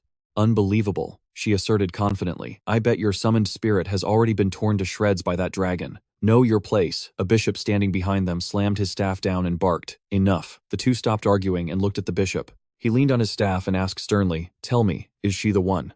The one who spread those rumors about the temple. The woman explained to the bishop, Bishop, yes, it's her. She's the one who brought that monster here too. Not to mention she's the one who let the thief go. Hey sat quietly, not daring to move. The bishop continued his interrogation. Did you just say that only you can stop that monster? Hey rushed to answer. Yes, the bishop explained. Regrettably, this place has its own laws.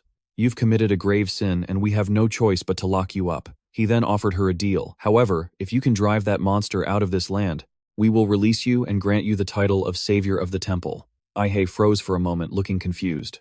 Bishop. Others were hiding behind the wall watching Hey. Suddenly the girl screamed, Wait a second. The bishop's group looked at Hey in surprise, wondering if she had said yes. Didn't you guys hear what I said at the start? The woman wondered at Hey's reaction. What's wrong with her? Hey complained. The people of the North and the N have been extorted and made to suffer because of your fake religion and you want me to join you. The bishop roared in anger. How dare you speak such blasphemy, you sinner? I've changed my mind. Arrest her, Hey argued calmly. No, you guys are the ones who should watch out. You really want to pick a fight with my summoned spirit? The woman angrily ordered her subordinates. What are you waiting for? Grab her. Don't be afraid. She's just a failure of a summoner. The servant hesitated. Just me. Hey's burning intensity terrified the servant. He closed his eyes and lunged with his weapon. Suddenly, a bolt of lightning struck from the sky. Jin-Kyung stabbed his sword into the ground to stop himself from sliding. He muttered, He's stronger than me. Jin-Kyung turned and saw the bishop's group and Hey. What on earth is going on here? He immediately shouted to drive them away. Get lost, you lizards. Do you want a taste of my blade? Jin-Kyung watched them flee and remarked, Look at them go. Why is that old geezer running so fast when he supposedly needs a cane? The spirit soared overhead, catching their attention, then slammed down, sending everything flying. Jin-Kyung's expression darkened. That monster is seriously strong. It's nothing like the ones I killed before, the Spear of Gadon whispered to him. Hey outsider, I know you're strong, but Gadon is the Lord of Darkness, someone who nearly reached the power of the gods. He is immortal in this world. Jin-Kyung wondered, That's not fair. Didn't Kantovia take him down? The Spear of Gadon explained the reason. That was because the relics of Gadon were created by ancient dragons and gods to seal him by gathering 3 symbols called Jin-Kyung. Cut him off angrily. Shut up. Stop retelling all that. Are you trying to bore me to death with those stories? Hey approached and warned him. Sir YouTuber, something's wrong. White streaks glowed in the sky again, and lightning crackled all around the spirit. Suddenly, a golden light appeared above the spirit's head. The spirit ascended, radiating a golden light as it prepared to attack. Seeing this, the Spear of Gadon warned, It looks like he's about to drop an ultimate move outsider. No living being can withstand Dagdon's breath. Jin-Kyung shot back. What did you say? I can't block or stop it. How would you know if I haven't even tried yet? It continued to explain that he's a dragon with demonic blood, a hybrid god. He is the law, an unchanging constant in this world created by the gods themselves. He asked what they should do next. So, what now? You claim to be the ultimate power, yet you can't even block one of his strikes. Gaedon's spear offered a solution. Running away was the best option right now. He would stop attacking once Jin-Kyung reached the territory of another god. It continued to guide him, saying that fleeing was their best bet. He'd stop the assault as soon as they crossed into another god's domain. Ai-hei looked at him, filled with anxiety, as the sky suddenly fell silent. The crowd, hiding in the ruins, kept a close eye on the situation. Ai-hei turned to look at them. Suddenly, Jin-Kyung called out, "Ai-hei." "Yes," the girl replied. He began to explain it to her. "The people at the temple are the cause of all this. They don't know how to do anything except pray and then throw stones at her until she's dead. These people have truly lost their minds." Jin-Kyung felt like just leaving them there to die. Maybe this place would be better off without them. He asked for her opinion. "What do you think?" Ai-hei stammered one. She was worried about those people. "I still believe that nothing is more important than protecting living beings." Hearing that, Jin-Kyung quickly replied, "I understand." He had already guessed what she would say. "I knew you'd say that." The spirit gathered a massive sphere of energy, preparing to strike. Seeing that he wasn't afraid, Gaedon's spear wondered, "Do you truly not understand, you foreigner?" Jin-Kyung calmly replied, "No, I get what you're saying. I was helpless when the sea goddess imprisoned Anne's soul. I've witnessed the power of a god firsthand." Then Wyatt asked, confused by his actions. Jin-Kyung explained, "Because this is what Ai-hei believes is right." He stepped forward without a hint of fear. That was all that mattered. The carriage came to a halt. The driver suddenly pressed his hands together and knelt down respectfully, as if before someone important. Seeing the girl standing still, Lau asked, "What are you doing? Let's go, hurry up." The girl found the driver's behavior strange. "Lau, what are these people doing?" Lau explained to her that they were on their way to attend a prayer ceremony. The boy said they would pray the whole way until they reached the temple. Those people must have come from far away to be arriving this late. The girl asked Lau what he planned to do. "Are you going to do the same as them?" The boy didn't deny it, but added, "Though I think it's a total waste of time." Lau reminded her again, "Come on, we have to go, it's still a long way." Suddenly, something caught the girl's eye. The bloody knees and bandages of the other people grabbed her attention. She watched them anxiously as they prayed despite their injuries. Lost in thought, she and Lau climbed up a cliffside. The boy began explaining their route. "We were lost all night, so we haven't made much progress. We can see the path from up here." The boy peered ahead and wondered, "Is that a city wall?" Lau looked toward it and said there would be a gate leading north if they followed it. The girl was panting from exhaustion. Lau wondered if there would be any guards there, maybe even some demons. The girl's expression suddenly turned serious. Below them was a massive crowd of pilgrims all heading in the same direction. She watched them intently. Despite the hardships, those people still tried to kneel and pray. Lau kept grumbling. "Whatever, we'll find out when we get there." The girl called out, "Hey Lau." The boy turned to listen. She made her decision. I think we should go back." Meanwhile, the spirit gathered a massive sphere of energy ready to attack. Gaedon's spear continued to plead with him. "Listen, you foreigner, this isn't something you can win with logic. Gaedon won't be able to maintain this form forever." It explained what would happen if they lost. But if you choose to fight and get defeated, the man who gave his soul to Gaedon will finally have his desire fulfilled. It asked him again what he intended to do. In that case, Gaedon's power will only grow stronger, and he'll be able to stay in this form forever. "Do you still want to go through with this?" Hearing that Jin-Kyung didn't slow down, he confidently declared, "That will only happen if I'm defeated." A brilliant white light appeared once more. Gaedon's spear warned him again. "You truly are powerful. However, as I've warned you, nothing can defy the rules of this world." A golden aura radiated from the spirit as its eyes glowed intensely. Jin-Kyung gripped his sword, channeling the white light emanating from the blade. He asked, "You said imagination and focus are the essence of magic, right? Then where do you think my magic comes from?" The spirit launched its attack, opening its maw to fire a blast at him. Jin-Kyung shouted out, "Even scientists have failed to explain it, and they've churned out a bunch of bullshit theories just to try and grasp it." But in the world of an otaku, he met the spirit's attack head on. He continued saying, "There are countless warriors who can bend space itself." Jin-Kyung swung his sword, creating a trail of light that shattered the spirit's blast. The collision triggered a massive explosion. Seeing this, Gaedon's spear scoffed. "How foolish." Ai-hei watched the explosion in terror. Everything fell into chaos after Jin-Kyung's strike. His strike successfully blocked the spirit's attack, leaving it stunned. Suddenly, a celestial body appeared near the spirit and a rift began to open. Jin-Kyung lunged forward to attack. He swung his sword with immense force, shouting, "Ha!" The spirit took the hit, resulting in another explosion. The force of Jin-Kyung's blow sent it flying into the sky. Even so, the spirit spat out a mass of fire to retaliate. Jin-Kyung charged upward, readying his next move. He thrust his sword straight through the flames. The blade pierced the spirit once again, pushing it back into a vast, different dimension. The spirit prepared to attack once more, screaming, "How dare a lowly summoned spirit like you think you can take down a god?" Jin-Kyung looked on with excitement and confidence. Take a look around you, you oversized lizard, he declared loudly. This isn't your world anymore, is it? As he spoke, Jin-Kyung delivered a fatal blow to the demon. Below the ground seemed to tear the very sky apart. A chain reaction of explosions erupted instantly, and a beam of deep blue energy shot down from outer space, vaporizing everything in its path. The demon slowly fell from the rift, in a strangely peaceful state. Soon it slammed into the ground, kicking up a massive cloud of dust. Gradually the spatial rift closed after the demon was banished. Jin-Kyung stood confidently beside his sword. A god who gave you such weak skills, Ai-hei rushed over frantically. Master Yutuba, did you really take down that dragon? He turned back with a satisfied grin. He probably thought it was all over, but his smile didn't last long before the demon spoke up. You foreigner, it growled, its eyes wide with a menacing glare. You think it ends like this? Just like before, even if my body burns to a crisp in the flames, my ashes will scatter to every corner of this land. The demon's body slowly crumbled into ash, drifting away on the wind to ravage the north. Ai-hei and Jin-Kyung listened intently. As the darkness began to fade, it wheezed out its final words. I will be reborn once more. Jin-Kyung just stared annoyed, still rambling even as he dies. Is he crazy? I guess that's just how typical villains act. Ai-hei clicked her tongue in disgust. Ugh, some of that stuff got in my mouth. Nearby soldiers slowly started to emerge, the air thick with swirling dust. Jin-Kyung and Ai-hei sat in silence trying to catch their breath. A bald man approached them sheepishly. Excuse me. Jin-Kyung looked up surprised. Oh, there he is. So did you find the sacred beast yet? The man looked down at the ground, his expression heavy with sadness. No. That. We honestly have no idea where she ran off to. Why are you asking us to find her when your Abyss group was the one who stole her in the first place? Jin-Kyung grabbed his sword, looking ready to strike. What the hell are you talking about? Didn't you guys tie up that thief yourselves? Go feed yourselves to the animals. How on earth could she have been kidnapped right under your noses? The female summoner rushed over. Listen, spirit, she said seriously. I'm here to deliver a message from the bishop.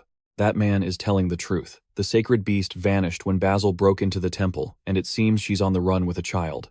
The summoner continued to explain the situation. We sent someone after them, but we've lost contact.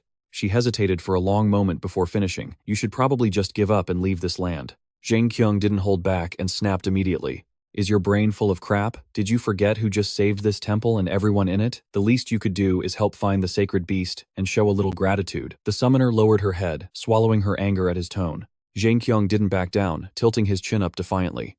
What she snapped, reminding him of everything. You guys are the ones who provoked Gaedon and brought this disaster upon us, and now you've brought this rain of ash down on our heads. Now the north is nothing but a wasteland. It's even worse than before, the summoner emphasized, coldly. And yet you still want to take the sacred beast away.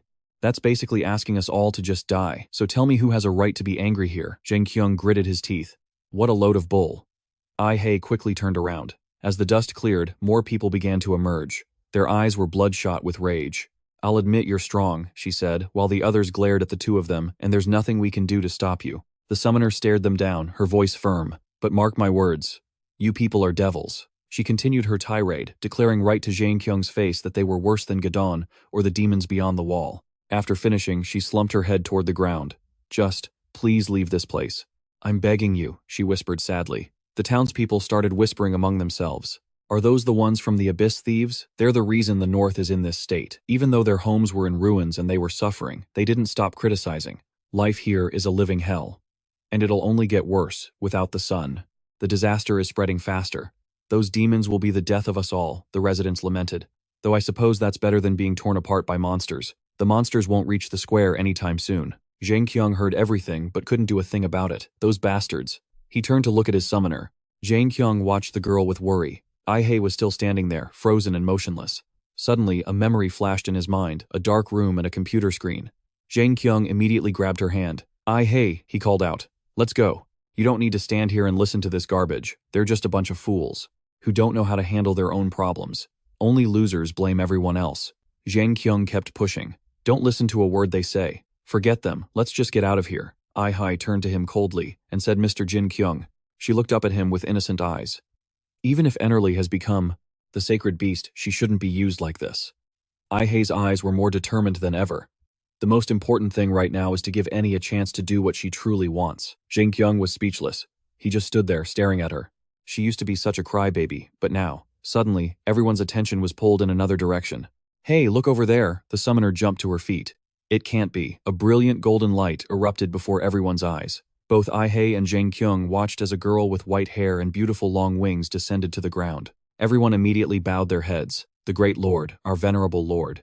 Lao approached the white-haired girl. The boy hesitated as if he wanted to say something, but she made her wings disappear and walked straight toward Jin-Kyung. He asked in shock, "Are you?" The sacred beast Jin-Kyung stared at her blankly. "Should I call you Enerly?" The white-haired girl looked confused. Who are you?" He gently explained that he was there to set her free. Jin-Kyung confidently told her that another Eni had asked him to find her. "They asked me to stop the temple from using you. You won't be locked up here anymore." Hearing that, both the girl and Lao were stunned. She clenched her fists, stumbling over her words. "Thank you." The white-haired girl looked up at him. "But I have things I must do here." She turned to leave, leaving them all confused. "Goodbye." Jin-Kyung scratched his head, looking clueless. "That's it," Ihei sighed. "She's so stubborn. I don't think we could stop her even if we tried." Then Lao and the white-haired girl stood face to face. She shyly opened up to him. "Lao, thank you for everything. And I'm sorry. I'm really glad you were the first person I met after escaping the temple."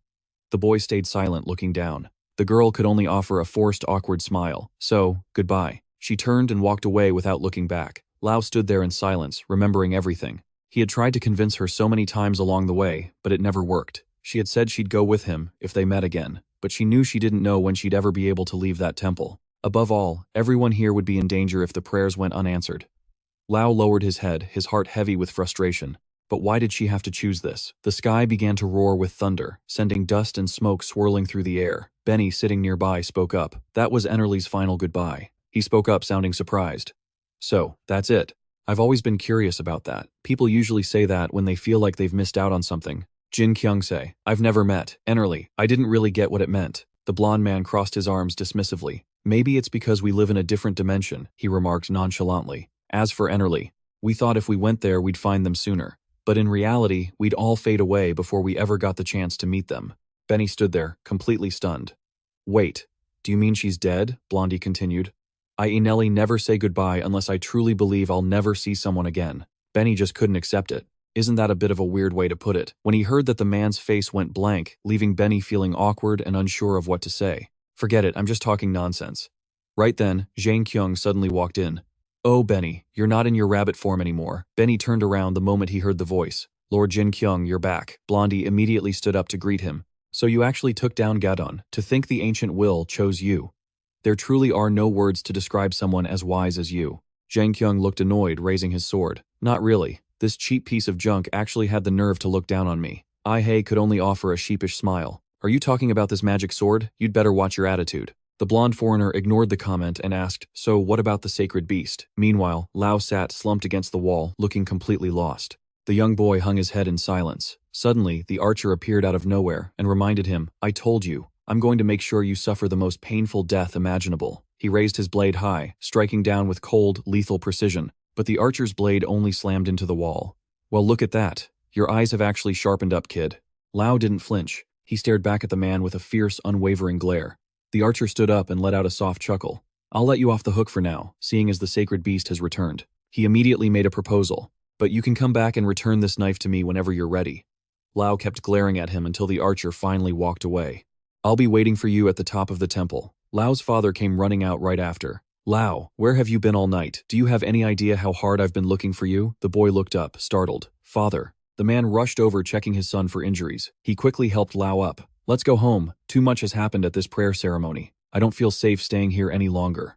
Back at the temple, Blondie sat up straight. "I see. So that's what the girl decided. If she chose to stay, then there's nothing more we can do. But I'm worried she made that choice without knowing what's really going on in the north." Biss suddenly cut in, making them both turn around. "You don't need to worry," Biss said, stepping forward slowly. "We'll keep an eye on the temple." Orange Hair quickly chimed in. "Biss, you shouldn't be moving around yet." Biss remained firm. "One of these days, I'm going to steal that sacred beast, so you'd better guard your gold carefully." Jin-Kyung smirked. "Once a thief, always a thief, I guess." Blondie stood up and nodded. "Fair enough. You'd better keep that promise." Biss didn't hesitate to fire back. "You Anellis sure love to talk. Whatever. By the way, those people are looking for an Anelli named Lin L. Do you know anyone by that name? I remember you mentioning it a few times." Blondie's face suddenly went stiff. Jin-Kyung glanced over at him. "Oh, that's right. I almost forgot. We've been investigating the events in the Northern Territory along with K-Tobe." He raised his hand in a gesture of exhaustion and helplessness. "But the thing is, we have no clue what happened to the Anelli named Lin L." Hey quickly pulled something out. Oh, and a musician named Boo asked us to deliver this letter to Lin L. She waved the paper in the air. So, is Lin L actually still alive? Blondie looked visibly flustered, clearly at a loss for words. He immediately urged them, follow me. As they walked, Blondie began to lead the way. There's a path that leads to the other side of the wall. Usually only we Anellis use it. Let's go. I'll explain everything in detail as we walk. Jin-Kyung turned to check on her. Are you okay, Hey? You're not too tired, are you? The girl let out a worried sigh. Lord Jin-Kyung. Hey looked away sadly, trying to push her thoughts aside. Do you think I made the right choice? She asked softly. Defeating Gadon was something we had to do, but it's left the North in such a terrible state. Hey's eyes welled up with tears. There had to be a better way than this. Suddenly, a beam of light shone down from the heavens. Jin-Kyung looked up in awe. What is that light? Blondie, standing behind them, explained. That is the prayer of the Anelli. He watched the light closely. Look. The people of the North call it the Spring of Life. Jin-Kyung nodded slowly as it clicked. So, that Anelli girl decided to restore the North herself. Even though she knew how much pain it would cause her, the light grew more intense, and the parched desert land began to shimmer as if the heat were evaporating away. Suddenly, water began to flow from the source of that light. Countless blue particles started floating through the air. Lao and his father looked up, completely mesmerized. The boy realized what was happening but stayed silent. This water will save the North, and these glowing spots are so beautiful. Lao thought sadly about his friend. He knew his white-haired friend was exhausting herself, enduring immense pain while she prayed. Lao gripped his knife tightly. He stood up straight, his eyes full of determination. I promise, I'll come find you one day soon. The light condensed into a sphere of pure energy and fell onto the barren earth. Instantly, a tiny green sprout broke through the soil. Meanwhile, Jin-Kyung and Blondie were pushing forward toward their destination. Jin-Kyung, carrying Hei on his back, grumbled, If you're tired, just rest. Why do you have to push yourself so hard? You really are a little dummy. Hei was already fast asleep on his back, blissfully unaware. Benny, struggling with the heavy sword, started complaining. Lord Jin-Kyung, I'm the one doing the hard work here. The spear sword was fuming. Stop dragging me on the ground, you commoner. Jin-Kyung shot back a challenge. If you don't like being dragged, why don't you walk yourself? He continued to defend his friend. You can transform into a human, can't you? If you insist on staying in sword form, then getting dragged is exactly what you deserve. Hearing that, Benny collapsed onto the ground, panting for breath. What the hell is this? It can talk. This sword can actually turn into a human. The spear kept its arrogant tone. Watch how you speak to your superiors. The foreign weapon looked genuinely offended. Fine, I'll walk on my own. In an instant, it transformed into T. T looked down at her new body, confused. Benny's face turned bright red at the sight. He scrambled back in shock, and just as quickly, T transformed back into the sword. Jin-Kyung and Benny just stared at each other in silence, while the spear screamed in frustration. Why do I look like that, you foreigner? Jin-Kyung chuckled mischievously. Oh, sorry about that. In my world, magic swords always look like that. That's what I was imagining when I turned you into a sword. Benny was blushing and stammering, Is that true, Lord Jin-Kyung? Do the people in your world really wear those skimpy two-string outfits? Jin-Kyung looked up at the sky with pride. Well, my imagination is pretty vivid, accurate down to the last millimeter. He then started rambling on. Gadon, the sword that carries the ancient will. Any real man would show me respect, and I usually take a form that reflects that. So, what in the world just happened to me? The spear continued to refuse. I don't want to hear another word from you. That foreigner, Benny and Jin-Kyung quickly tried to comfort him. What's there to be so sad about? Don't be so petty. Besides, you actually look pretty good, old man. He thought for a moment and then made a decision. Alright, from now on I'll just call him T. Blondie sighed and turned back. How much longer were they going to keep talking? He urged them on in a gentle tone. Let's get moving. There's a place to rest nearby, and I'll tell you guys everything there. He nodded and replied, I got it. The sky darkened quickly, though those blue particles were still floating around as they made their way along a cliffside. Jin-Kyung looked around warily while carrying someone on his back. This place was truly mysterious. Blondie led the way and explained, this place might be a maze to humans. But it's no different from a normal road to the Ennerly, he asked, with curious surprise. So you guys can sense things that humans can't. Blondie gave a cold nod. You could put it that way. Later, IH was laid down on the grass. Benny sat down and suddenly remembered something. Oh, that's right. She asked me to give this letter to Master Jin-Kyung. He looked at the letter in shock. Benny reminded him of what the short-haired girl had said. Jin-Kyung innocently confessed, I don't know how to read the language here. Can you read it for me? Knowing that Benny cleared his throat to get ready. Then let me read it for you, sir. He began reading the letter in a soft, expressive voice. I'm someone who only steals and has never lost anything. I'll never forgive you if you don't give me back my heart. You're a mean thief. Suddenly, Jin-Kyung's face turned beet red with embarrassment. Benny let out a loud giggle. When did you steal her heart, Master Jin-Kyung? He stood up, annoyed, and shouted. Shut up, but Benny and Blondie kept teasing him. You're such a mean thief. I really can't understand why you'd steal something so vague like that. He immediately chased after him to grab the letter. What do you know? Get out of the way. IH slowly woke up and sat up. Did I fall asleep? Where are we? Master Jin-Kyung. Jin-Kyung stopped and looked at the little girl. Are you awake? This is a path the Enerly use. We let you rest because it's pretty safe here. The girl nodded dreamily. Oh, I see. Blondie immediately brought up the main point. Now is the time to talk about the important stuff, right? I'm an Enerly, and humans usually call us the responders. He continued to explain, many bad things happened when we came to the human world, and I'm currently on a journey to resolve those issues. Jin-Kyung quickly caught on. So that's why you made a deal with those thieves. Blondie nodded in agreement. Yes, because that was the best way, and it had the highest chance of success. But in this specific case, I still haven't found a solution. IH suddenly remembered something. She looked up at the sky in shock. The cries of the Black Moon Highlands.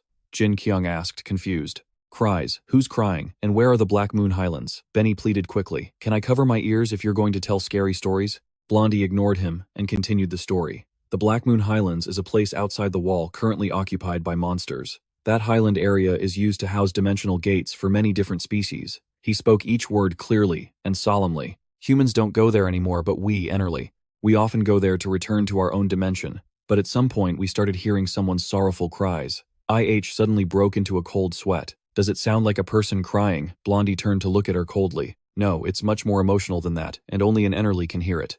Jin-Kyung pulled back in worry. Wait, does this have something to do with the Enerly? Blondie stared straight at him. Cantovia's group went to the Black Moon Highlands to deal with the issues in the north, and Lin L went missing there. Benny quickly chimed in. So you think those are Lin L's cries?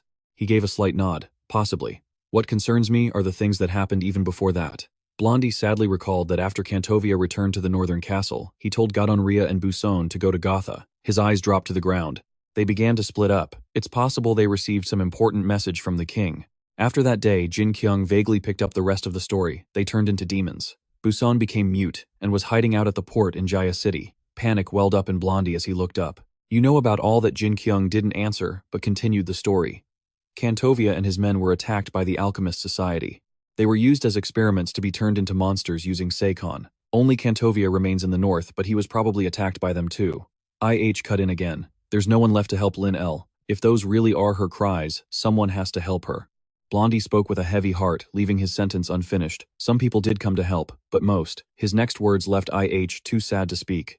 They're all either dead or missing. I remember some of them told me that the demons from outside the wall are coming here, Blondie added vaguely. Those demons will devour this entire kingdom. Jin-Kyung asked, confused. What do you mean by that? He explained thoughtfully. At first I thought they were talking about Gadon, but I was wrong. And then Cantovia and Rhea returned in their demonic forms. He rubbed his chin anxiously, thinking. Something smelled fishy. Gadon was the mage by the king's side. Is it possible he made it all up to smear Cantovia and his team? Benny quickly added more details. Come to think of it, the people in the north were saying similar things. They said the demons would cross the wall and reach Protea Square. Hearing that, Jin-Kyung suddenly remembered. Just thinking about those people there makes my blood boil. He leaned back and asked, Hey T, do you know anything about this? Aren't you Cantovia's spear? It barked back in frustration. I cannot speak of this. Besides, I don't know what it means. And stop calling me by that name. Jin-Kyung immediately teased it in a loud voice. You're always moaning about being this ancient will or whatever. Yet he was acting incredibly selfish. It could only growl a few words. Shut up, foreigner. IH watched silently from the side. It seemed like everyone was becoming more like Master Jin-Kyung, so he quickly made a decision. Whatever. If we take this path to the Black Moon Highlands, we'll be there. We can figure it out once we arrive. Blondie nodded happily. I'm so grateful to you guys. I couldn't have done this on my own. The sky back at Jin-Kyung's home turned clear. He lay still on his bed, staring vaguely at the ceiling. An important message for the king. Jin-Kyung thought anxiously. If he lies or continues to stay silent, he recalled memories of the past. The sea would reclaim that girl's soul. Jin-Kyung muttered tiredly to himself. It seems Busan met the king before he was captured. A ton of questions are popping up. Did he lie or did he choose to stay silent? Why did he lose his voice? Suddenly, Jin-Kyung was drawn to something on the desk. He immediately walked over to the computer, turned it on, and sat down to work. To me, nothing is scarier than losing my internet connection. But right now, I don't even care that much. He rested his chin on his hand, scrolling listlessly to see if there was any hot news. Has the interface changed too? All the anime channels have completely vanished. Jin-Kyung let out a frustrated sigh. Why doesn't this even bother me anymore? His eyes suddenly caught sight of something. An old idea from a long time ago flashed in Jin-Kyung's mind. Thinking back, there's something I really have to do. He quickly began typing a few words. People say it's pointless to worry about idols. Let's see how she's doing now. Jin-Kyung's hands immediately began to tremble. I'm holding myself back from searching the things I want to find because I'm afraid to face the truth. He decided to hit the enter key with determination. Now I can finally look it up. The computer screen quickly loaded the page. Jin-Kyung looked at the information in surprise. What's this? Kit's solo comeback was plastered everywhere. Jin-Kyung stared at the screen, feeling confused. Did she leave the group, but why? He immediately started digging for more information. Was it because of that incident I searched, but I couldn't find any connection at all? My incident was just an accident like many others. They use it to taunt me every chance they get. Jin-Kyung propped his chin back up, feeling dejected. The strange thing is, I don't feel anything at all. He aimlessly scrolled through social media in frustration. I'm still so angry at those people who keep competing to see who can write the most impressive things about me. But she didn't do anything wrong. Jin-Kyung flashed a faint, silly smile. Thinking back, I'm pretty pathetic. I only met her a few times at those fan meetings, and yet I wanted her to recognize me and be by my side. She meets thousands of fans. How could she possibly remember me? He looked up, his eyes filled with sadness and emptiness. I said some terrible things about her. Jin-Kyung finally decided that the right thing to do was to apologize. His fingers flew across the keyboard. She must be so disappointed in me. She might have blocked me already, but I sent her an apology through her social media account anyway. Jin-Kyung closed his eyes and whispered to himself, I feel like this place has taught me how to face reality, realize my own mistakes, apologize, and never let ignorance take control of me again. After that, Jin-Kyung was summoned by I-Hei. He stretched and let out a huge yawn. I feel a lot better after resting for a day. The little girl nodded in agreement. You look much better, sir. Benny immediately began to lead the way. Let's head out then. Jin-Kyung followed excitedly. Let's go, he shouted with pure enthusiasm. To the Black Moon Plateau, we need to complete the main quest. Don't you think? Meanwhile, in the distance, the sky had turned a strange, murky gray. It was a total eclipse, the sun completely hidden by the moon, even though it was daytime. It formed a massive dark entity that was moving majestically across the ground. Jin-Kyung explained as they walked. A statue. No, it's more like a toy. The origin of those words was written right on the box. He was absolutely sure of it. I've read it before. I was just catching mosquitoes when I was suddenly summoned here. The pronunciation is Napani Adam. Hearing this, I-Hei stopped in her tracks. That phrase was used in the summoning incantation. The girl looked at him with sparkling eyes. Summoning a spirit is the alignment of their life with someone from another dimension. The actions, thoughts, and attitudes of both individuals must be perfectly in sync. It's like something that connects the two together. Jin-Kyung replied quite cluelessly. Wait, isn't summoning someone just a matter of luck? Her face froze on the spot. How could I ever behave as pervertedly as Master Jin-Kyung? He kept thinking to himself as they walked. Only a miracle could bring two identical individuals together at the exact same time. Besides, we still haven't reached all the trees with the on yet. Suddenly, Benny's shout interrupted his thoughts. Master Jin-Kyung, there's an exit here. We might have finally reached the Black Moon Plateau. Before them lay a vast, sprawling meadow of lush greenery, surrounded by magnificent mountain ranges. Jin-Kyung stepped out and looked up at the sky. Wow, the moon really is black. Right above them hung an incredibly massive black moon. Benny looked up and explained further. That moonlight acts as a mirror reflecting the state of this world. As demons increase, the darkness spreads even further. The moon used to be so bright, but it will never shine like that again. It's all because the human population keeps growing. Hearing that, Jin-Kyung nonchalantly folded his arms. Humans really are the worst. They're the source of all the terrible things they've caused. Even Earth has suffered so many losses. Benny quickly looked in another direction. Look over there, that's so unusual. Jin-Kyung let out a tired, heavy sigh. Please don't tell me that's where we're heading. Benny didn't disappoint, and nodded immediately. Exactly, that's our destination. I can still hear the sound of crying coming from there. Jin-Kyung teased him with a grin. I knew it, you're such a scaredy cat. He walked over and put his arm around his shoulder to comfort him. Don't worry, as long as you stay close to me you'll be fine. Come on, let's go. Benny quickly turned to leave. I'll lead the way. Jin-Kyung didn't hesitate to say goodbye. See you later then. They started heading in opposite directions. Suddenly Jin-Kyung snapped out of it and shouted in a total panic. What the hell was that? Everything was going so smoothly that I just answered him naturally. What are you doing? Are you really not planning on coming with us? Benny criticized him immediately, sounding annoyed. See, master, he's the real coward here. Benny hurriedly shook his head. No, it's not that. Those cries are filled with so much emotion that when any hears them, his whole body becomes exhausted. I just can't handle the sorrow within those cries. I-Hei nodded blankly. So that's why you haven't been able to find a solution. Benny immediately put on an innocent act. You're a really terrible person, Master Jin-Kyung. Can't you see he's in pain? Why won't you just let him go? Jin-Kyung snapped back irritably. What did you just say? He then scratched his head awkwardly. So, where are we supposed to go now? Benny didn't hesitate and pointed in a different direction. He added in a cold tone, that over there is the entrance to the Enerly dimension. Jin-Kyung looked at the path feeling lost. But the bridge is broken, Benny explained seriously. That bridge was built by humans. We, the Enerly, destroyed it to prevent them from finishing it. Enerly can fly when using prayers, but in return we have to endure great pain. He turned around to look at everyone. We destroyed the bridge in order to protect the young En because they can't fly yet. Jin-Kyung looked genuinely curious. Then why was the sacred beast at the temple captured? Benny looked down slightly and shared hesitantly. I heard that humans have a way of traveling through the air. Ai-Hei gasped in shock. Skins, you mean humans invaded your dimension and kidnapped a young Enerly? He corrected the information. The Enerly people don't believe that's what happened. The little girl immediately looked suspicious. Why wouldn't I? The blonde guy stood tall and spoke his heart. Because humans keep telling us they don't do those things, but I know better. They're lying. I've met enough of them to know the truth. But that was such an obvious lie that even Benny couldn't help but grimace. If that bridge is ever rebuilt, something far more terrible might happen. He stared off into the distance and just laid it out there. Anyway, I'm counting on you. The fate of that kid who's lived less than 200 years might just be in your hands. While Benny jumped in shock, exclaiming, wait, so how old is that kid exactly? Jin-Kyung just gave in with a forced nod. All right then. The sky quickly faded to a dull gray. Amidst the sound of howling wolves, someone couldn't help but remark, he really does have a knack for saying goodbye. As they walked, Benny kept rambling, Lord Jin-Kyung, why are we here? It's so dark, and I see so many bodies scattered around. Jin-Kyung immediately turned around to mess with him. Do you still think I'm Lord Jin? Kyung Ai-Hei gave a cold nod and said yes. Benny took off screaming in terror. The two of them just watched him hide in silence. Then suddenly Benny looked up, his face flushing red with embarrassment. He quickly tried to make an excuse. Lord Jin-Kyung, look what I found. Jin-Kyung and Ai-Hei just scoffed. Oh, come on. Just admit you're embarrassed. You big coward. Benny ignored the jab and walked over seriously.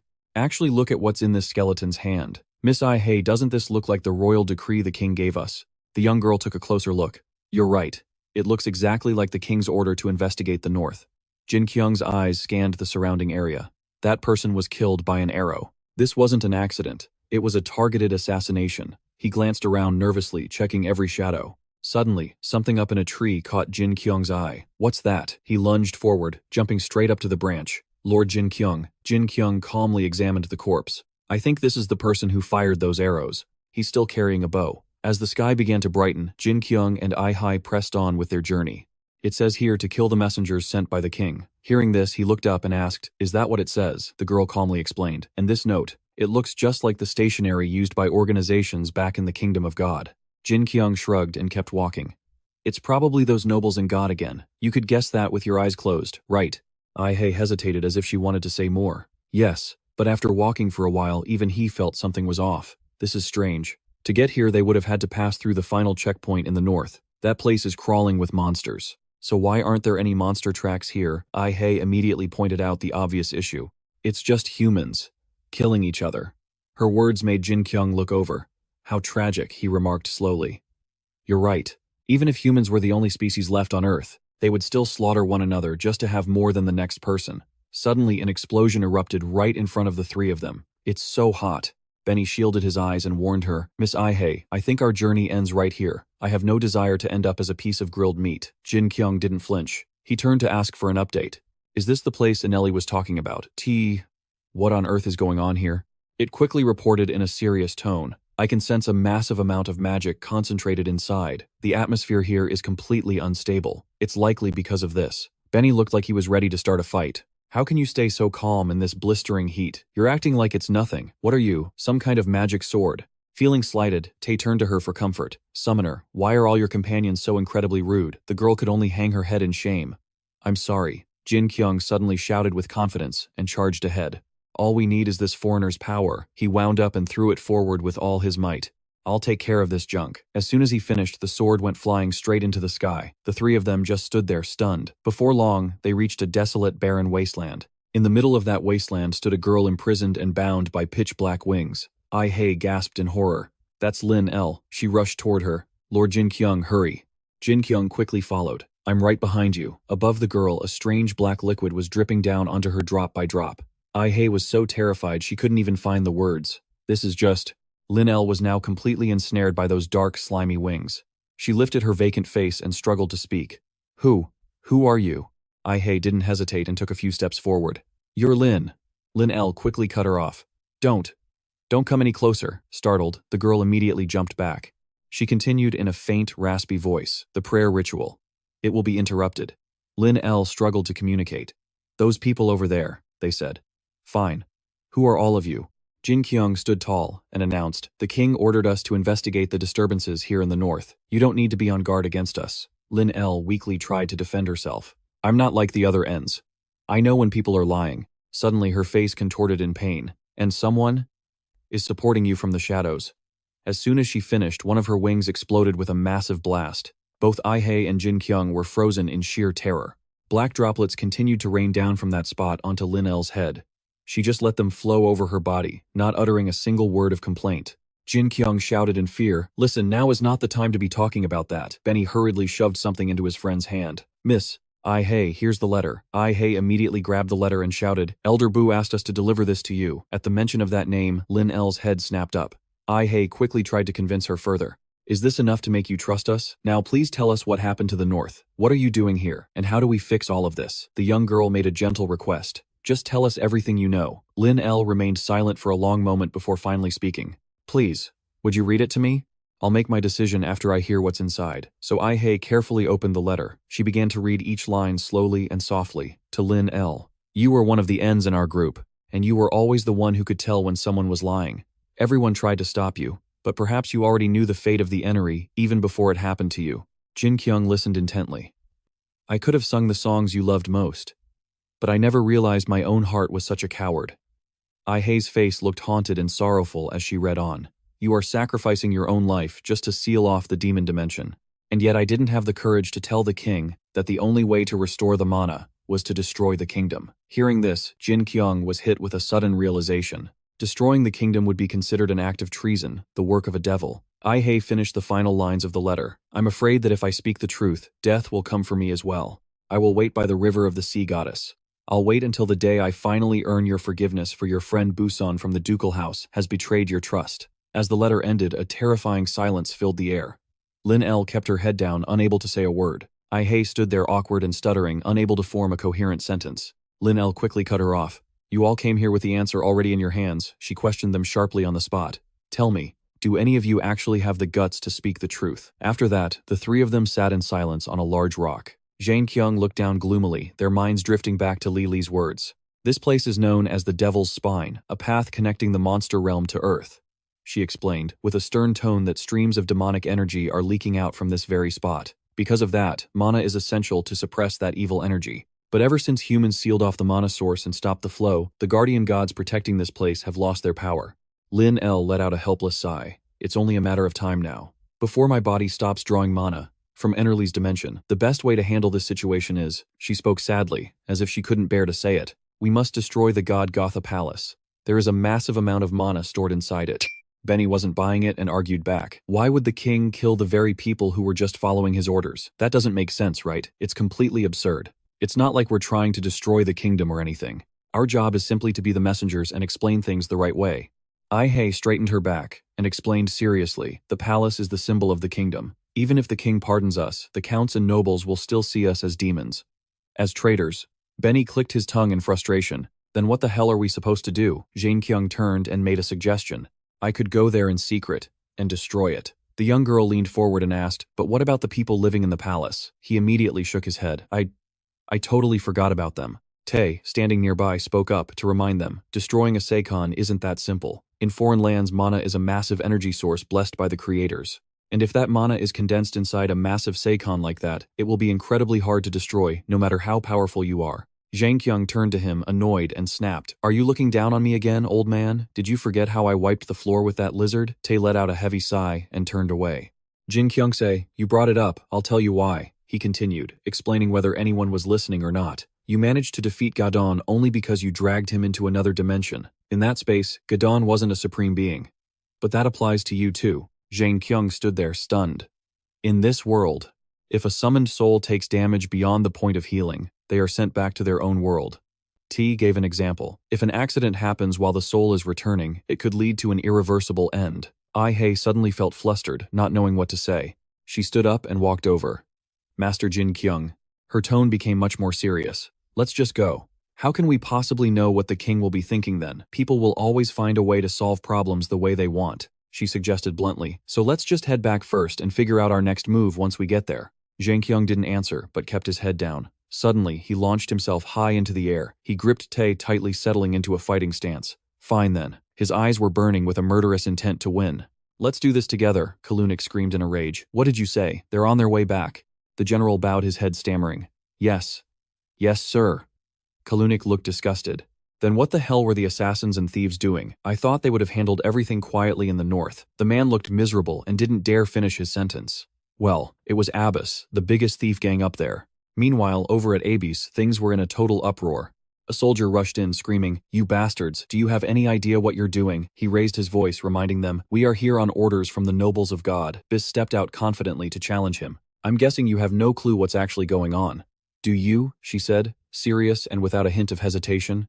"The people you're trying to kill are the ones who took down Gaydon not long ago." Hearing that, the soldier flinched and backed away. "What did you say?" Abyss stood her ground. "We just saved your damn life." She immediately gave an order. "Tell the other gangs, anyone who wants to target the king's messengers has to go through us first." "Back with Kalunik," he screamed in frustration. "This is insane. Wait. It's going to be very difficult for them if the people there block their path." Pilo slowly frowned. "And what about the musicians?" The town was incredibly beautiful and ethereal. Lua sat there singing, completely absorbed, while the townspeople watched in awe, mesmerized by the talent. People passing by stopped to gossip. "They're so beautiful they could charm an audience even if they couldn't sing a note. Have you heard his song? Is that him? I heard it, but the lyrics are completely different from what the association sent us." They immediately looked toward Lua. Specifically the part about the king's messengers opening the path of the sea goddess. It's incredibly detailed. He should just sing what he's told. I don't know what he's thinking. Is he trying to be some kind of hero? These three clearly had too much free time sitting around gossiping like this. "Hey, you better be careful. If you sing a terrible song, the audience will think you're a fraud." The general remained kneeling, reporting that because the musicians' songs weren't unified, the people were becoming even more welcoming toward the king's messengers. Rikian felt a surge of anxiety and worry growing in his heart.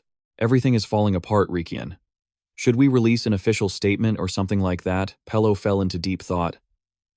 Just because those kids are spreading weird rumors everywhere." A group of alchemists huddled together over beers. "I'm telling you, I almost died." A big guy turned to ask, "You said you're an alchemist and you've been working with them for a while. That Rikian is seriously a piece of work." "The guy who went with me. He was turned into a test subject just because he failed a mission." Suddenly, a beer mug shattered on the ground. The person who dropped it was shaking all over. "I'll probably end up just like him. That material I used recently." The big guy rushed over to comfort him. "Calm down. You'll be fine.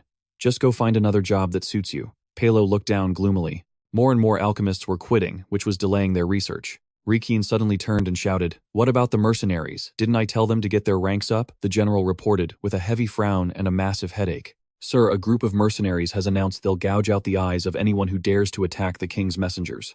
Jiangam, feeling the heat from Aicha's threat, started stammering.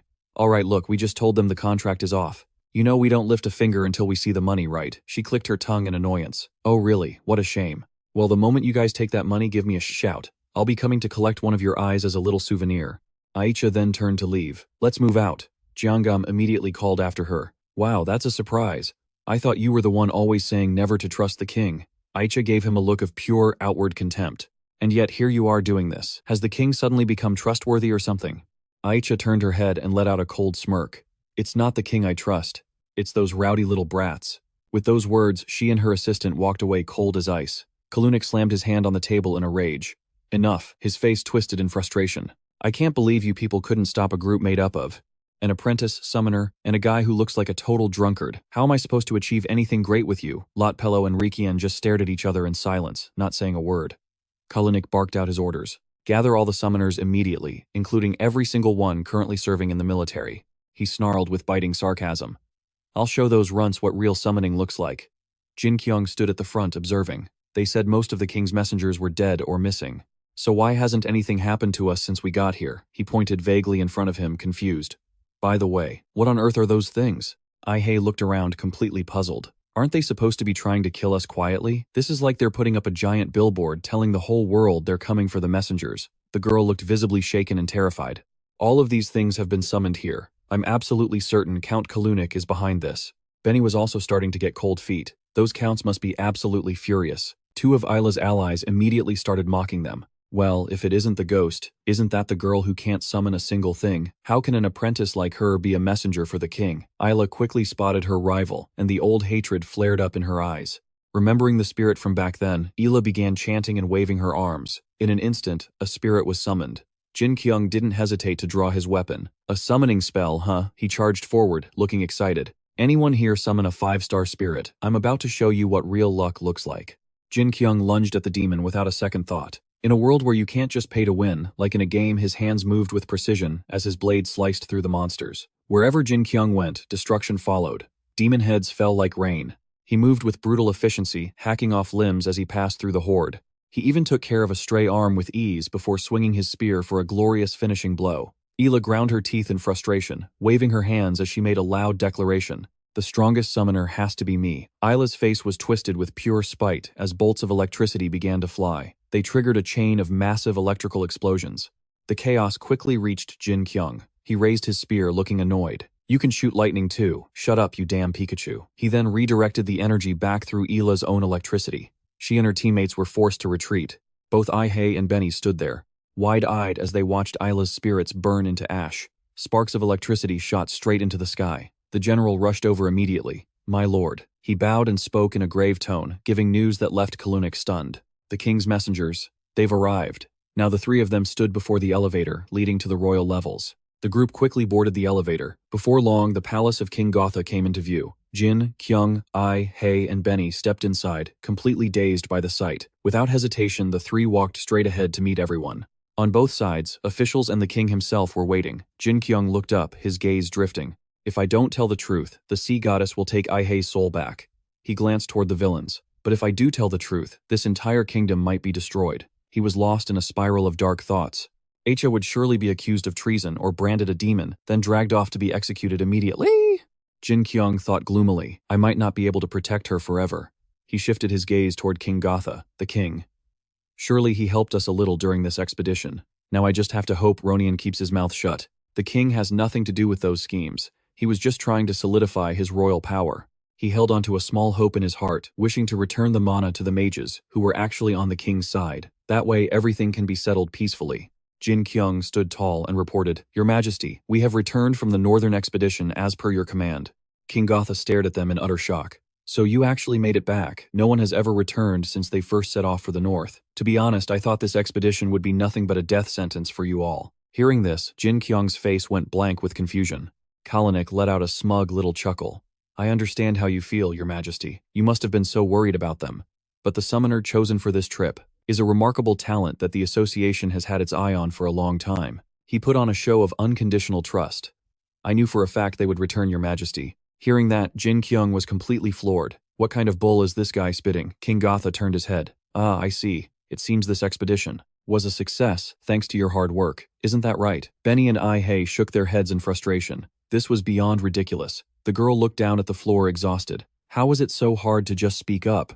Even while listening to such an absurd conversation. Ai-hei thought sadly. I get it now. This is the difference between social classes. But then, Jin-Kyung yelled out instinctively, cut the crap, hearing that both Kalunic and the king froze like they'd been hit with a stun spell. Ai-hei started stammering in terror. Lord Jin-Kyung. The others were instantly thrown into a panic. Who the hell is he? He looks like some kind of summoned spirit. Kalunic spoke up, demanding an answer. Hey, you summoner, what is your name? Ai-hei closed her eyes and answered, My name is Ai-hei and we're in big trouble. The count's face twisted in disgust. If your summoned spirit is capable of human speech, then you should have taught him some basic manners. How dare he show such insolence in front of our King Jin-Kyung burst out laughing. What's this? Who's teaching who? Do you really think a dummy like her could summon something like me? It was just a little bit of luck. She was lucky enough to summon me, so, do you really think she can control me? Benny just covered his mouth and giggled while Ai-hei sobbed her eyes out. Why would you say that to me, sir? Kalun didn't care and kept defending his point. If you can't control him, then cancel the summoning immediately. Summoning magic is strictly forbidden here in the royal palace. King Gotha immediately brushed it off. Alright, it's fine. He rested his chin on his hand, lost in thought. How interesting. Go on, tell me more. The summoned soul, Jin-Kyung, pointed and gestured cheerfully. I'm starting to like you, big guy. The truth is, during our entire expedition, we were constantly being harassed by others, but they failed every time. But the funny thing is, the people who tried to stop us he suddenly pointed directly at them, clearing his throat loudly, the alchemists. I heard those people report to the Duke sitting right here. Would you mind explaining exactly what's going on? Hearing that, Pello and Reek barked back in annoyance. What do you mean by that? Not every Duke or alchemist belongs to the association. We might not be able to help, but your words are disgusting. King Gotha remained expressionless, just listening. Jin-Kyung gave a forced smile and nodded. I see. So maybe I was mistaken. Well, you all heard it just now. This girl's summoning skills are pretty pathetic. And yet just a moment ago you said she was a talent you've been watching for a long time. He raised his voice to question Kalunik. If that's true, then how come you don't even know her name? Jin-Kyung's eyes grew sharp and determined. These two were lucky to have a summoned soul like me. If I hadn't been there, these two idiots would have definitely died while carrying out this important mission. Someone planned everything intentionally, trying to make this northern expedition fail. He smugly shook his head and looked up at the ceiling. Someone please stand up and tell me I'm wrong. I'm begging you. Ai-hei and Benny stood there, dazed, not daring to move. Lord Utuba, don't be so rude. He must be high on something. Kalun grimaced and leaned forward. What the hell are you talking about? But Jin-Kyung cut him off before he could say another word. Oh, that's right, there's one more strange thing. He turned around to face him directly. I heard that your daughter is quite the talented summoner herself. They say she can summon the storm goddess, control the wind and rain, lightning, and all that crap. Jin-Kyung's voice took on a challenging tone. So why would a talented person like your daughter not go on the northern expedition herself? He narrowed his eyes suspiciously. Instead, she's busy gathering a gang to ambush us on our way back. Is that it? Is this still just a misunderstanding? The entire hall immediately broke out into murmurs. Kalunik looked cornered and didn't dare say another word. King Gotha looked on with weary eyes. Duke Kalunik is everything he said true. The king emphasized every single word. Whether this situation turns ugly or not depends entirely on your answer. Kalunik remained silent, not uttering a single sound. Jin-Kyung turned his head to watch his reaction. Suddenly, Kalunik stood up to speak. Your Majesty, it is exactly as they said. I was the one who ordered the summoners to stop the messengers from returning to the kingdom. King Gotha sat up straight in shock. Both Jin-Kyung and Ai-hei turned to look at him. Kalunik warned him with a grim expression. But there is something your Majesty must know. The demons beyond the northern wall will be here soon. Those demons will swallow our entire kingdom whole. He brought up a past event. I'm sure everyone here remembers why Kantovia turned into a monster after being hypnotized by a demon. Jin-Kyung immediately tried to interrupt, but Kalunik shouted over him. These people, he continued to ramble on, have also crossed those walls. Kalunik faced the council and declared loudly, before you judge my actions, please hear the messenger's report first, your Majesty. Then you will understand everything. Ai-hei looked completely blank, not knowing what to say. Jin-Kyung gritted his teeth, feeling helpless. That old bastard, he planned this whole thing. Everything happening in this kingdom was orchestrated by him. Kalunik sat down with a look of pure satisfaction. After a long silence, King Gotha finally spoke.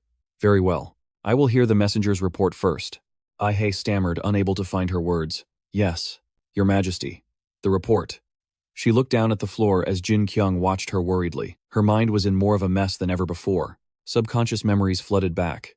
Your opinion might be right and logical, but never say it directly to those in power. That will only make them angrier. Her eyes grew heavy with sadness. Ai-hei remembered what Aika once told her. Nothing is more dangerous than the truth. When the two of them knelt on the ground, we ignored it because it made us feel guilty. And when Bis pleaded, even with his body covered in scars, please help me. The white-haired girl stood gently before the two. I still have so much to do here. And then there was Lin El desperately begging, tell me, do you people even have the courage to speak the truth? Ai-hei closed her eyes to calm herself. After a long pause, she finally spoke. Your Majesty, the demonic energy is currently spreading across the entire north. To stop it, we need a massive amount of mana. Ai-hei declared solemnly, we petition you to destroy the seal core of this kingdom and release the mana back to nature. That is the only way to end this catastrophe. King Gotha froze in shock. The council erupted into more chaos than ever before. What destroy the seal core? Kalunik just sat there calmly, showing no emotion. Jin-Kyung stared at his sister wide-eyed. She actually said it. Ai-hei closed her eyes, deeply pensive. Those were words that could get her killed. The officials at the front slammed their hands on the table and stood up. What the hell is she talking about? Destroy the seal core? That's basically asking us to destroy the kingdom. They screamed, viciously attacking the summoner. This is exactly what our enemies tried to do during the war. Your Majesty, these people are definitely traitors. Destroying the national symbol is the same as the kingdom falling. How does she even dare to say such things? Rikian slammed his hand on the table in frustration as well. She's a demon. She's been brainwashed by the demons and is trying to drive humanity to the brink of extinction. In the past, the demonic apostles did the exact same thing. The insults grew harsher by the second. Ronian stepped forward to advise, Your Majesty, I'm afraid I must suggest you take a step back. Both you and I understand the current situation perfectly. That's why you need a more careful plan. Sir, if you order the relocation of the kingdom and restrict the use of the seal core king, Gotha lowered his head in sorrow. If we do that, she will die. Jin-Kyung and Ai-hei remained standing there, showing no hesitation at all. The little girl still kept her eyes tightly shut. Ronian looked at them and clicked his tongue. It was a small sacrifice to make for something much greater. Your Majesty, we can avoid that by simply exiling her. King Gotha raised his voice. Are you aware of this, Ronian? He spoke louder and louder. My people have shed a great deal of blood. The entire council fell silent after hearing that. Kalunix sighed, looked over in shock. King Gotha gripped his scepter tightly, asserting his authority. He solemnly declared that the destruction of this kingdom would begin right now. Ai-hei and Jin-Kyung watched the situation tensely. The council members started to get restless. Are you really planning to destroy the kingdom? Ronian quickly turned to carry out the plan. You can stop pretending to be a guest here now. The leader of the Abe syndicate approached and added, it seems there is no other choice. Jin-Kyung say, you've just arrived. Do you support the king's decision? The redhead took off her hat and spoke her mind. Of course I do. I've been waiting for this for a very long time. Ronian nodded and continued giving orders. All right, then please head to the castle's control room. Humans are ready to support the king in extracting the Lua. Yes, sir. He looked at the king with concern. Please be careful. Anything could happen at this stage. Another official stood up in indignation and shouted, this is absurd. What on earth are you saying? This action has been forbidden since your father's reign. The others joined in enthusiastically. That is right. This decision threatens the very survival of our kingdom, Kalunix said slowly. I believe so. At that moment, Rikian, who was standing nearby, turned in confusion. Duke Kalunix, what are you saying? The Duke stood up, immediately revealing his true nature as a sly fox. My fellow dukes from across the territories. Gotha was founded by uniting several small kingdoms. King Gotha glared at him. My father established these rules. Kalunix put on a righteous front. That was the first law enacted when the Gotha kingdom was born. It states that no one is allowed to cooperate with demons. He continued to speak loudly and clearly. If anyone fails to comply and puts the nation in danger, they will face the most horrific punishment. The next sentence made King Gotha flinch. And if the king is the one who violates that principle, Kalunix glared straight down at him, then we will gather the opinions of all the dukes. Based on that, the king will be stripped of his authority. The council immediately erupted into an uproar. What are you saying? Ah, we know that rule too. It is just. King Gotha glanced at his advisor. Kalunix, are you trying to challenge the royal authority? Jin-Kyung and Benny looked on, completely confused. What the hell is going on? Things are getting worse than we thought. Kalunix shouted in a frustrated, gravelly voice. Every duke here is trying to protect the people and this land from catastrophe, but look at what you are doing. Your Majesty, you do not care about this country at all. You only care about living a life of luxury. And now you even want to join forces with demons, King Gotha shouted back in annoyance. How dare you speak to me like that? You are the ones who want to control this nation, he blurted out in frustration. You only care about your own interests and ignore everything else. Jin-Kyung awkwardly chimed in to calm them down. Stop fighting, you two. Just apologize and kiss each other on the forehead, and everything will be fine. Pilo also stood up and joined in the verbal abuse. And do you know what you are bringing to this country? A zircon that sucks up all the mana in the kingdom, and then this place will be submerged in a sea of monsters. We have not abandoned the mages. The Alchemist Guild only wants to grant the people the power to use magic. He looked around the room seriously. Is there anyone here who can live without zircons? Why is the atmosphere so tense? Our military has become stronger, our homes and castles are safer, and so much more. All of this is thanks to zircons, he shouted with his eyes wide. Think about what would happen if we trusted those demons down there and destroyed the kingdom. The council erupted into even more of a frenzy. This really isn't a joke. Our land will be in danger. And what about trade with other regions? It will be destroyed by monsters too. Did they say mana would return to nature? That is highly likely. This is all part of the monsters' plan to weaken the human race. King Gotha shouted back scathingly. So when all the monsters swarm this place, you will be just fine with that, will you? It is only a matter of time. Nature is slowly dying, and once things go too far, we will not be able to escape death. Kalunix paid no mind and stood up to declare calmly. Now, my noble dukes, the time has come to make a decision. Ai-hei looked up nervously. Will you sell your souls to the devil, or... King Gotha quickly caught on to his meaning. Will you welcome a new era? He shouted, interrupting in frustration. Kalunix, what the hell are you thinking? The man ignored him and continued his call. We will vote right now. Everyone who wants to usher in a new era. Pello immediately stood up. Then please stand up. The entire hall became more chaotic than ever. King Gotha lowered his head, glaring upward. Those damn old bastards. The council members coughed a few times, unsure of what to do. Rikian slowly pulled out his chair and explained, I use songs to tell the truth to everyone in the world. And there is one thing I have realized after accepting so many truths. He stood up with a resolute gaze. Only the summoners and alchemists have been the ones protecting us. Meanwhile, the king has done nothing. Rikian's words touched everyone's hearts. I will stand on the side of technology. It is what can help us survive. Another person immediately pulled out his chair, a bald man standing up without hesitation. Other council members on the opposite side stood up in agreement, and the rest also stood solemnly. The entire room seemed to be against Ihei and the king. Kalunic sternly gave the order right there. Then we shall strip the king of his power. King Gotha's face contorted in absolute rage. And we will run this country under a new system. That is all. Ronian quickly appeared before him and quietly asked about the next plan. What will you do now, your majesty? King Gotha lowered his face to the ground in sadness. This might have been bound to happen a long time ago. I just pretended not to see it, if that is how it is. He stood up firmly and stepped forward. I refuse, King. Gotha seriously declared the opposite. Today the Gotha kingdom will be destroyed just as planned. The council members stood there, stunned and confused. What refuse the king cannot do, that Kalanick, furious at this stubbornness, shouted an order. General, arrest this deposed king and throw him into the dungeons immediately. The general slowly walked out to the gate. All soldiers listen to my command. He pointed his sword forward and shouted at the top of his lungs, attack. The soldiers quickly swarmed into the palace. King Gotha looked on in total disbelief. These aren't my men. Ronian stepped forward to reassure him. Your Majesty, it's best if you leave now. You declared war on them, so it's only natural they'd revolt and strike back. He narrowed his eyes in frustration, but as for the kingdom's destruction, Jin-Kyung suddenly screamed as an explosion went off. You bastards! The shockwave sent the soldiers flying instantly. They lay scattered across the ground. Jin-Kyung stood up, gritting his teeth in fury. Do you think I'm just here for decoration? How dare you pull something so bold?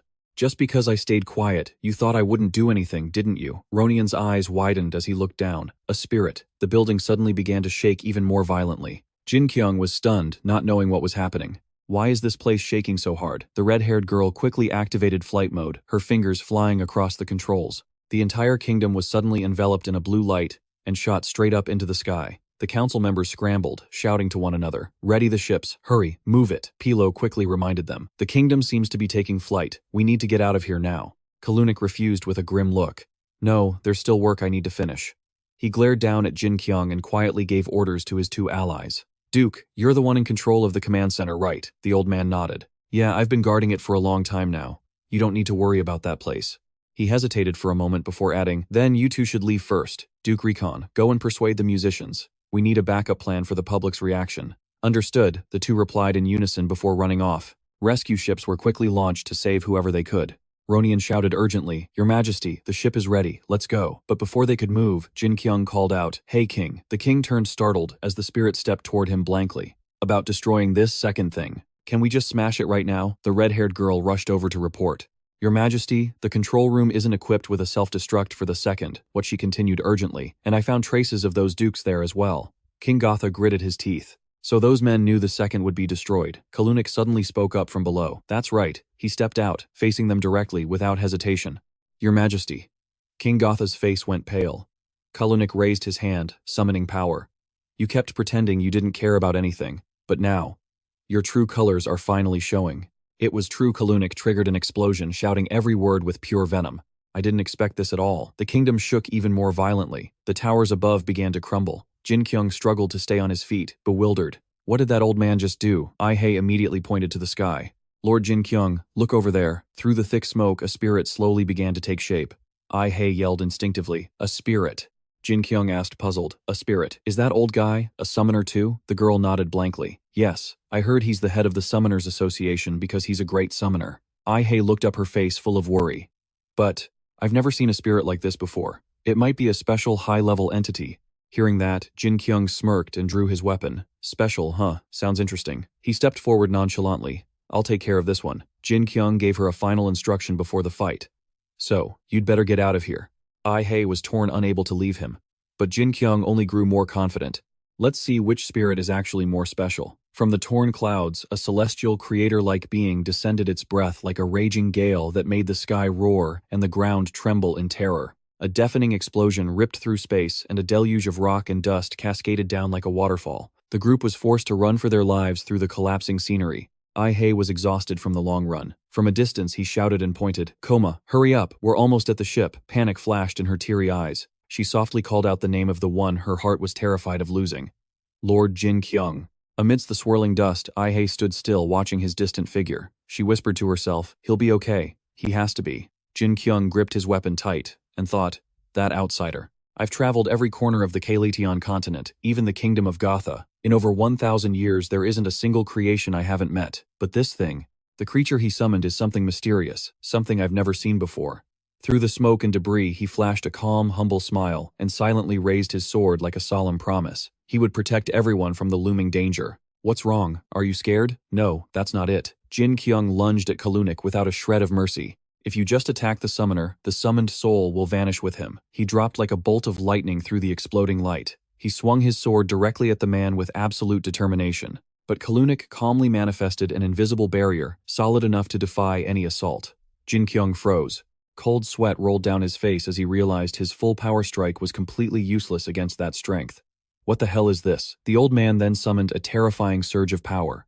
It blasted him backward like a leaf in a hurricane, leaving him with zero chance to resist. The ground shattered into pieces, and dust swirled up like a stormy sea. Kalunik stood tall, summoning a source of pure, radiant power. A pillar of light pierced through the clouds, calling forth a force so massive that the entire world seemed to hold its breath in its wake. From the swirling black clouds, a giant hand descended, channeling a sky-piercing beam that made the floating island tremble in sheer terror. In the chaotic dust, Jin-Kyung roared in fury. Damn it, you bastard of a god. He shot through the blinding vortex of light, determined to strike back. Do you think I won't take you down too? Jin-Kyung delivered a long, flashing slash across the celestial being. But he stopped in shock. It was completely unharmed after such a lethal blow. A forced smirk played on Jin-Kyung's lips, but his eyes grew dark. It seems that strike didn't work on that thing. Why does this situation feel so familiar? He snapped his head toward Kalunik. The soul. The old man stood there like a mountain. I agree with you, Kalunik said, with a sinister grin. If you attack the summoner, the soul will indeed vanish. Jin-Kyung's eyes widened, his breath hitching. Cold sweat poured down as a mixture of shock and fear gripped his heart like a vice. Light erupted once more from the creator's hand. It tore through the island, triggering an explosion that sounded like a thunderclap. Debris and flames swirled violently, dragging everything into uncontrollable chaos. Ai-Hei couldn't escape the blast. She was thrown high into the sky as he screamed out for her in total desperation. Ai-Hei continued to plummet through the air. Her face went pale, her lips trembling with a stifled cry. A massive boulder lunged at her, making her scream in terror. Suddenly, he appeared like a god, obliterating every rock that dared to threaten Ai-Hei. Jin-Kyung strained to reach for the girl's hand. Ai-Hei reached out, clinging to her last shred of hope amidst the chaotic void. Lord Yutaba. Suddenly, a light from the creator pierced through like a massive explosion. Jin-Kyung clenched his teeth to suppress the storm of emotions surging within him, acting like a true warrior who, despite being hurt, still charges straight into fate without taking a single step back. Amidst the violent blasts, Ai-Hei looked like a tiny speck in a sea of chaos. With a wind-splitting screech, he lunged forward like a stray star, shooting through the layers of clouds. Jin-Kyung landed with a force that shook the three realms as if he wanted to tear the very sky in two. He braced himself amidst the shaking debris, his breathing heavy, but his eyes still flashing with pure determination. Jin-Kyung leapt up like a beast released from its cage. Just from his jump alone, the fragments around him cracked and collapsed. Fortunately, Jin-Kyung was quick enough to catch the little girl. His face grew tense as he shouted in worry, pulling her into a tight embrace. Ai-Hei was stunned, clinging tightly to Jin-Kyung's clothes. Yes! Beyond the chaos, a ship's deck shimmered under the blue sky. Two sailors screamed out a warning.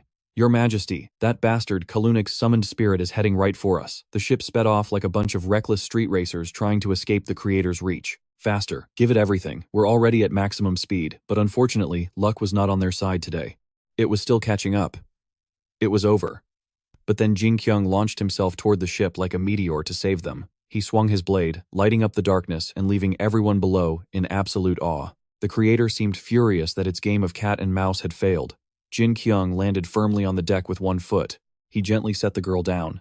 It seemed like everyone was safe. A man rushed over to check on them. My lord. He then ran toward the spirit. Jin-Kyung watched its appearance with curiosity. Does anyone know anything about that summoned bastard? There's something very strange about this soul, Ronian began to explain. There is one thing I know. The Kalunik family has been able to summon divine spirits for generations, including his daughter Ela. It started to click for him. Oh, you mean that crazy woman who summons lightning? The man continued. Those spirits aren't actually gods. They're just at the level of a god. There's no way a human could ever truly control a god.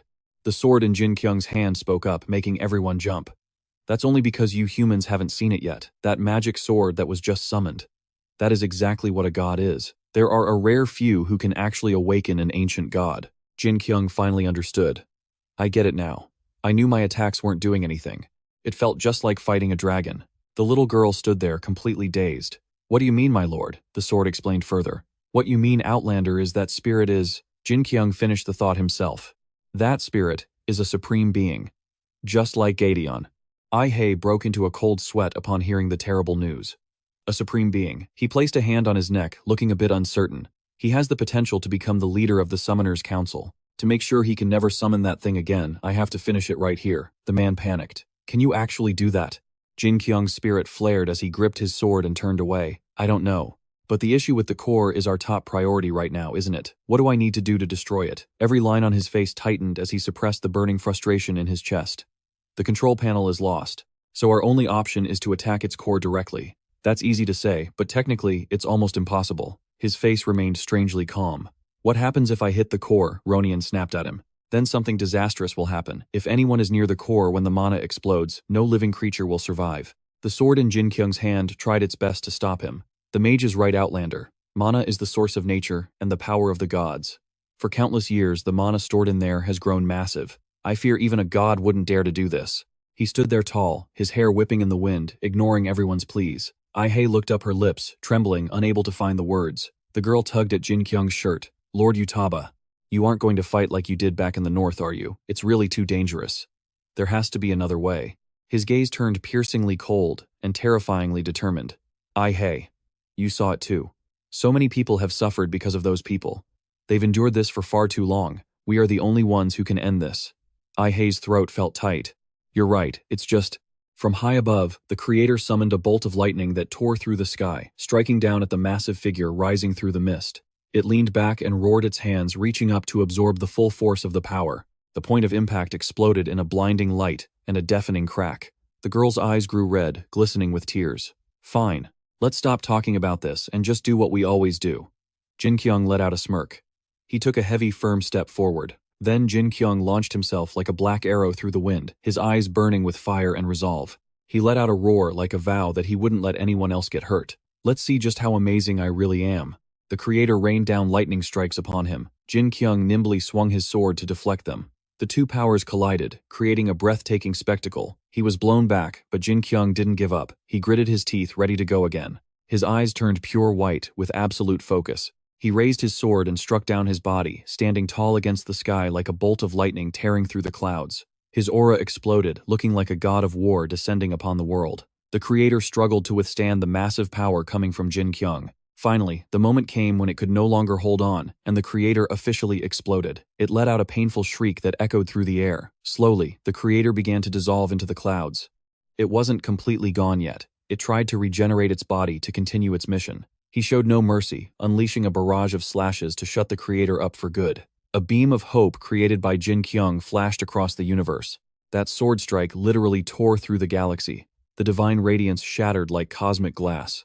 The creator's form sank into the fractured void and vanished as if it had never existed. Clumsy looked up in horror as his masterpiece was obliterated. Jin-Kyung traced a line with his sword that ripped the sky open. Light exploded like a thunderbolt, carrying the weight of the entire heavens crashing down with that single strike. That sword path sliced the floating island in half. He froze, his hair and cloak fluttering in the violent shockwave, as if the entire world had just detonated beneath his feet. The island slowly disintegrated under his overwhelming power. Clumsy teleported away to dodge the blow, his face heavy with pure contempt. His lip curled down, his eyes narrowing coldly, as if looking at a fool desperately struggling for nothing. Why waste your breath on such meaningless actions? I don't care what kind of amazing spirit you are. Once I summon the creator, you won't even be able to lay a single finger on me.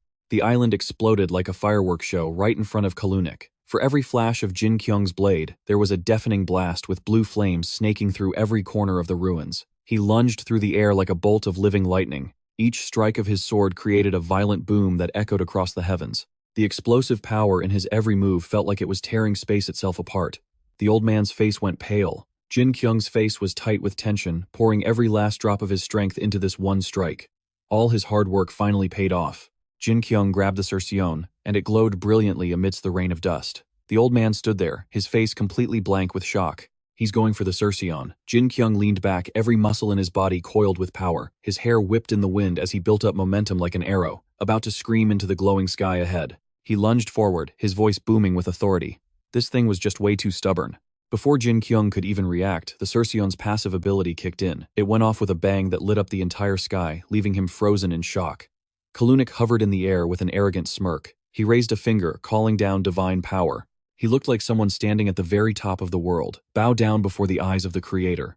Jin-Kyung, the breath spirit, froze for a split second as if snapped out of his thoughts. A blinding light swallowed him whole. A roar of energy tore through the sky, making his form blur in the heart of that violent storm. The creator reached out, weaving together a blinding display of lightning and sparks. An explosion of light erupted like a dying sun in midair, swallowing him whole as the sky trembled under that absolute divine pressure. It all converged into one massive blast, an earth-shattering roar that felt like the sky was being ripped open, and the world was being shaken to its core. Blinding light engulfed the ship. Ai-hei and the others fought to stay on board. Cold sweat dripped down her cheeks, her voice trembling through the thunderous vibrations hitting them. Lord Jin-Kyung hissed through his teeth, enduring the pain. Blood soaked his arm, but his will was still burning bright. His sword spoke. Outsider, the eye of the creator, is truly dangerous. You can't block that any more than you can block Gad-Don's breath. Are you telling me to just give up and run? The king never mentioned this, but this was his one and only shot. If I can't stop them, he'll take over this country, and the Cercion too. If that happens, we're all dead. And if that day comes, Mana will spend the rest of her life as a fugitive. Once again, the sky was torn apart by darkness and Kalunik's blinding light. The explosions didn't just happen once. They kept echoing a low, agonizing rumble in the air. He was enduring a level of pain that no one could possibly understand. On the deck, a man cried out in panic for Mana. It looked like the Lord couldn't land a single hit. Ai-hei's eyes widened in horror, her heart sinking as she realized that divine being was untouchable. The girl raised her hand, chanting a spell with a shaky but determined look. Magic light began to flare around her fingertips. Ai-hei gasped in panic, telling her to stop. The girl stammered, I can't unsummon him. The man pointed, shouting, Mana, look over there. Jin-Kyung charged into the dark dimensional rift like a god of war. A streak of blue light carried their final hopes. Even with blood covering his face, he was determined to fight to the bitter end. Ronian suddenly appeared and explained, I think it's because of the rift. Space itself is distorted. That's why your summoning magic isn't working. The enemy gathered his power to finish the job. It's time to end. This Kalunik unleashed an endless source of light that filtered through the creator's shroud of dust. The power surged, howling with a terrifying intensity. It was a scene of pure horror. Jin-Kyung charged in wheezing. You've already crossed the line. The old man was left with a giant question mark in his head. Amidst the cracking universe and sky-tearing light, the creator surged forward, as if to pierce the very boundaries of the world. With his face stained red with blood, Jin-Kyung's cold, unyielding eyes stared straight at the fate awaiting him, the thin line between his life and the old man's death. His body lunged through the interface, leaving an aftershock that felt like a call of destiny. With nothing left but his sheer will, Jin-Kyung gripped his sword tight and lunged straight into the abyss of light, opening before him. Everything was falling apart. Despite the cracks, he fought on like a warrior born from the stars.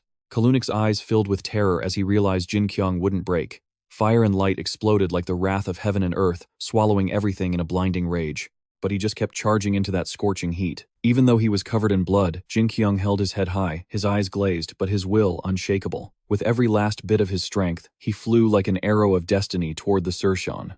There was no turning back, only a single strike to decide the fate of the world. Jin-Kyung streaked like a meteor across the vast universe. His struggle finally paid off. It shattered into a million pieces. His blue light of hope tore through the darkness, exploding like the rebirth of the entire universe. Orbits spun wildly, and celestial bodies trembled, as if witnessing the birth of a new law of nature. Light pierced the heavens, descending upon the world like a divine judgment. The earth shook, the wind howled, and everyone on the ship could only pray as they held on for dear life. That terrifying power completely wiped out the creator, and the old man was no exception. Kalunik was incinerated in seconds. The entire planet vibrated as a blue wave spread out like the primal expansion of the universe. Even though he was the one who caused it, he struggled just to hang onto his blade. Jin-Kyung's sword couldn't take the pressure anymore, and it began to shatter. Outsider, our journey has to end here. I am but a creation of the Supreme Being. I can only go this far. I'm sorry I can't help you any longer. The sword dissolved into mist before his stunned eyes. Jin-Kyung didn't care about anything else. He had done what no one else dared to do. The explosion of light left a scar across the universe like fate itself had been sliced open. In the endless darkness, that trail of light remained a reminder that even when crushed by the void, someone was brave enough to strike at the world's destiny. Below, the Cercion continued to shatter into 100 pieces. The man stood in awe. Jin-Kyung had succeeded beyond his wildest dreams. Did he really do it? Ronian looked up as mana flooded the world. Ai-hei whispered a silent prayer for him. Lord Jin-Kyung. He pointed frantically at Ai-hei. A rift was closing in the vast expanse of the universe. Jin-Kyung was drifting aimlessly, his body covered in the scars of battle. The rift connecting the universe and the world was slowly shutting down. Even as he fell, he didn't collapse. He stayed there with his arms wide open as if accepting his fate. I've never been someone that so many people place their trust in. To be honest, I'm nothing special, just an ordinary guy. I belong in the middle of a crowd among the audience. But the people in that crowd are just like me. Every single one of them is special, and has a place where they can truly shine. Maybe the reason I was so obsessed with the brightest person there, someone I could never reach, was because I didn't have those things myself. And it was also the first time someone actually needed me. Maybe that's why I pushed myself to the absolute brink like this. The young girl collapsed, her heart tightening, only able to whisper through a mix of terror and hope. Ai-Hai was clutching her head in agony, making him rush over to check on her. Ai-Hai, what's wrong? What happened? Then he realized the problem. Wait, could this be the pain of a spirit disappearing? He quickly looked up. Gao. The girl was trembling and gasping for breath, her eyes filled with panic, as if she feared the answer she was waiting for would never come. Meanwhile, Jin-Kyung remained floating in outer space, completely motionless. His lonely star sparkled in the vast cosmos like the final remains of a soul that had burned itself out and turned into light. They stood in silence, watching the star flare up, and then slowly fade on the horizon since Jin-Kyung hadn't returned. His body drifted through the universe like a soul that had lost its way home. Jin-Kyung's face was covered in blood, looking heartbreakingly peaceful, as if he had finally let everything go. Suddenly, a tiny star began to twinkle, yet it felt heavy, as if mourning for the one who had fallen. A vortex of energy rose up and swirled around him, as if trying to rewrite the ending that fate had just declared. Ribbons of energy twisted through space, creating a breathtaking sight from the depths of the void. EA's hand reached out to catch Jin-Kyung. That hand grabbed him and pulled him along. Fortunately, she brought Jin-Kyung back to the real world safely. He was protected inside a water sphere that looked fragile but was incredibly strong. EAA appeared in her spirit form and said, "Outsider, you really are a strange one. You once said you wished you could see that girl complete this mission, because you didn't have a single friend to call your own." Jin-Kyung weakly recognized the familiar face. She gave a proud, bright smile. "I don't think that reason was worth sacrificing your life for. Why did you do it?" He paused for about 2 seconds, caught off guard, but Jin-Kyung still tried to give her an answer. "What do you know anyway? Most of those main character types are either born into greatness, have infinite talent, or they're the chosen one for something. But what about Ai-Hai? She has no one by her side. She's just an ordinary person, like I was in the other world. If she can pull this off, then I think I could do something similar in my own world. I also want to ask, why did you help me?" Ea looked at him with the calm of someone who holds the power of judgment and salvation. "Because that girl spoke the truth. This is a small gift I give to those who do. What comes naturally and easily. However, your time in this world is almost up. I will give you a chance to say your goodbyes." A divine stream of energy swept Jin-Kyung across the sky, like opening a dream path back to the mortal world, returning him to the ship to meet everyone. The bursting light startled everyone, engulfing heaven and earth. Ai-Hai, trembling, held his blood-stained body, calling his name with a raspy voice full of hope and fear. "Lord Jin-Kyung." In his final moments covered in blood, Jin-Kyung managed to force a weak smile. "Ai-Hai, I'm sorry, but this might be the last time you summon me." The girl's eyes welled with tears as she looked at him, shaking. It felt like her entire world had just collapsed, and all she could do was cling to the fragile hope that he wouldn't leave her. Jin-Kyung didn't forget to give his final instructions to the others. "Hey you, the king the mages." The man replied with a start. I'm listening. Spirit, please go ahead." He squeezed out a faint smile, leaving his final request like a heavy burden of trust. "I can't protect this girl anymore. Can I trust you guys to do it?" The man's face was clouded with sadness. "Of course you can, Spirit. There's no way I could ignore a request from someone who did something so great for this world. He fought with us until the very end. The fact that us mages could regain our power is all thanks to you. We the mages promise you that we will keep Ai-Hai safe." He began to cry uncontrollably. "My lord, your body." Jin-Kyung didn't have much time left. His body was gradually dissolving into thin air. He still remembered exactly what Ai-Hai had asked him before. "Ai-Hai, do you remember what you asked me back then? That it's pointless to keep doing things you're not good at." The girl's tears fell faster than she could wipe them away, glistening under the blue sky as if the world itself were about to shatter. "Yes." Jin-Kyung gave a weak but warm smile, a final comfort filled with tenderness, letting go and placing his faith in her. "Everything we went through together was only possible because of your summoning skills. So don't overthink it. Just do what you want to do. I just wanted to tell you that one more time." With a heavy heart, the girl replied, "Yes, I understand. Lord Jin-Kyung, thank you. Thank you for answering my call." Jin-Kyung merged with the brightening sky, carrying with him hopes for a radiant future. The planet turned silently in the vast universe, as if witnessing a soul that had just fulfilled its purpose and dissolved into eternal light. Rays of blue energy pierced through the buildings, carrying Jin-Kyung back to where he belonged. Jin-Kyung landed successfully, though his body was unsteady and weak. He fell with a gentle trajectory, as if his surroundings were reaching out to embrace him home. He lay comfortably on the floor, his eyes half closed in the silence. Looking in through the window, he lay there motionless, resting. It was rare for Jin-Kyung to get such a peaceful sleep. Outside the skyscraper, a gloomy sky hung over the moment he returned to the real world. At the clinic, the doctor was shocked to see Jin-Kyung recovering so rapidly, without any medication. "You're doing much better than before. I remember your injuries were very severe, yet your body has recovered so quickly. You didn't even need any meds." He opened up a bit. "Ah well, I've been through a lot." The doctor was then surprised by the scar on Jin-Kyung's hand. "And what about this scar on your hand?" He stared pensively at his hand. Oh, this Jin-Kyung walked through the streets looking down at the scar with a hint of melancholy in his heart. "I guess this scar is going to make people suspicious. I've had it for 1 month now. It's not like I can just go around telling everyone how I got it. This is all because I saved a fantasy world from being blown to bits." I watched the crowd walking by, looking unusually rushed but gloomy. This was also the only thing left from that world. Now I don't even know if I was actually there or not. Jin-Kyung stared at the gray sky, his heart swelling with gratitude and peace. But looking back, those memories made me who I am today. Back then, I didn't even have the courage to step outside. It felt like the most special time of my life. Out of nowhere, a man appeared and politely called out, "Excuse me, it's you, isn't it? With your hair short like that, I almost didn't recognize you. Do you remember me? I'm the one who sold you medicine at that pharmacy." You suddenly ran out and vanished into thin air. It was like magic. He was so stunned, his face turned pale. "Oh, it's the owner." The man was still baffled by what happened that day. "Are you using some kind of magic trick to make a living now? Or were you planning to use it for a video on Meetup?" I was genuinely shocked that day. Jin-Kyung could only give a forced laugh. "Ah yeah, let's just go with that." The man rummaged through his bag. "I knew it. You dropped this back then. I figured you might live around here, so I held on to it. I've been waiting to run into you so I could return it. Finally, here you go." The silent buildings under the gray sky stood heavy like witnesses to a fragile yet steady new beginning. Back in his room, he held up the ether. "At least I have this as a souvenir."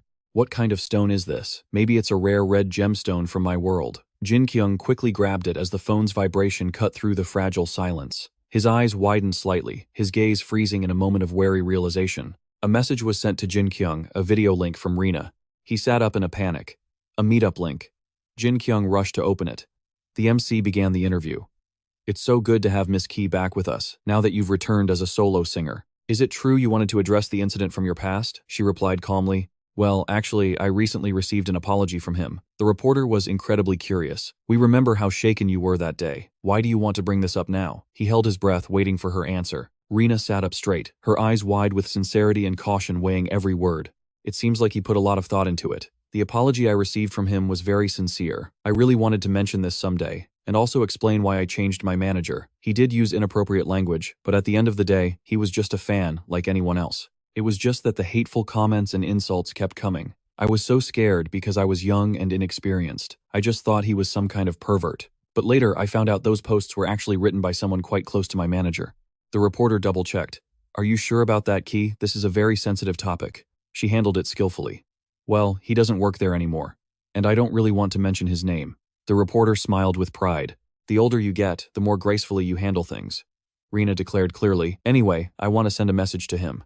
I didn't think those people would pressure you like that or force you to apologize. And yet somehow I received that apology. I think the one who truly deserves an apology is you. I want to say, I'm sorry to you representing those people, my fans. I am truly sorry." Jin-Kyung sat hunched on his bed, his eyes fixed quietly on the screen, as if searching for an exit in the endless void of his thoughts. His lips trembled slightly, holding back the rising confusion, as he realized something he'd never considered. I never thought I'd hear these words. An apology from someone. Jin-Kyung returned to his busy life. Finally, I'm seen as a normal person. I can go on dates, go to work, and my parents don't have to worry about me anymore. I'm living a normal life. On the TV, a little red-haired witch waved her wand to cast a spell. Now come forth, water spirit Undine. His face was indifferent, but his mouth still muttered a prayer for I hope she's doing okay. Jin-Kyung lay still for 2 seconds before suddenly snapping. You idiot. Have you never seen what real summoning magic looks like? To summon, you have to do it like this. Wait, what the hell am I doing? Jin-Kyung's face went blank. He didn't expect these movements to actually trigger the ether. A blinding light exploded between the buildings like the door of destiny creaking open once more. A young girl's figure appeared before Jin-Kyung. I joyfully called out his name, Lord Jin-Kyung. His face was pure shock at what he just witnessed. It worked. A blue light tore through the sky and fell upon the city, signaling that the extraordinary was about to begin again.